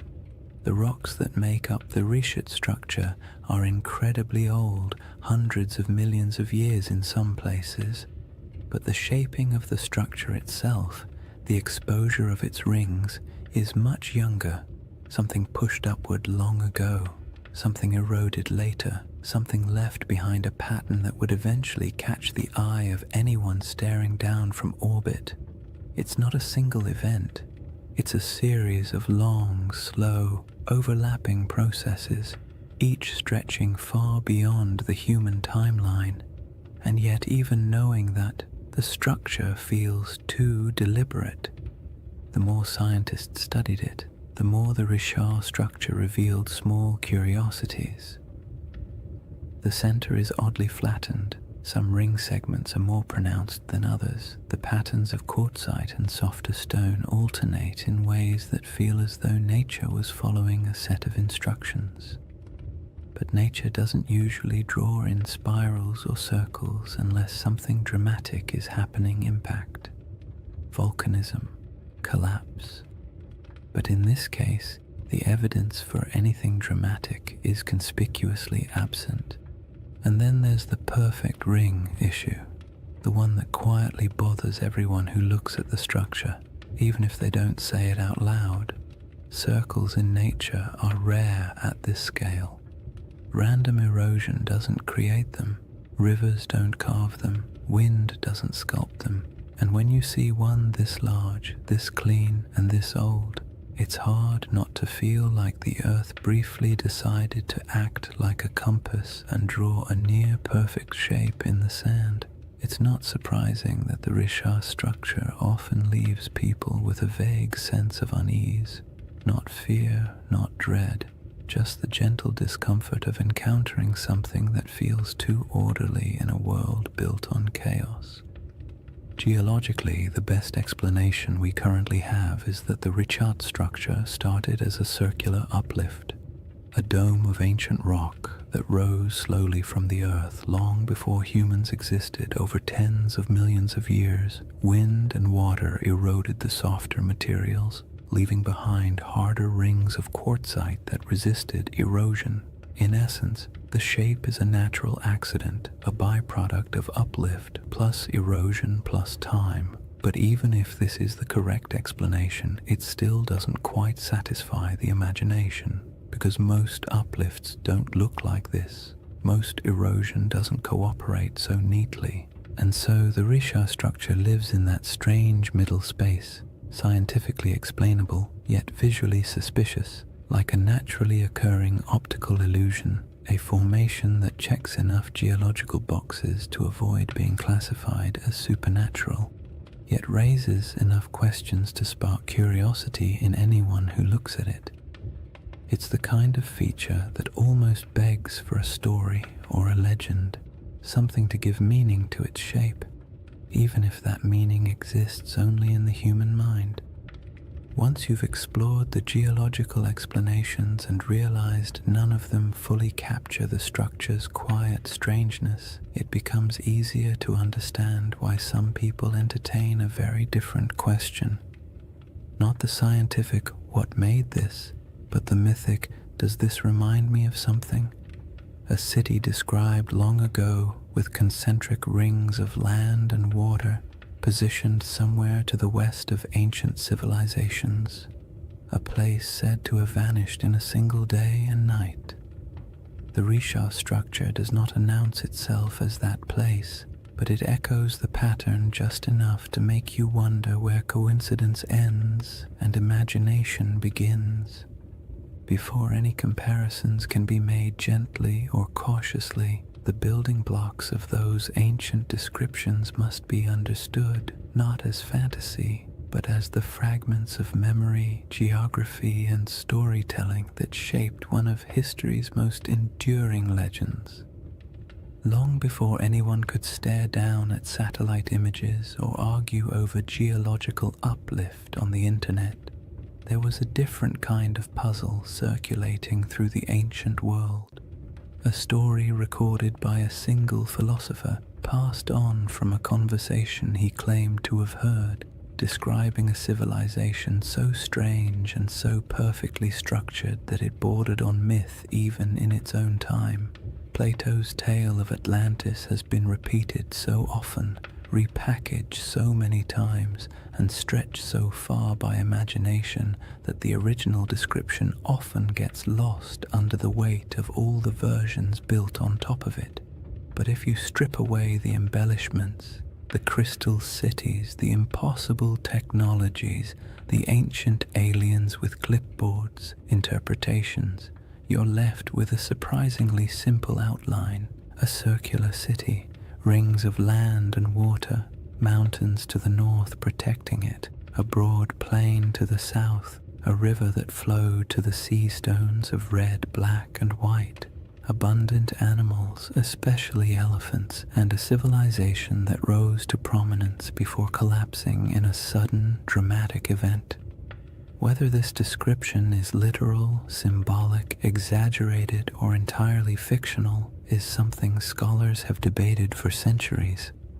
But what matters for our quiet journey tonight is not whether Atlantis existed.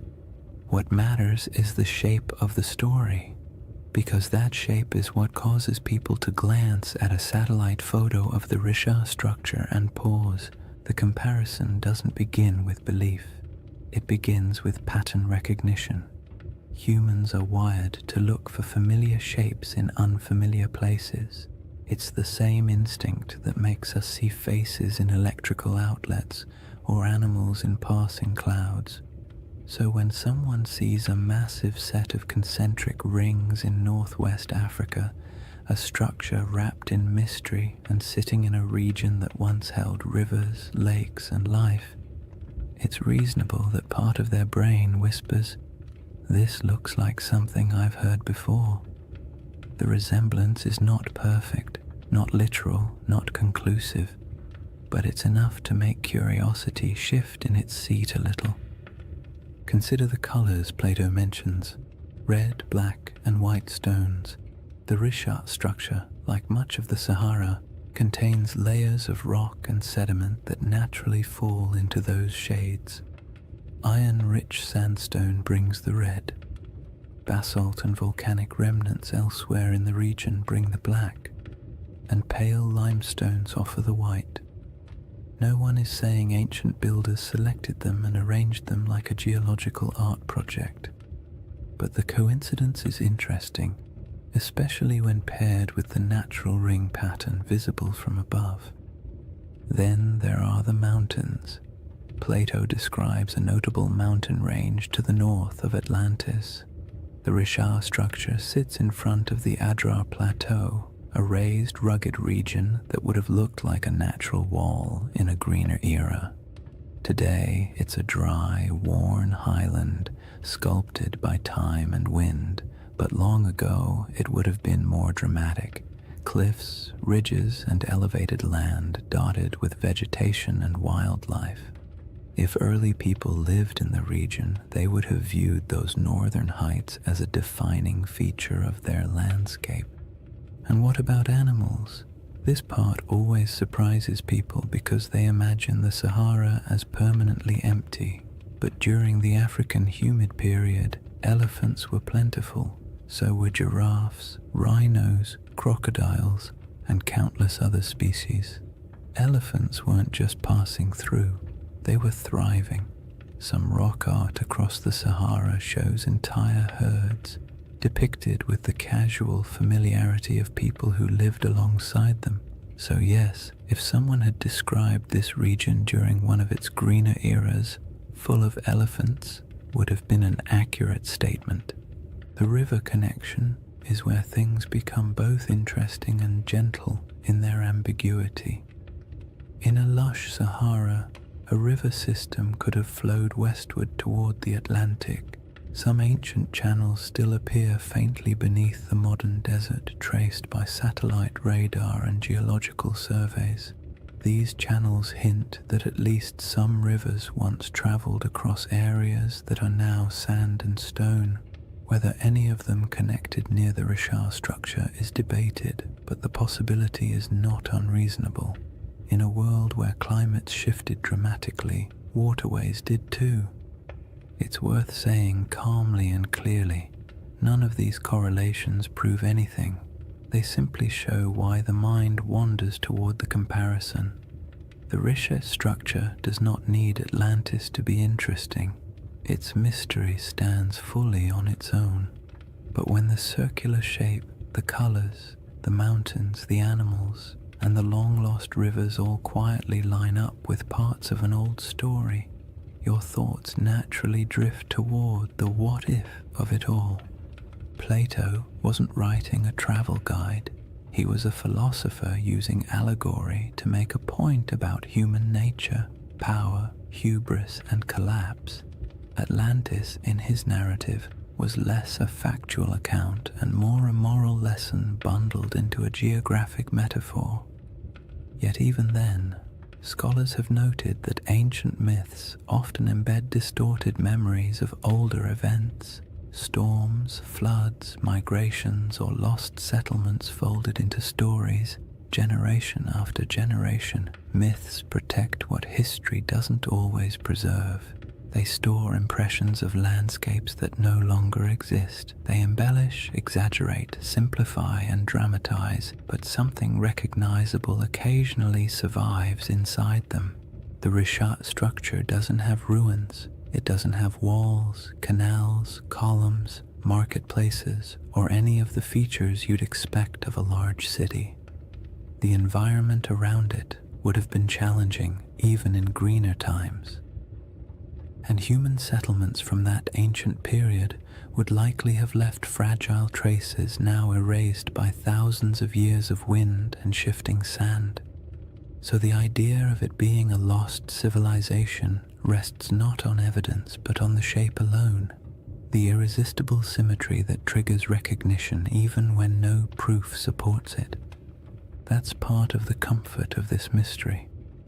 It doesn't demand belief. It simply invites curiosity.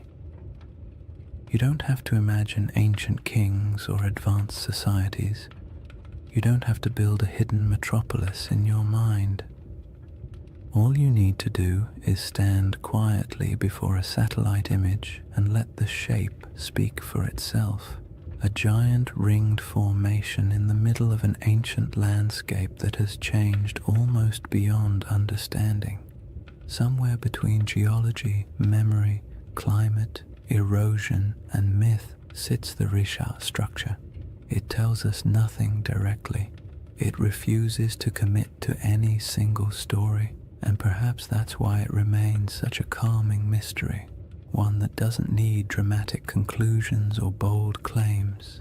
It only needs an open horizon, a quiet night, and the imagination drifting gently toward possibilities.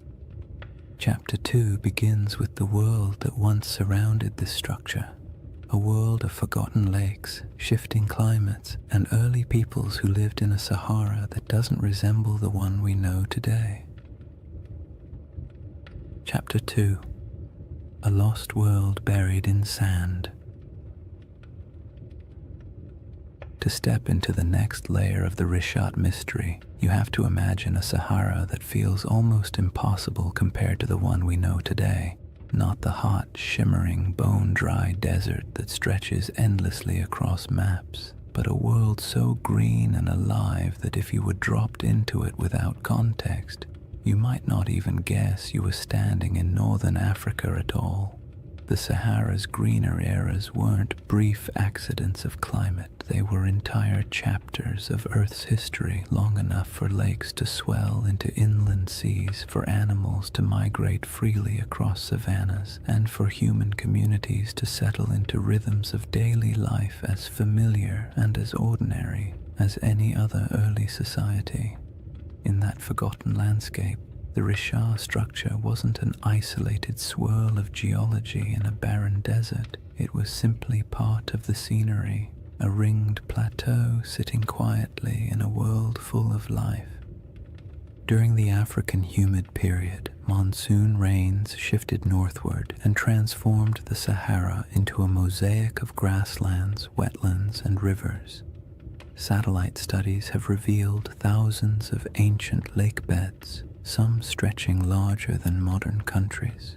The largest of them, Lake Megachad, was so vast that its shoreline would have swallowed entire modern coastlines. It's calming to picture early mornings on its edges, mist lifting off the water, birds scattering across reeds, herds moving slowly through tall grass. These weren't isolated oases like today, but interconnected ecosystems humming with life. Hippos wallowed in shallow pools, giraffes wandered across plains, crocodiles glided through freshwater channels. The air was thick with insects in the rainy season and warm, earthy scents after storms passed. And where there is water and game, people settle. Early human groups built small camps near river bends, moving seasonally with herds or weather patterns. Their lives weren't glamorous. They dealt with all the usual prehistoric frustrations: unpredictable weather, stubborn animals, unreliable food sources, and the constant inconvenience of tools that, despite countless hours of crafting, were still capable of breaking at the worst possible moment. Yet these people left behind some of the most beautiful artifacts the Sahara still holds: rock engravings and paintings showing scenes of daily life, hunters with bows, families with cattle, children playing near water. These artworks are serene, calm snapshots of a world that no longer exists, carved into stone that has stubbornly endured long after the lakes dried. When people imagine ancient civilizations, they picture dramatic stone cities, elaborate temples, complex political systems, the kinds of things that leave behind headlines in history books. But most ancient people, including those who lived in the Green Sahara, were just trying to get through the week without too much trouble. They managed herds, gathered plants, navigated seasonal routes, and dealt with occasional arguments about who forgot to maintain the fire or who accidentally let a goat wander off into the brush. Civilization doesn't have to look like marble pillars to be worth remembering. Sometimes it's found in the small, repetitive rhythms of daily life, the quiet rituals that define communities. And those communities were not isolated dots scattered randomly across a wet desert. They followed predictable paths. Rivers acted like highways, lakes acted like hubs. Fertile pockets of land created gathering points where groups traded, shared food, and passed down stories. Even without permanent stone buildings, these places had identities, regions where people knew how to track animals, where certain plants grew well, where rainfall was reliable, where the land felt generous enough for families to stay a little longer. In this setting, the Richard structure would have been noticeable, but not mysterious. Its slopes rose gently, offering views of surrounding plains. Its depressions may have caught water seasonally. Its ringed layers might have supported different kinds of vegetation depending on rain and soil. People could have camped along its edges, used its higher ground for scouting, or traveled across it without realizing they were walking across an enormous circular formation that future generations would discover only from space. It was a feature of the land, not a legend, a place you pass through while thinking about practical concerns, shelter, food, weather, instead of trying to decode the terrain beneath your feet. Some researchers have suggested that pockets of early Saharan cultures may have grown surprisingly sophisticated during particularly wet periods, not in the sense of monumental architecture or complex written languages, but in social networks, trade patterns, and livestock management. Evidence shows early domestication of cattle in the region, and groups may have practiced proto-agricultural techniques around wetlands and lake margins. These weren't lost empires. They were adaptable, resilient societies navigating a landscape that could shift dramatically over generations. The idea that a civilization could thrive here, disappear, and leave little trace isn't far-fetched at all. Wet climates draw people, harsh climates erase them. The desert isn't just unforgiving, it's efficient. Wind strips away organic material, sand buries structures, drought erases evidence of farming, floods wash away tools, and time paired with enough silence can erase almost anything that isn't carved into stone. The Sahara has a way of taking the past, smoothing it out, and leaving behind a surface that pretends nothing was ever there. Even so, pieces of that older world survive: fossilized bones, pollen samples trapped beneath sand, ancient shorelines stamped faintly into the earth, and rock art that still shows people standing beside animals that haven't lived in this region for thousands of years. These fragments don't tell a complete story, but they do confirm one thing: the Sahara was once a place where human life thrived, not merely survived. And in that world, the Risha structure might have been a landmark of sorts, a subtle gate in the landscape, a recognizable formation people used to orient themselves, not a secret, not a holy site, and not the center of anything monumental, just a distinctive feature in a land full of water and vegetation. The idea that early groups might have navigated by it is peaceful to imagine. Small bands of families moving across plains, spotting the familiar rise of the rings in the distance, and knowing they were approaching water or shade, or simply a place they'd passed through many times before.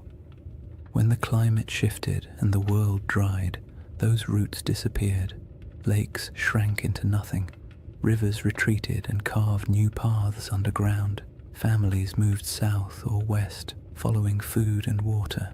Eventually, the Risha structure went from living landmark to abandoned plateau, then to forgotten geology swallowed by the earliest dunes. There are no written records, no monuments, no grand architectural remains from this era, just silence and the faint memory of a world washed away by time. The civilizations of the Green Sahara weren't lost in a dramatic catastrophe. They faded gradually, quietly, as the rains weakened and the land transformed, and that gradual fading matters when we begin comparing ancient descriptions, lost worlds, and the shape of stories that survived long after the land itself changed beyond recognition. The timeline of that fading, and how closely it lines up with certain ancient myths, forms the next layer in the riddle. When people hear the word Atlantis, they often imagine something impossibly ancient, a civilization so old it might as well have existed when mammoths were still wandering around, being large, shaggy inconveniences. But Plato didn't describe Atlantis as a civilization from the dawn of time. He dated its downfall to around 9,600 BCE, a period surprisingly close to the end of the last ice age and, as it happens, surprisingly close to the moment when the Sahara began shifting into one of its long, humid phases. The more you compare his proposed timeline with the environmental data, the more you notice an odd overlap. not in details or certainty, but in rhythm. And rhythm is often what ancient memories preserve best. Geologists studying the African humid period estimate that around 10,000 BCE, rainfall began increasing dramatically across North Africa. The desert, which had been relatively dry and barren, transformed into a landscape of lakes, wetlands, and grasslands. This wasn't a gentle shift. Climate models show that the monsoon system surged northward in a way that would have felt abrupt on a human timescale. Rivers reappeared, plants spread, herds expanded, and places that had been empty for thousands of years suddenly became habitable again. If you were living anywhere near the region, the shift would have felt like the land itself waking up after a long sleep. Plato's date for Atlantis is often treated like a mystical number. But if you strip away the mythology and look only at the time frame, it places his story right inside the most dramatic environmental transformation the Sahara has ever undergone. That doesn't mean his tale describes this region or any part of it, but the coincidence is interesting, especially because climate change on that scale tends to rearrange human populations. Cultures migrate. Old settlements are abandoned, new territories open for exploration. Oral traditions begin to evolve, preserving memories of places that were flooded or dried out or swallowed by landscapes that changed too quickly for people to adapt smoothly. The timeline problem becomes more intriguing when you move forward a few thousand years. Between roughly 7,000 and 5,000 BCE, the Sahara was at the peak of its green transformation. Lakes were plentiful. Rivers connected regions that are now separated by hundreds of miles of sand. The climate was stable enough that people began developing more complex subsistence strategies, managing herds, experimenting with early forms of cultivation, and forming social groups large enough to leave meaningful traces in rock art and archaeological deposits. This period of stability lasted longer than many ancient civilizations. For thousands of years, life in the Sahara was predictable enough for generations to grow up without ever knowing anything except abundant water, warm seasons, and a landscape that supported human life easily. When conditions are that reliable for that long, people tend to form stories about belonging, about identity, about who they are and how their world works. And when environmental changes finally disrupt those patterns, the departure from what once felt normal can echo through oral traditions for centuries. Around 5000 BCE, rainfall began to decline, slowly at first, then more dramatically. Rivers shrank, lakes retreated, grasslands thinned. People who had lived in certain places for generations found themselves forced to move, one small migration at a time. What's striking about this timeline is how well it fits what many ancient myths tend to describe.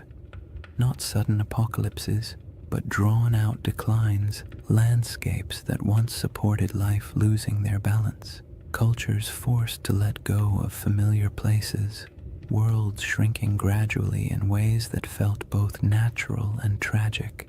Plato described Atlantis as falling in a moment of sudden catastrophe, but his narrative was shaped by philosophical goals, not meteorological accuracy. When you strip the moral and symbolic layers away, you're left with a simple suggestion: an old civilization, once vibrant, lost to changing conditions long before recorded history. You don't need a supernatural event to produce a memory like that. All you need is a shifting climate. But the timeline problem isn't just about the humid period itself. It's also about the ancient coastline. During the era Plato places Atlantis, sea levels were dramatically lower. Coastlines extended far beyond their modern boundaries. Large parts of West Africa that are now underwater would have been exposed as dry land. Rivers would have flowed along different paths. Estuaries, marshes, and coastal plains would have existed where the ocean now rests. If someone in the deep past described a coastal landscape, that description would make little sense today unless you knew where the shoreline used to be. This matters because many interpretations of Plato's story assume that his geography reflects the world we see now, when in reality, none of the modern coastlines apply. What he described could have been based on something that existed thousands of years before the Sahara dried, in a world with rivers and lakes stretching across land that is now considered lifeless. The Risha structure itself sits inland today, but in an earlier era, with different river networks and different coastlines, it might not have felt nearly as isolated. Human perception of geography is always shaped by local experience. A river can feel like a highway. A lake can feel like a boundary. A plateau can feel like a landmark that divides territories. When climates shift, those familiar markers vanish, but the stories about them can persist long after the landscape has changed beyond recognition.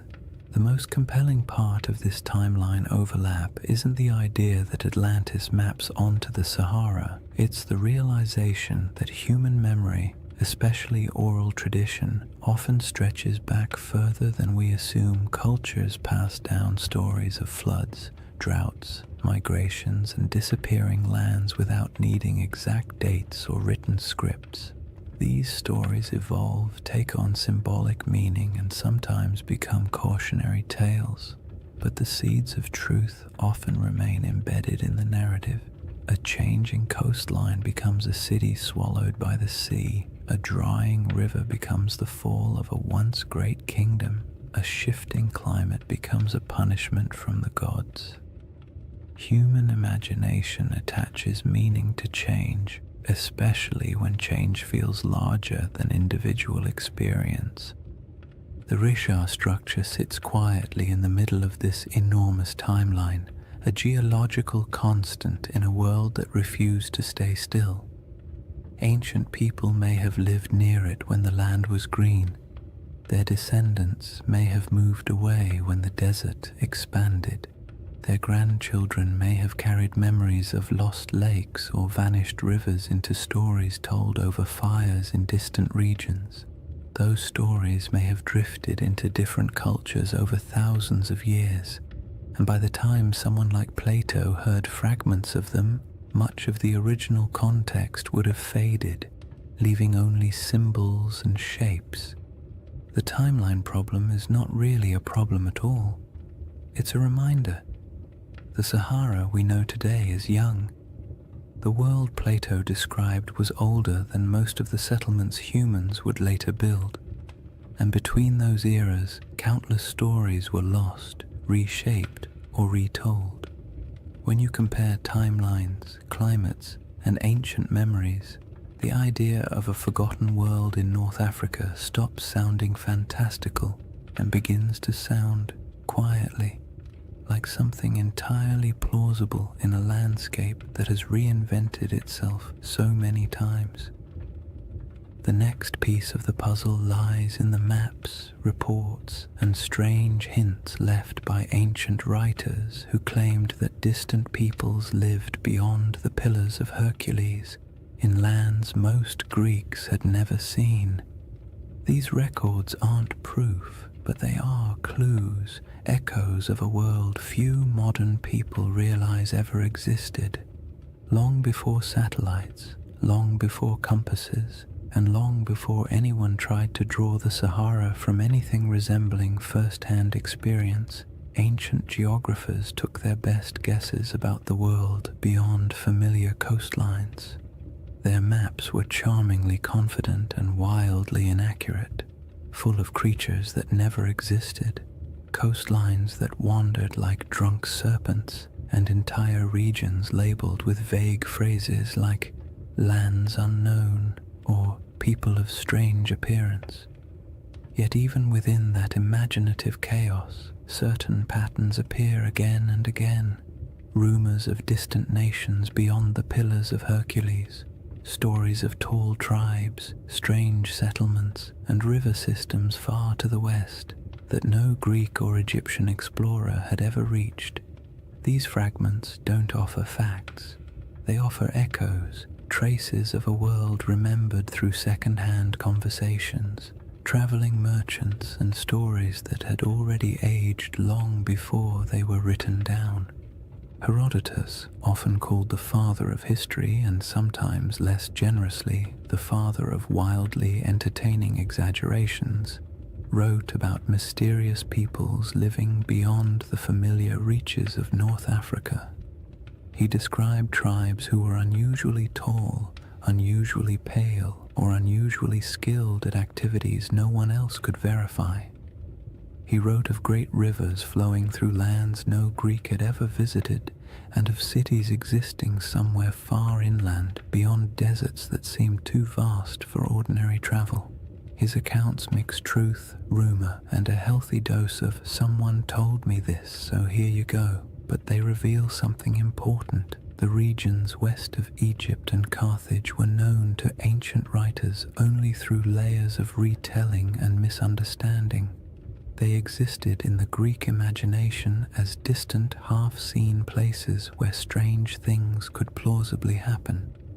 Cartographers, centuries later, drew maps that included a massive region labeled as Libya or Ethiopia, words that covered almost everything south and west of the Mediterranean. Even when the rest of the world began to take shape on parchment, the Sahara remained a blank expanse into which map makers poured their guesses. Some thought it held great inland seas. Others believed it was home to tribal confederations wealthy in minerals. Medieval maps continued the tradition, referring to kingdoms of the west or lands of gold believed to lie somewhere beyond the desert. These weren't precise descriptions. They were memories filtered through trade routes, travelers' claims, and stories that drifted through cultures like wind-blown sand. The most interesting thing about these early references is not their accuracy, but their persistence. For thousands of years, people believed that lost polities existed somewhere in the interior of Africa. Some of these rumors later turned out to be distorted accounts of real kingdoms. The Ghana Empire, for example, or the early Sahelian states whose wealth came from gold and trade. But some rumors seem older, as if they preserve vague memories of societies that were already gone by the time written history began. It's not hard to imagine how this could happen if the Sahara once held lakes, rivers, and stable populations. Then early travelers from coastal regions might have heard stories about people inland who lived near great bodies of water. By the time those stories reached Greek scholars, the lakes might have dried, the migrations might have begun, and the cultures connected to those earlier landscapes might have dispersed. All that remained were fragments, not histories, just hints. Modern science adds another layer to this puzzle. With satellite imagery, researchers can trace ancient riverbeds beneath the desert. These paleo-channels, as they're called, snake across the Sahara like veins in an old, forgotten body. Some run directly from central North Africa toward what is now the Atlantic. Others branch into networks that once fed massive lakes.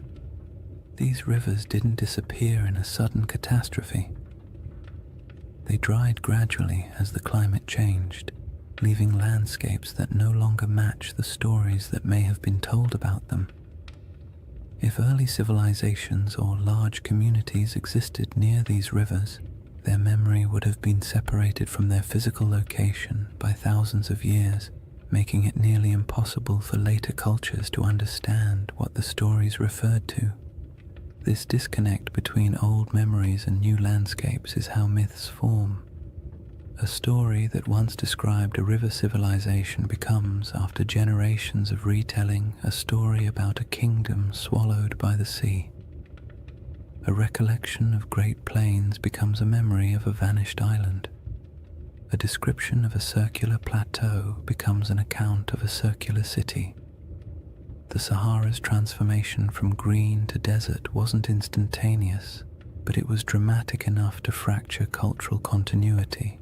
If families were forced to migrate because their water sources vanished, they would carry memories of their old homeland with them. Their descendants might repeat those memories in new places.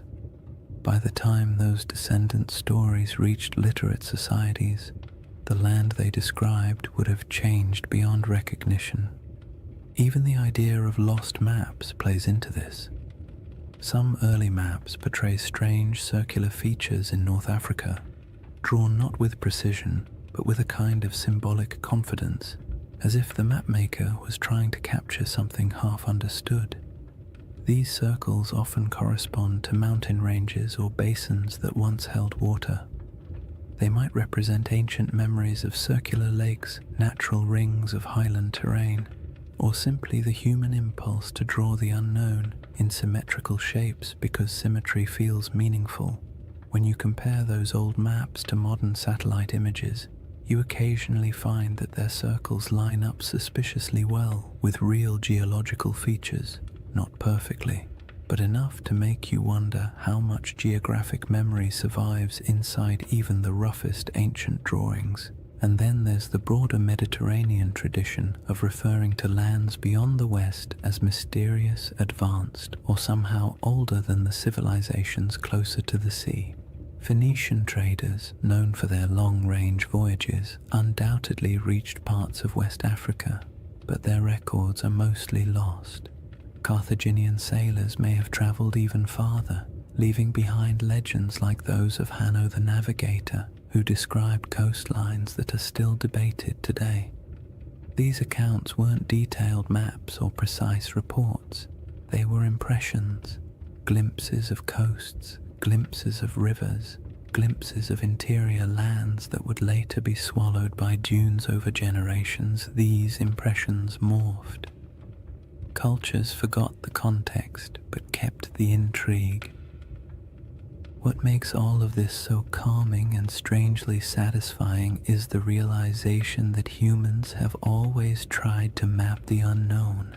Even when they lacked the tools, even when they guessed incorrectly, they kept trying. And in doing so, they sometimes preserved things they couldn't possibly understand.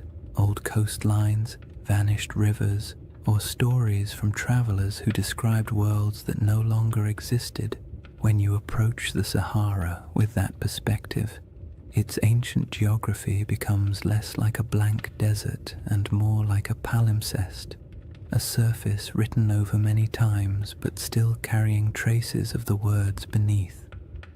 The question isn't whether ancient maps show Atlantis or any other legendary city.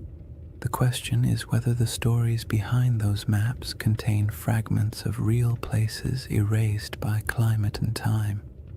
In a world where the Sahara once supported thriving cultures and vast waterways, it's not unreasonable to imagine that memories of those lost communities could drift across centuries, eventually arriving in distorted form on the pages of ancient writers. The final piece of this chapter lies in the moment when all those rivers dried and the green Sahara collapsed into the desert we know now.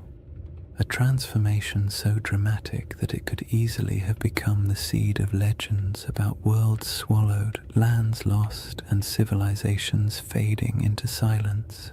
When people imagine worlds disappearing, they usually picture sudden disasters, walls of water, earthquakes splitting the earth, angry gods sweeping civilizations into the sea. But the Sahara didn't collapse in a single night. Its transformation from a green, living landscape into a vast desert was quieter, slower, and far more unsettling. It wasn't a dramatic catastrophe, it was a gradual unraveling of an entire ecosystem. A process so steady and so relentless that it might have felt to the people living through it like the land itself was breathing out for the last time. This slow-motion disaster is one of the most profound environmental changes in human history, and its echoes still shape our perception of ancient worlds.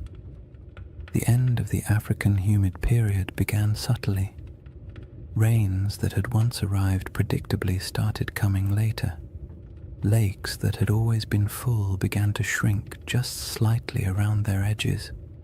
Wetlands that had supported birds, fish, and early settlements became patchier. People may not have noticed these first signs at all.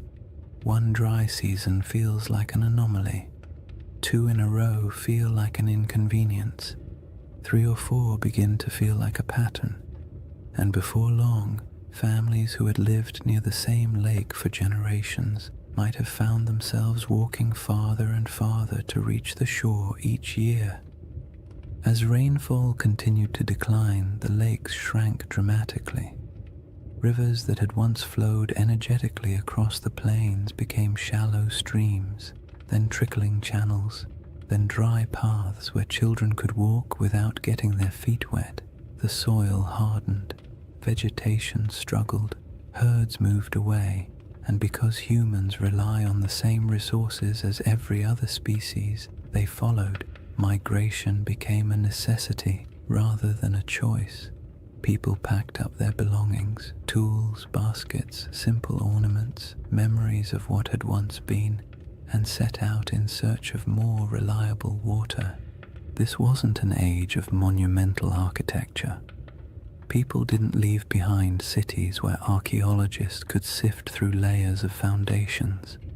What they left behind were stories, passed from one generation to the next. Stories of places that had been full of water. Stories of rivers that used to run through valleys now swallowed by dust. Stories of hunting grounds that disappeared so gradually it felt like watching a friend fade over time. These stories survived even after the landscapes themselves did not. And as families moved farther away, spreading into new regions, the memory of those green lands became a distant echo, reshaped by each retelling. If you could watch the Sahara's drying from a high vantage point, maybe even from the center of the Richard structure itself, the change would look like a slow retreat, lakes pulling inward decade by decade. Shorelines collapsing, riverbeds fracturing into networks of disconnected pools before vanishing entirely, grasslands thinning until the only plants left were the stubborn species adapted to drought.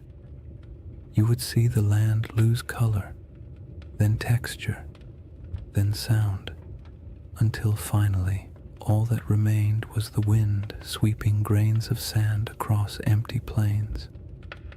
But there were moments during this drying where the process didn't feel slow at all. When monsoon patterns shifted suddenly, regions that had relied on predictable rainfall could experience dramatic declines in just a few years. A lake that had provided generations of stability might disappear in 2 or 3 long drought cycles. Floods that once rejuvenated riverbanks might stop arriving altogether. These moments would have felt catastrophic to the people experiencing them. They wouldn't have had the language of climate science, but they would have understood that something fundamental had changed in their eyes. The land had turned against them. Such moments of environmental collapse often become the seeds of myths. A lake vanishing can become a story about the gods withdrawing a gift. A flood that never returns can become a story about a cursed people. A migration forced by drought can become a tale of exile. When these stories pass through enough generations, the context blurs and the details shift. What once described a drying valley might eventually become a narrative of a kingdom sinking beneath waves or disappearing overnight. Not because the original event was exaggerated maliciously, but because the environment changed more quickly than human memory could keep up with.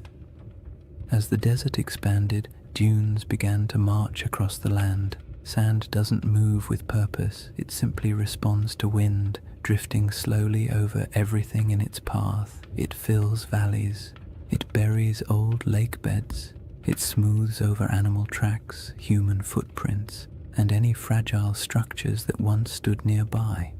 Over centuries, dunes consumed the last evidence of the old Sahara. Rock art survived only where cliffs or caves shielded it. Any settlements built from organic materials vanished entirely. The landscape became clean, empty, and silent, a perfect blank slate for future generations to wonder about. Today, when you look across the Sahara, it's difficult to imagine the world that came before it. The silence is heavy. The land feels ancient in a way that suggests permanence, but permanence is an illusion.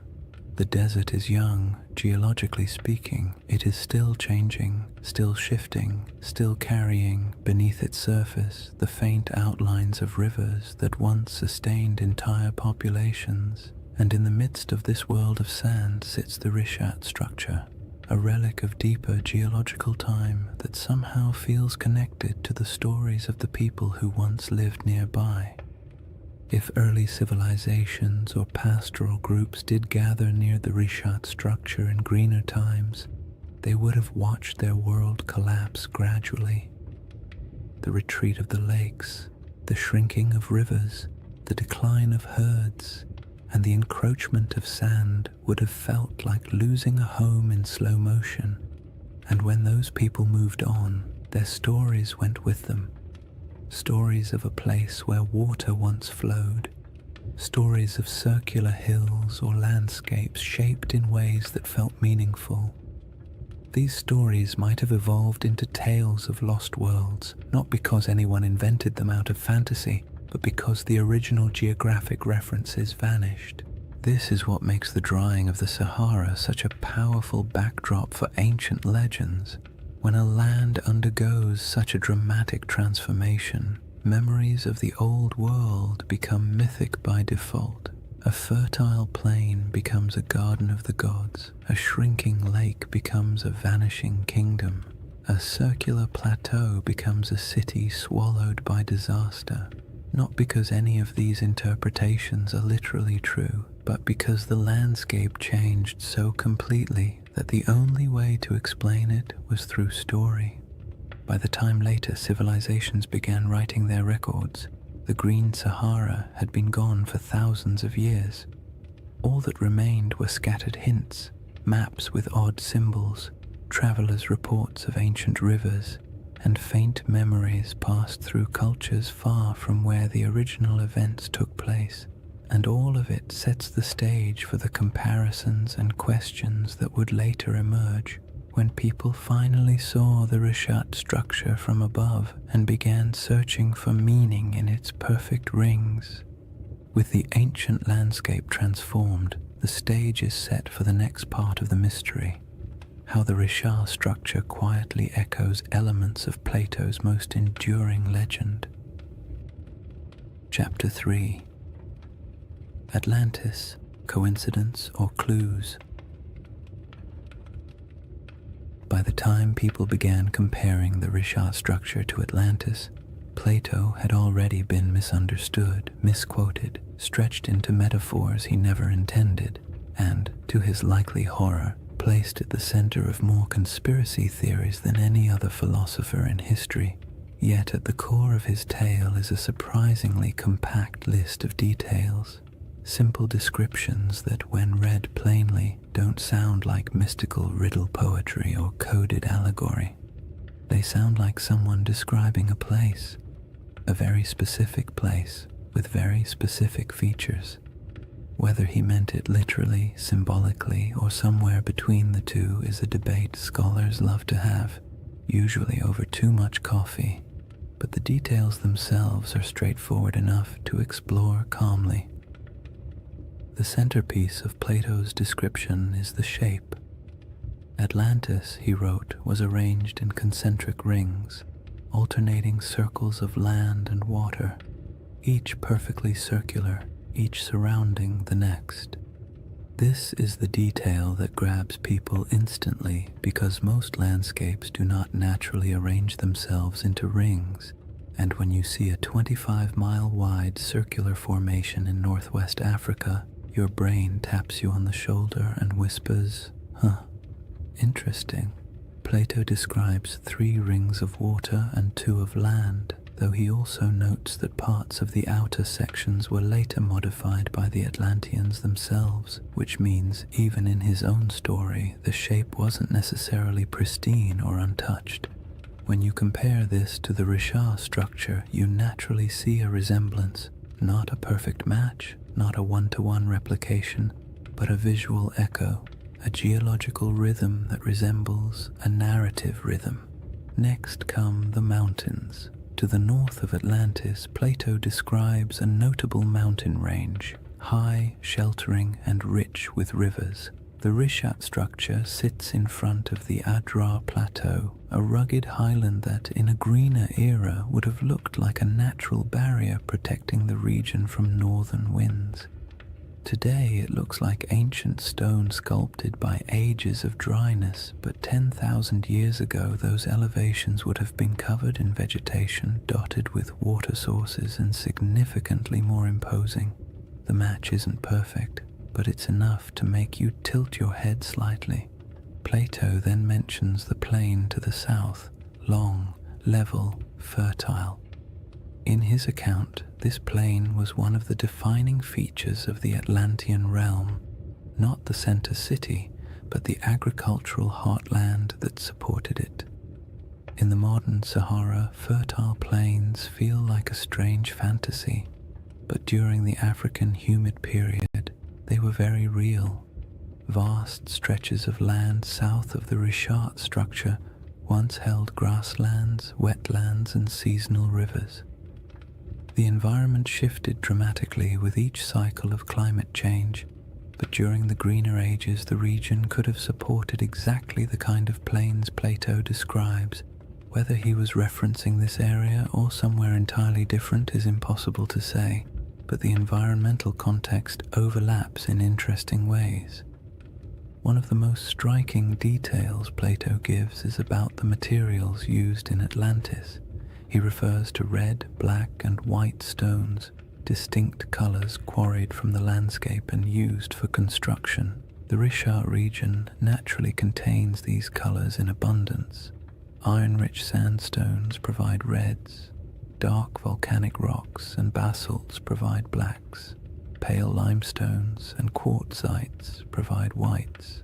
Again, this doesn't prove anything at all. It simply means the palette Plato described exists in the region, which is more of a quiet coincidence than a revelation. But it's the accumulation of quiet coincidences that tends to capture people's attention. Then there is the detail about elephants. Plato notes that the island of Atlantis had many elephants, not a few, not occasional sightings, but many today. The idea of elephants in the Sahara feels absurd, a contradiction to the very concept of a desert.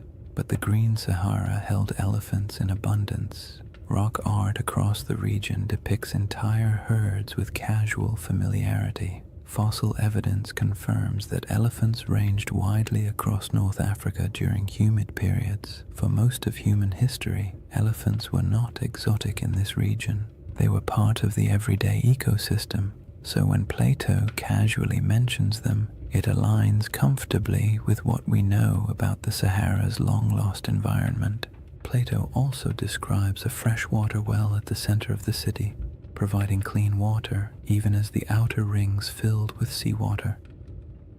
This detail feels mythic at first, but it also reflects a basic geographic truth. Many circular landforms, especially those rising from domed uplift, often have central depressions or areas where water collects.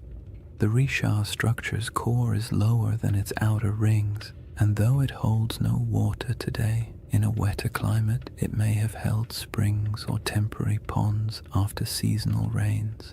Early humans could have used such features for drinking water. As climates changed, memories of these water sources might have been folded into later stories. The river to the sea detail is where the puzzle grows delicate. Plato describes a channel from the city to the ocean, allowing ships to pass through the rings.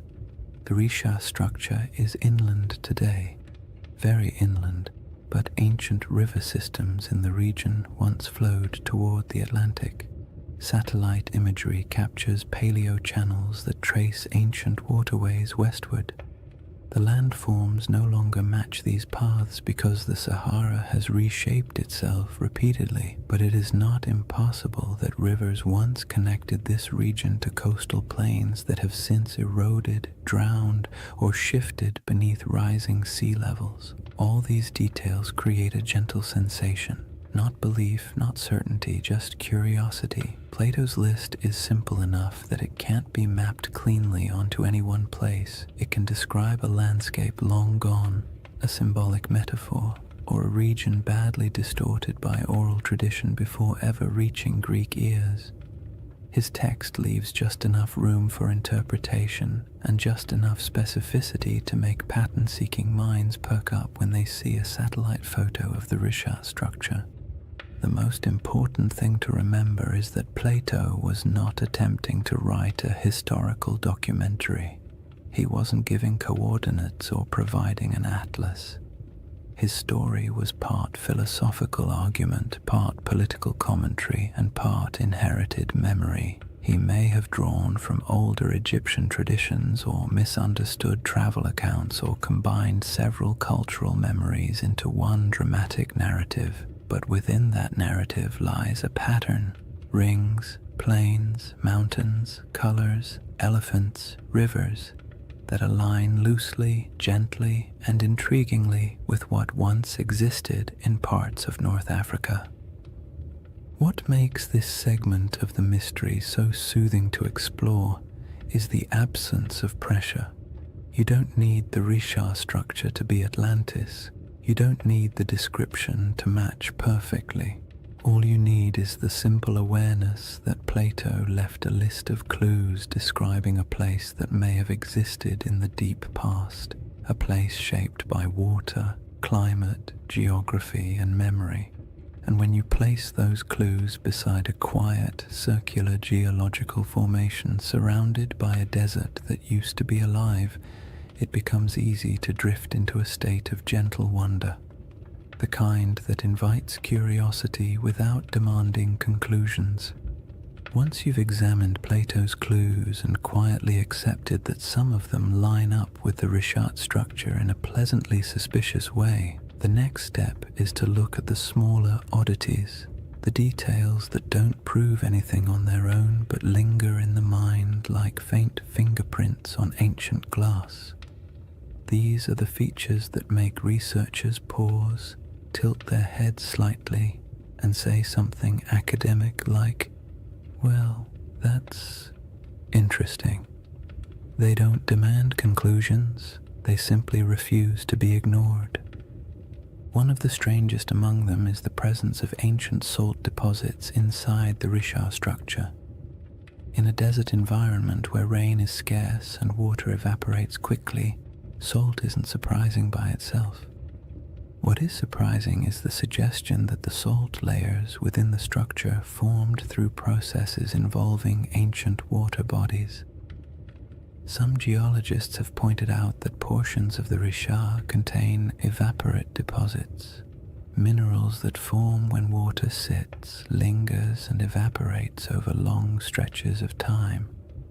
This doesn't mean the Risha was once a lake, but it does hint that water interacted with its geology in ways that aren't immediately obvious from the modern climate. When you picture the Sahara during a humid phase, rivers flowing, lakes filling, storm clouds gathering, it becomes easy to imagine water pooling in the structure's circular basins, creating the kind of environment where salt layers could slowly accumulate. Then there are the ancient river systems that slither beneath the desert like ghosts of a wetter world. Radar imaging in the late 20th and early 21st centuries revealed the outlines of these massive paleo-channels, dried riverbeds that once carried immense volumes of water across North Africa. Some of these channels flow in directions that match Plato's narrative surprisingly well, running from deep inland regions toward what is now the Atlantic coastline.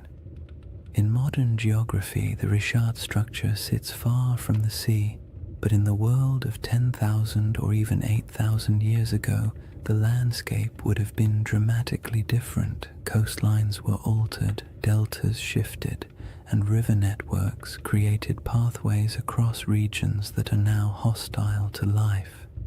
When you consider these ancient waterways, the idea of a circular formation once connected to a westward flowing system becomes far less far-fetched.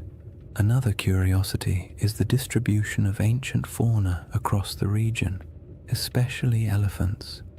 Plato goes out of his way to mention that Atlantis had many elephants, as though their presence was noteworthy, and it would have been if you were writing for an audience in classical Greece, where elephants were known but rarely encountered. But in the Green Sahara, elephants weren't exotic at all. Fossil evidence shows they roamed freely across vast stretches of North Africa. Rock art carved by prehistoric peoples depicts them with a kind of casual familiarity, often standing near lakes or grazing beside herds of cattle. The presence of elephants in Plato's narrative doesn't align with modern geography, but it aligns beautifully with the prehistoric Sahara, suggesting that the imagery in his account may have been drawn from memories of a much earlier landscape. Tools and artifacts found throughout Mauritania add another layer of quiet intrigue. Archaeologists have uncovered stone tools, habitation traces, and remnants of early human activity around regions adjacent to the Richard structure. None of these finds point to an advanced or monumental civilization, but they confirm that humans lived, traveled, and worked in the area long before the desert swallowed it. Simple stone tools may not inspire the same imagination as grand ruins, but they indicate human presence. People exploring the ridges, hunting across the plains, or gathering plants near seasonal water. And while these finds don't match the grandeur of Plato's Atlantis, they contribute to a broader truth. This land was not always empty. Then there's the matter of erosion patterns. The Richard structure's rings are composed of alternating layers of hard quartzite and softer sandstone. Over millions of years, erosion carved the concentric ridges into their present shape. The science here is solid, yet the level of preservation, how clearly the rings remain visible after such immense timescales, is quietly surprising. Erosion usually softens shapes, blurs lines, and creates irregular patterns. The Richard's rings are worn but still strikingly coherent. They have a kind of stubborn symmetry, the sort that feels almost architectural even though it is entirely natural. When viewed from above, the rings appear too clean for the surrounding environment, as if the land is trying a little harder than necessary to maintain its shape. Another oddity lies in the mineral composition scattered across the formation. Geologists have noted that the area contains minerals associated with hydrothermal activity, meaning the region once experienced heat and fluid movement beneath the Earth's surface. This supports the uplift theory, but also paints a picture of a place shaped by multiple overlapping geological events. The Richard structure is not the result of a single moment. It is the result of a series of slow, layered processes interacting in strangely harmonious ways. When geological events stack neatly like this, creating a tidy circle in the middle of a continent, it sparks the imagination, because nature rarely arranges its complexity into something that looks organized from space. Some people point to the alignment of the structure with ancient travel routes, though this is more speculative. During the Sahara's greener days, groups traveling across the region might have used prominent landforms as markers. A circular plateau would have stood out. It might have acted as a natural waypoint in a place you recognized from a distance, a feature that reassured you that your path was correct. This doesn't make it a settlement or a central city, but it makes it part of the landscape of human movement. Landmarks have always shaped migration, even unintentionally. Then there's the subtle but persistent fascination researchers have with the interior depressions of the Richat structure. The central basin and inner rings create natural pockets where water might have pooled during rainy seasons. These areas could have provided temporary freshwater sources long before the desert took hold. If early communities ever camped here, the structure might have served as a resting place, a place where the land, by pure coincidence, gathered the elements people needed to survive. None of these oddities amount to direct evidence of Atlantis or any lost civilization. They don't point to architecture, writing, or engineering. They don't claim that the Richat structure is anything more than a geological formation shaped by erosion, uplift, and deep time. But taken together, these small details create a sense of place, a landscape shaped by water, life, and environmental transformation. A place where memories of a greener world might have lingered long after the land grew silent. A place that feels like it carries the whispers of older stories, even if those stories can never be proven. What remains after examining these clues is not certainty, but the soft, contemplative feeling of a mystery that refuses to resolve too neatly. That's the charm of the Richat structure, not that it answers questions, but that it invites you to keep asking them slowly and without urgency, the same way the desert allows time to drift without needing conclusions. After exploring the curious parallels and intriguing coincidences, it's important to settle into the other side of the discussion, the quiet, grounded, scientifically steady side, the side that takes a deep breath, adjusts its glasses metaphorically, and says, "All right, let's not get carried away." Because while the Richat structure is visually compelling and undeniably mysterious in its aesthetic, the case against it being anything remotely like Atlantis is just as strong as the case that makes people wonder in the first place. And acknowledging that doesn't make the mystery less soothing. In fact, it makes it more balanced, more realistic, and more grounded in the rhythm of nature rather than the drama of myth.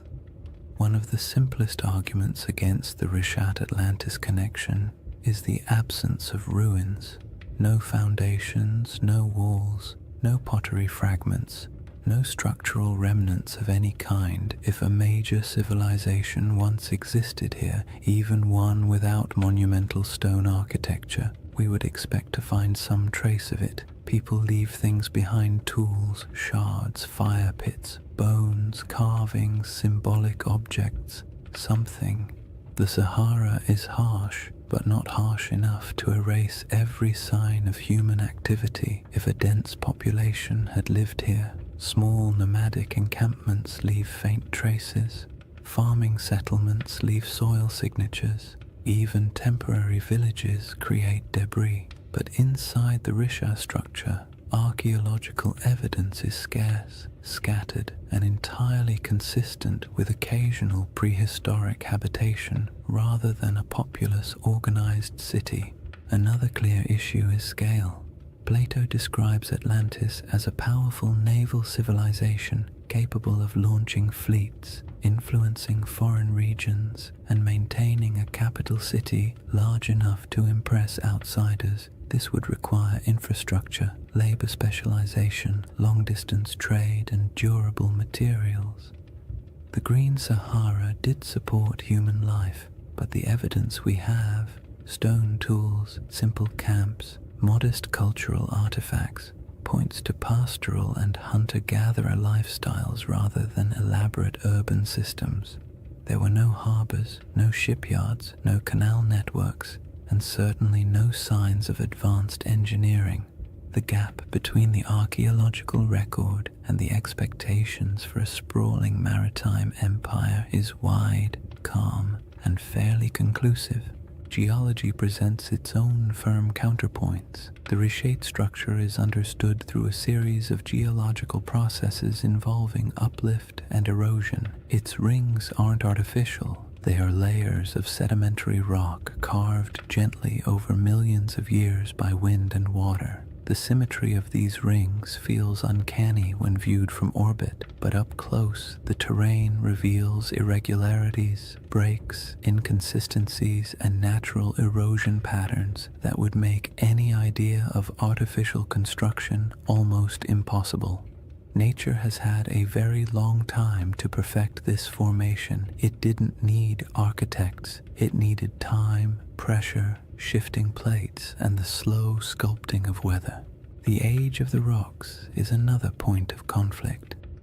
Many layers of the Richat structure date back hundreds of millions of years, far older than anything humans could have shaped.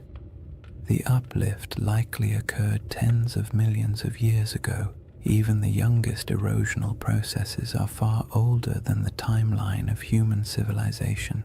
If Plato's account referred to an advanced society around 9600 BCE, the Richat's geological history simply does not align. Humans were not carving rings into uplifted domes while mammoths still roamed the northern forests. The idea collapses under the sheer weight of deep time. There is also the question of context. Atlantis, as Plato describes it, was a hub of Atlantic navigation, a power that interacted with Mediterranean societies, but the Richat structure sits far inland, even accounting for ancient coastlines. Even at its closest connection, this region would have required extensive river systems or routes across wide plains, and while ancient rivers existed, the logistics of sustaining a large maritime civilization so far from stable ocean access are difficult to justify. Plato's Atlantis was a sea power. The Richat region was, at best, a freshwater-rich inland landscape during humid periods. Another important point comes from understanding Plato himself. His dialogues, Timaeus and Critias, are philosophical works, not historical treatises. Atlantis serves as a metaphorical lesson about societal hubris, moral decay, and the consequences of unchecked ambition. Ancient Greek writers often crafted allegorical narratives in grand mythic terms. They weren't necessarily recording precise histories. Even if Plato drew inspiration from older Egyptian stories or folk memories of distant lands, his purpose wasn't to document geography, it was to illustrate ideas. Seeing Atlantis as literal misses the genre he was writing in. Then there's the lack of supporting historical records. No Egyptian writings describe a circular coastal city matching Plato's description. No Phoenician traders mention it in their maritime logs. No Carthaginian accounts reference such a settlement. In a region with extensive interactions between early Mediterranean and African cultures, a highly advanced city would almost certainly have left some mark in oral or written traditions beyond Plato's single dialogue. The silence is telling. All these points form the steady, sensible, scientifically grounded case against the Richat structure being Atlantis or any ancient lost civilization. Yet none of them make the structure less fascinating. The Richat stands out precisely because it embodies contradictions, visually striking but geologically ordinary, evocative of myth yet entirely natural, surrounded by desert but shaped by water in the deep past. The structure's intrigue lies not in what humans built, but in what nature carved and time concealed. What the scientific perspective ultimately gives us is a sense of humility. The Richat structure is a reminder that Earth's landscapes can mimic human patterns accidentally, that erosion can outperform architects, that symmetry doesn't always imply intention, and that sometimes the most interesting mysteries are the ones that sit comfortably between explanation and imagination. There is a quiet comfort in acknowledging what the Rishat structure is not, because it allows us to appreciate what it is: a monumental geological formation shaped entirely by natural processes, yet somehow capable of whispering to the part of the human mind that loves stories of lost worlds. Dismissing the Atlantis comparison doesn't end the mystery. It reframes it, shifting the focus from fantasy to the wonder of a landscape that survived floods, droughts, and time itself. And somewhere between geological certainty and mythic speculation lies a middle path, a gentle possibility that doesn't require lost empires or supernatural disasters. Only the simple fact that landscapes change, memories drift, and stories evolve across generations. That quiet middle ground forms the foundation for the next part of this chapter. After weighing the clues and counterpoints, what remains is a space in between, a soft, contemplative middle ground where certainty isn't required and imagination doesn't have to be excessive. It's the place where most real historical mysteries quietly live, suspended between the cold confidence of science and the gentle allure of myth. The Risha structure fits comfortably there, not as Atlantis, not as evidence of a forgotten super-civilization, but as something far more grounded and oddly more beautiful, a landscape that carries echoes of memories older than history itself. This middle ground begins with an idea that's far less glamorous than lost empires but far more plausible: that Plato's account of Atlantis may have been shaped by older stories, older observations, and older memories passed through generations of storytellers, traders, and priests, not memories of a technologically advanced society, but memories of places that once existed and then disappeared as the world changed. Civilizations don't have to be grand to be worth remembering. A pastoral group displaced by drought can leave behind a story that grows in the telling. A lakeside settlement swallowed by desert winds can become a tale of a city lost. A dramatic shift in climate can be recast as a divine punishment, and long after the physical evidence is gone, the story continues, reshaped a little each time it's spoken aloud.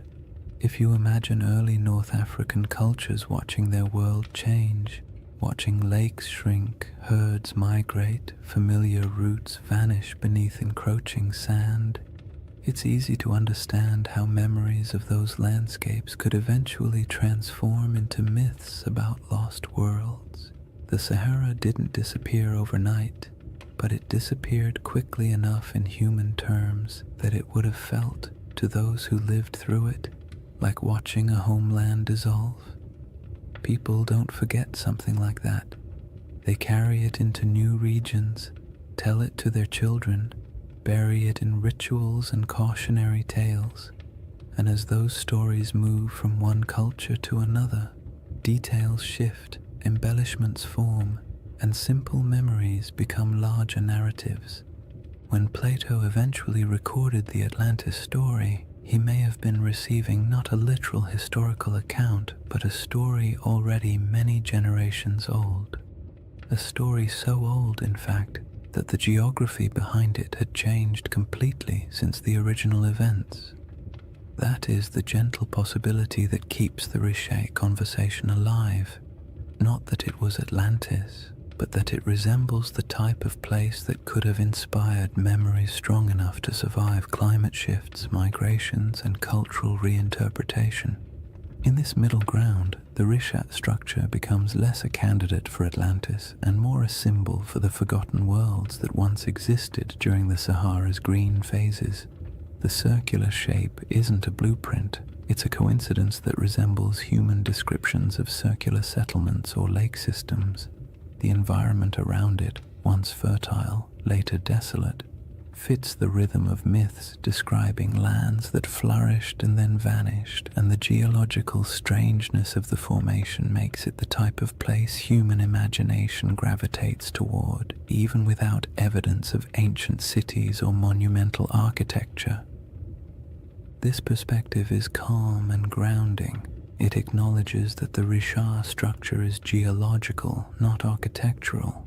It embraces the idea that natural formations can inspire awe without requiring supernatural explanations, and it allows space for the possibility that human stories, especially the very old ones, often preserve impressions of landscapes altered or erased by time.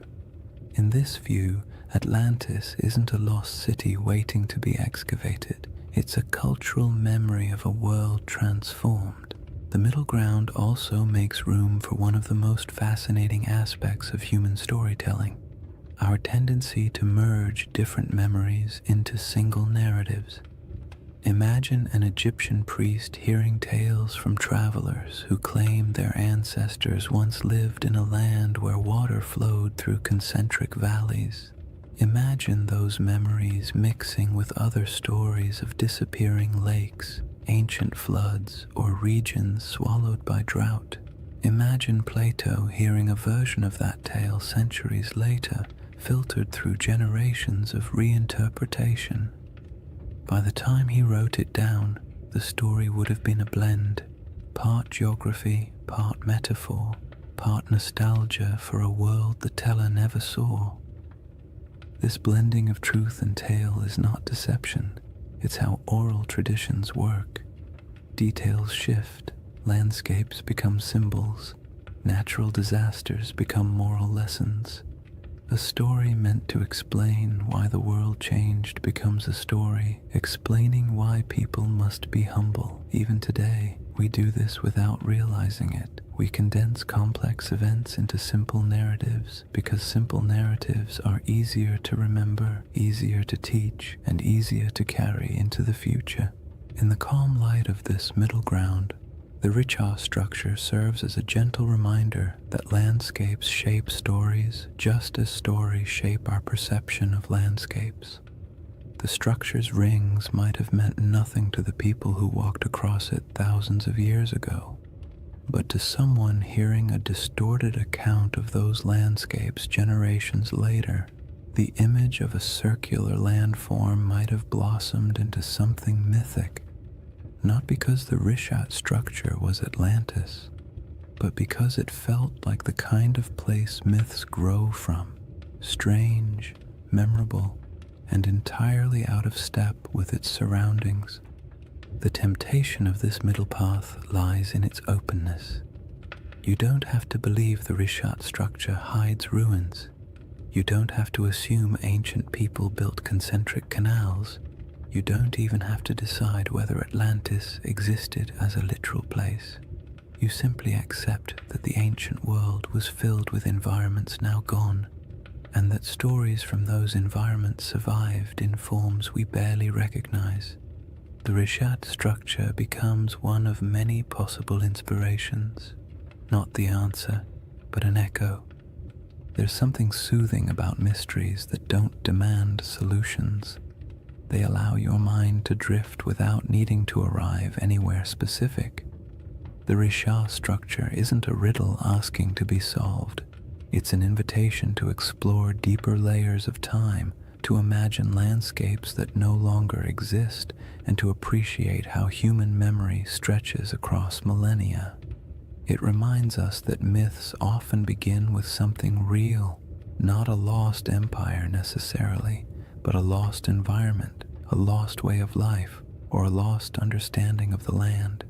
And that leads us gently into the final chapter of this journey, a shift away from evidence and counter-evidence, and toward the quiet, cosmic perspective that emerges when you consider how long the Richat structure has watched the desert around it rise, fall, and change. Chapter 4. The Eye That Remembers Everything.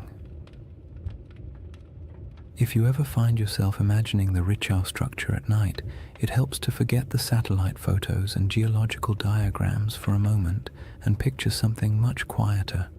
A place far from modern roads, far from city lights, far from anything that interrupts the soft rhythm of the desert after sunset. Night in the Sahara is its own world, almost a separate dimension from the harsh daylight that most people think defines it. The heat drains away slowly, the wind settles into a steady breath across the dunes, and the sky opens wider than seems reasonable, filled with stars that feel impossibly close. In that stillness, the Rishat structure doesn't feel like a geological puzzle or a misunderstood legend. It feels ancient in a way few places do, as if it has been sitting patiently through eras, watching everything change around it while remaining almost unchanged itself. Standing at the center of the formation under a clear sky would feel like standing inside a natural observatory. The circular ridges rise around you, not high enough to trap you, but just high enough to create the sense of being in a vast stone bowl. The curves would guide your gaze upward toward the sky, making the stars appear as though they are swirling in unison with the rings below.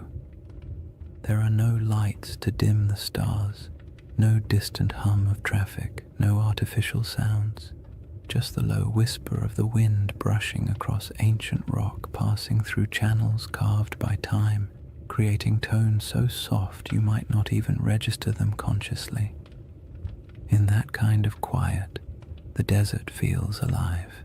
Not in a dramatic or mystical way, but in the subtle way landscapes breathe through temperature shifts, airflow, and tens of thousands of years of stillness. The moonlight transforms the Richau structure even further.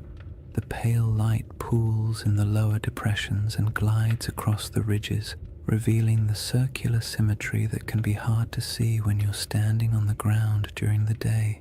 At night, those rings shine faintly, almost glowing in places where quartzite catches the moon's reflection. The effect is soothing, not eerie, the kind of sight that makes you exhale slowly, not look over your shoulder.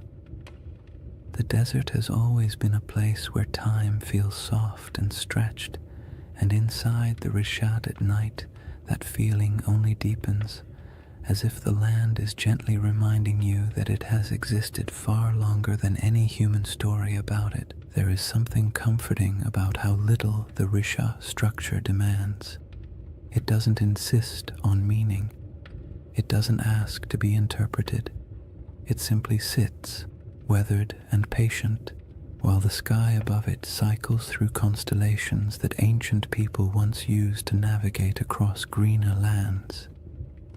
Thousands of years ago, when the Sahara was still alive with lakes and grasslands, early humans would have looked up at the same stars, using them to track seasons, migrations, and time.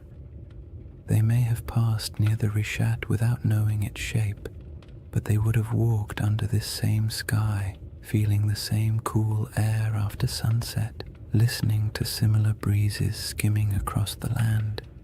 In that sense, the desert night turns the Risha structure into a bridge between eras, not because anything connects them physically, but because the sky has remained one of the few constants across the entire sweep of human history. If you were to sit on one of the ridges and look out into the darkness, you would see nothing but the silhouettes of dunes shifting gently in the moonlight. The horizon softens at night, blending sky and sand into a single muted line.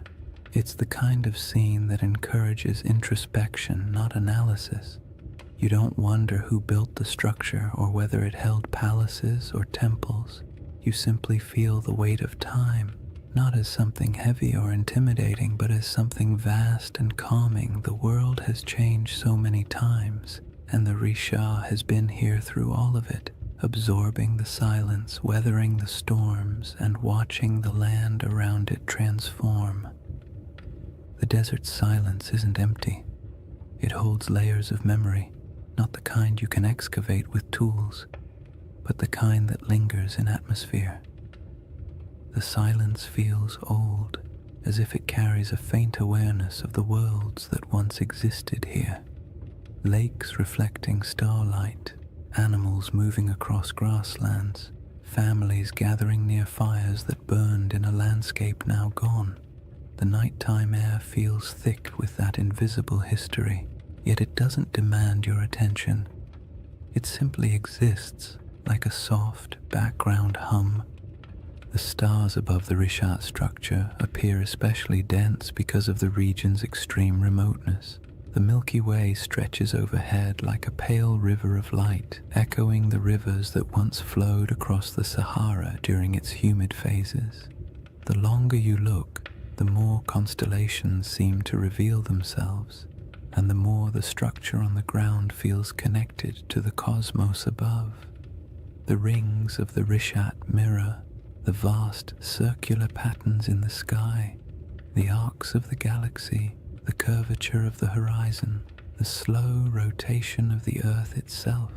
It creates a sense of gentle symmetry between Earth and sky, a reminder that humans have always found meaning in patterns even when those patterns were accidental. It's easy to understand why people feel drawn to connect this ancient formation with legends. Standing inside the Risha at night could make anyone feel the urge to tell a story, not a sensational one, but a quiet one about the persistence of the land, the fragility of memory, and the way nature sometimes creates shapes that feel like symbols. In the soft glow of the moon, the structure doesn't look artificial, but it does look intentional in a way only nature at its most patient can achieve. What makes the Risha structure so soothing at night is the way it absorbs human curiosity without answering it. You can wonder about its origins, its place in mythology, its connection to past climates, or whether ancient people ever felt a hint of awe when passing near it. But the structure offers nothing back except the gentle assurance that it will still be here long after our questions fade into silence. In that sense, it becomes a reminder not of lost civilizations, but of time's quiet endurance, the slow, steady processes that shape the Earth far beyond human timelines.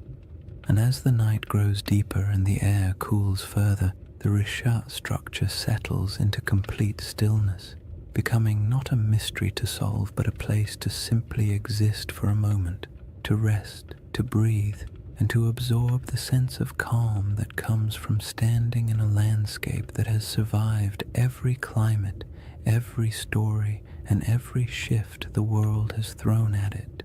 The next layer of this journey explores the source of that storytelling instinct, why humans see patterns, build myths, and create meaning from landscapes that endure long after the civilizations around them disappear. If you sit long enough inside the Risha structure, not literally of course, but in your mind, quietly imagining the desert night and the slow movement of stars overhead, you eventually drift into a very human question. Why do we tell stories about places like this? Why do certain landscapes, certain formations, certain patterns pull at the imagination more strongly than others? We don't look at an ordinary hill and assume it holds ancient secrets. We don't stare at a random cluster of rocks and start crafting mythologies, yet give us a perfect circle in the middle of a desert, or a mountain shaped like a face, or a forest that feels too symmetrical to be an accident, and our brains immediately begin weaving meaning into the shapes. It isn't irrational, it's instinctive. A deep part of how humans make sense of the world, especially the parts of it that feel older than our ability to explain them. That instinct begins with something simple: pattern recognition. Humans are exceptional at spotting patterns even when those patterns don't exist. It's a survival trait. Recognizing the difference between a harmless shadow and a predator hiding in the bushes was once a matter of life and death. Over time, that instinct expanded into art, religion, storytelling, and all the imaginative ways we try to connect the dots between what we see and what we feel. When early people saw the rings of the Rishat structure, perhaps not from the ground but from the gradual rise of surrounding terrain, they might have sensed an unusual regularity in its shape. Maybe not enough to interpret it as a city or a monument, but enough to remember it, enough to describe it, enough to make it feel distinct from the ordinary landscapes around it. The human imagination thrives on places that feel just slightly out of place. The Risha structure does exactly that. It's too round, too wide, too neatly layered to blend in with the rugged desert. It doesn't look artificial, but it doesn't look random either. It occupies a liminal space, natural but strangely intentional in appearance, and when a landscape hovers in that space, the imagination naturally steps in to fill the gaps. People project stories onto it not to deceive anyone, but because stories help us understand what feels beyond understanding. Storytelling is how humans anchor themselves in time, how they transform landscapes into memories, and how they preserve experiences that might otherwise vanish. This is why even the calmest, most scientific minds sometimes drift into gentle speculation when they look at places like the Rishat, not because they truly believe in lost empires hiding under millions of years of erosion, but because landscapes with unusual beauty evoke a sense of quiet wonder, and wonder is a fertile ground for stories. You don't need to imagine Atlantis rising and falling. You only need to imagine how it felt for early communities to live in a Sahara full of lakes and wildlife, passing by a strange circular plateau that looked different each season. Maybe it was a landmark, maybe it was a gathering point, maybe it meant nothing at all, but it would have stood out, and anything that stands out tends to gather stories. Humans also tell stories because the natural world isn't always generous with explanations. For most of history, people didn't have geology textbooks or climate models. They had observations, intuition, and oral traditions. When a river dried, they created a story. When a mountain erupted, they created a story. When the stars shifted seasonally, they created stories to explain their patterns. Over generations, these stories evolved, blending details from nature with the emotional tone of the people describing them. A drought wasn't just an environmental event, it became a moral narrative of balance lost and regained. A vanished lake wasn't just climate change, it became a tale of a great flood or a divine warning, or a forgotten world swallowed by forces beyond human control. It isn't surprising that the Rishat structure, surrounded by a desert shaped by one of the most dramatic climate transformations in human prehistory, inspires curiosity bordering on myth. Long before Plato wrote about Atlantis, people across the Sahara would have witnessed environmental shifts so profound they could barely describe them. Shrinking lakes, migrating animals, the slow invasion of sand, these experiences leave emotional impressions. A landscape that once supported entire populations can fade into silence within a few generations, and when that happens, the stories that form afterward are rarely literal accounts. They become metaphors for loss, change, and the fragility of human presence. The act of storytelling also brings comfort. It creates order in places where nature seems chaotic. It offers meaning in events that feel senseless, and it allows cultures to pass knowledge from one generation to the next. A story about a lost world isn't just entertainment. It's a way of saying, something important happened here, don't forget it. Those stories can stretch across thousands of years, even if the exact details blur. The memory of a disappearing lake might evolve into a legend of an entire region swallowed by the sea. The recollection of an unusually shaped landform might become a story about circular cities or divine architecture. When landscapes change as drastically as the Sahara did, the human imagination steps in to preserve what the land no longer shows. What's interesting is that the imagination doesn't only reach backward, it also reaches upward. Humans have always linked earthly landscapes with the sky. The circular shape of the Risha structure mirrors patterns in the heavens, orbits, celestial spheres, the arc of the Milky Way. Ancient cultures often looked at the sky and the earth as mirrors of one another. If something looked meaningful on the ground, they assumed a celestial connection. If something appeared in the stars, they looked for its reflection in the landscape. This tendency isn't mystical, it's psychological. It creates symmetry between the known and the unknown, allowing people to navigate a confusing world through harmony rather than randomness. The Risha structure invites that kind of thinking. At night, when the stars swirl overhead and the rings below form a gentle spiral of shadow and light, it becomes easy to understand how the human imagination might link the two, not through elaborate theories, but through quiet intuition, through the simple feeling that a place shaped in circles must hold a story shaped in circles, through the awareness that landscapes sometimes look like symbols even when they are not, through the natural desire to connect the visible world with the invisible past. In the end, the human imagination isn't a flaw in our understanding of places like the Risha structure. It's a companion. It allows us to explore possibilities without insisting on answers. It lets us appreciate mysteries without demanding they be solved. And it reminds us that even when we know the scientific explanation for a geological formation, we can still feel wonder, still be moved by the beauty of its shape, and still tell stories about what it might have meant to the people who walked through a greener Sahara thousands of years ago. That instinct to remember, to reinterpret, to imagine, leads naturally into the next part of this journey. The way deserts protect, preserve, and occasionally conceal pieces of worlds that no longer exist, leaving behind not cities but quiet geological breadcrumbs for the patient observer.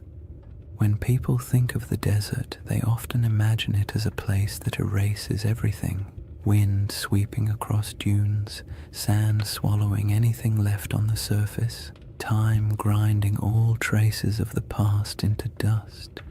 And while parts of that are true, the desert is far more complicated. It destroys, yes, but it also preserves in ways wetter climates never can. Humidity decays wood, softens clay, and corrodes metal. Rain washes away structures and scatters artifacts. Plants reclaim abandoned land quickly, burying the past in roots and soil. But the desert is patient. Dry air keeps things intact. Sand buries but also protects. Stone carvings last almost forever when nothing grows to break them apart. If anything, the Sahara is one of the most powerful memory keepers on Earth, even if it rarely gives up those memories easily.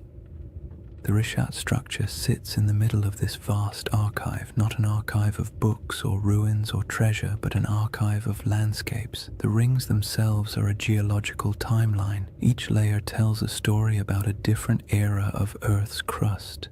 The minerals inside them remember volcanic activity, erosion patterns, shifts in ancient climates, and surrounding the structure, scattered across the Sahara, lie faint traces of worlds that came and went before the desert took over. Fossils of fish that once swam in freshwater lakes, shells from ancient inland seas, bones of hippos, giraffes, elephants, and antelope that lived in grasslands where nothing but dunes now remain. These remnants are quiet, fragile, and astonishingly well preserved because the desert has held them still for millennia. Even more delicate objects survive in surprising numbers. Stone tools left behind by early humans who walked across plains now buried under dunes, arrowheads, blades, grinding stones, small carvings. They're scattered, not concentrated, evidence of lives lived lightly on the land, following herds, collecting plants, moving when the seasons demanded it. None of these objects tell a story of a centralized city or a monumental culture, but they do tell the story of human persistence in a world that was constantly shifting around them. These tools have edges still sharp enough to cut. They were shaped by hands that lived in a climate we can barely imagine today, and the desert, indifferent to time, simply kept them. Then there are the rivers, or rather, the ghosts of rivers. Radar imaging reveals dozens of ancient channels beneath the Sahara's surface, some stretching hundreds of miles. These channels are not small trickles, but massive pathways carved by powerful flows of water. They show where life once concentrated, where animals gathered, where early humans traveled and settled, and though they're invisible from the ground, their presence beneath the sand acts like a geological memory, a map of how different the world used to be. Long after lakes vanished and grasslands withered, the shapes of these channels remained, buried but intact. The desert also preserves what might be called emotional landscapes, the subtle, atmospheric memory of places people once inhabited. Rock art in the Sahara captures these moments with eerie clarity, carvings of cattle, religious symbols, hunting scenes, boats gliding across water. Some images show animals that haven't lived in the region for thousands of years. Others depict rituals or daily activities of groups whose descendants migrated far away when the climate changed. These paintings survive because the desert air is too dry to dissolve the pigments. They are echoes etched into stone, fragments of human emotion fossilized in mineral form. And even though they don't correspond to Plato's Atlantis, they show how easily early cultures could leave behind traces that would confuse or inspire later generations. But the desert's preservation comes with a twist. It protects selectively. It keeps what nature builds, but rarely what humans build. Wood, cloth, bone, and plant materials decay quickly, stone lasts, but only if left untouched by wind. Anything built from mud or organic material disappears, so a region could support generations of habitation and leave barely any physical evidence. When the Sahara dried, entire ways of life evaporated with it. People moved south or toward the coast, leaving only a thin scattering of tools and art behind. By the time later civilizations emerged in Egypt, Carthage, and the Mediterranean world, the memory of those Saharan cultures had already faded into rumor.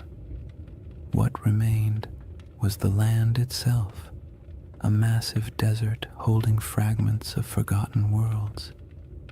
The Risha structure in this context isn't a monument to something lost. It's a survivor from geological history that just happens to sit among the buried traces of human history. Its rings are not ruins, but reminders that the planet keeps records in stone long after humans forget. Its symmetry draws the imagination not because it hides a city, but because it stands out against the silence of the desert, a quiet landmark in a landscape that erases almost everything else. What the desert preserves best, strangely enough, is not artifacts or fossils, but absence. It preserves the feeling of worlds that used to exist but no longer do. It holds the echo of water where there is none. It holds the memory of animals that once roamed freely. It holds the imprint of climate cycles so vast they dwarf every human empire combined. When you stand in a place like the Rishat structure, the most powerful sensation isn't that something is buried beneath your feet, it's that something is missing. something that used to be here but isn't anymore. That sense of absence can be misunderstood as evidence of ruins or lost cities, but it's really just the desert doing what deserts do, revealing nothing and everything at the same time. And that is why this landscape inspires stories. Humans fill silence with meaning. We see the absence and imagine what might have once filled it. We see preserved fossils and picture thriving ecosystems. We see ancient riverbeds and imagine the people who walked beside them. The desert keeps just enough evidence to suggest what once existed, but not enough to tell the full story. And in that gap, wide, quiet, and centuries deep, the imagination takes over. This brings us to the final movement of this journey, a gentle widening of perspective, a step back from geology and fossils and myths, and into the broader cosmic calm that emerges when you stand in the middle of a desert night and realize just how ancient, patient, and enduring the earth truly is. When you step back from all the theories, the geology, the ancient climates, and the quiet wonders preserved by the desert, the Risha structure becomes something simpler. Not a riddle demanding an answer, but a reminder of how small we are against the scale of time. Standing in the middle of its rings, especially under the night sky, you can feel the weight of millions of years pressing gently around you, not in a frightening way, but in a calming, grounding way, the kind that makes your breath slow down without you meaning to, as if the land itself is inviting you to let go of the need for certainty. Because the truth is, the Rishat structure doesn't care what we believe about it. It existed long before humans tried to make sense of it, and it will exist long after our stories fade. The desert has watched entire civilizations rise and fall at its edges, while the eye of Africa simply remained what it always was, a geological formation shaped by pressures, erosion, and deep time. And yet, for something so indifferent, it has a remarkable ability to hold our attention, to stir our imagination, to make us lean forward and whisper, "What if?" That what if doesn't need to be answered. It's enough that the question exists. It's enough that something in a quiet corner of the Sahara can evoke wonder in people who will never stand beside it. We don't need Atlantis for the Risha to matter. We don't need a lost empire or buried ruins. The formation is compelling precisely because it sits on the edge of the known and the unknown, part science, part mystery, part myth, part memory. It invites you to be curious without demanding conclusions, and that is its most soothing quality. If you imagine the Risha at its quietest moment, perhaps just before dawn, when the stars begin to fade but the sun hasn't yet lifted over the dunes, the entire landscape feels suspended. The air is cool, still carrying the desert's nighttime clarity. The sky brightens slowly, revealing the faint outlines of the rings around you. The first light washes over the ridges, turning the stone soft shades of blue and gold. In this moment, it feels as though the structure is waking up, though of course it never sleeps. It simply cycles through light and darkness, warmth and cold, day after day, century after century, long after humanity stopped paying attention, and that quiet persistence is part of its allure. The Rishat structure doesn't ask for interpretation because it doesn't need us. It exists comfortably beyond our stories. We are the ones who project meaning onto it, who draw parallels, who search for patterns, and there's nothing wrong with that. Humans make meaning because it helps us navigate a world that rarely explains itself. But when you're standing in front of something so ancient, so vast, and so unaffected by our questions, the impulse to interpret eventually softens. You start to accept the landscape the way you accept the night sky, beautiful, mysterious, complete without needing answers. This is why the final feeling the Risha structure gives isn't excitement or fear or even curiosity. It's perspective, the kind of perspective that makes you realize how temporary human history is compared to geological time. Civilizations rise, cities flourish, myths form, and then everything fades. But the land remains.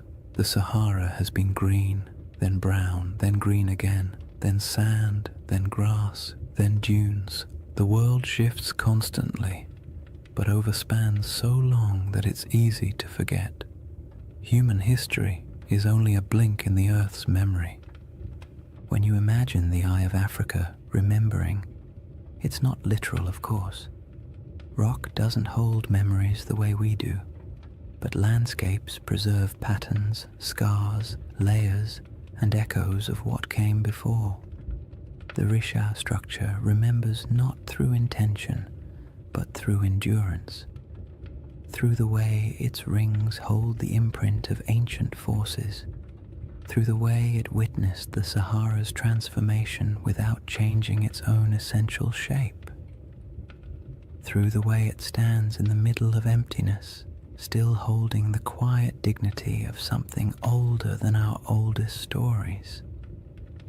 And as you let that perspective sink in, the idea of Atlantis becomes less about a place and more about a feeling that somewhere, sometime, a world existed that is now gone, a feeling that memory outlasts evidence, a feeling that not everything that disappears is lost forever. Some things simply fade into new forms, new landscapes, new interpretations. The Risha structure doesn't solve the Atlantis mystery, but it offers a gentle space where that mystery can rest, unpressured and unbothered. In the end, the most peaceful thought of all is this: maybe Atlantis was real, maybe it wasn't. Maybe it was a memory of a greener Sahara. Maybe it was an echo of rivers and lakes that vanished before history began. Or maybe it was just a story, a beautifully structured story passed down through generations. But somewhere out there in the quiet heart of the desert, the Eye of Africa is still watching. Not searching, not revealing, just watching. Watching the night sky turn. Watching the dunes shift. Watching time pass with the patience only the earth itself can hold. And there is something profoundly comforting about that. To know that long after questions fade and theories shift and stories evolve, the land remains silent, enduring, timeless. A slow, cosmic heartbeat in the middle of the Sahara, inviting you to breathe a little slower, to let your thoughts drift, and to fall gently into rest. If you've made it this far, awake, half asleep, or somewhere in that gentle in-between space where thoughts drift like sand across a desert floor, then you've journeyed through one of Earth's quietest mysteries. And maybe that's the real beauty of the Risha structure. Not that it holds answers, but that it encourages the kind of patient wondering that modern life rarely gives us time for. In a world full of noise, urgency, and constant stimulation, the Eye of Africa offers the opposite: silence, space, perspective, a slow reminder that the planet moves at a pace far older and far calmer than anything we build on its surface. When you think back to what we've explored, the green Sahara that once flourished with lakes and herds, the ancient river systems buried beneath dunes, the rock art carved by hands that lived in a world we can barely imagine, the geological forces that sculpted the Risha's rings millions of years before humans ever walked near them, it becomes clear that the story of this place isn't about a lost civilization. It's about a lost landscape, a world that once existed, quietly thrived, and then vanished not because of catastrophe, but because Earth itself shifted into a new rhythm. The Rishat structure is a witness to all of it, a memory in stone shaped not by human intention but by natural processes that unfold over spans of time far beyond our comprehension. And even though the Atlantis comparison has become part of its identity, the truth is you don't need a legend to appreciate this formation. You don't need Plato or myths of rings and cities or theories about ancient mariners. You only need the simple awareness that our planet contains places so strange and so beautiful that they feel like stories even before we start telling them. The Rishat structure is one of those places. Perfectly circular, timeless, a little unsettling, completely mesmerizing, the kind of formation that makes you pause and remember that the earth was sculpting wonders long before anyone arrived to give them names. There's a quiet comfort in imagining the Eye of Africa as a presence rather than a puzzle, not a watcher in any mystical sense, but a symbol of endurance. It has seen the Sahara as a cradle of life, then as a wilderness, and now as a vast ocean of sand. It has seen climates shift, species migrate, and entire ecosystems vanish into memory. And through all of it, it stayed where it was, letting time carve every ridge, every basin, every curve. There's something almost meditative about that, the idea that some things don't chase meaning, they simply endure and allow us to come to them with whatever questions or stories we carry. As you settle into the final moments of this journey, imagine once more the Rishat structure under the stars, the rings around you fading into shadow, the sky stretching overhead like an ancient tapestry, the air cool, the sand carrying the day's warmth, the wind quiet enough to feel like the earth is holding its breath.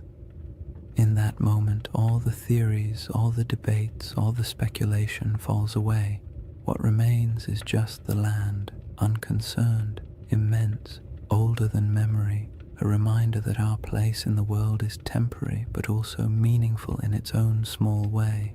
And maybe that's the real gift of places like this. They allow us to step outside ourselves, to drift gently into perspective, to remember that not everything needs to be solved. Some mysteries are meant to rest, some landscapes are meant to simply be admired, and some stories, like the Sahara itself, are more soothing when left open, when allowed to breathe, when allowed to drift into the same soft silence that defines the desert at night. So as you drift towards sleep or into a deeper state of calm, let the Rishat structure fade into that quiet space behind your thoughts. Let the rings dissolve into darkness, the stars soften overhead, and the desert wind carry away whatever tension you brought with you. The earth has been here a long time, and it will be here long after the worries of today have faded. You are small compared to the scale of geological time, but that smallness is not a burden. It's a comfort, a reminder that it's okay to rest.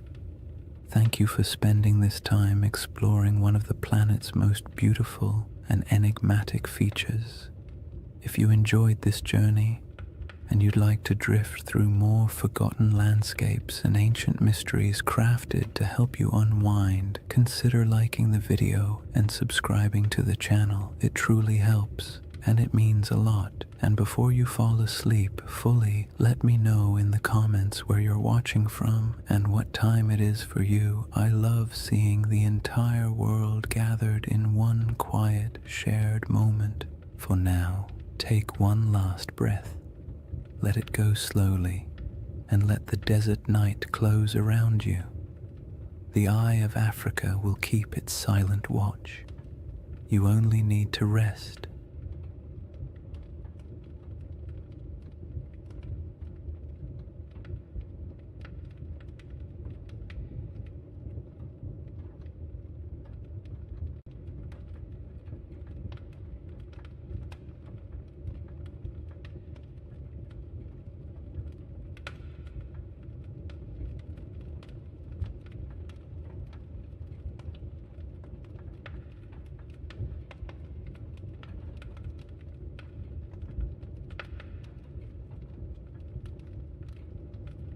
Hey guys, welcome back to the Sleep Atlas. Tonight, we're traveling back to one of history's strangest paradoxes, an army of monks, men who swore vows of poverty, chastity, and obedience, then marched into battle with swords gleaming in the sunlight and banners blazing red crosses against white, the Knights Templar. For the next 2 hours, you're not in the 21st century anymore. You're in the age of cathedrals and crusades, relics and rumors, faith and fear. And as always, if you enjoy these journeys through history that help you fall asleep, please subscribe for more nights like this one. It helps the channel, and it helps you find your way back when you need another story to drift away to. Now tell me in the comments, what's keeping you up tonight? Because tonight, we're going to talk about a brotherhood that was born in faith, drenched in blood, and consumed by legend. A story that begins not in a palace, but in silence. Imagine, a torch flickers in an underground chamber beneath Jerusalem. The year is 1119. The city still smells faintly of conquest, burned wood, incense, and the metallic tang of drying blood. 9 knights kneel in a circle. Their armor creaks as they bow their heads. One of them, Hugh de Payens, a French nobleman with eyes like chipped flint, swears an oath before God to live without wealth, without women, without fear, to protect the pilgrims traveling these deadly roads to the Holy Sepulchre. No music, no witnesses, just men and stone and the echo of words they can never unsay. That's how the Knights Templar began, or at least how history thinks they did. But as with most things that begin in the dark, the truth is more complicated. Chapter 1. The Secret Birth of a Holy Army. Jerusalem in 1119 was not a place of peace.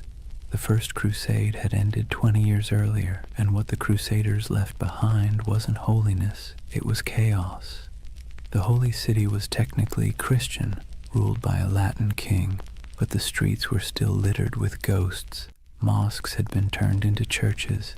Pilgrims from Europe wandered through the desert, barefoot and dazed, believing they were walking through the Bible itself.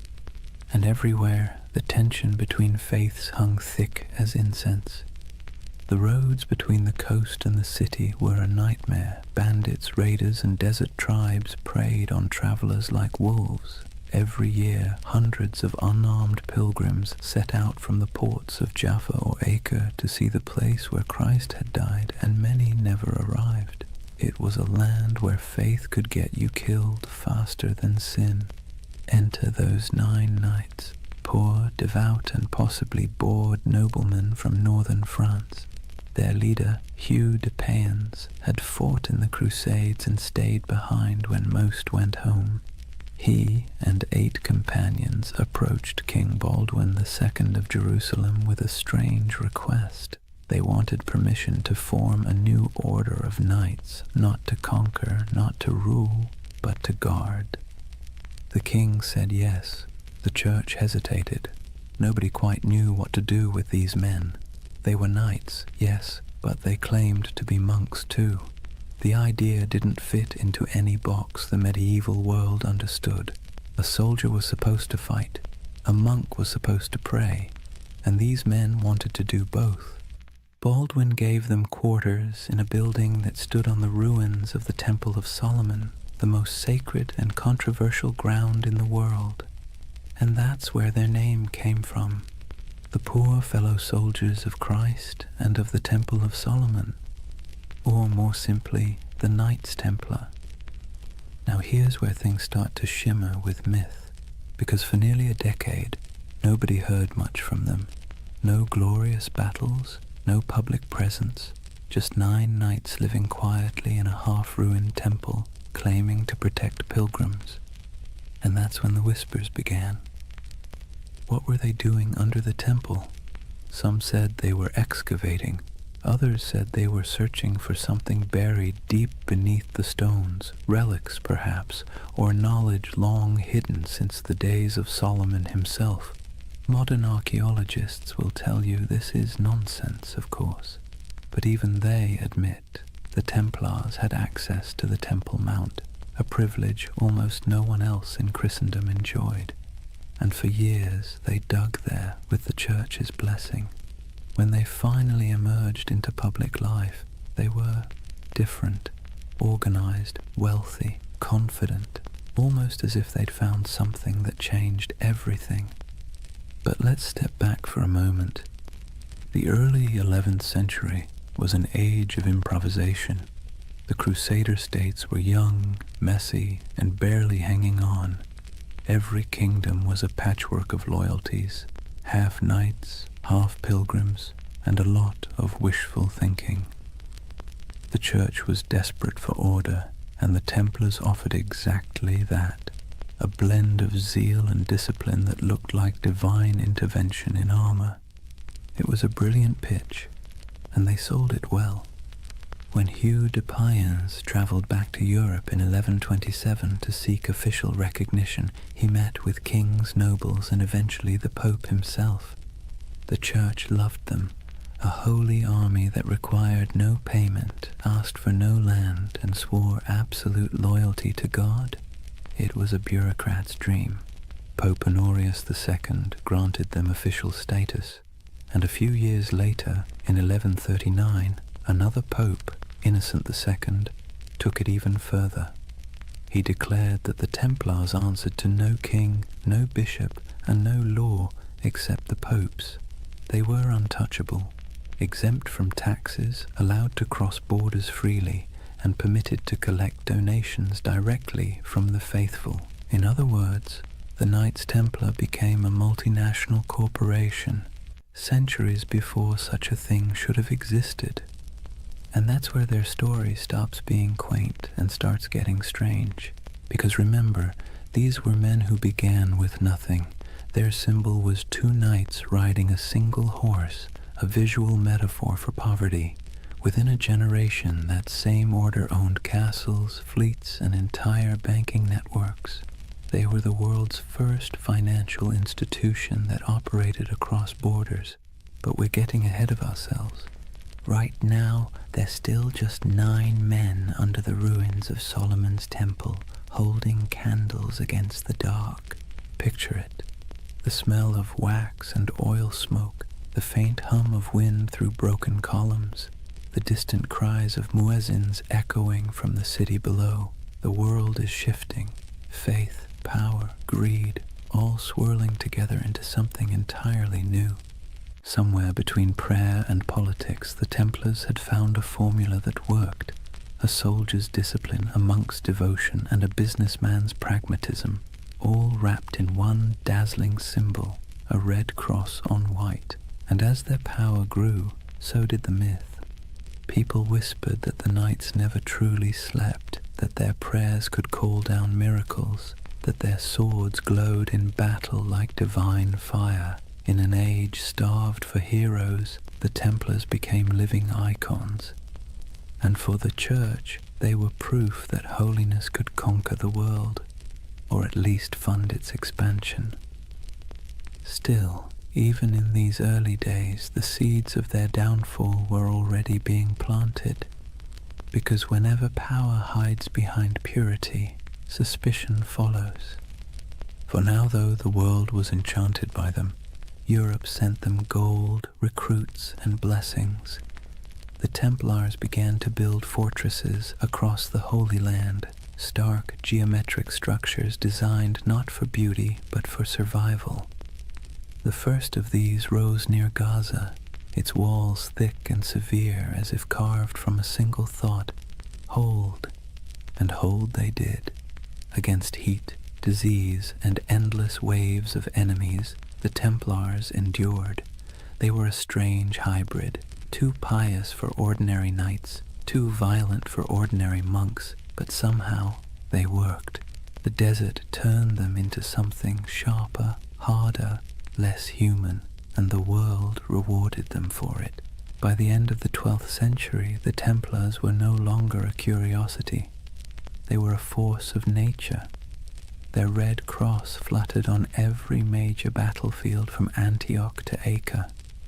Pilgrims prayed to them as if they were saints. Kings borrowed money from them as if they were banks, and behind their stoic silence they smiled, because they knew the holiest men in Christendom were also its most indispensable. The Holy Land. It sounds peaceful, doesn't it? Golden deserts, olive groves, sun-bleached ruins, the kind of place you might imagine angels hovering over in serene silence. But in the early 12th century, it was anything but serene. Jerusalem had been liberated by Christian crusaders only a few decades earlier, and let's be clear, liberation in medieval terms usually meant blood up to the ankles. The First Crusade had ended with the massacre of nearly every inhabitant of the city, Muslim, Jew, and even some Christians unlucky enough to be standing in the wrong doorway. The survivors who staggered out of those gates left behind a city that was holy, yes, but also haunted. Now, imagine you're one of the pilgrims arriving from Europe after that carnage. You've sold your land, kissed your family goodbye, and endured months on a leaky ship that smelled of salt, vomit, and desperation. You finally set foot on the sacred soil of Jerusalem, only to realize it's crawling with mercenaries, thieves, and rival priests arguing over who owns which holy relic. There were monks selling pieces of the true cross for pocket change, relic peddlers waving around bones that supposedly belonged to every apostle, and beggars who could quote scripture better than bishops. It was chaotic, commercial, and weirdly alive. The Holy Land was supposed to be a place of purity, but it was also a marketplace of faith, and this was the world the Templars were born into. To protect pilgrims, they needed roads. To patrol the roads, they needed horses. To feed the horses, they needed money. And to get money, they needed support from Europe, which meant they needed branding. And few groups in history have ever branded themselves better. The Knights of the Temple. It sounded like a riddle. A name that whispered of prophecy, secrecy, destiny. In an age addicted to relics and miracles, the idea of an army living on sacred ground was irresistible. Still, their mission was grimly practical. The routes from the ports to Jerusalem, Jaffa, Acre, Tyre, were treacherous. Travelers were robbed, murdered, or sold into slavery. The Templars became the bodyguards of faith itself, escorting caravans of believers through the desert, fighting off raiders who saw pilgrims as walking coin purses. Picture it, a long line of weary travelers trudging beneath a white-hot sun, sandals kicking up dust, and ahead of them a small band of armored men on horseback, faces hidden behind helms, silent except for the creak of leather and the dull thud of hooves. To see that Red Cross approaching must have felt like salvation made visible. But Jerusalem wasn't the only concern. Beyond the city walls, the Crusader states were fracturing. Christian lords squabbled like children over territory they barely controlled.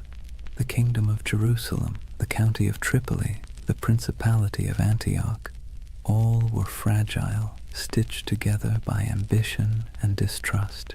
The Muslim world, meanwhile, was far from united but infinitely more patient. Leaders like Zengi, Nur ad-Din, and later Saladin understood that the Crusaders were temporary. Empires built on zeal tend to burn bright and burn out. The Templars didn't know it yet, but they were living on borrowed time. For now, though, their world was still expanding. They built their first fortresses across the Holy Land, massive, angular structures that looked more like stone mathematics than architecture. No decoration, no vanity, just geometry and faith. These weren't castles meant to impress. They were meant to survive. Thick walls, narrow gates, cisterns for water, hidden staircases for escape.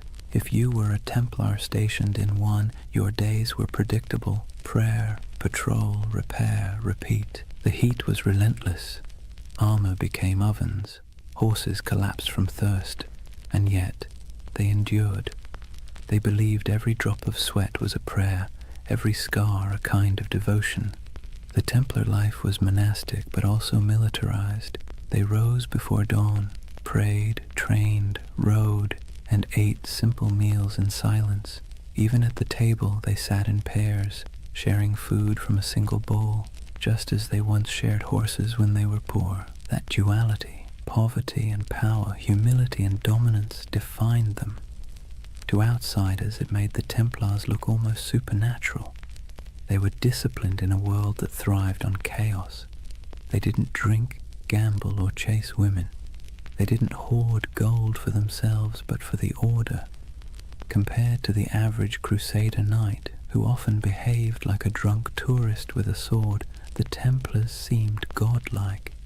But discipline has its price. Their strictness made them feared, but it also made them cold. And in a land that worshipped stories, coldness was suspicious.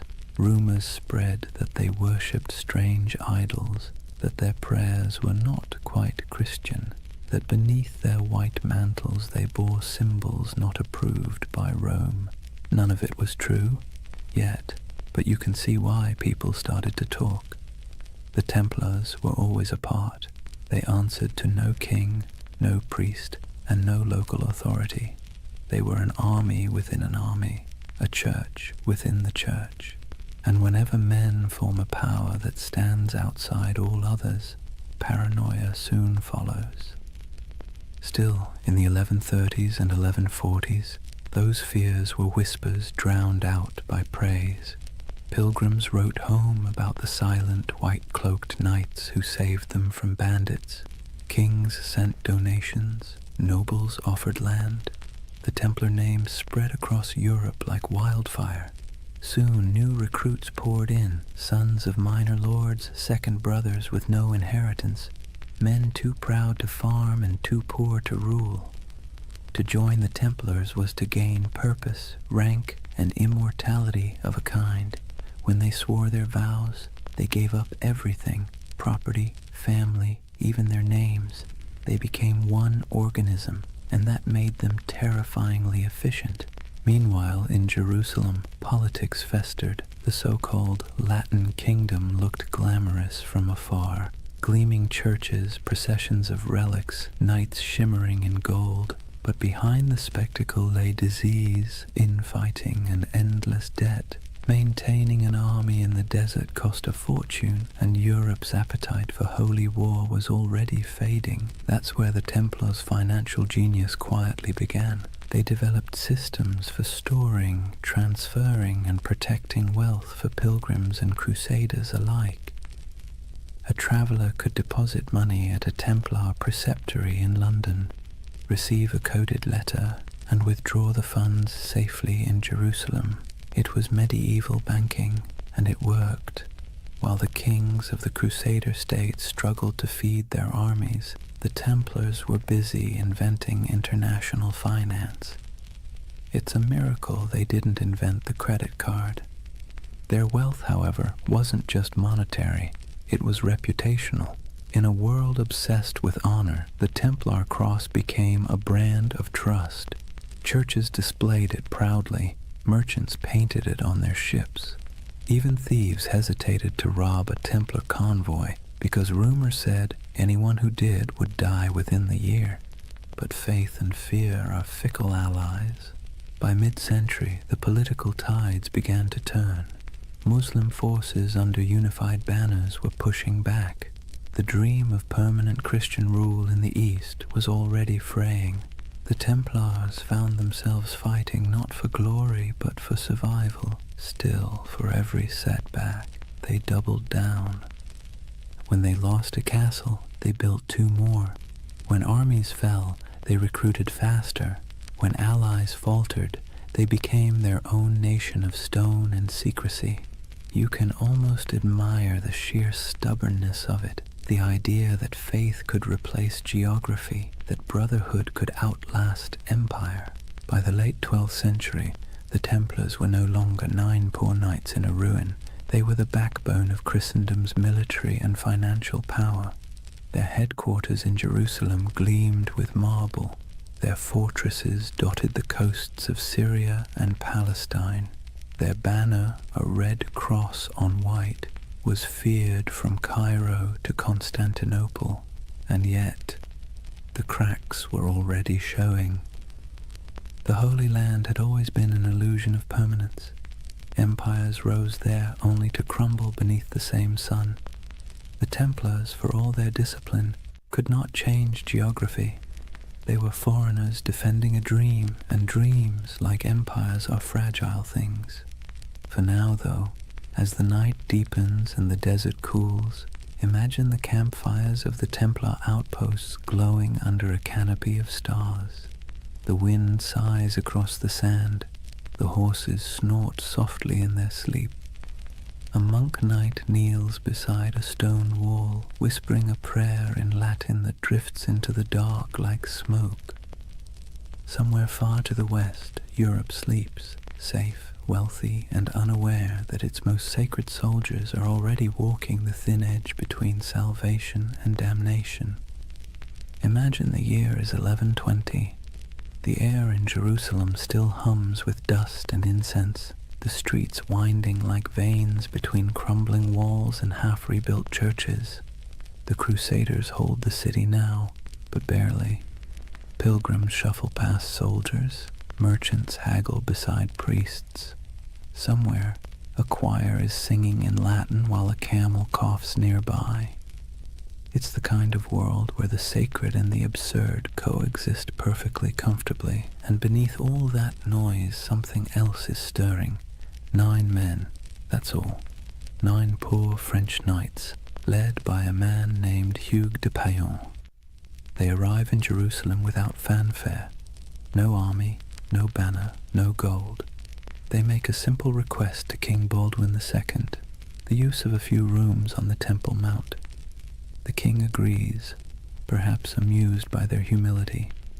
He gives them quarters in the old Al-Aqsa Mosque, which the Crusaders believed sat atop the ruins of Solomon's Temple. That's where the story becomes hazy. Officially, these knights called themselves the poor fellow soldiers of Christ and of the Temple of Solomon.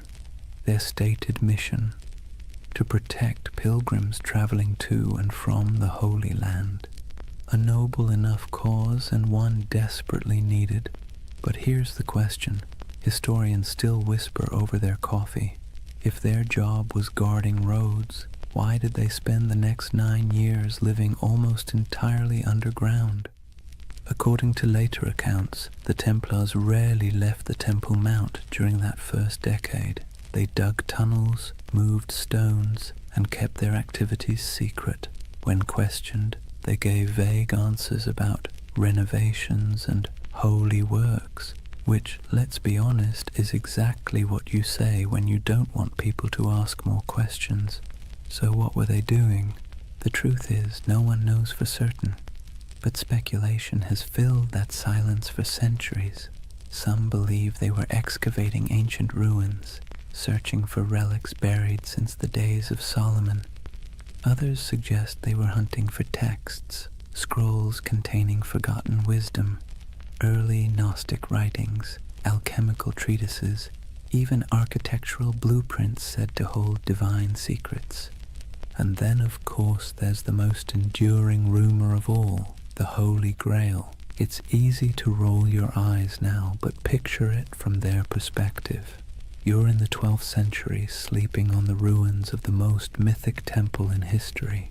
You're a warrior who believes God speaks through symbols, and beneath your feet are thousands of years of rubble, Babylonian, Persian, Roman, Byzantine. If faith ever had a basement full of mysteries, this was it.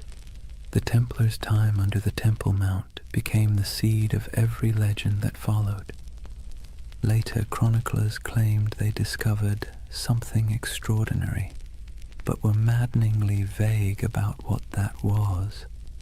Some said they found the Ark of the Covenant. Others insisted they unearthed gold from Solomon's treasury. More imaginative souls suggested they uncovered proof of bloodlines, records linking Christ's family to European royalty. And then, of course, there were the occult theorists who decided the knights had learned sacred geometry, secret knowledge about the structure of the universe itself. Whatever the truth, one thing is certain. When the Templars finally emerged, they were not the same men who went in. They returned to Europe transformed, quietly powerful, almost unnervingly composed. Hugues de Payen travelled to France and sought an audience with Bernard of Clairvaux, one of the most influential churchmen of the age. Bernard was a Cistercian monk, a man so ascetic he considered sleep an indulgence and food a distraction. Yet he was also a brilliant strategist, the closest thing the medieval church had to a public relations genius. Hugues explained the mission, a brotherhood of knights bound by poverty, chastity, and obedience, dedicated to God but armed for war. Bernard immediately saw the potential. It was a paradox so perfect it had to be divine. Monks who killed, soldiers who prayed, holy poverty funded by the wealth of nations. In 1129, at the Council of Troyes, the Templars received official papal approval. They were no longer just a handful of wanderers. They were an order of the Church. Bernard even wrote a sermon for them in praise of the new knighthood, describing the Templar as a man who fears neither demons nor men, because he bears Christ in his heart and steel in his hand. It was marketing genius. Overnight, the Templars went from mysterious diggers under a ruin to God's chosen army. Donations poured in, nobles offered land, peasants offered sons. The Templar banner, white for purity, red for martyrdom, became one of the most recognized symbols in Christendom. But still, the whispers persisted. Even as they rose, people kept asking, what did they find beneath that temple? Why did they never speak of those 9 silent years? The truth, if there is one, is probably less cinematic and more bureaucratic. Archaeology as we know it didn't exist. Digging beneath ancient ruins wasn't about science.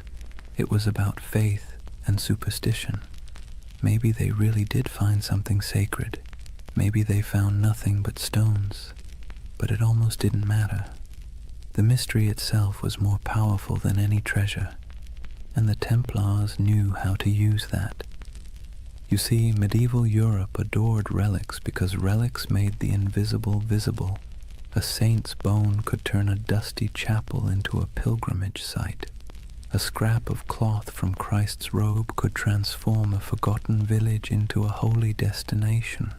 The Templars, deliberately or not, became a living relic. They didn't need to show proof of miracles. Their very existence was the miracle. Their silence became their sanctity, their secrecy, their strength. And silence travels farther than any sermon. When you think of the early Templars, don't picture roaring armies. Picture candlelight flickering in a stone corridor, the faint echo of Latin prayers, the sound of picks striking stone somewhere deep beneath the earth. 9 men convinced that God had chosen them for something they didn't fully understand, but could feel like a heartbeat in the dark. The idea of the hidden runs through everything they did afterward. Their architecture, simple, geometric, full of hidden passages. Their symbols, crosses, circles, dual riders on one horse.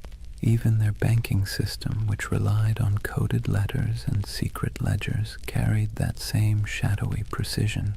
It's as if the memory of that underground decade never left them. They had been under the world, and when they emerged, they brought a little of the underworld with them. By the time they were formally recognized, the order already had chapters spreading across Europe. Preceptories in Paris, London, and Aragon became both fortresses and treasuries. Templar seals began to appear on documents everywhere.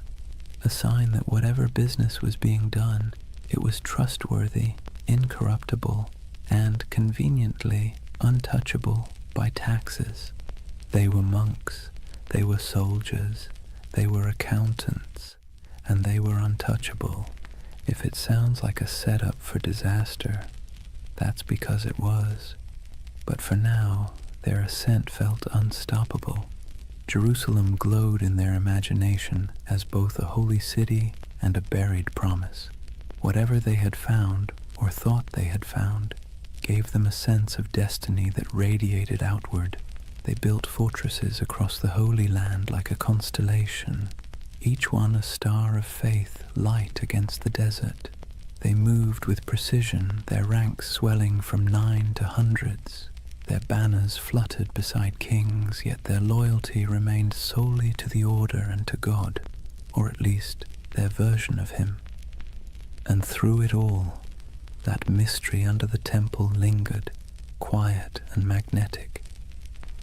Even centuries later, when the Templars were long gone, legends kept sprouting like weeds. Freemasons claimed descent from their architects. Alchemists said their secrets survived in hidden manuscripts. Occultists saw them as guardians of forbidden wisdom. Historians, somewhat exasperated, kept insisting they were just monks with good bookkeeping skills. But deep down, everyone wanted to believe there was something more, that somewhere beneath the dust of Jerusalem, a secret still slept.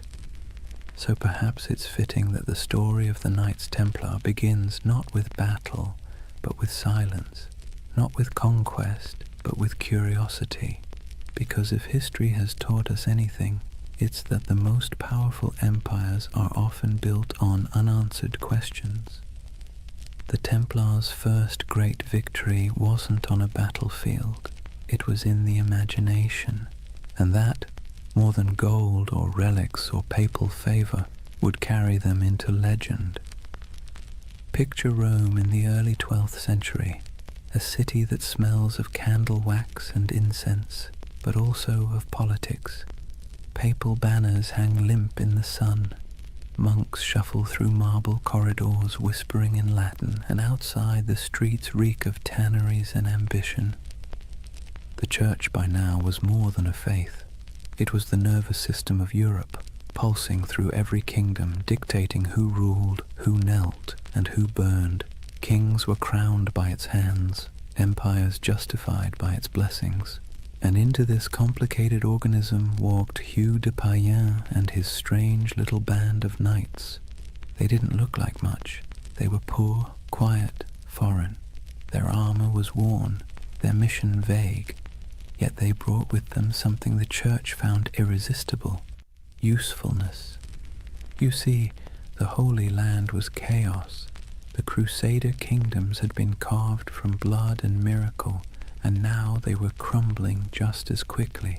Pilgrims were still being robbed, caravans ambushed, relics stolen, and cities changed hands faster than anyone could update the maps. The church needed protectors, reliable ones, faithful ones, and the Templars, well, they were perfect. No wives, no children, no debts, no distractions, just pure obedience. The kind of men who'd ride into battle without pay, die without complaint, and most importantly, funnel everything they owned directly into the hands of the church. But they needed legitimacy first. The Pope's blessing wasn't just a stamp of approval, it was armor. It turned obscure men into an institution. So Hugh de Payens travelled to meet with the powerful Abbot Bernard of Clairvaux, a man both saintly and strategic. Bernard was the face of the Cistercian reform movement, which prized simplicity, purity, and obedience. He lived on bread, wore plain robes, and wrote letters that could humble kings. He was also, conveniently, the Pope's favorite monk. When Hughes explained the idea of warrior monks, men who prayed like monks but fought like crusaders, Bernard saw opportunity gleaming like gold leaf in a gospel. Think of it. Europe was overflowing with restless knights, violent men with nothing to do once the Crusades ended. They roamed the countryside, looting villages, feuding over puddles of land, and repenting on Sundays. The church couldn't stop them, but what if it could redirect them? The Templars were the perfect solution. Channel the chaos of knighthood into a holy purpose, sanctify violence, wrap war in prayer. Bernard became their champion. He wrote, in praise of the new knighthood, a sermon that would become their manifesto. In it, he drew a sharp line between ordinary knights and these new holy warriors. The Knight of Christ, he wrote, fights the battles of the Lord without fear, for he bears Christ in his heart and steel in his hand. It was genius, simple, poetic, dangerous. With those words, the Templars became the Church's favorite paradox. Men who could kill for peace, who could die for salvation, who could hold a sword and a rosary in the same hand and never feel the contradiction. At the Council of Troyes in 1129, the Templars were officially recognized as a religious order. Pope Honorius II approved their rule, a strict code of conduct modeled after monastic life but adapted for war. They took vows of poverty, chastity, and obedience. They ate in silence. They wore plain white mantles to symbolize purity, later marked by a red cross, the color of martyrdom. They slept in communal dormitories, their armor near at hand. They prayed 8 times a day. And yet they were also soldiers, men who trained for battle, guarded caravans, and fought with terrifying precision. It was an impossible combination, but that was the point. The contradiction itself was their mystique. The Church, always hungry for spectacle, adored it. Sermons across Europe began praising these poor knights of Christ as living saints. Relics were touched to their swords. Songs were written about their devotion. Donors poured gold into their coffers. Within a decade, they owned lands across France, England, and Iberia. Within 2, they controlled a network that stretched from London to Jerusalem, all under the cross, all under God.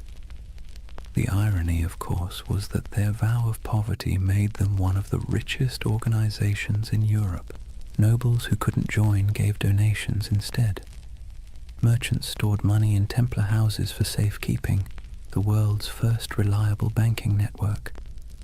Pilgrims could deposit coins in Paris and withdraw them in Acre. It was faith-based finance, centuries before anyone invented the word finance, and all of it tax-free. The papal bulls that followed granted them extraordinary privileges. Templars answered only to the Pope himself. They could cross borders freely, build their own churches, even collect tithes. Kings couldn't touch them. Bishops couldn't question them. They were a country within a country, a kingdom without a king. And perhaps most importantly, they believed their mission was divine. Every Templar fortress was built like a sermon in stone, simple, geometric, symmetrical. Their architecture rejected ornamentation, favoring clean lines and silent strength. Every chapel pointed east toward Jerusalem. Every wall was both defense and devotion. They didn't just build structures, they consecrated the landscape. Travelers who saw them described the order as unnervingly calm. They marched without shouting. They fought without looting. They prayed without hesitation. To their enemies they were terrifying. To their allies, indispensable. And to themselves, they were chosen. You can almost hear it in the rhythm of their days, the steady tolling of bells, the scraping of armor on stone floors, the murmured prayers before dawn, each man believing he was part of something eternal. But let's be clear, beneath the holiness there was also bureaucracy. For every knight who swung a sword, A dozen servants and scribes managed logistics, accounts, and correspondence. Templar commanderies became administrative hubs full of ledgers, seals, and shipments. They dealt in contracts as often as crusades. Still, their image remained pure. To medieval Europe, the Knights Templar were walking proof that heaven and earth could coexist, that spiritual discipline could be forged into literal steel. But to the cynical eye, they were something even more interesting: the Church's experiment in privatized holiness. They were what happens when faith becomes an organization, efficient, obedient, and profitable. By the mid-12th century, the Templars had become indispensable. Crusader kings relied on them for defense. Merchants trusted them with their fortunes. Popes used them as envoys and bankers. If you wanted something done quickly, quietly, and absolutely, you called the Templars. But with power came something more dangerous than sin: perception. People began to notice that the order's members rarely answered questions. They had their own language, their own symbols, their own rites. Their headquarters, a vast round church in London modelled after the Holy Sepulchre in Jerusalem, seemed deliberately mysterious. And then there were the rumours, always the rumours. Some said they still possessed what they found under Solomon's temple. Others claimed they performed secret ceremonies, that they whispered oaths in the dark, that they had seen things no mortal should.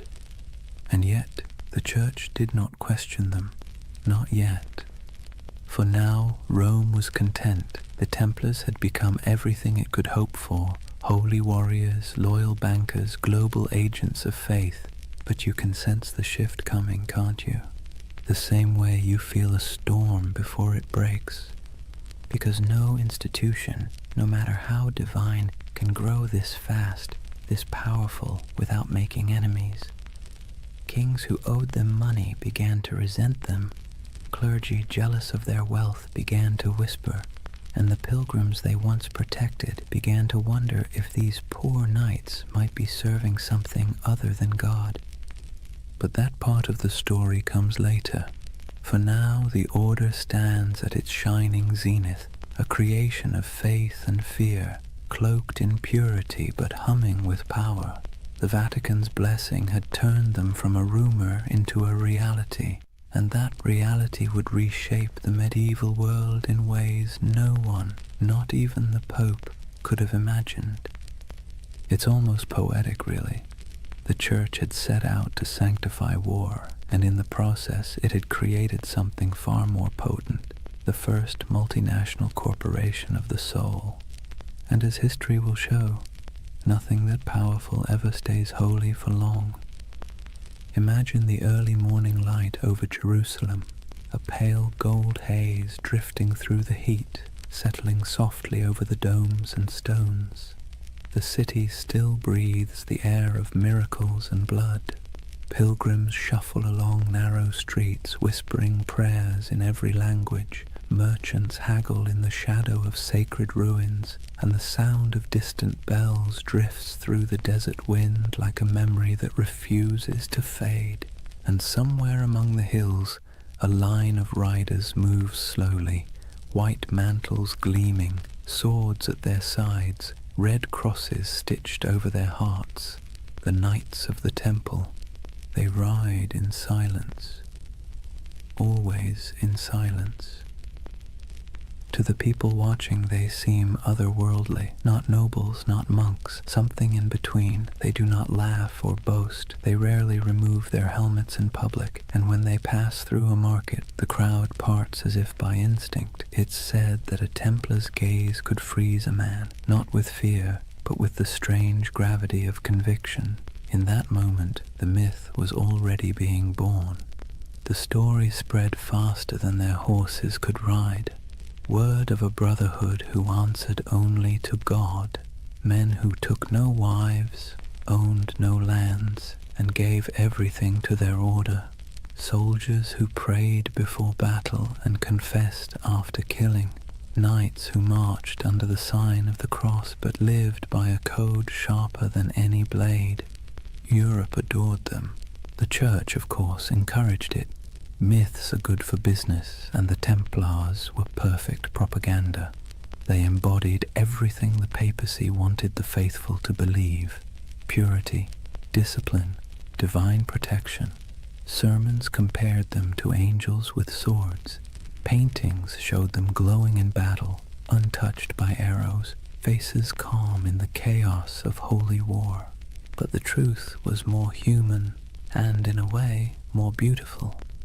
Most Templars were ordinary men drawn from a world that offered few choices, younger sons of minor nobles who'd inherited nothing, restless adventurers, repentant sinners, and zealots in search of purpose.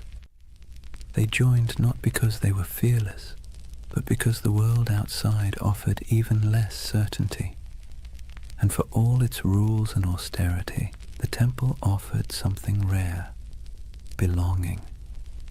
In a Europe fractured by war, famine, and class, the Order was one of the few places where a man's worth wasn't defined entirely by birth. Inside the walls of a commandery, everyone wore the same cloak, ate the same bread, followed the same hours of prayer. Rich or poor, noble or peasant, all knelt together before dawn. It was unity by discipline, equality by surrender.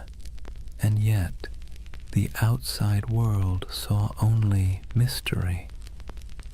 They were everywhere and nowhere, riding on crusades, manning castles, managing estates, escorting pilgrims.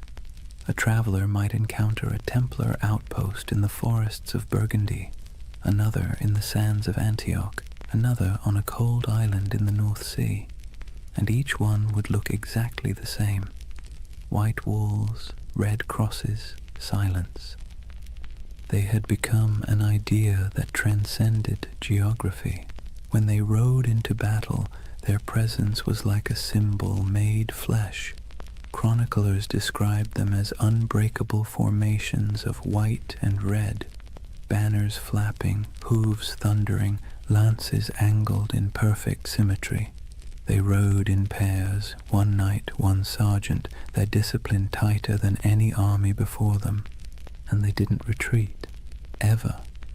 There's a story, probably exaggerated but worth repeating, that at the Battle of Montgisard in 1177, fewer than 100 Templars helped turn the tide against Saladin's massive army. Outnumbered 20 to 1, they charged headlong into the desert heat, cutting through enemy lines in a frenzy of faith and exhaustion. When it was over, their commander supposedly knelt in the sand and whispered a single prayer: Non nobis Domine, non nobis sed nomini tuo de gloriam. Not unto us, O Lord, but to your name give glory. It's the kind of story medieval Europe lived for, and like all great stories, it spread, changed and grew until the facts hardly mattered anymore. The Templars were no longer just men. They were a myth in motion. They became shorthand for courage, for purity, for divine purpose. And that, ironically, was the beginning of their undoing. Because the higher a legend rises, the further it has to fall. But for now, they stood at the edge of eternity. Their coffers swelled with donations. Their castles gleamed across Christendom like white stars on a dark sea. Their red cross was the most recognized symbol in Europe. Kings sought their loans. Bishops sought their blessing. Pilgrims sought their protection. It must have felt like destiny, a divine reward for faith and sacrifice. And yet, beneath the surface, something subtle was changing. The order that began with 9 men and a dream was turning into a machine. Their vows of poverty persisted, but their treasuries overflowed. Their humility was genuine, but their power was growing beyond measure. Their lands stretched across thousands of miles. Their archives held contracts and secrets that kings would have killed to read. And because they answered only to the Pope, no monarch, no bishop, no secular court could touch them. They were untouchable, the Church's holy weapon, sharpened to perfection. But history, like the sea, is always shifting. The Crusader states were beginning to crumble. The Muslim world had learned from its defeats and was uniting under stronger leaders. Supply lines were long, morale was short, and faith, that delicate fuel, was flickering. The dream of permanent Christian dominion in the East was dying, and the Templars, who had built their identity on that dream, suddenly found themselves defending something that no longer existed. It's easy, centuries later, to imagine them as fanatics or villains, but maybe they were just men trapped in momentum, unable to stop the wheel they had helped set in motion. By the time their banners fluttered over the last surviving Crusader fortresses, their legend had already outgrown them. In Europe they were saints, in the East they were demons, and in their own hearts, who knows, perhaps a little of both. The ordinary knights must have felt it, the slow decay beneath the glory, the endless wars that achieved nothing, the heat, the sand, the weight of armor, the prayers whispered into silence, the feeling of being instruments of something divine, and yet increasingly something political. But legends don't need clarity, they need symbols, and the Templars had become the most powerful symbol in the medieval world, the perfect fusion of faith and violence. You can almost see it, a banner rippling against a stormy sky, red cross vivid against the white cloth, lightning flashing behind it. To a peasant in a church pew or a monk in a distant cloister, that image meant safety, devotion, and divine justice. To a king in debt, it meant something else entirely. The story of the Templars was no longer being written by saints or chroniclers. It was being rewritten by envy, fear, and ambition. But for now, the curtain hasn't fallen, the candles still burn, the chants still echo in stone halls. The world hasn't yet turned against them. The 9 knights who once huddled beneath the Temple Mount have become an army, a network, a myth. Their legacy has taken on a life of its own, glowing, untouchable, and slightly unreal. And like all myths, it has begun to blur the line between truth and dream.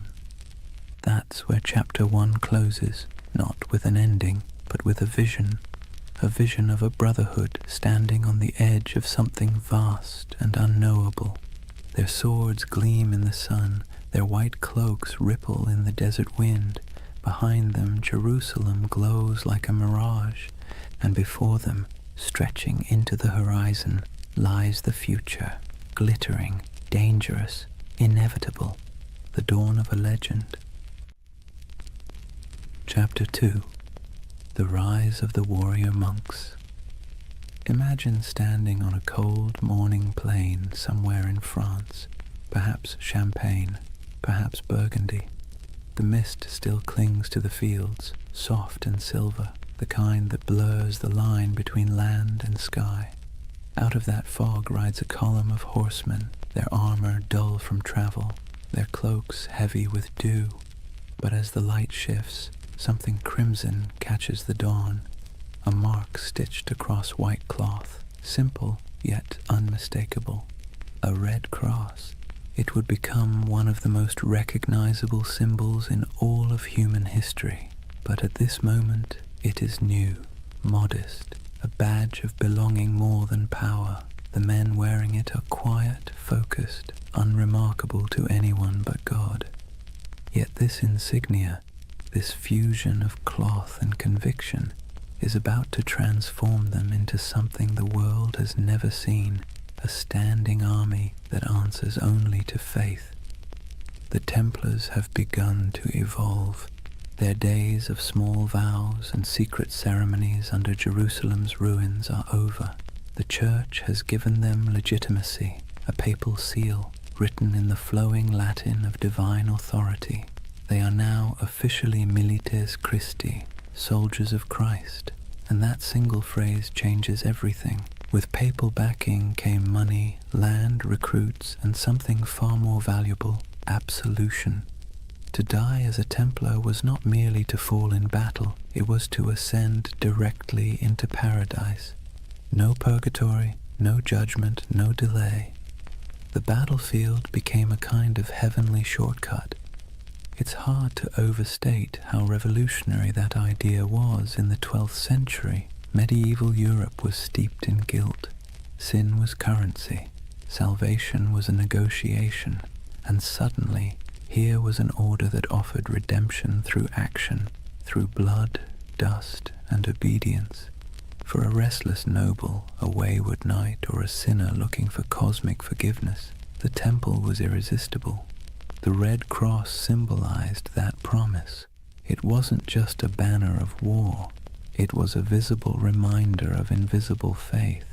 When a knight knelt before the master of the temple and took his vows, poverty, chastity, obedience, the cross was placed on his cloak as both burden and blessing. From that moment, his life was no longer his own. He would own nothing. He would question nothing. He would fear nothing. And that paradox, total surrender creating total power, became the Templars' greatest strength. Their rules were strict, even monastic. No personal possessions beyond a few garments, no private letters, no hunting, no swearing, no unnecessary conversation. Meals eaten in silence, broken only by the sound of a reader reciting scripture. Even the horses were treated with dignity. No knight was allowed to beat his steed. To the outside world, this was alien. Most knights of the age were brash, boastful, and loud. They wore bright colors, hunted for sport, gambled, bragged about their kills. The Templars, by contrast, moved like shadows, a silent order of disciplined zealots. It's little wonder people began to fear them as much as they admired them. But discipline has a strange beauty to it. Imagine the symmetry of their camp at dawn. White tents in perfect rows, banners hanging still in the air. Each man waking at the same hour, dressing in the same garments, praying the same words. The clang of armor, the rasp of whetstones on steel, the steady rhythm of order in a world of chaos. They were becoming a living embodiment of the medieval dream, unity, faith, and control in a time when everything else seemed to crumble. And when they rode into battle, that unity was terrifying. Templars did not scatter, did not break rank, did not retreat unless ordered. Chroniclers described them as walls of iron, as storms given human form. Their charges were deliberate, almost ritualistic, a prayer in motion. They would advance in complete silence until contact, their lances lowering as one, hooves pounding like a heartbeat. And when the moment came, the cry broke like thunder, Non nobis Domine. Not for us, O Lord, but for you. Then chaos, then history. Every battle became a kind of mass, blood replacing incense, steel replacing song, and the world watched in awe. To the average medieval person, the Templars seemed immortal. When others fled, they stayed. When others hesitated, they rode forward. Stories spread of miraculous victories, of angels fighting beside them, of enemies struck blind by divine light. Whether any of it was true hardly mattered. Faith had become spectacle, but behind the spectacle was a machine. The Templars weren't just warriors. They were administrators, bankers, engineers. Their rule book, the Latin Rule, reads like both a spiritual guide and a military manual. Every moment of the day was accounted for, every piece of armor inspected, every coin recorded. Their efficiency was unmatched, and so was their wealth. By the mid-12th century, they controlled estates across Europe, vineyards in France, mills in England, castles in Spain, olive groves in Cyprus. donations poured in from nobles seeking spiritual insurance. And because Templars were sworn to poverty, those donations didn't dissipate, they accumulated. They began lending money to kings, transporting treasure across borders, and safeguarding pilgrims' deposits. If you were traveling to the Holy Land, you could leave your fortune with the Templars in Paris and withdraw it in Jerusalem. In effect, they invented the medieval checking account. Faith and finance. It's a partnership as old as civilization. But to the Templars, it wasn't greed. It was logistics. Money was a tool for God's work. Armies need supplies, ships, food, fortresses. And if the order had to run the most efficient financial network in Christendom to maintain that mission, so be it. They became, paradoxically, both the humblest and richest men in Europe. Their castles were built like sermons, austere, geometric, designed for endurance, not comfort. No stained glass, no gold leaf, just stone, purpose, and symmetry. Inside, their halls echoed with the quiet rhythm of devotion, the scrape of boots, the murmur of prayers, the metallic whisper of chainmail. To walk into a Templar commandery was to step into another world, a world where faith was function and order was sacred. And yet, for all their restraint, there was grandeur in their simplicity. Their red cross became more than fabric. It became an idea. When people saw it, they saw authority, salvation, and something close to fear. The same emblem that comforted pilgrims terrified heretics. It's strange how power works. The more humble they appeared, the more unstoppable they became. In a way, that red cross marked the beginning of a new era, not just for the Templars, but for the medieval imagination itself. It was the age of symbols, when meaning outweighed truth. A knight's banner could terrify more effectively than his sword. A relic could justify a war. A prayer could bend kings. And no symbol was stronger than that cross. Bold, clean, impossible to ignore. It was faith simplified into geometry. When the sun hit it, it glowed like blood.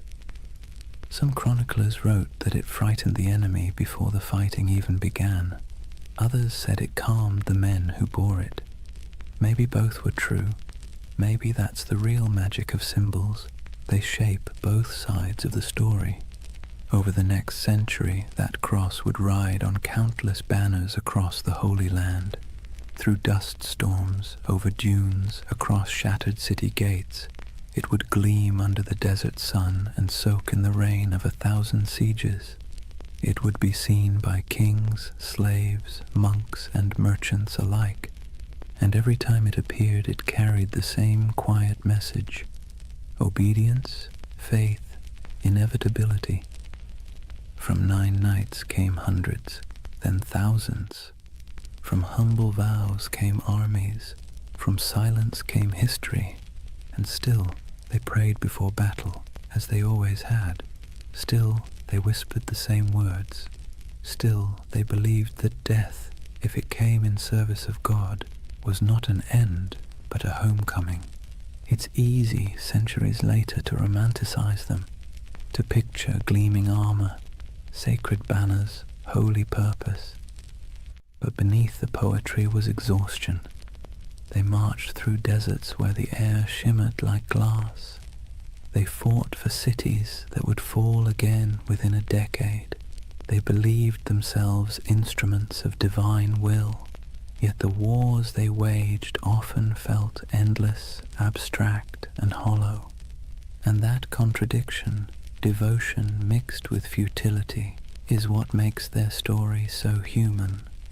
By the time the Red Cross became synonymous with power, its wearers had already begun to wonder what it meant. But for now, in this chapter of the story, there is still clarity, still unity, still purpose. The order of the temple stands at its peak, pure, confident, and unstoppable. 1,000 banners ripple in the wind. The sun gleams on polished armor, and the red cross burns like a brand upon the world. The world belongs for a moment to the knights of the temple.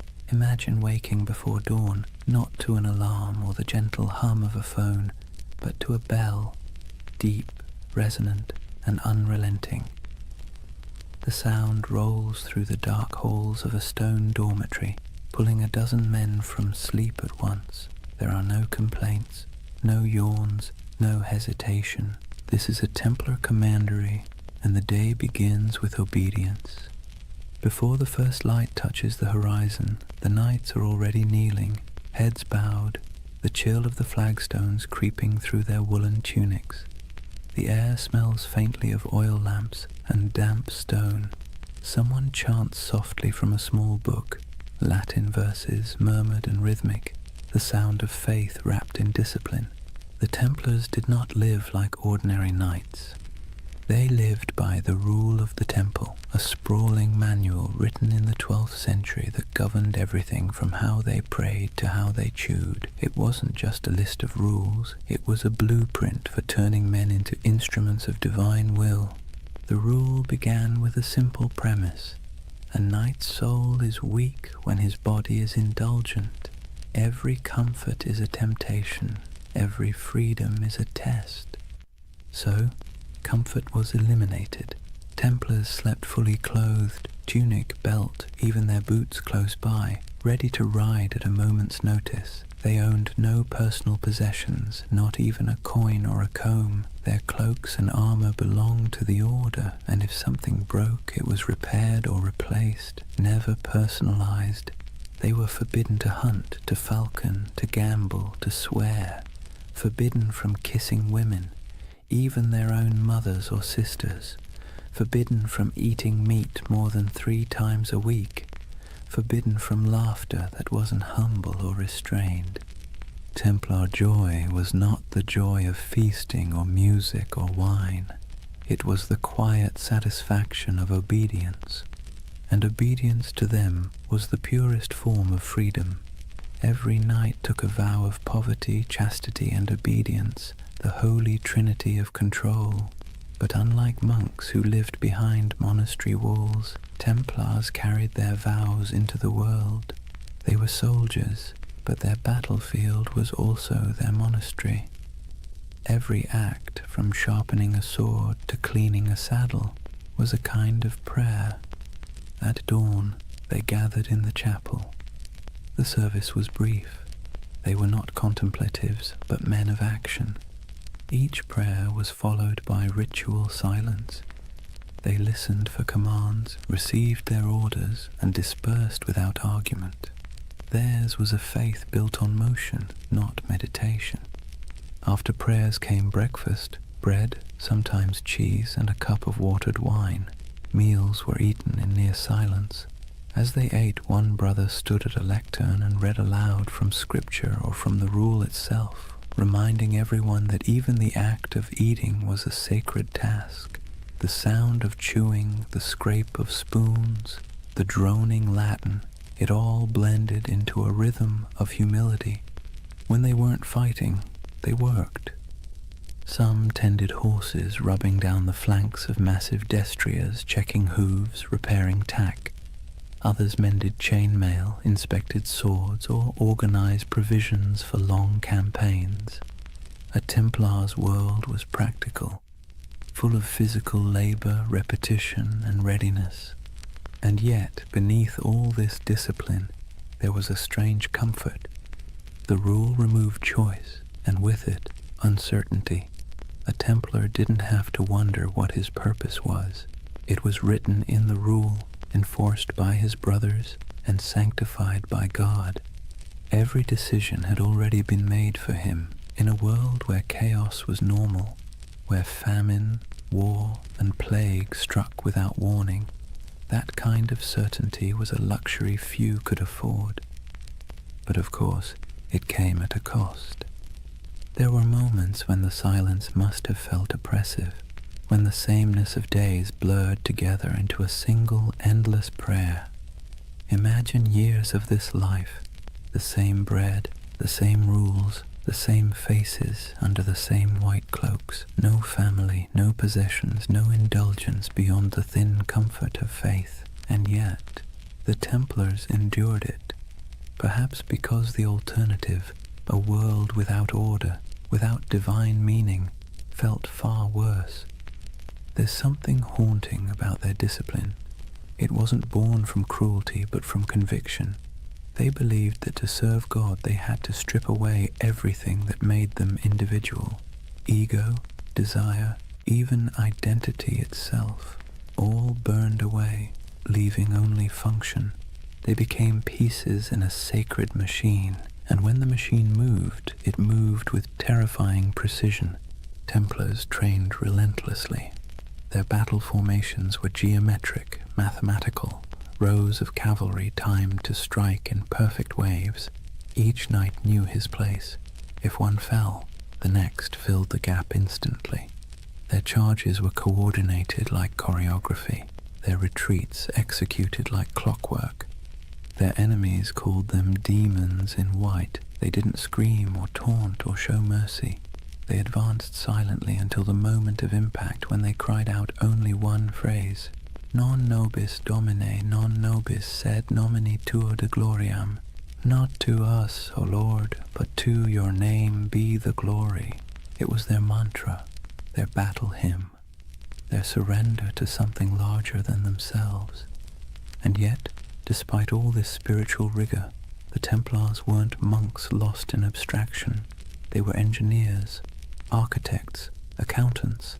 They ran farms, managed estates, built fortresses, and oversaw trade routes. Their castles were marvels of design, squat, symmetrical, designed to deflect siege engines and channel attackers into kill zones. But even in architecture, their aesthetic was austere. No ornamentation, no murals, no stained glass, just stone, perfectly aligned, perfectly useful. Templar castles didn't preach beauty, they preached order.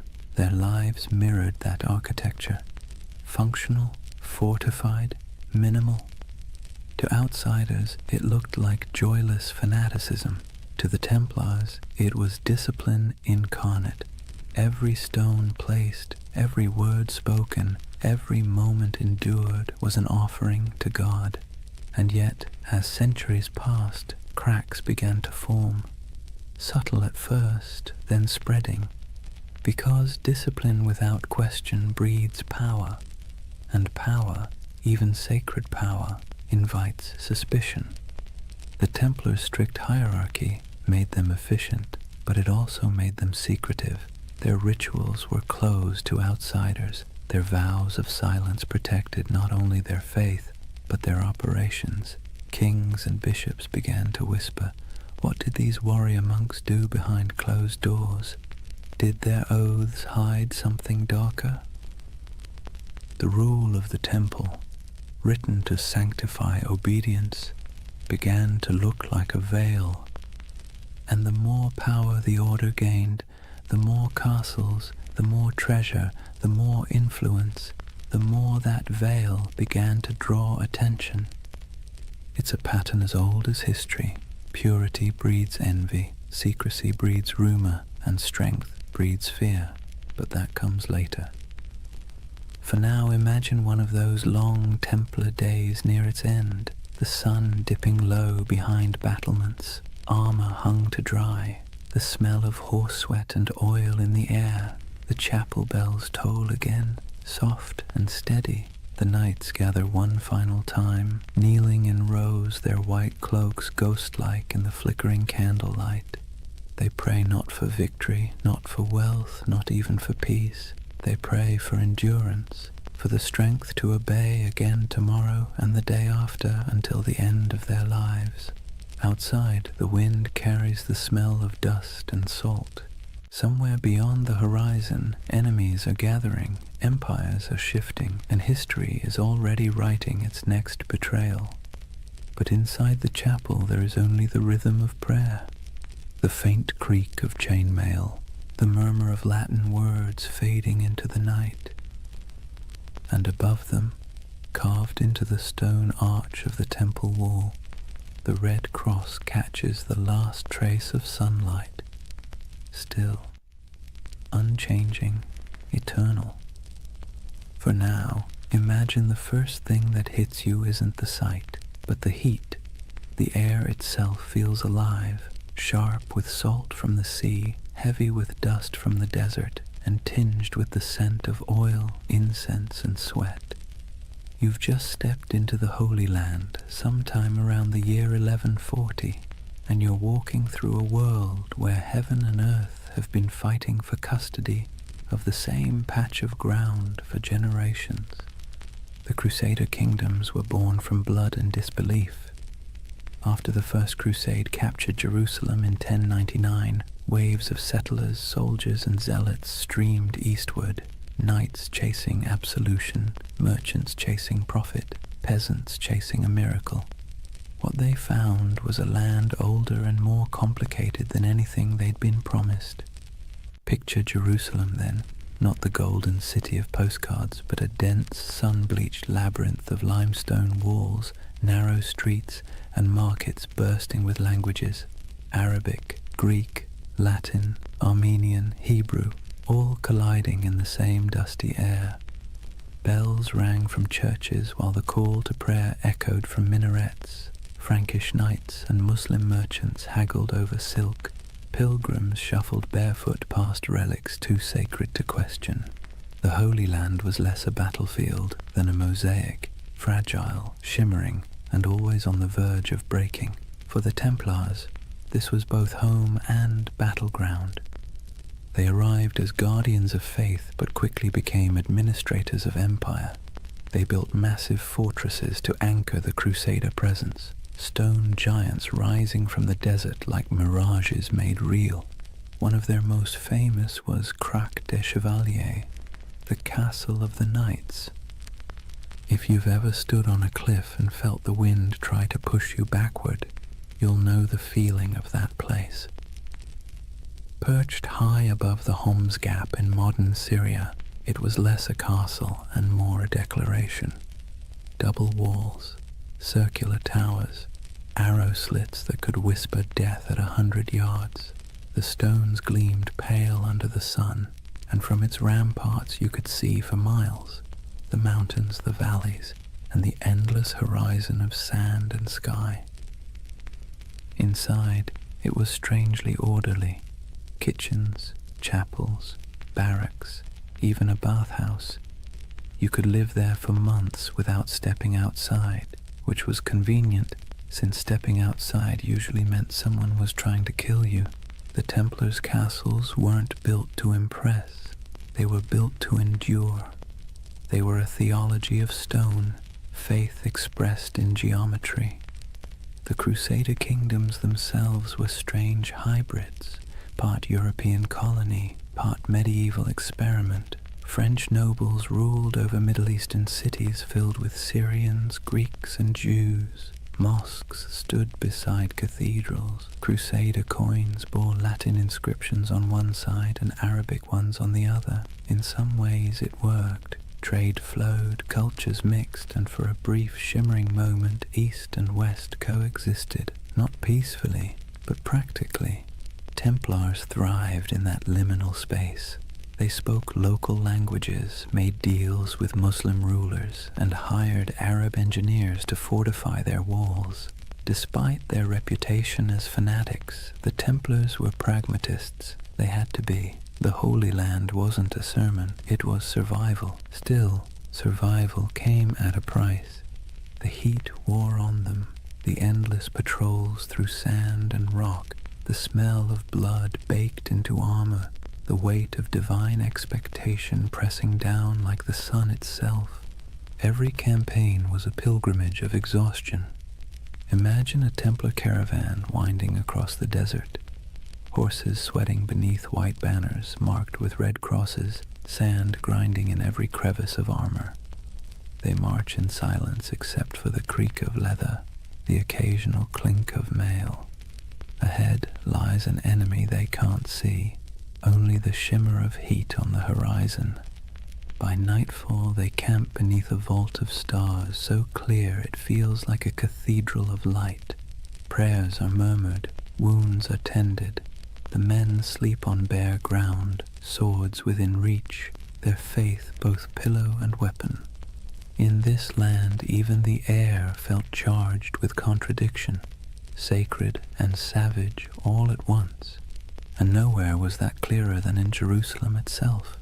For a brief century the city stood under Christian control, a jewel of Christendom wrapped in ancient dust. The Templars' headquarters was no ordinary building. It was the Al-Aqsa Mosque, believed at the time to stand on the ruins of Solomon's temple. To the Muslim world it was one of Islam's holiest sites. To the Templars it was the very foundation of their identity, the Temple of Solomon, the birthplace of their name. They turned its halls into barracks, its courtyards into stables, its shadowed corners into places of prayer and secrecy. There, in the dim glow of oil lamps, the Templars trained, planned, and perhaps, as rumors later claimed, uncovered something ancient. Some said they found relics buried beneath the Temple Mount, the Ark of the Covenant, the Holy Grail, scrolls of forgotten wisdom. Others said they simply found nothing and invented mystery to fill the void. Whatever the truth, their presence in Jerusalem became mythic. The sight of their white mantles moving through the streets, calm, silent, immaculate, inspired awe and unease in equal measure.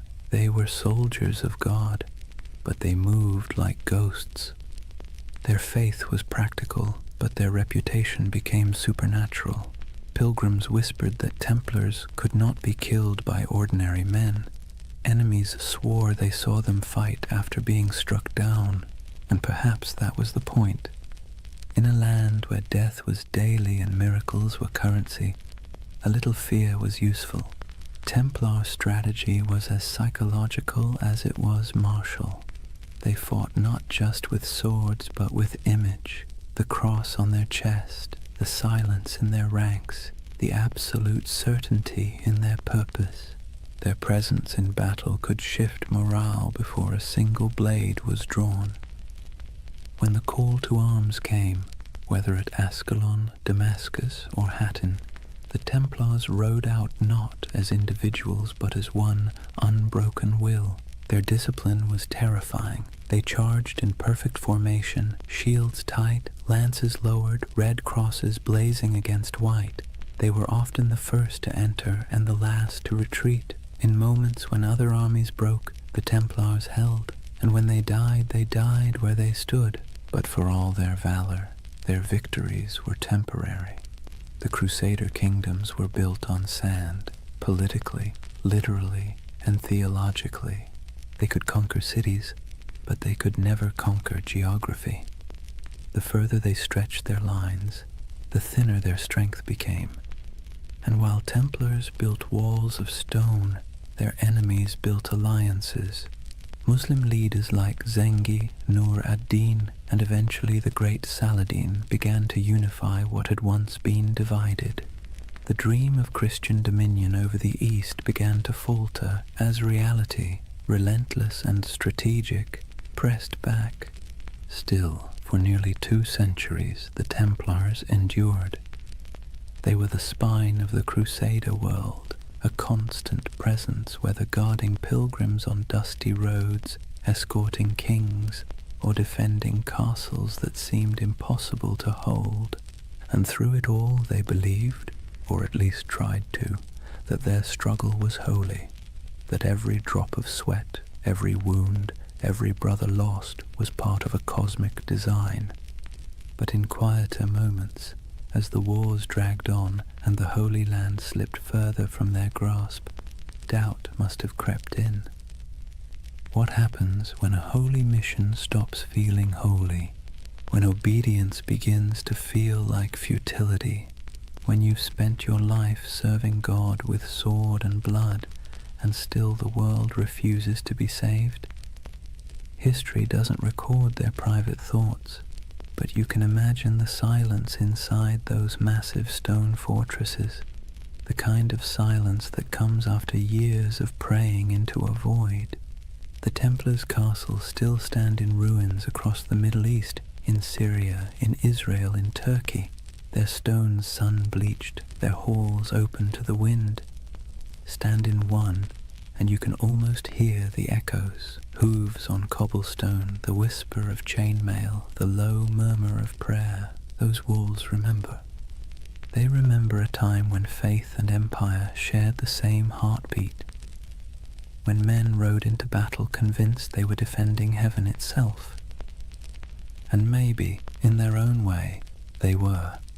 Because for all its contradictions, the Crusader dream wasn't just about conquest, it was about belief so strong it reshaped landscapes, rewrote maps, and built fortresses that still defy time. The Templars were both its architects and its prisoners, bound by duty, by faith, by the unbearable beauty of purpose. And even as the Crusader kingdoms began to crumble, they didn't loosen their grip, they just prayed harder, fought longer, and built higher, until the day came when the walls themselves began to crack. But that's a story for the next night. For now, picture that world one last time, the desert glowing gold under the last light of day, the red cross fluttering above a fortress wall, and somewhere inside, a group of knights kneeling in silence, their faces half-shadowed, their faith still unbroken. The wind moves through the stones like a sigh, the candles flicker, and the Holy Land sleeps, as it always has, torn between heaven and earth. Imagine standing in a candle-lit chamber somewhere in Paris in the early 1200s. The air smells of beeswax and damp stone. At a table sits a man in white robes marked with a red cross, quill poised above parchment. Before him, a merchant lays down a pouch heavy with coins, silver deniers, gold florins, copper dirhams from faraway ports. The knight nods, seals the parchment with wax, and hands the merchant a folded document stamped with the sigil of the temple. "Show this in Jerusalem," he says, "and you'll receive the same sum." The merchant bows, the pouch stays, the man leaves.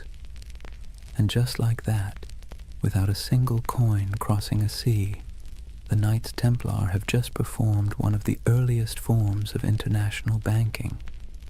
You see, the Templars weren't just warriors, they were administrators, financiers and logisticians of staggering sophistication. While kings still measured their treasuries in piles of glittering metal, the Templars had already learned that information, records, signatures, trust was worth more than gold. Their network stretched from the windswept shores of England to the sun-scorched walls of Jerusalem, a chain of commanderies that functioned as safe houses, training centers, warehouses, and financial hubs all at once. Each of these commanderies was like a small universe, self-sufficient and meticulously organized. They had their own chapels, fields, mills, and workshops. Some raised horses, others produced wool, wine, or grain. Every coin earned was logged, weighed, and sent up the chain, an unbroken current flowing toward the heart of the order. And through this system, the Templars quietly became one of the richest organizations in the medieval world. The irony, of course, is that they began with vows of poverty, but vows are tricky things. The Templars themselves owned nothing. The order owned everything, and that subtle distinction let them accumulate wealth without technically breaking faith. Their financial system worked with an elegance that modern bankers would envy. A pilgrim traveling from London to Jerusalem could deposit money at a temple house in England and receive a coded letter of credit. Along the route, through Paris, Marseille, Acre, and finally to the Holy City, Templar commanderies would honor the note. deduct expenses, and mark it in ledgers kept under strict guard. The traveler never had to risk carrying his fortune across pirate-infested seas or bandit-strewn roads. In a way, the Templars invented something that feels astonishingly modern, a secure international trust network, and unlike kings or nobles, they were trusted by everyone. Christian, Jew, Muslim, it didn't matter. The Red Cross was as good as a vault door. The Templar ledger became a passport through chaos. Picture the roads of Europe in the 13th century, narrow tracks winding through forests and mountains, lined with monasteries, taverns, and thieves. Now picture a convoy of Templar couriers riding fast, cloaked in white, armed but calm. They carried more than messages. They carried secrets, diplomatic letters, royal decrees, coded inventories, even treaties. A letter stamped with the seal of the temple traveled like lightning compared to anything else in the medieval world. And where there were secrets, there were suspicions.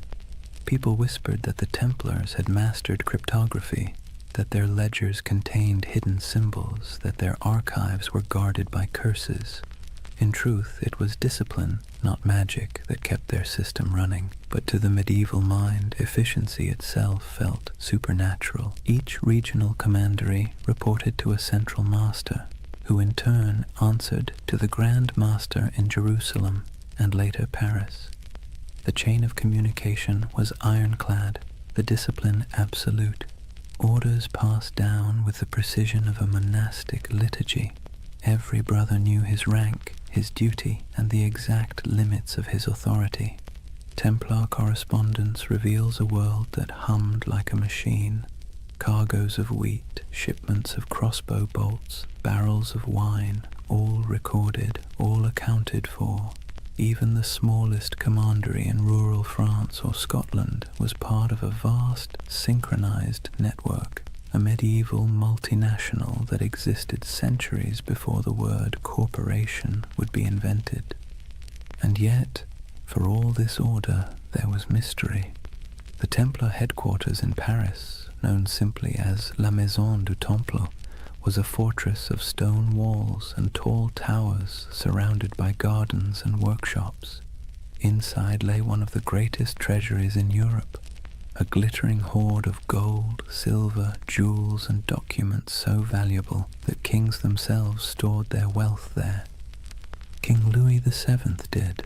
So did Henry III of England. Even the Pope trusted the Templars to manage funds for crusades.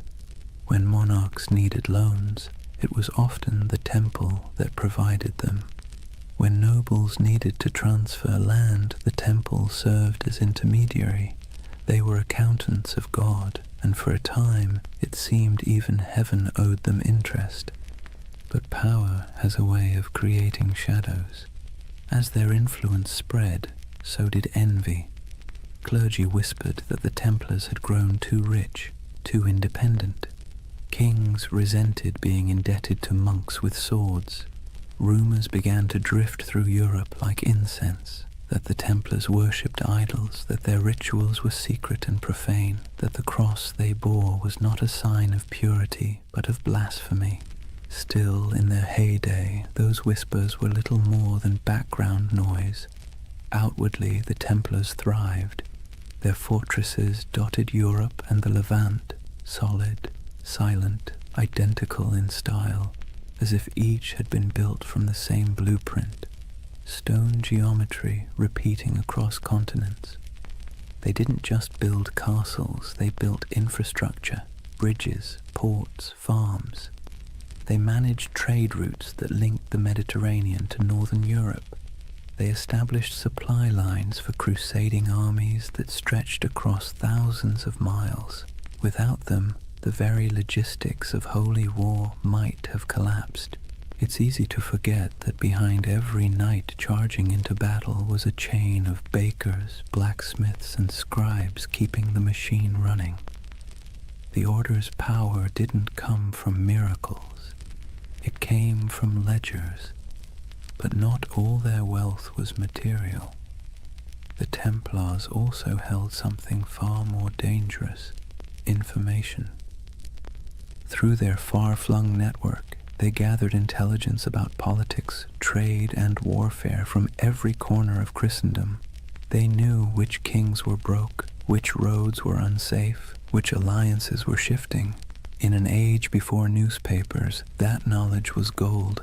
Their reach was so vast that you could travel from Scotland to Syria and never truly leave their shadow. Every few days' journey, you'd find another Templar house, white walls, red cross, the same rhythm of prayer and order. Their presence was both reassuring and unnerving, like a vast skeleton under the skin of medieval Europe. To ordinary people, they must have seemed immortal. Their discipline never wavered, their symbols never changed. Generations rose and fell, and still the Templars endured, unmoved, unstoppable. Even their dress added to the myth. While nobles flaunted velvet and jewels, Templars wore plain wool, dyed white for purity. Their only ornament was the red cross, a reminder of both sacrifice and authority.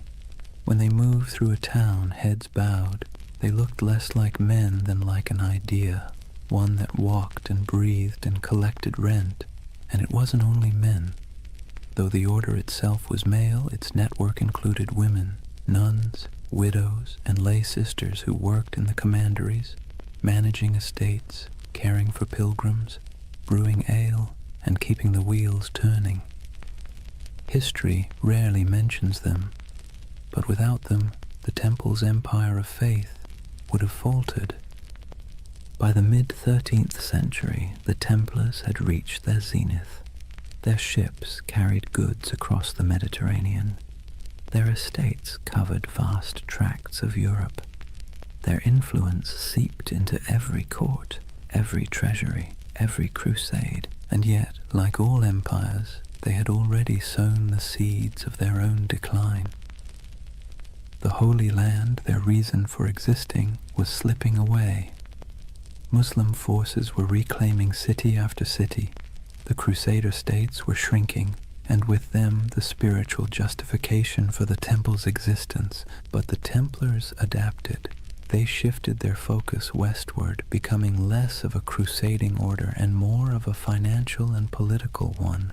Their castles became banks, their swords gathered dust, their prayers became ledgers, and with each ledger their power grew. But so did resentment.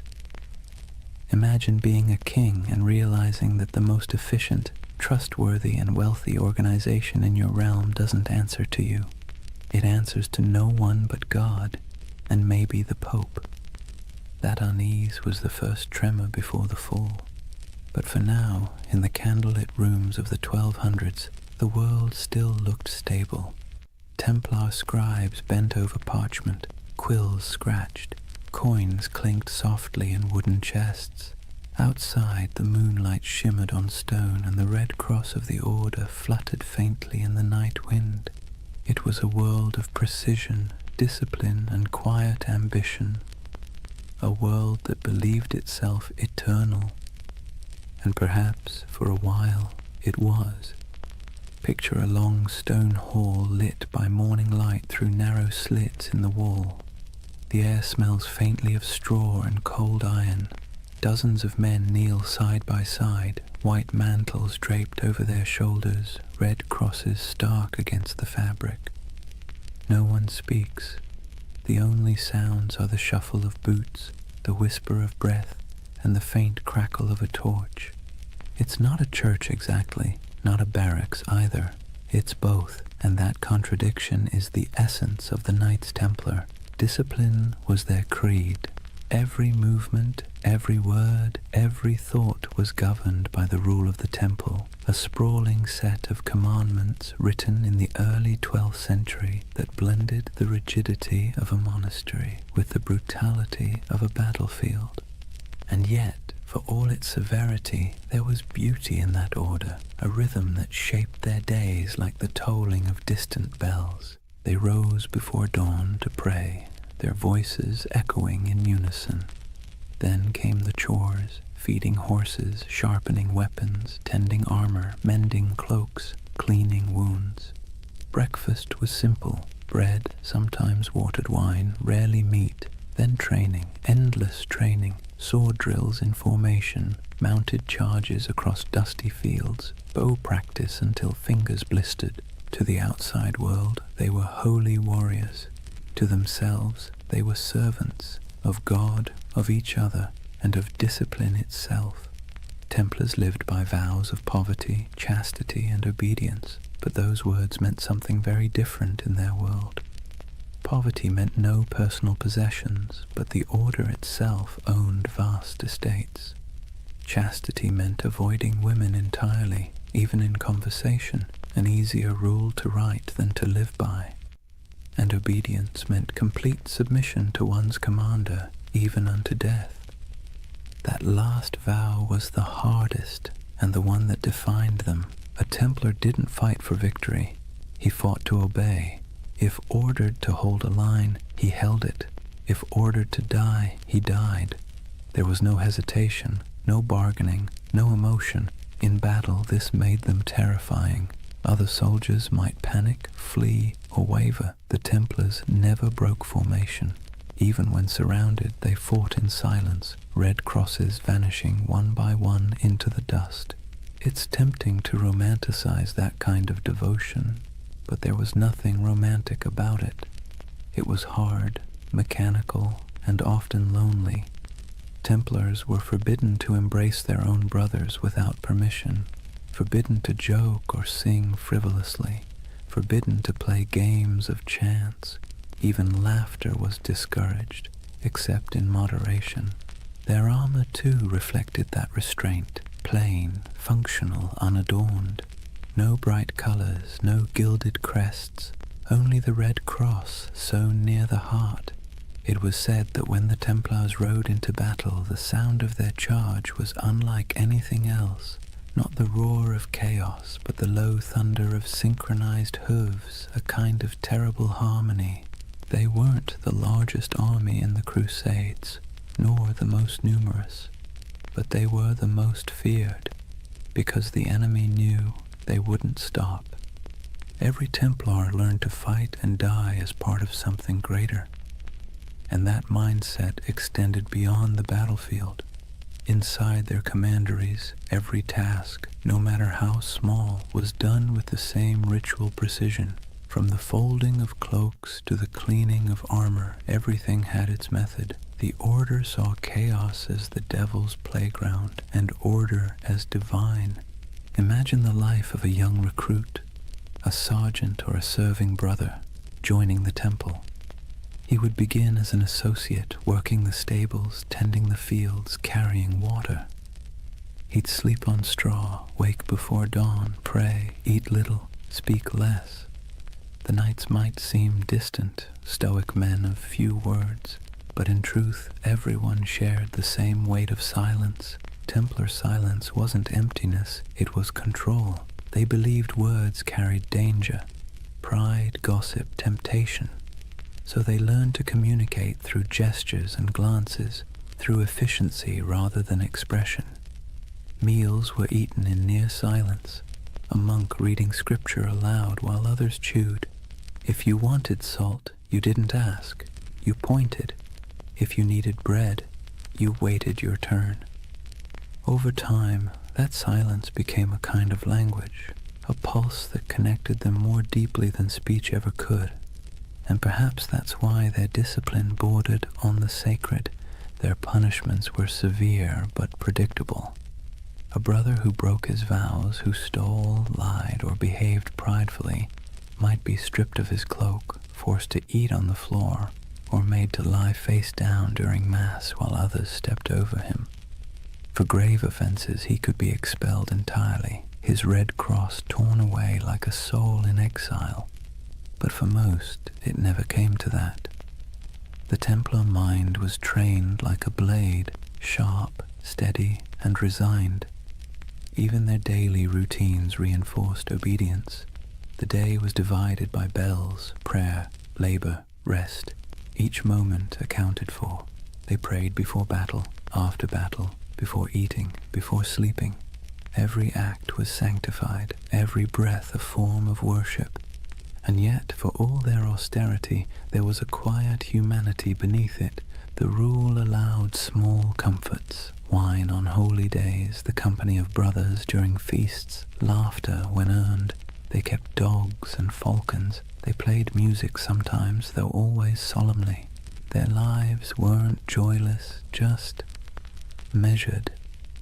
To outsiders, that restraint looked inhuman. To insiders, it was peace. Because here's the thing, medieval life was unpredictable, dangerous, and filthy. Plague, famine, war, it was all chaos. The Templars built a life where everything made sense, a world of routine, duty, and clear purpose. That order was their sanctuary. And yet, there's a strange irony in that. For all their vows of humility, the Templars radiated pride. Not arrogance exactly, but a certainty that they were different, chosen. While other knights fought for lords, women, or glory, the Templars fought for eternity. Their enemy wasn't just flesh and blood, it was sin itself. That certainty gave them strength, but it also made them untouchable. When they marched through cities, people stepped aside. Their white mantles glowed in the sun. Children watched them pass in awe. Priests blessed them. Merchants envied them. Kings tolerated them. And slowly, without realizing it, they became what they were sworn to resist: powerful, privileged, and proud. Their discipline, once spiritual armor, became something colder, a mask. By the late 13th century, the Templar ideal had begun to crack. The Holy Land was lost, the Crusades had soured, and yet the Order still trained, still prayed, still obeyed, as if nothing had changed. It's almost haunting, that image. An army without a war, marching in perfect silence toward a future that no longer needed them. They kept their rituals alive even as their purpose faded. The morning prayers, the vows, the cold meals, the endless drills, like monks in armor performing the same liturgy long after the congregation had gone home. If you had visited a Templar stronghold, then, say, Tomar in Portugal, or the great fortress of Crac des Chevaliers, you'd have seen perfection on the surface, polished discipline, unbroken ranks, but beneath it, something else was stirring: uncertainty. What happens to an order built for holy war when holiness itself goes out of fashion? The Templars didn't have an answer. They just kept obeying. And maybe that's the tragedy. They were so trained to follow command that when the commands themselves became corrupt, when kings and popes turned against them, they couldn't adapt. Their discipline, once their shield, would soon become their downfall. But that's later. For now, in the twilight of their golden age, they still looked unshakable. Picture them one last time, a column of knights riding through the gates of Acre, the last stronghold of Christendom in the east. Sunlight glints on their helmets. The sea wind carries the smell of salt and steel. Their banner ripples, a red cross against white. They move as one body, one will, one faith. And somewhere in the back of the formation, a young knight whispers a prayer he has said 1,000 times before. He doesn't know that in a few short decades, his order will be ashes and rumor. But in this moment, he is calm, because obedience is peace. And for the Knights Templar, peace, however fleeting, was always worth dying for.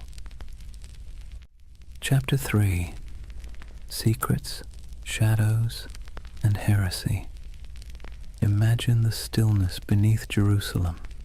The air is cool, dry, and old, older than the Crusaders who came here with dreams of salvation and plunder. Torches flicker against ancient stone, illuminating tunnels carved centuries before the birth of Christ. The sound of footsteps echoes faintly, rhythmic and deliberate. These men wear no crowns, no jewels, only white mantles marked with a red cross. 9 knights, poor, pious, exhausted, descending under the ruins of Solomon's temple. At least that's the story. The first whisper in a legend that would stretch across continents and centuries. According to chroniclers, when the Knights Templar were founded around 1119, their official mission was humble: to protect Christian pilgrims traveling the dangerous road from Jaffa to Jerusalem. In reality, there were only 9 of them, hardly enough to guard a single caravan. And yet King Baldwin II of Jerusalem gave them quarters in one of the holiest sites on earth, the Temple Mount, believed to be the ruins of Solomon's temple itself. That's where the name came from, the poor fellow soldiers of Christ and of the Temple of Solomon. But for a group of destitute knights, their address was suspiciously prestigious. The Temple Mount was not just another ruin, it was a sacred puzzle layered in myth. Jews believed it was where the Ark of the Covenant had once rested. Muslims revered it as the site of the Prophet's ascent to heaven. Christians saw it as the home of God's wisdom and wrath alike. And somehow these 9 knights, without royal blood, without political clout, were allowed to live directly atop it, and for nearly 9 years no one quite knew what they were doing down there. There are no surviving records, no letters, no official reports, just silence, the kind that history fills with imagination. And centuries later, that silence became the perfect soil for mystery. Some say the Templars were digging, not guarding, that they searched the ruins for hidden relics, ancient scrolls, or lost knowledge buried deep beneath Jerusalem. According to certain accounts, the knights conducted excavations under the temple itself, tunneling through ancient chambers that had lain untouched since biblical times. Archaeologists in the 19th century actually found evidence of Templar tunnels beneath the site, narrow shafts and corridors leading nowhere, carved by human hands during the Crusader period. That's when the myth took root, that the Templars had uncovered something extraordinary, something that transformed them from a handful of ragged knights into one of the most powerful organizations in the medieval world. What was it? The Ark of the Covenant? The Holy Grail? Secret knowledge from King Solomon himself? Or perhaps something less tangible? A myth so potent it didn't need to exist to be believed. It's easy to see why the story stuck. The Templars' rise defied logic. They appeared out of nowhere, impoverished, under-equipped and obscure. Then, almost overnight, they became legends. Their fame spread through Europe like wildfire. Popes blessed them. Kings donated land. The church gave them privileges no other order had ever held.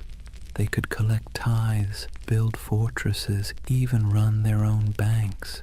Within decades, they were richer and more influential than most monarchies. How does that happen unless you've found something powerful? Of course, the historian in us can explain it rationally. Europe was full of eager donors. The Crusades were romanticized as a holy cause. The Church wanted soldiers who could fight without being corrupted by greed, and the Templars fit that image perfectly. Their vows of poverty made them trustworthy. Their discipline made them effective. Their myth was self-reinforcing, but reason rarely wins the imagination. And so the legend persisted that beneath the stones of the Temple Mount, they discovered secrets the Church itself feared, hidden teachings, forbidden wisdom, proof that faith was not as simple as it seemed.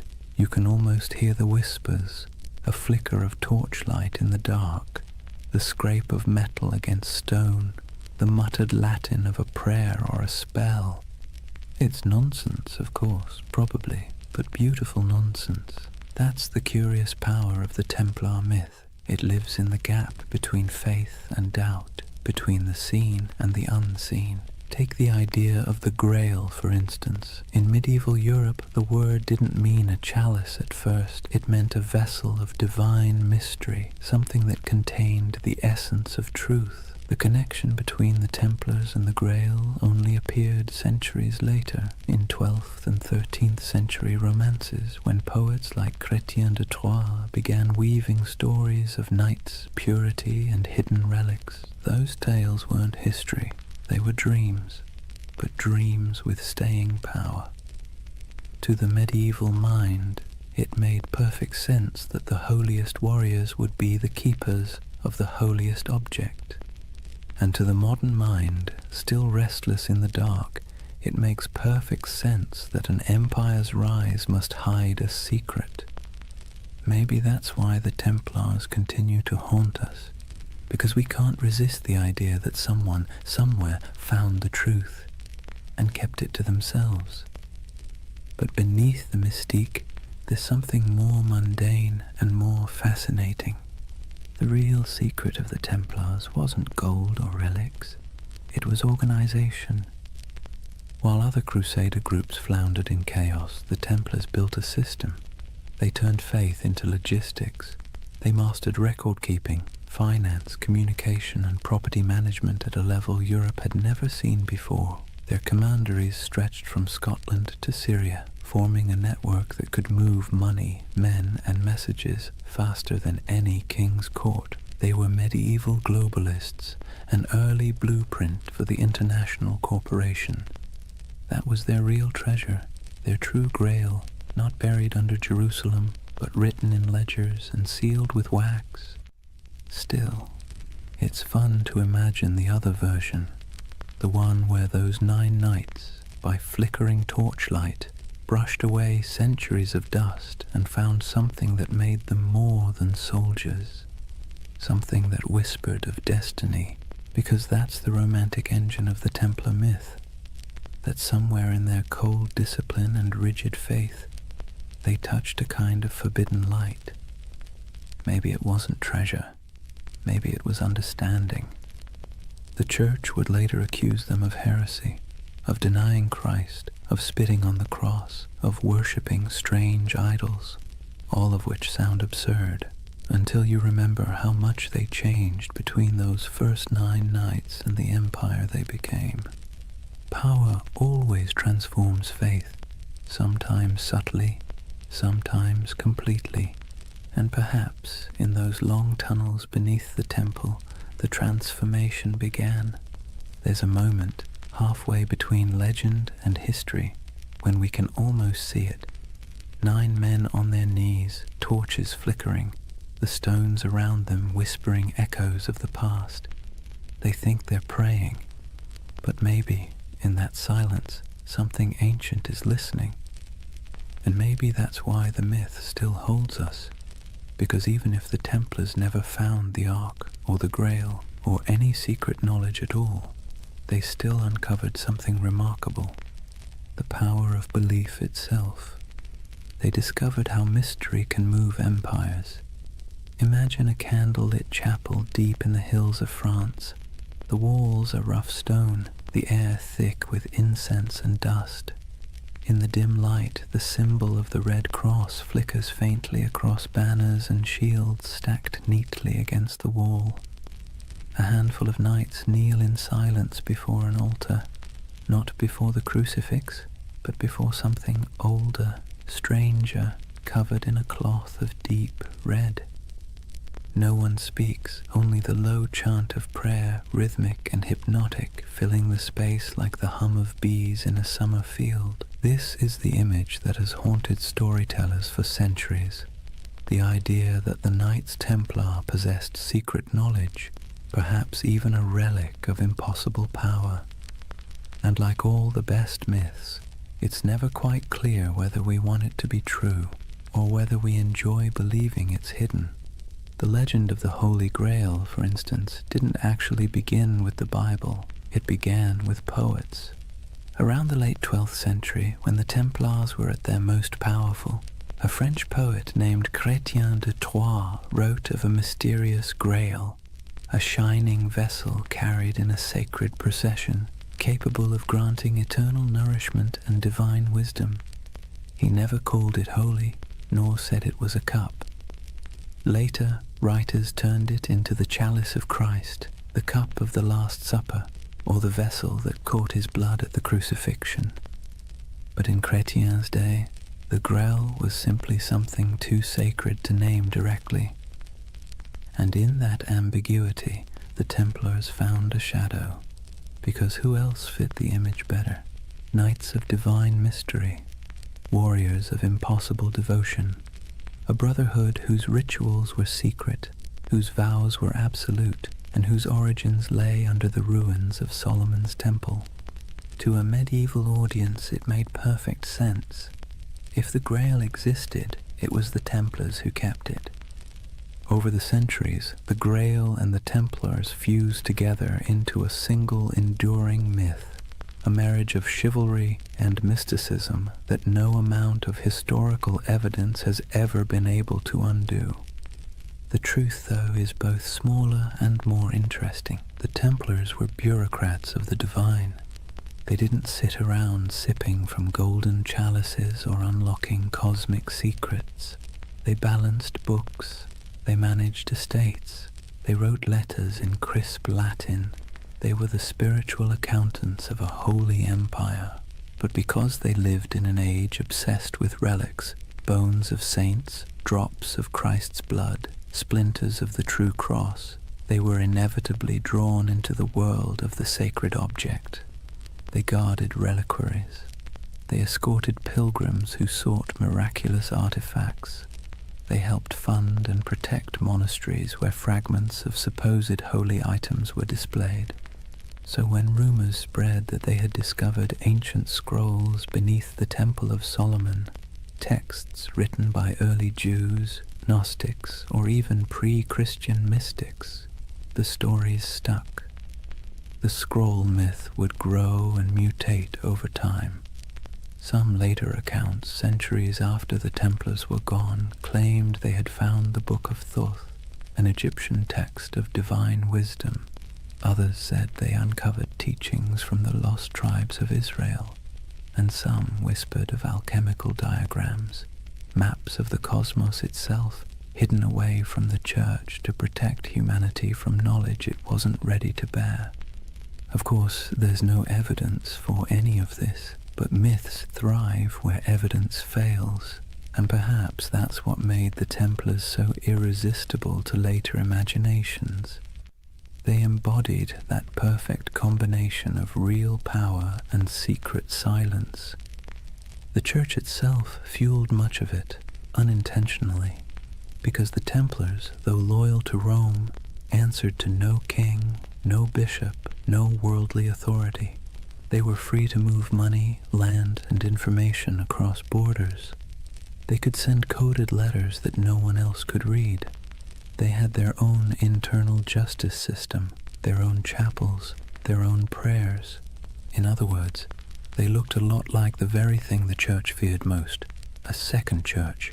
And that's when suspicion began to bloom.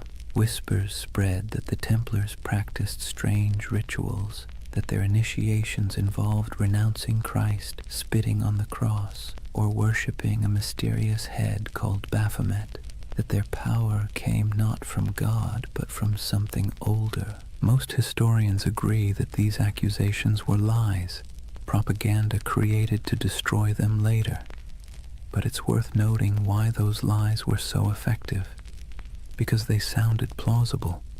Because secrecy always invites projection. If you give people a locked door, they will imagine what's behind it. And for medieval Europe, already steeped in apocalyptic fear and superstition, the Templars became the perfect vessel for that imagination. Their very success became suspicious, their discipline unnatural, their wealth sinful, their silence heretical, and yet maybe there was something beneath all the rumor. Not magic, not relics, but an attitude. See, the Templars didn't pray like other monks. Their spirituality wasn't cloistered, it was militant. Their daily life was about control, obedience, and the annihilation of the self. Every moment of pleasure, every trace of comfort was stripped away to make room for purpose. In a sense, that was a kind of secret knowledge, the knowledge that faith and suffering could be fused into a single weapon. And that's what made them so dangerous. Not to the Muslims they fought in the Holy Land, but to the church that eventually feared them, because the Templars didn't seem to need intermediaries. Their faith was too direct, too efficient, too pure. When you can talk to God through action, you make priests nervous. By the time the Crusader kingdoms began to crumble, the Templars' mystique had already surpassed their usefulness. Europe no longer needed warrior monks. It needed bankers, diplomats, and obedient clergy, and so the Templars' mysticism, once admired, became suspect. It's strange, isn't it, how quickly a symbol of holiness can become a symbol of heresy. One century they were Christ's chosen, the next they were whispered to be sorcerers. But perhaps that's the price of mystery. The more tightly you guard your secrets, the easier it is for others to fill them with darkness. And in the quiet moments when we think of the Templars by torchlight, kneeling before something hidden under silk, we feel that same tension, that blend of awe and suspicion, that uneasy beauty of something half-believed. Because part of us wants to believe. We crave hidden truths. We need our mysteries, especially the ones that refuse to resolve. And maybe that's why, centuries later, the Templar myth is still alive, in Dan Brown novels, in video games, in conspiracy theories whispered on YouTube at 3 a.m., because it scratches that ancient itch, that somewhere, someone knows something we don't. It's funny how little we've changed. The medieval mind looked at the stars and imagined divine design. We look at old ruins and imagine lost technology. Both are acts of yearning, proof that we are wired to believe that history hides something from us. And perhaps the Templars were the first to realize that the greatest power isn't in what you know, but in what others think you might know. Theirs was a religion of silence, and silence in any age is seductive. Imagine the city of Jerusalem in the morning light. The walls are pale gold, dust drifting through narrow streets where merchants lift their shutters and donkeys stamp impatiently in the shade. From the hills beyond, the desert glows like a sea of faded fire. Bells ring from the church of the Holy Sepulchre, and somewhere a muezzin's call answers softly from across the valley. This was the city the Templars swore to defend, the heart of their purpose, the reason for their existence. But by the late 12th century, Jerusalem was no longer the eternal prize they once imagined. It had become a coin tossed endlessly between empires, each claiming divine right, none able to hold it for long. The cracks began, as they so often do, with pride. The Crusader kingdoms, those fragile Latin states carved out after the First Crusade, had grown decadent and divided.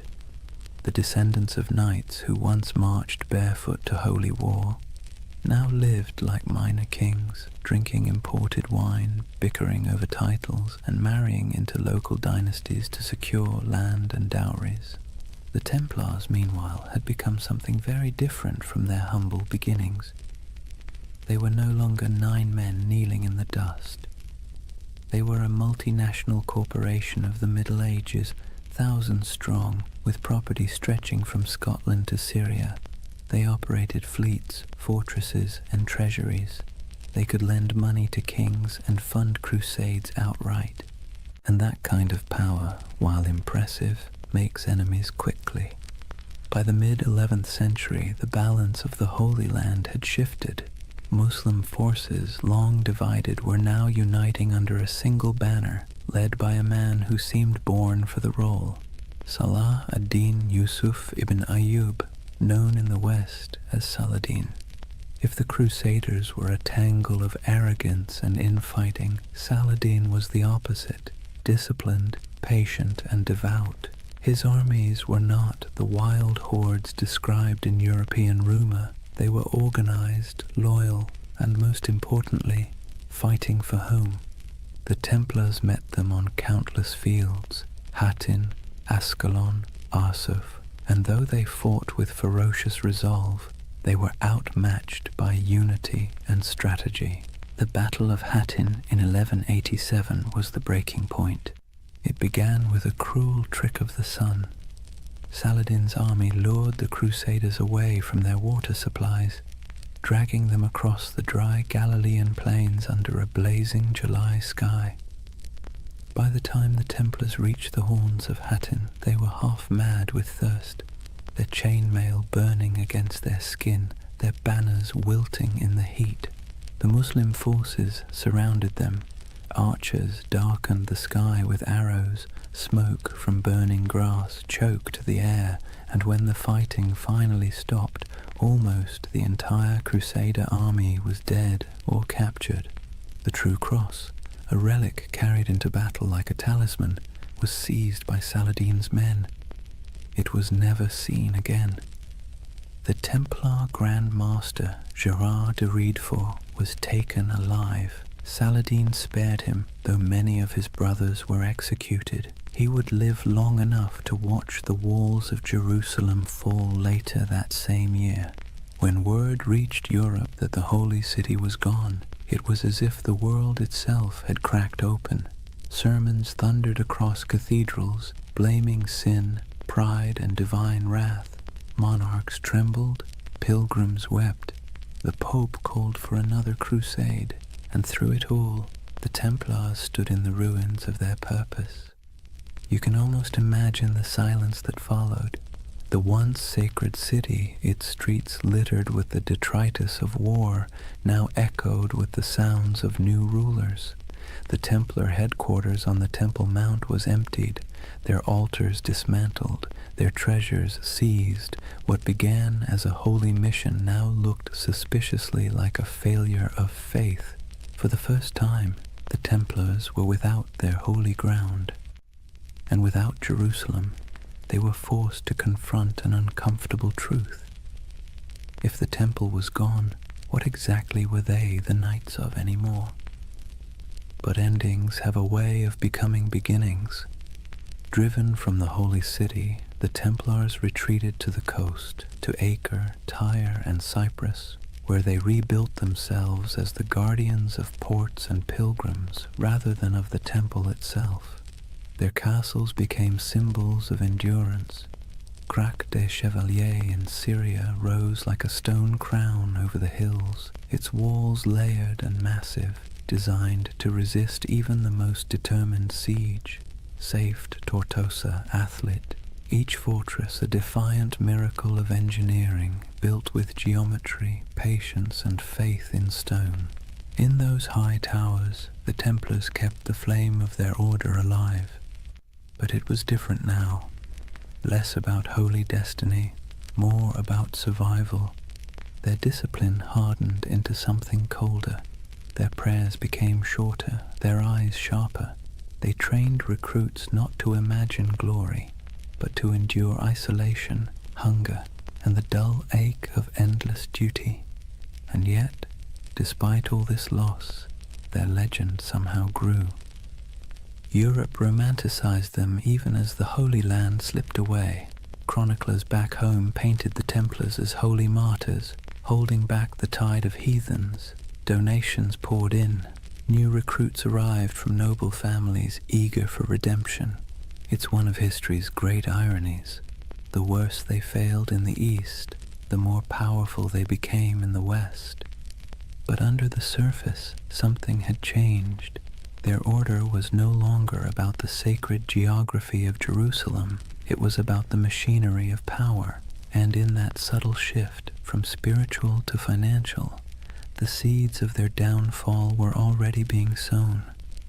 When the Crusades began, the Templars fought for the soul of Christendom. By the 13th century, They were its bankers. They lent to kings and nobles, secured transport for crusading armies, and managed estates that rivaled monasteries in wealth. Their temples in Paris, London, and Aragon became repositories for gold and secrets. Some said their vaults held the lost relics of the East. Others whispered that beneath their churches, tunnels led to rooms where initiates swore oaths in candlelight, swearing not to crown or cross, but to something older. In truth, those basements probably held nothing more exotic than ledgers and coin chests, but perception, as always, was more dangerous than reality. To kings in debt, the Templars' wealth was an insult. To the Church, their independence was heresy. And so, while the Templars rebuilt their fortresses and continued their crusading vows, the world around them quietly changed. New powers rose, old faiths fractured. Europe began to turn inward, to trade, to politics, to profit. The dream of Jerusalem faded like smoke on the horizon. The Templars became relics themselves, living fossils of an age of faith that no longer fit the world they helped create. And perhaps that's the tragedy at the heart of their story. They were men who built a system so efficient, so disciplined, that it outlasted their original purpose. Their creed was supposed to die with Jerusalem, but it didn't. It calcified. It spread through Europe's veins, into its banks, its armies, its bureaucracies. Even as they prayed for salvation, they were laying the groundwork for capitalism, for modern finance, for the idea that faith could be managed like currency. When you think about it, that might be their most heretical legacy of all. In the distance, though, back on those coastal walls, you can almost still hear the wind off the sea whistling through the battlements of Acre. The Templar banners still flutter there in imagination, crimson crosses fading against the salt air. They never stopped believing they could reclaim the Holy Land.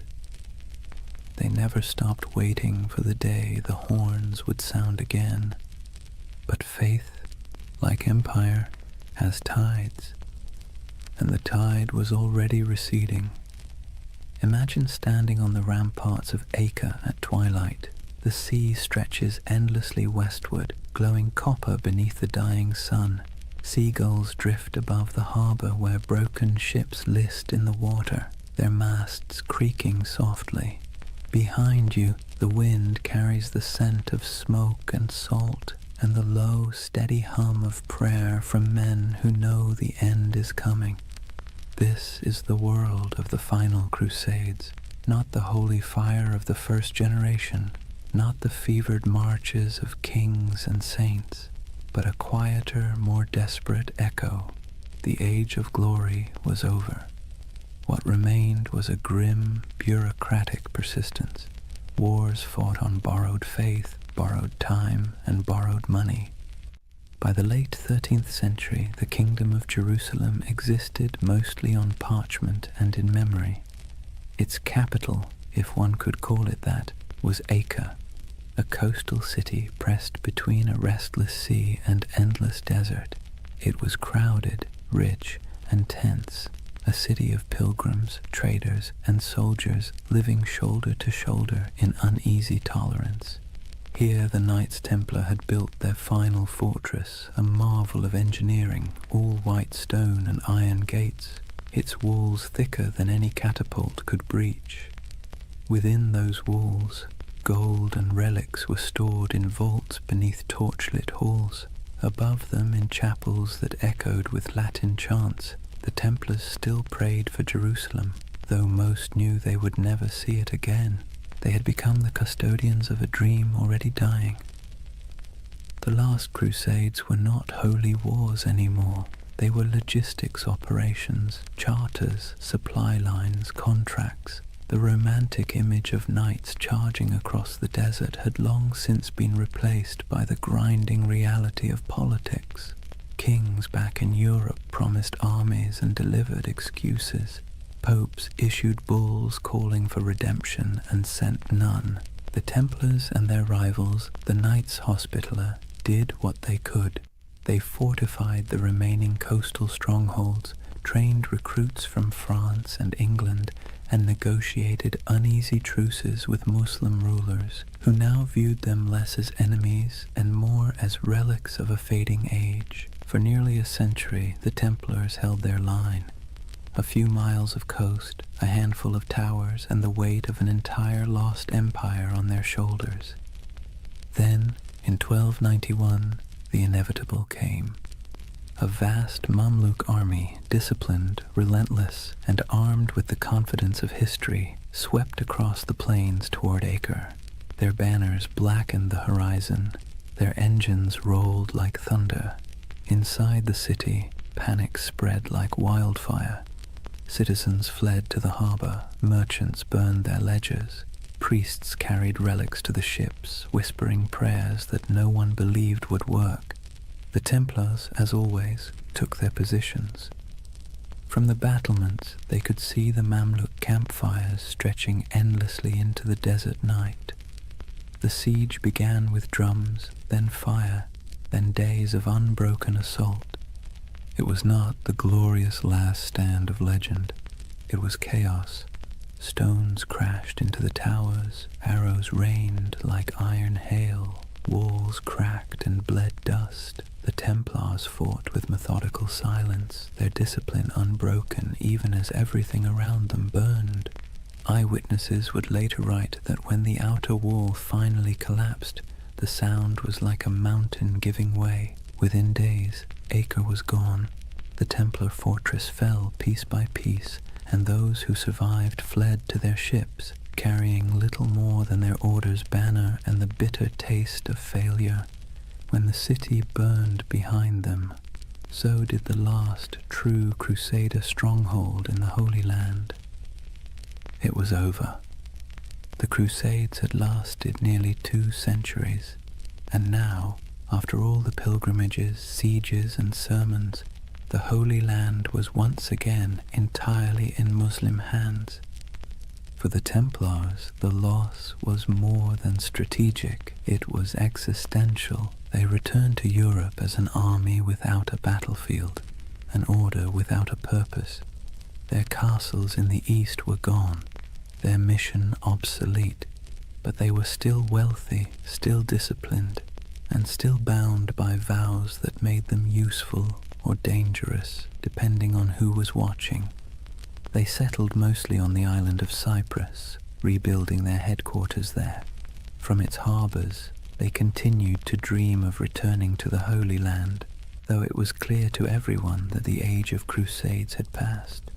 But faith is a stubborn thing. The Templars still believed that their duty was not complete. They trained, prayed, and planned as if the next crusade was always just one papal decree away. And Europe for a while humored them. Popes still called them the sword of the church. Kings still borrowed their money. Peasants still whispered prayers for them. But under the surface, the world was changing. Trade was replacing war. Cities were replacing castles. Banks were replacing swords. And the Templars, with their vast holdings and network of treasuries, found themselves at the uncomfortable center of this transition. They had invented the closest thing to modern finance, a system where a pilgrim could deposit gold in Paris and withdraw it in Acre using coded letters of credit. It was genius, practical, and efficient, and in hindsight, catastrophic. Because when the wars ended and the debts came due, kings looked at the Templars' wealth and saw temptation, not salvation. Especially one king in particular, Philip IV of France. Philip was a man both pious and paranoid. He owed the Templars enormous sums of money, loans for his wars, his court, his vanity. But he also saw their independence as an affront. They answered not to him, but to the Pope. Their fortresses in France were like miniature states, their archives sealed and secret, and the more Philip learned about them, the more their silence unnerved him. Rumors spread of strange initiation rites, of heretical symbols, of men kissing the cross in reverse. Nonsense, most likely, but for a monarch looking to erase his debts and consolidate power, nonsense can be weaponized. In the years after Acre, Philip began to scheme. He courted the Pope, then bullied him. He planted spies among the Templars. He listened to gossip and invented the rest. The Templars, perhaps naively, continued to operate as they always had, holding mass, training knights, managing estates. They trusted in their reputation, in their service, in their holy mission. They never realized that while they were guarding against heathens abroad, the real danger had been quietly gathering at home. In the fall of 1307, France was restless. Taxes were high, the treasury was strained, and the king's legitimacy was fragile. Philip needed an enemy. And what better villain than a secretive, wealthy brotherhood whose glory had long since faded into rumor? The Templars were about to learn a lesson the Romans once taught long ago, that power without narrative is just a target. Their story had begun with oaths whispered beneath the Temple of Solomon. It was about to end in the flicker of torches and the hiss of sealed orders. History, like the sea, has its own rhythm, rising, falling, devouring. The Templars, once masters of both faith and war, had finally drifted too far from shore. Their banners would not fall on the battlefield, but in the courts of kings. Their last enemy would not wield a sword, but a quill. The Crusades had ended, but the Inquisition was just beginning. Imagine Paris in the early morning of October 13th, 1307. The air is cold, the mist heavy. Bells toll softly from the towers of Notre Dame, their echo rolling over the Seine. Most Parisians are still asleep, unaware that within the hour history itself is about to shift. Across the city, a quiet army stirs. Royal messengers slip through fog-damp alleys, carrying sealed orders bearing the king's personal wax seal. Soldiers, sworn to secrecy, assemble at street corners and bridges. They don't yet know who they're hunting, only that the order comes directly from Philip IV, and that disobedience would mean ruin. When the sun finally breaks the horizon, the trap is sprung. Every Templar house in France, every fortress, every commandery, every quiet estate hidden among vineyards and fields is surrounded. Gates splinter, iron boots echo down stone halls. The knights of the temple, warriors who once faced Saracen armies in the blazing deserts of Palestine, are dragged from their beds half-dressed, bewildered, accused of crimes so grotesque they can barely comprehend them. Blasphemy, idolatry, heresy. The list reads like something pulled from a fever dream, but this was no dream. It was politics, dressed in the robes of faith. Let's be clear, Philip IV was not a fool. He was something more dangerous, clever, desperate, and convinced of his divine right to do whatever was necessary to hold his kingdom together. He had bled France dry with wars against England, then with his campaigns to tax the clergy. When the church resisted, he struck back, exiling the Pope from Rome, installing his own candidate, and essentially turning the papacy into a branch office of the French crown. That Pope was Clement V, a man whose spine was as soft as the velvet cushions he sat on. Officially, he ruled from Rome. In practice, he lived under the shadow of Philip's will, a papal puppet relocated to Avignon. And so, when the King of France whispered that the Templars were dangerous, heretics, maybe even satanic, Clement listened.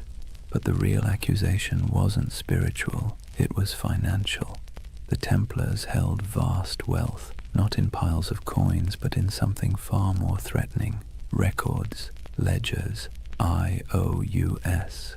They were Europe's most sophisticated bankers, managing royal treasuries, facilitating trade, and holding deposits from nobles who trusted their vaults more than their own castles. That included Philip himself, who now owed them so much that, if they called in their debts, France might collapse. And so, with one order, Philip did what every indebted man has dreamed of doing since time began. He erased the balance sheet. The raids were coordinated with surgical precision. Templars across France were seized simultaneously, their archives confiscated, their leaders imprisoned. Jacques de Molay, the Grand Master, was arrested in Paris, along with his top commanders. He had been a guest of honor at the king's court just days before, attending the funeral of Philip's sister. Now his hospitality was rewarded with chains. The interrogations began almost immediately. The king's agents, men of ink and iron, demanded confessions to every sin imaginable. They accused the Templars of denying Christ, of spitting on the cross during initiation, of worshipping a mysterious idol called Baphomet. They spoke of obscene rituals, secret kisses, and dark oaths taken by candlelight. And under torture, men will say anything. By the week's end, confessions poured in, broken, contradictory, desperate. Some swore they had been tricked, others simply wept and signed whatever parchment was placed before them. The king had his proof. But outside the dungeons, the world was less convinced. The charges made no sense. The Templars were fanatically religious, sworn to poverty, chastity, and obedience. Their prayers structured their lives so tightly that even eating and sleeping were acts of devotion. To accuse them of heresy felt like accusing monks of witchcraft. But logic was irrelevant. The spectacle was the point. Philip had turned the trial into theatre. He invited clergy, nobles, and the public to hear the confessions. He displayed the trembling knights as examples of corruption and divine justice. He presented himself as the defender of Christendom, cleansing it of hidden rot. And for a public weary of taxes, famine, and failed wars, it worked. People love a villain, especially one that used to be untouchable.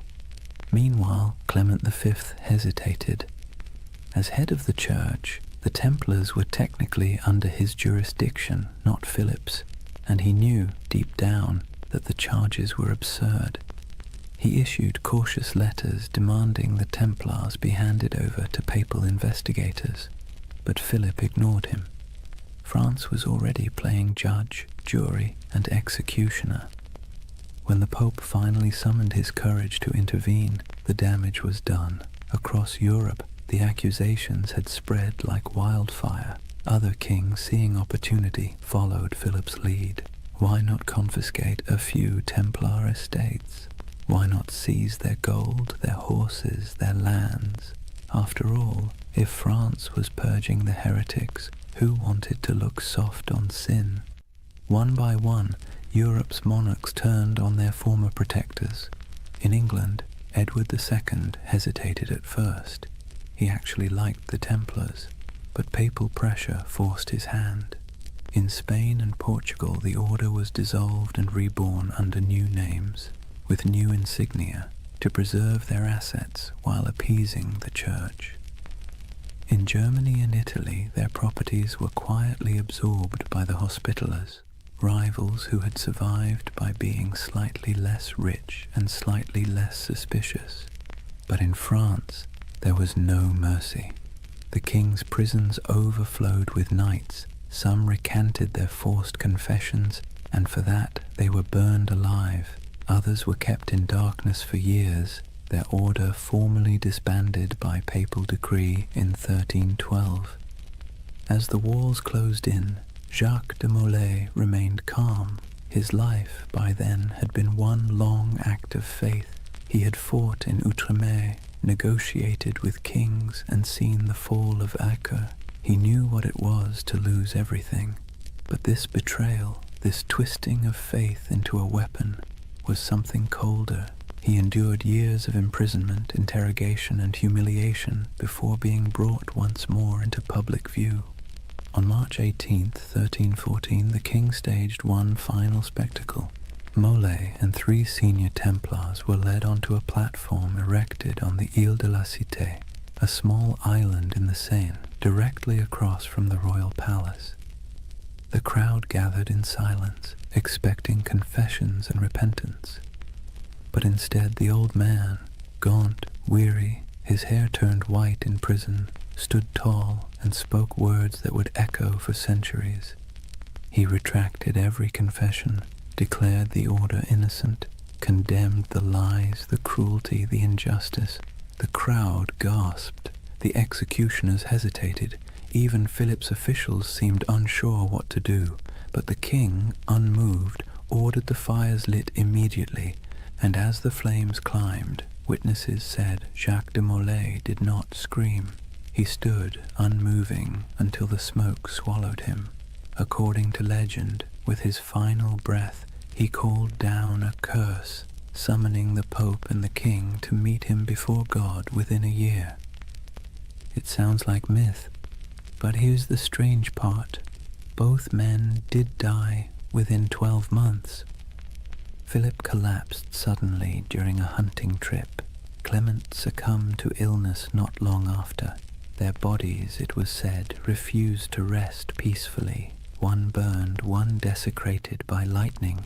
History, for once, indulged in poetic justice, and so ended the Knights Templar, at least on paper. Their castles were seized, their treasure vanished, their order dissolved, but their legend, that refused to die. Whispers began immediately, of ships slipping away from La Rochelle under cover of night, carrying gold, relics, and sacred texts, of surviving knights who fled north to Scotland or vanished into the Alps, of secret brotherhoods, the Freemasons, the Rosicrucians, who claimed descent from the last guardians of the temple. It's hard to tell where history ends and myth begins. Maybe they're the same thing now, a story too powerful to stay buried. The fires of Paris went out, the ashes scattered. But in the imagination of every generation since, the Templars never stopped riding. Their red crosses still gleam faintly in the dark corners of our collective memory, where faith and conspiracy meet like two mirrors reflecting forever. Chapter 4. The Fall, the Curse, and the Immortal Legend. Take a deep breath and picture it again. Paris, 1314. The sun setting behind the grey spires, the river glinting like a blade, the crowd dispersing after the execution, their murmurs fading into the wind. For a moment, the city feels hollow. The flames have gone out, the smoke has thinned, and all that remains of the Knights Templar is the faint scent of burning oak and the whisper of rumour. It should have ended there, but history, like fire, has a way of smouldering long after the last spark dies. They say Jacques de Molay's final words were a curse. He called out from the pyre, summoning Pope Clement and King Philip to appear before the judgment of God within a year. The legend says his voice did not tremble. It carried through the crowd, past the walls of Paris, past the gilded windows of the royal palace, carried by the smoke as if heaven itself were listening. And then, as the flames consumed him, something strange happened. The air shifted. The crowd fell silent. Even the guards who had lit the pyre looked uneasy, like men who had just seen something they shouldn't have. You can almost hear the echo, soft, defiant, and final. Within 1 year you will answer before God. It's the kind of line that sounds too neat to be true. And yet, history, either by coincidence or poetic design, obliged. Within a month, the Pope fell ill. Clement V's body gave out after years of stress, guilt, and compromise. His corpse was placed in a monastery awaiting burial, but as if on cue, the monastery caught fire. The flames consumed the chamber, and the papal body, already lifeless, was said to have sat upright in the coffin, engulfed in flames, as though the curse had come to collect. Not long after, King Philip went hunting in the forest of Fontainebleau. A strong, healthy man, still in his 40s, he rode out in the crisp autumn air and never returned alive. Accounts differ. Some say he fell from his horse, struck his head, and lingered for days in agony. Others say he was seized by a sudden paralysis. Either way, the most powerful man in Europe died slowly, staring into nothing, as if haunted by something he couldn't see, and with their deaths, the curse of the Templars was born. It was a simple story. 2 men destroyed by the vengeance of a martyred knight, but it grew quickly. People whispered that France itself was doomed, that Philip's descendants, the Capetian line, would die out within generations, and, strangely enough, that too came true. Within less than 2 decades, all 3 of Philip's sons, each having worn the crown, were dead without heirs. The dynasty that had ruled France for centuries was snuffed out like a candle in a storm. The people of the time called it La Malédiction des Templiers, the Templar curse. To later generations, it became a parable, a warning about greed, corruption, and the strange persistence of divine justice. Of course, historians will tell you it was all coincidence, and maybe they're right. But that's the beautiful thing about history. It leaves just enough cracks for the imagination to pour through. When you close your eyes and think of those final days, it's not hard to believe that something larger was at work, a kind of cosmic balancing act, subtle and cruel. The Templars, who had built their order on discipline, loyalty, and faith, had been betrayed by those who claimed to uphold the same virtues. And perhaps, just perhaps, the universe took notice. Yet even as their bodies turned to ash, their legend began to breathe again. Within a generation, stories of the hidden treasure of the temple began to surface. Gold, relics, and ancient knowledge spirited away from France before the arrests. Ships loaded in secret at the port of La Rochelle, sailing west into the mist. Some claimed they vanished into Scotland, others into Portugal, and some said they crossed the ocean itself, centuries before Columbus, to lands unknown. The myth of the lost Templar fleet became the fuel for countless tales. Sailors swore that on stormy nights they'd seen ghost ships bearing red crosses on their sails, gliding silently across the waves. Monks whispered of secret vaults beneath cathedrals where the last Templars hid sacred relics, and among peasants and pilgrims alike, a quiet belief took root. The Templars were not dead.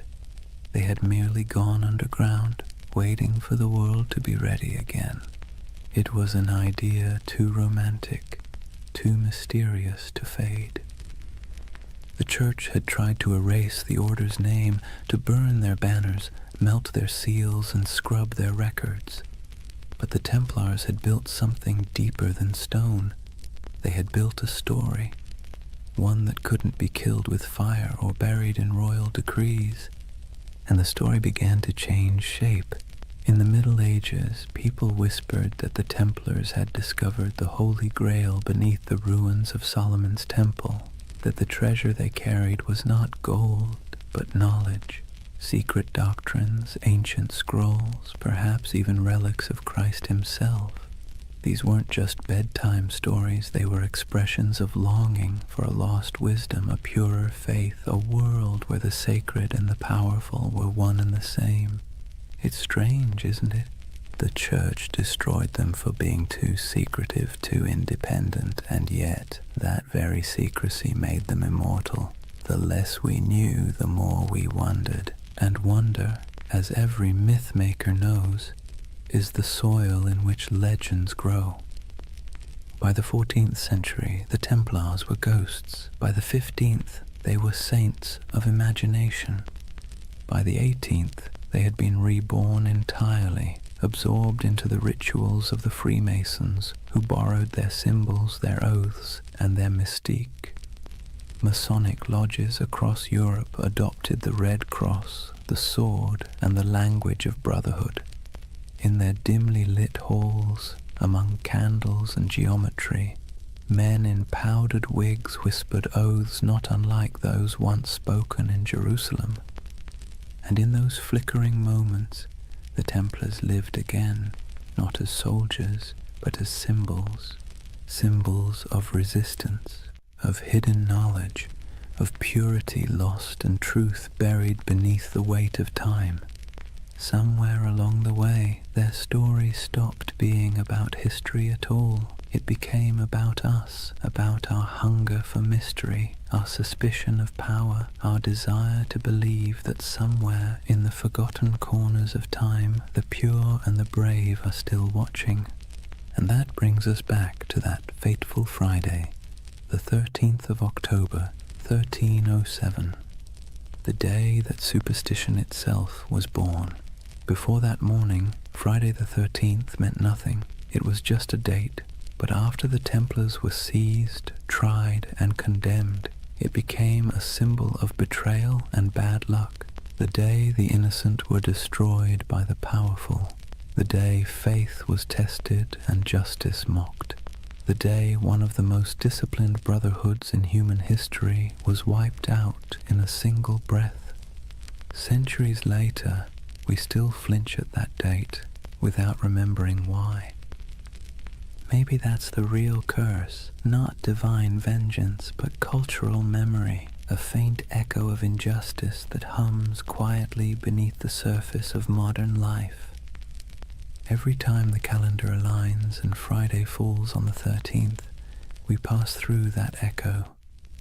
Most of us shrug it off, but somewhere deep in the collective mind, a voice whispers, "Be careful." It's the whisper of a fire crackling on an island in the Seine. The whisper of 9 knights kneeling in the dark, taking oaths no one else would ever hear.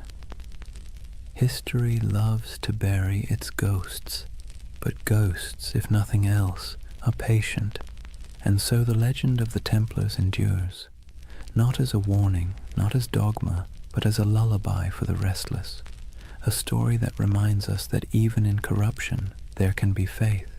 Even in endings, there can be echoes. That the night, however dark, always remembers the shape of its stars.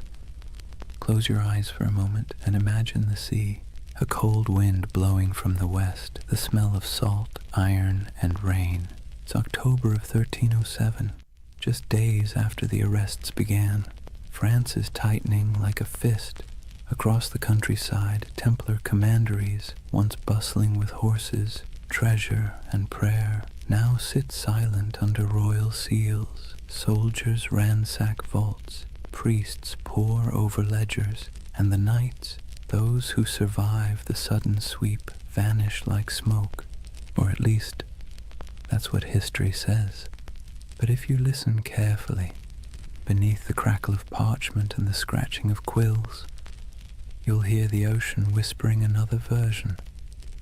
At the western edge of France, in the port of La Rochelle, witnesses claim they saw something strange.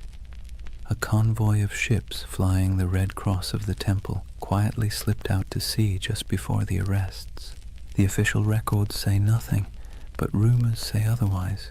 Some say the ships were loaded with gold, silver, relics, and documents, everything the order held sacred.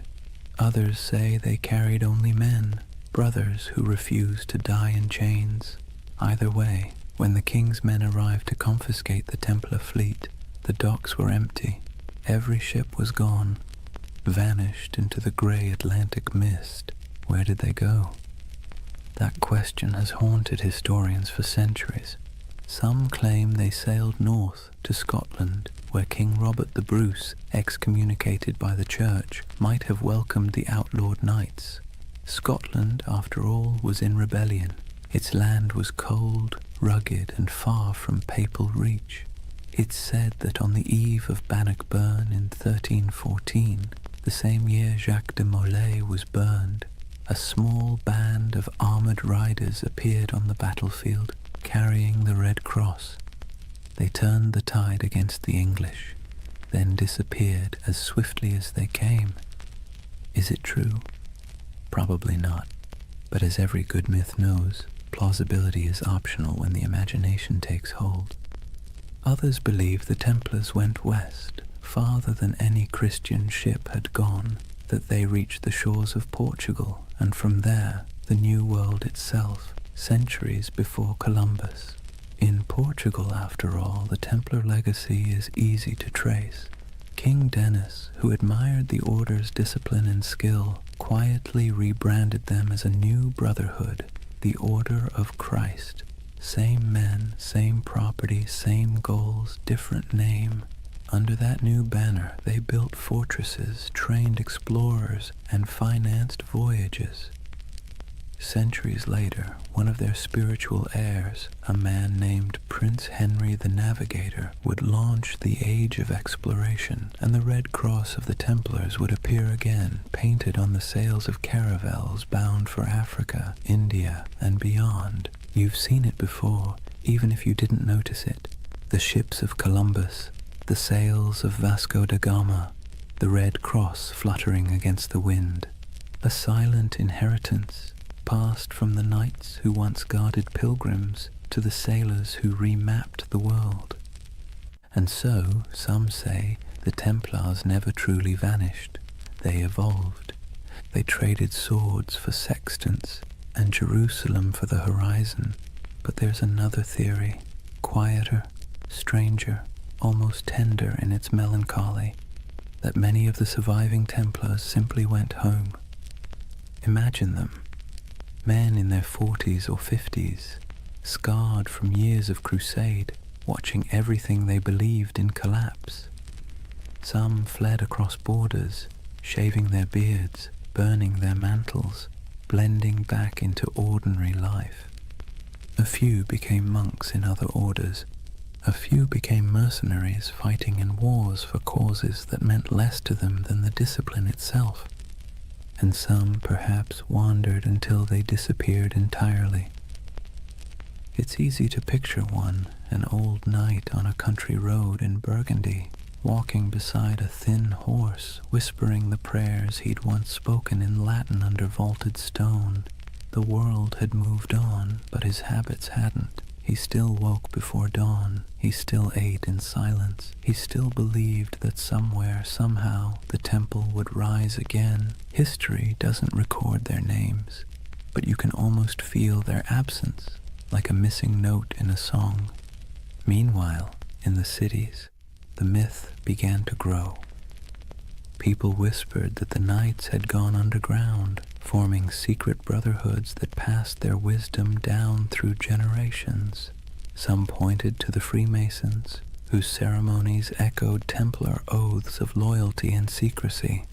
Others to the Rosicrucians, the mystics of the Renaissance who claimed to guard ancient knowledge. And later still, to shadowy organizations whispered about in smoky taverns, societies of men who spoke in symbols, who wore rings marked with crosses, and who always seemed to know more than they should. Whether any of it was true didn't matter.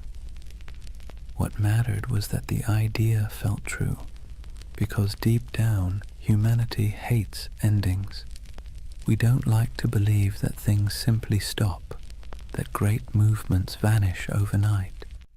We'd rather imagine that somewhere, beneath the surface, the story continues. And maybe it does. In Scotland, legends grew of hidden lodges beneath cathedrals, where descendants of the Templars met by candlelight. In Spain and Portugal, old families claimed to possess relics from the temple, swords, seals, and parchments that no historian could trace. and in France the ghost stories began.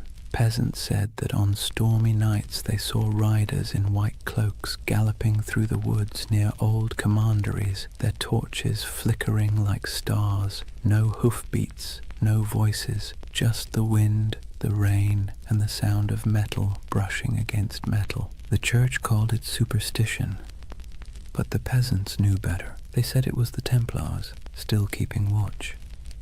Centuries later, during the French Revolution, when mobs looted churches and burned archives, strange things were found. Stone carvings of Templar crosses hidden behind altars, letters sealed with wax bearing the order's symbol, and cryptic diagrams suggesting that not everything had been destroyed. Even Napoleon, the great skeptic, was rumored to have been fascinated by them. When he invaded Egypt in 1798, he brought with him not just soldiers, but scholars, engineers, and, oddly enough, men obsessed with the Templar myth. They saw the pyramids, the ruins of ancient Alexandria, and believed they were walking in the same footsteps as those mysterious knights who had once dug beneath Solomon's temple. It was as if every century rediscovered the Templars anew, each generation projecting its own dreams onto their ghost. For the Renaissance, they were seekers of hidden wisdom. For the Enlightenment, martyrs of superstition. For the modern age, symbols of rebellion against authority. And through it all, their image never changed. White cloaks, red crosses, silent resolve. The perfect blend of purity and menace. That's the strange paradox of the Knights Templar. They began as humble monks sworn to poverty and ended as eternal figures of power. They were meant to defend faith but became symbols of doubt. They were destroyed for secrecy, and yet secrecy is what keeps them alive. When you trace their story from the ruins of Jerusalem to the myths of modernity, you realize that the Templars have become less a chapter of history and more a kind of mirror. Every age sees itself in them. Every conspiracy, every spiritual revival, every lost cause finds its reflection in their legend. Even today, their name is everywhere. Video games, novels, films, coffee brands, even insurance companies. The irony would probably amuse them. Men who once vowed to own nothing now sell everything. But perhaps that's fitting. The Templars were never just about religion or war. They were about the human need to believe in something that endures. And maybe that's why we can't stop imagining where they went. Not because we need the facts, but because we need the comfort of knowing that ideals, courage, loyalty, sacrifice don't just die with men. They drift, they adapt, they survive. So when you think of those ships sailing out of La Rochelle into the fog, try not to see them as fugitives. See them as dreamers, as the embodiment of a simple, quiet truth. That faith and mystery always find a way to escape the fire. Maybe they reached Scotland, maybe they reached the New World, or maybe they're still out there somewhere, beyond the horizon, sailing a sea that never ends. Imagine a cold dawn in Paris, 1307. The streets smell of smoke and fear. Bells toll somewhere in the distance, slow, heavy, deliberate. The king's guards march through the mist, their armor clattering like a death knell. Inside the stone halls of the royal fortress, a handful of exhausted men kneel before a tribunal. Their white mantles, once symbols of divine purpose, are now stained with dirt and tears. The red cross across their chests looks almost like a wound. These are the Knights Templar, the once unbreakable brotherhood now accused of heresy, blasphemy, and witchcraft. Their Grand Master, Jacques de Molay, stands among them. His face is gaunt, his hands tremble, but not from fear, from disbelief. Only a few years earlier, kings had begged for the Templars' loans, popes had blessed their missions, and merchants had trusted their vaults with fortunes. And now, the same powers that exalted them call them servants of the devil. Let's be clear, the charges were absurd. The Templars were accused of spitting on the cross during secret initiations, of worshipping a mysterious idol named Baphomet, a bearded head that supposedly whispered prophecies, of kissing each other's backsides as oaths of loyalty. It sounds like something invented by a drunk gossip trying to impress a tavern full of bored clerks. But in medieval Europe, rumor and heresy were as lethal as swords. Under torture, men confessed to anything, and King Philip IV of France, buried in debt to the Templars, knew that pain was cheaper than repayment. He wanted their treasure and their silence. So he ordered confession after confession until even the strongest broke. It's strange to imagine these were men trained to endure battle, to ride through sieges, to fight without sleep. And yet here they were, chained in dungeons, whispering prayers that turned into pleas. Some recanted immediately, others held firm until their bodies gave out. But through it all, one question pulsed beneath the surface like a heartbeat. Where is the treasure? Because according to legend, the Templars had amassed unimaginable wealth. Gold from Jerusalem, silver from Europe, relics from the Holy Land. They were bankers to kings, landlords to half of France, and custodians of secrets no one dared write down. When their order collapsed, that treasure simply disappeared. The official records show nothing. The king found empty vaults, the church seized estates, but no gold. And so the myth began. The missing Templar treasure has been called the most enduring unsolved mystery in medieval history. Over the centuries it's been found 1,000 times, in hidden tunnels under Paris, buried beneath Rosslyn Chapel in Scotland, locked inside the catacombs of Malta, even frozen beneath Nova Scotia's Oak Island, where fortune hunters have been digging for 200 years and still haven't hit bottom. Each theory begins the same way, with the night of October 13th, 1307, when those ships at La Rochelle sailed off into the mist. And each theory ends the same way, with an empty map and more questions. But maybe the treasure wasn't gold at all. Maybe what they protected wasn't wealth, but knowledge. There's a quiet rumor, older than the Freemasons, older than most conspiracy theories, that the Templars discovered something beneath the ruins of Solomon's Temple during their early years in Jerusalem. What it was, no one agrees on. Some say it was the Holy Grail, not a cup, but a secret bloodline. Others claim it was the Ark of the Covenant, still humming with divine energy. And a few whisper that it was something far less biblical, ancient texts from before recorded history, knowledge so profound it could rewrite theology itself. Whatever it was, the rumor insists that the Templars hid it, not in one place, but in many. Fragments scattered like seeds across Europe, buried under chapels, sealed in crypts, or disguised as relics. You can almost imagine it.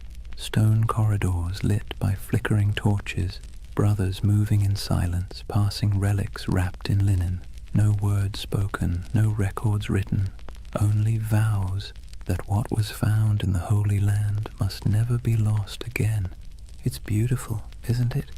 The idea that knowledge can be smuggled through time, that truth, like treasure, can survive corruption, fire, and forgetfulness. But let's pause, because the historian's mind has a way of ruining poetry.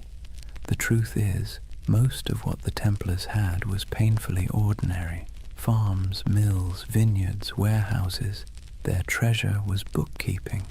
Still, the legend persists, because it speaks to something deeper, a yearning for meaning behind mystery.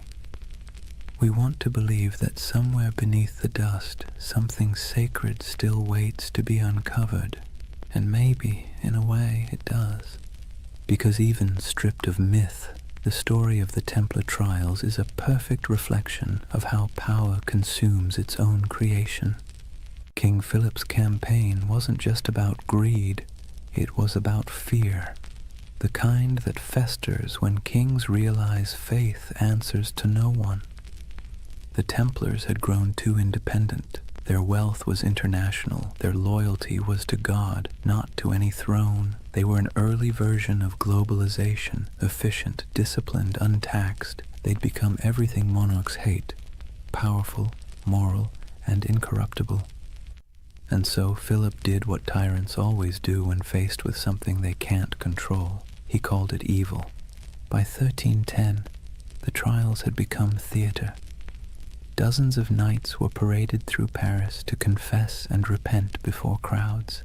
Some, desperate for mercy, repeated the false confessions they'd made under torture. Others refused, and for that they were burned. The flames were said to burn clean. No black smoke, only white. People whispered it was the Holy Spirit taking their souls. Others said it was the wind carrying away the last truth the church dared not hear. But one man's death would outlive them all: Jacques de Molay, the Grand Master. In 1314, after 7 years of imprisonment, he was led to a small island on the Seine. The executioner tied him to the stake as the king's men watched. When asked for a final confession, de Molay refused. He looked at the crowd and spoke instead to the heavens.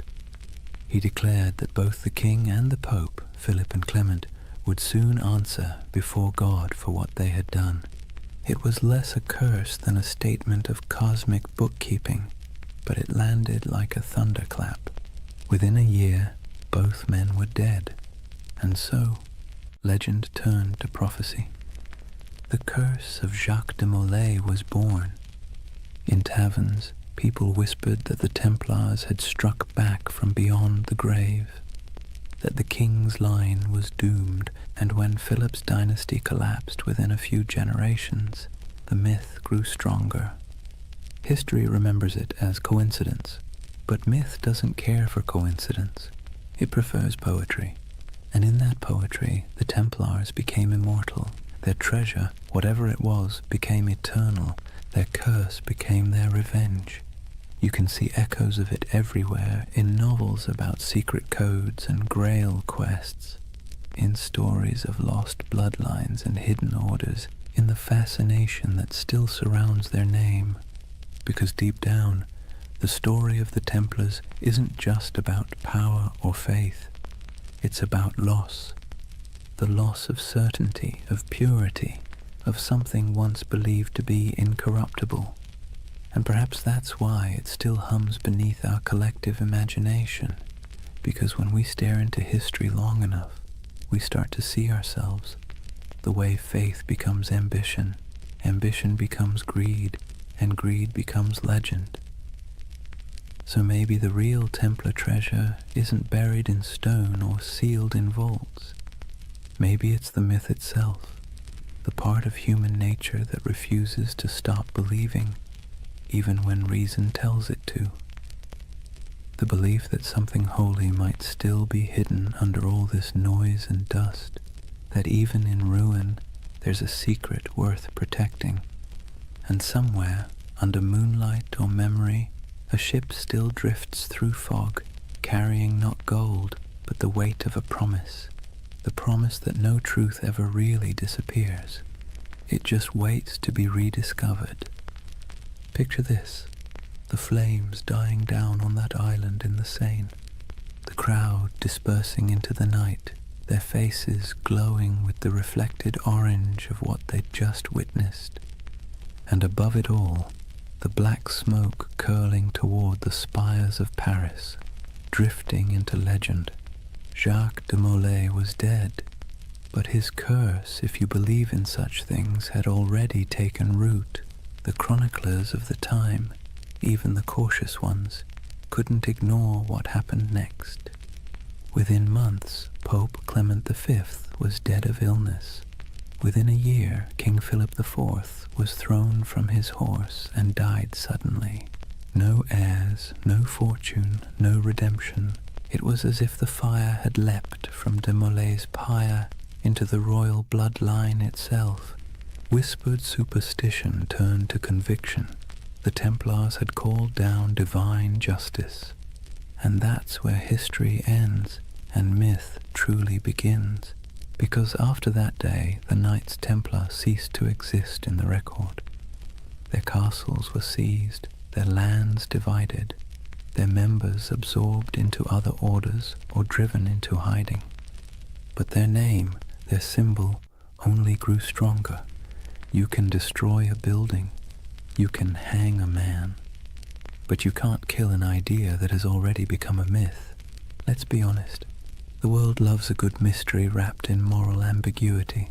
The Templars were the perfect storm, part saint, part sinner, disciplined yet secretive, blessed yet cursed. And so, century after century, their shadow kept resurfacing in new disguises. In medieval Germany, people whispered that the Templars had gone underground, literally tunneling beneath mountains to guard their hidden treasure. In Scotland, they were said to have joined Robert the Bruce at the Battle of Bannockburn, their white mantles glowing like ghosts as they charged across the misty fields. In Portugal, they supposedly rebranded as the Order of Christ, quietly sailing under new banners as Europe's age of exploration began. Everywhere they vanished, stories bloomed like ivy over old stone. By the Renaissance, artists painted them into allegories. By the Enlightenment, philosophers invoked them as symbols of reason suppressed by superstition.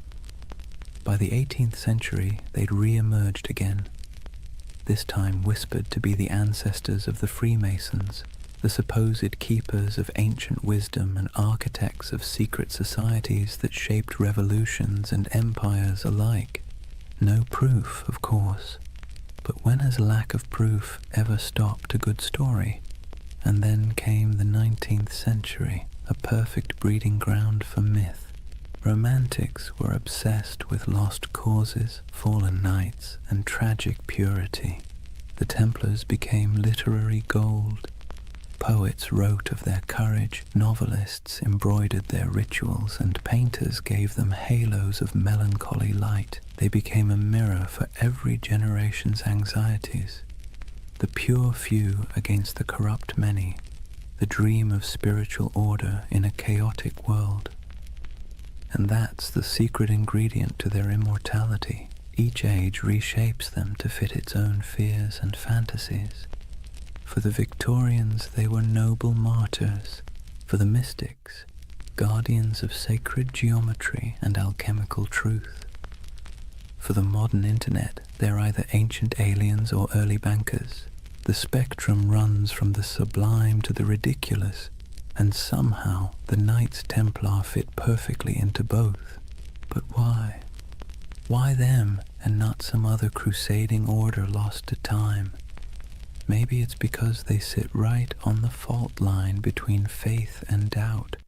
They were monks with swords, believers who killed, poor men who became rich, holy men who served kings. Their contradictions make them endlessly recyclable, adaptable to whatever mystery you want them to represent. And let's be clear, people love contradictions. They feel human, they feel possible.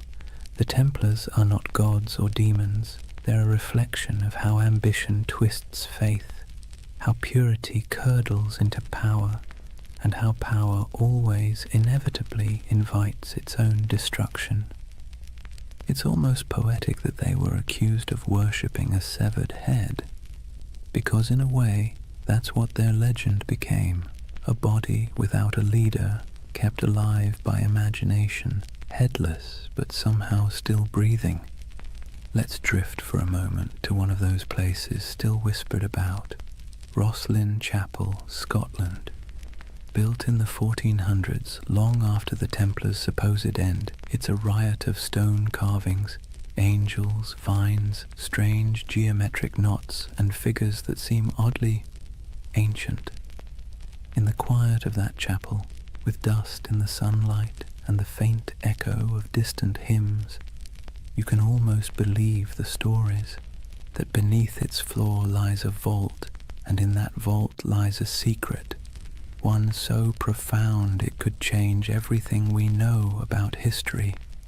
But then again, maybe it's just a crypt, maybe it's just stone and shadow, and maybe that's the point, that the real magic of the Templars isn't what they left behind, but what we keep searching for. Even their curse, that famous curse of de Molay, wasn't a curse at all until later writers made it one. It was a final speech, a cry for divine justice, but humans can't resist dramatizing justice into vengeance. We want the universe to mean something, to balance the scales, so we turn dying words into cosmic verdicts, and over time, that became the mythology we know today. Friday the 13th, the day of the arrests, turned into a symbol of bad luck. Their crosses became icons of mystery. Their disappearance became proof of survival. It's all absurd, and yet strangely comforting, because buried within the fantasy is a wish that truth survives corruption, that goodness hides rather than dies, that somewhere there's still a secret order of noble souls keeping the flame alive in a world that's long gone dark. And who knows? Maybe that's true, not in the literal sense, but in the sense that stories are secret orders. Each retelling keeps the memory alive. Each listener becomes an initiate, one more person who knows that once there were men who tried to turn faith into action and paid the price. So when you hear their name, the Knights Templar, maybe don't imagine treasure or curses or cryptic symbols. Imagine something quieter, a group of men kneeling under torchlight, making promises they could never keep but tried to anyway. Imagine their breath clouding in the cold air, their armor cold against their skin, their hearts probably as uncertain as yours or mine. And perhaps in that uncertainty lies their true immortality, because we don't remember them as saints or villains. We remember them as the dream that somewhere in the chaos of history, people once believed they could create something pure, something incorruptible, something worth dying for. And though their towers have fallen and their banners turned to dust, the idea still flickers in stone carvings, in folk tales, in the glow of every conspiracy theory forum at 3 a.m. The Templars endure not because they were flawless, but because they were human. And humans have always dreamed of perfection, even as we fall short of it. So when you finally close your eyes tonight, imagine the world they left behind. Imagine the quiet after the fire, the soft sound of waves against forgotten shores. Somewhere a candle burns low, somewhere an oath is whispered again, and somewhere in the deep rhythm of history, the order still rides, not in armor, but in memory, because the truth is, nothing truly holy ever dies. It simply changes shape and waits to be remembered. So now we reach the end, or rather, the echo. The story of the Knights Templar doesn't really end. It simply fades like candlelight in a long corridor, stretching further and further into shadow. If you've stayed with me through this entire journey, through crusades and curses, through deserts and dungeons, take a moment to notice the quiet. The world they built and the world they lost are both long gone, but the silence they left behind still hums with meaning. Imagine it, Europe asleep under frost, old cathedrals creaking with age, the moonlight brushing against statues of long-forgotten knights. In that stillness, you can almost hear them, the faint clink of armor, the whisper of prayer, the soft murmur of devotion and doubt braided together. Because that's what the Templars really were. Not gods, not monsters, just men standing at the fragile intersection between the sacred and the human. They tried to build heaven with earthly tools, swords, stone, oaths, and hope. And like everyone who's ever reached too high, they fell. But falling doesn't mean failure. It just means the dream became too heavy for the age that held it. History loves to paint the Templars as symbols of greed, of purity, of secrets, of sin. But perhaps they were simply mirrors, reflecting what every civilization fears most. That no matter how powerful we become, or how righteous we think we are, time will eventually unmake us, fold us back into silence. And yet, the beauty is that silence isn't nothing. It's the space where memory lives, it's where myths breathe, and it's where you, right now, can find peace. As you drift, think of how strange it is that the same stones that witnessed their vows now lie beneath traffic, beneath cities, beneath centuries of dust. But if you look closely, the pattern is still there, in church floor tiles, in the geometry of modern skylines, in the lingering idea that faith, when coupled with discipline, can move empires. Every age finds its Templars, not in armor, but in conviction, not guarding pilgrims, but guarding truth, or art, or compassion, or whatever fragile thing seems worth defending in their time. Maybe you've been one of them without realizing it, someone trying to build something pure in a world that doesn't always reward purity. So tonight, as the story fades, let the noise of history recede behind you. The clash of swords, the whispers of betrayal, the long sermons and louder silences. Let them dissolve into the steady rhythm of your breath, because this is what remains when the myths fall quiet. A reminder that even the grandest empires, the greatest orders, and the most secret brotherhoods eventually return to stillness. And in that stillness, something eternal stirs, not banners, not blood, but the simple, persistent urge to remember that once humans dreamed of divine perfection, that they believed in sacred duty, that they tried, however imperfectly, to bridge the distance between heaven and earth. And maybe that's enough. If you close your eyes now, you might see them one last time, riding slowly into the horizon, the sun setting behind them, their white mantles glowing faintly in the fading light. No words, no music, just the sound of hooves in the sand, steady as a heartbeat. And then, quiet, the kind of quiet that carries centuries. So let the world of the Templars drift away. The wars, the treasures, the secrets, what's left is only peace, soft, steady, endless peace.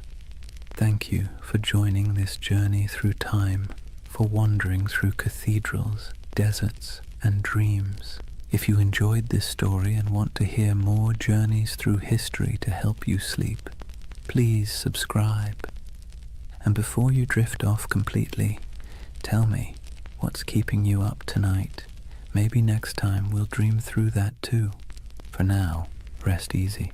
You're safe. History will keep its secrets until morning. Good night.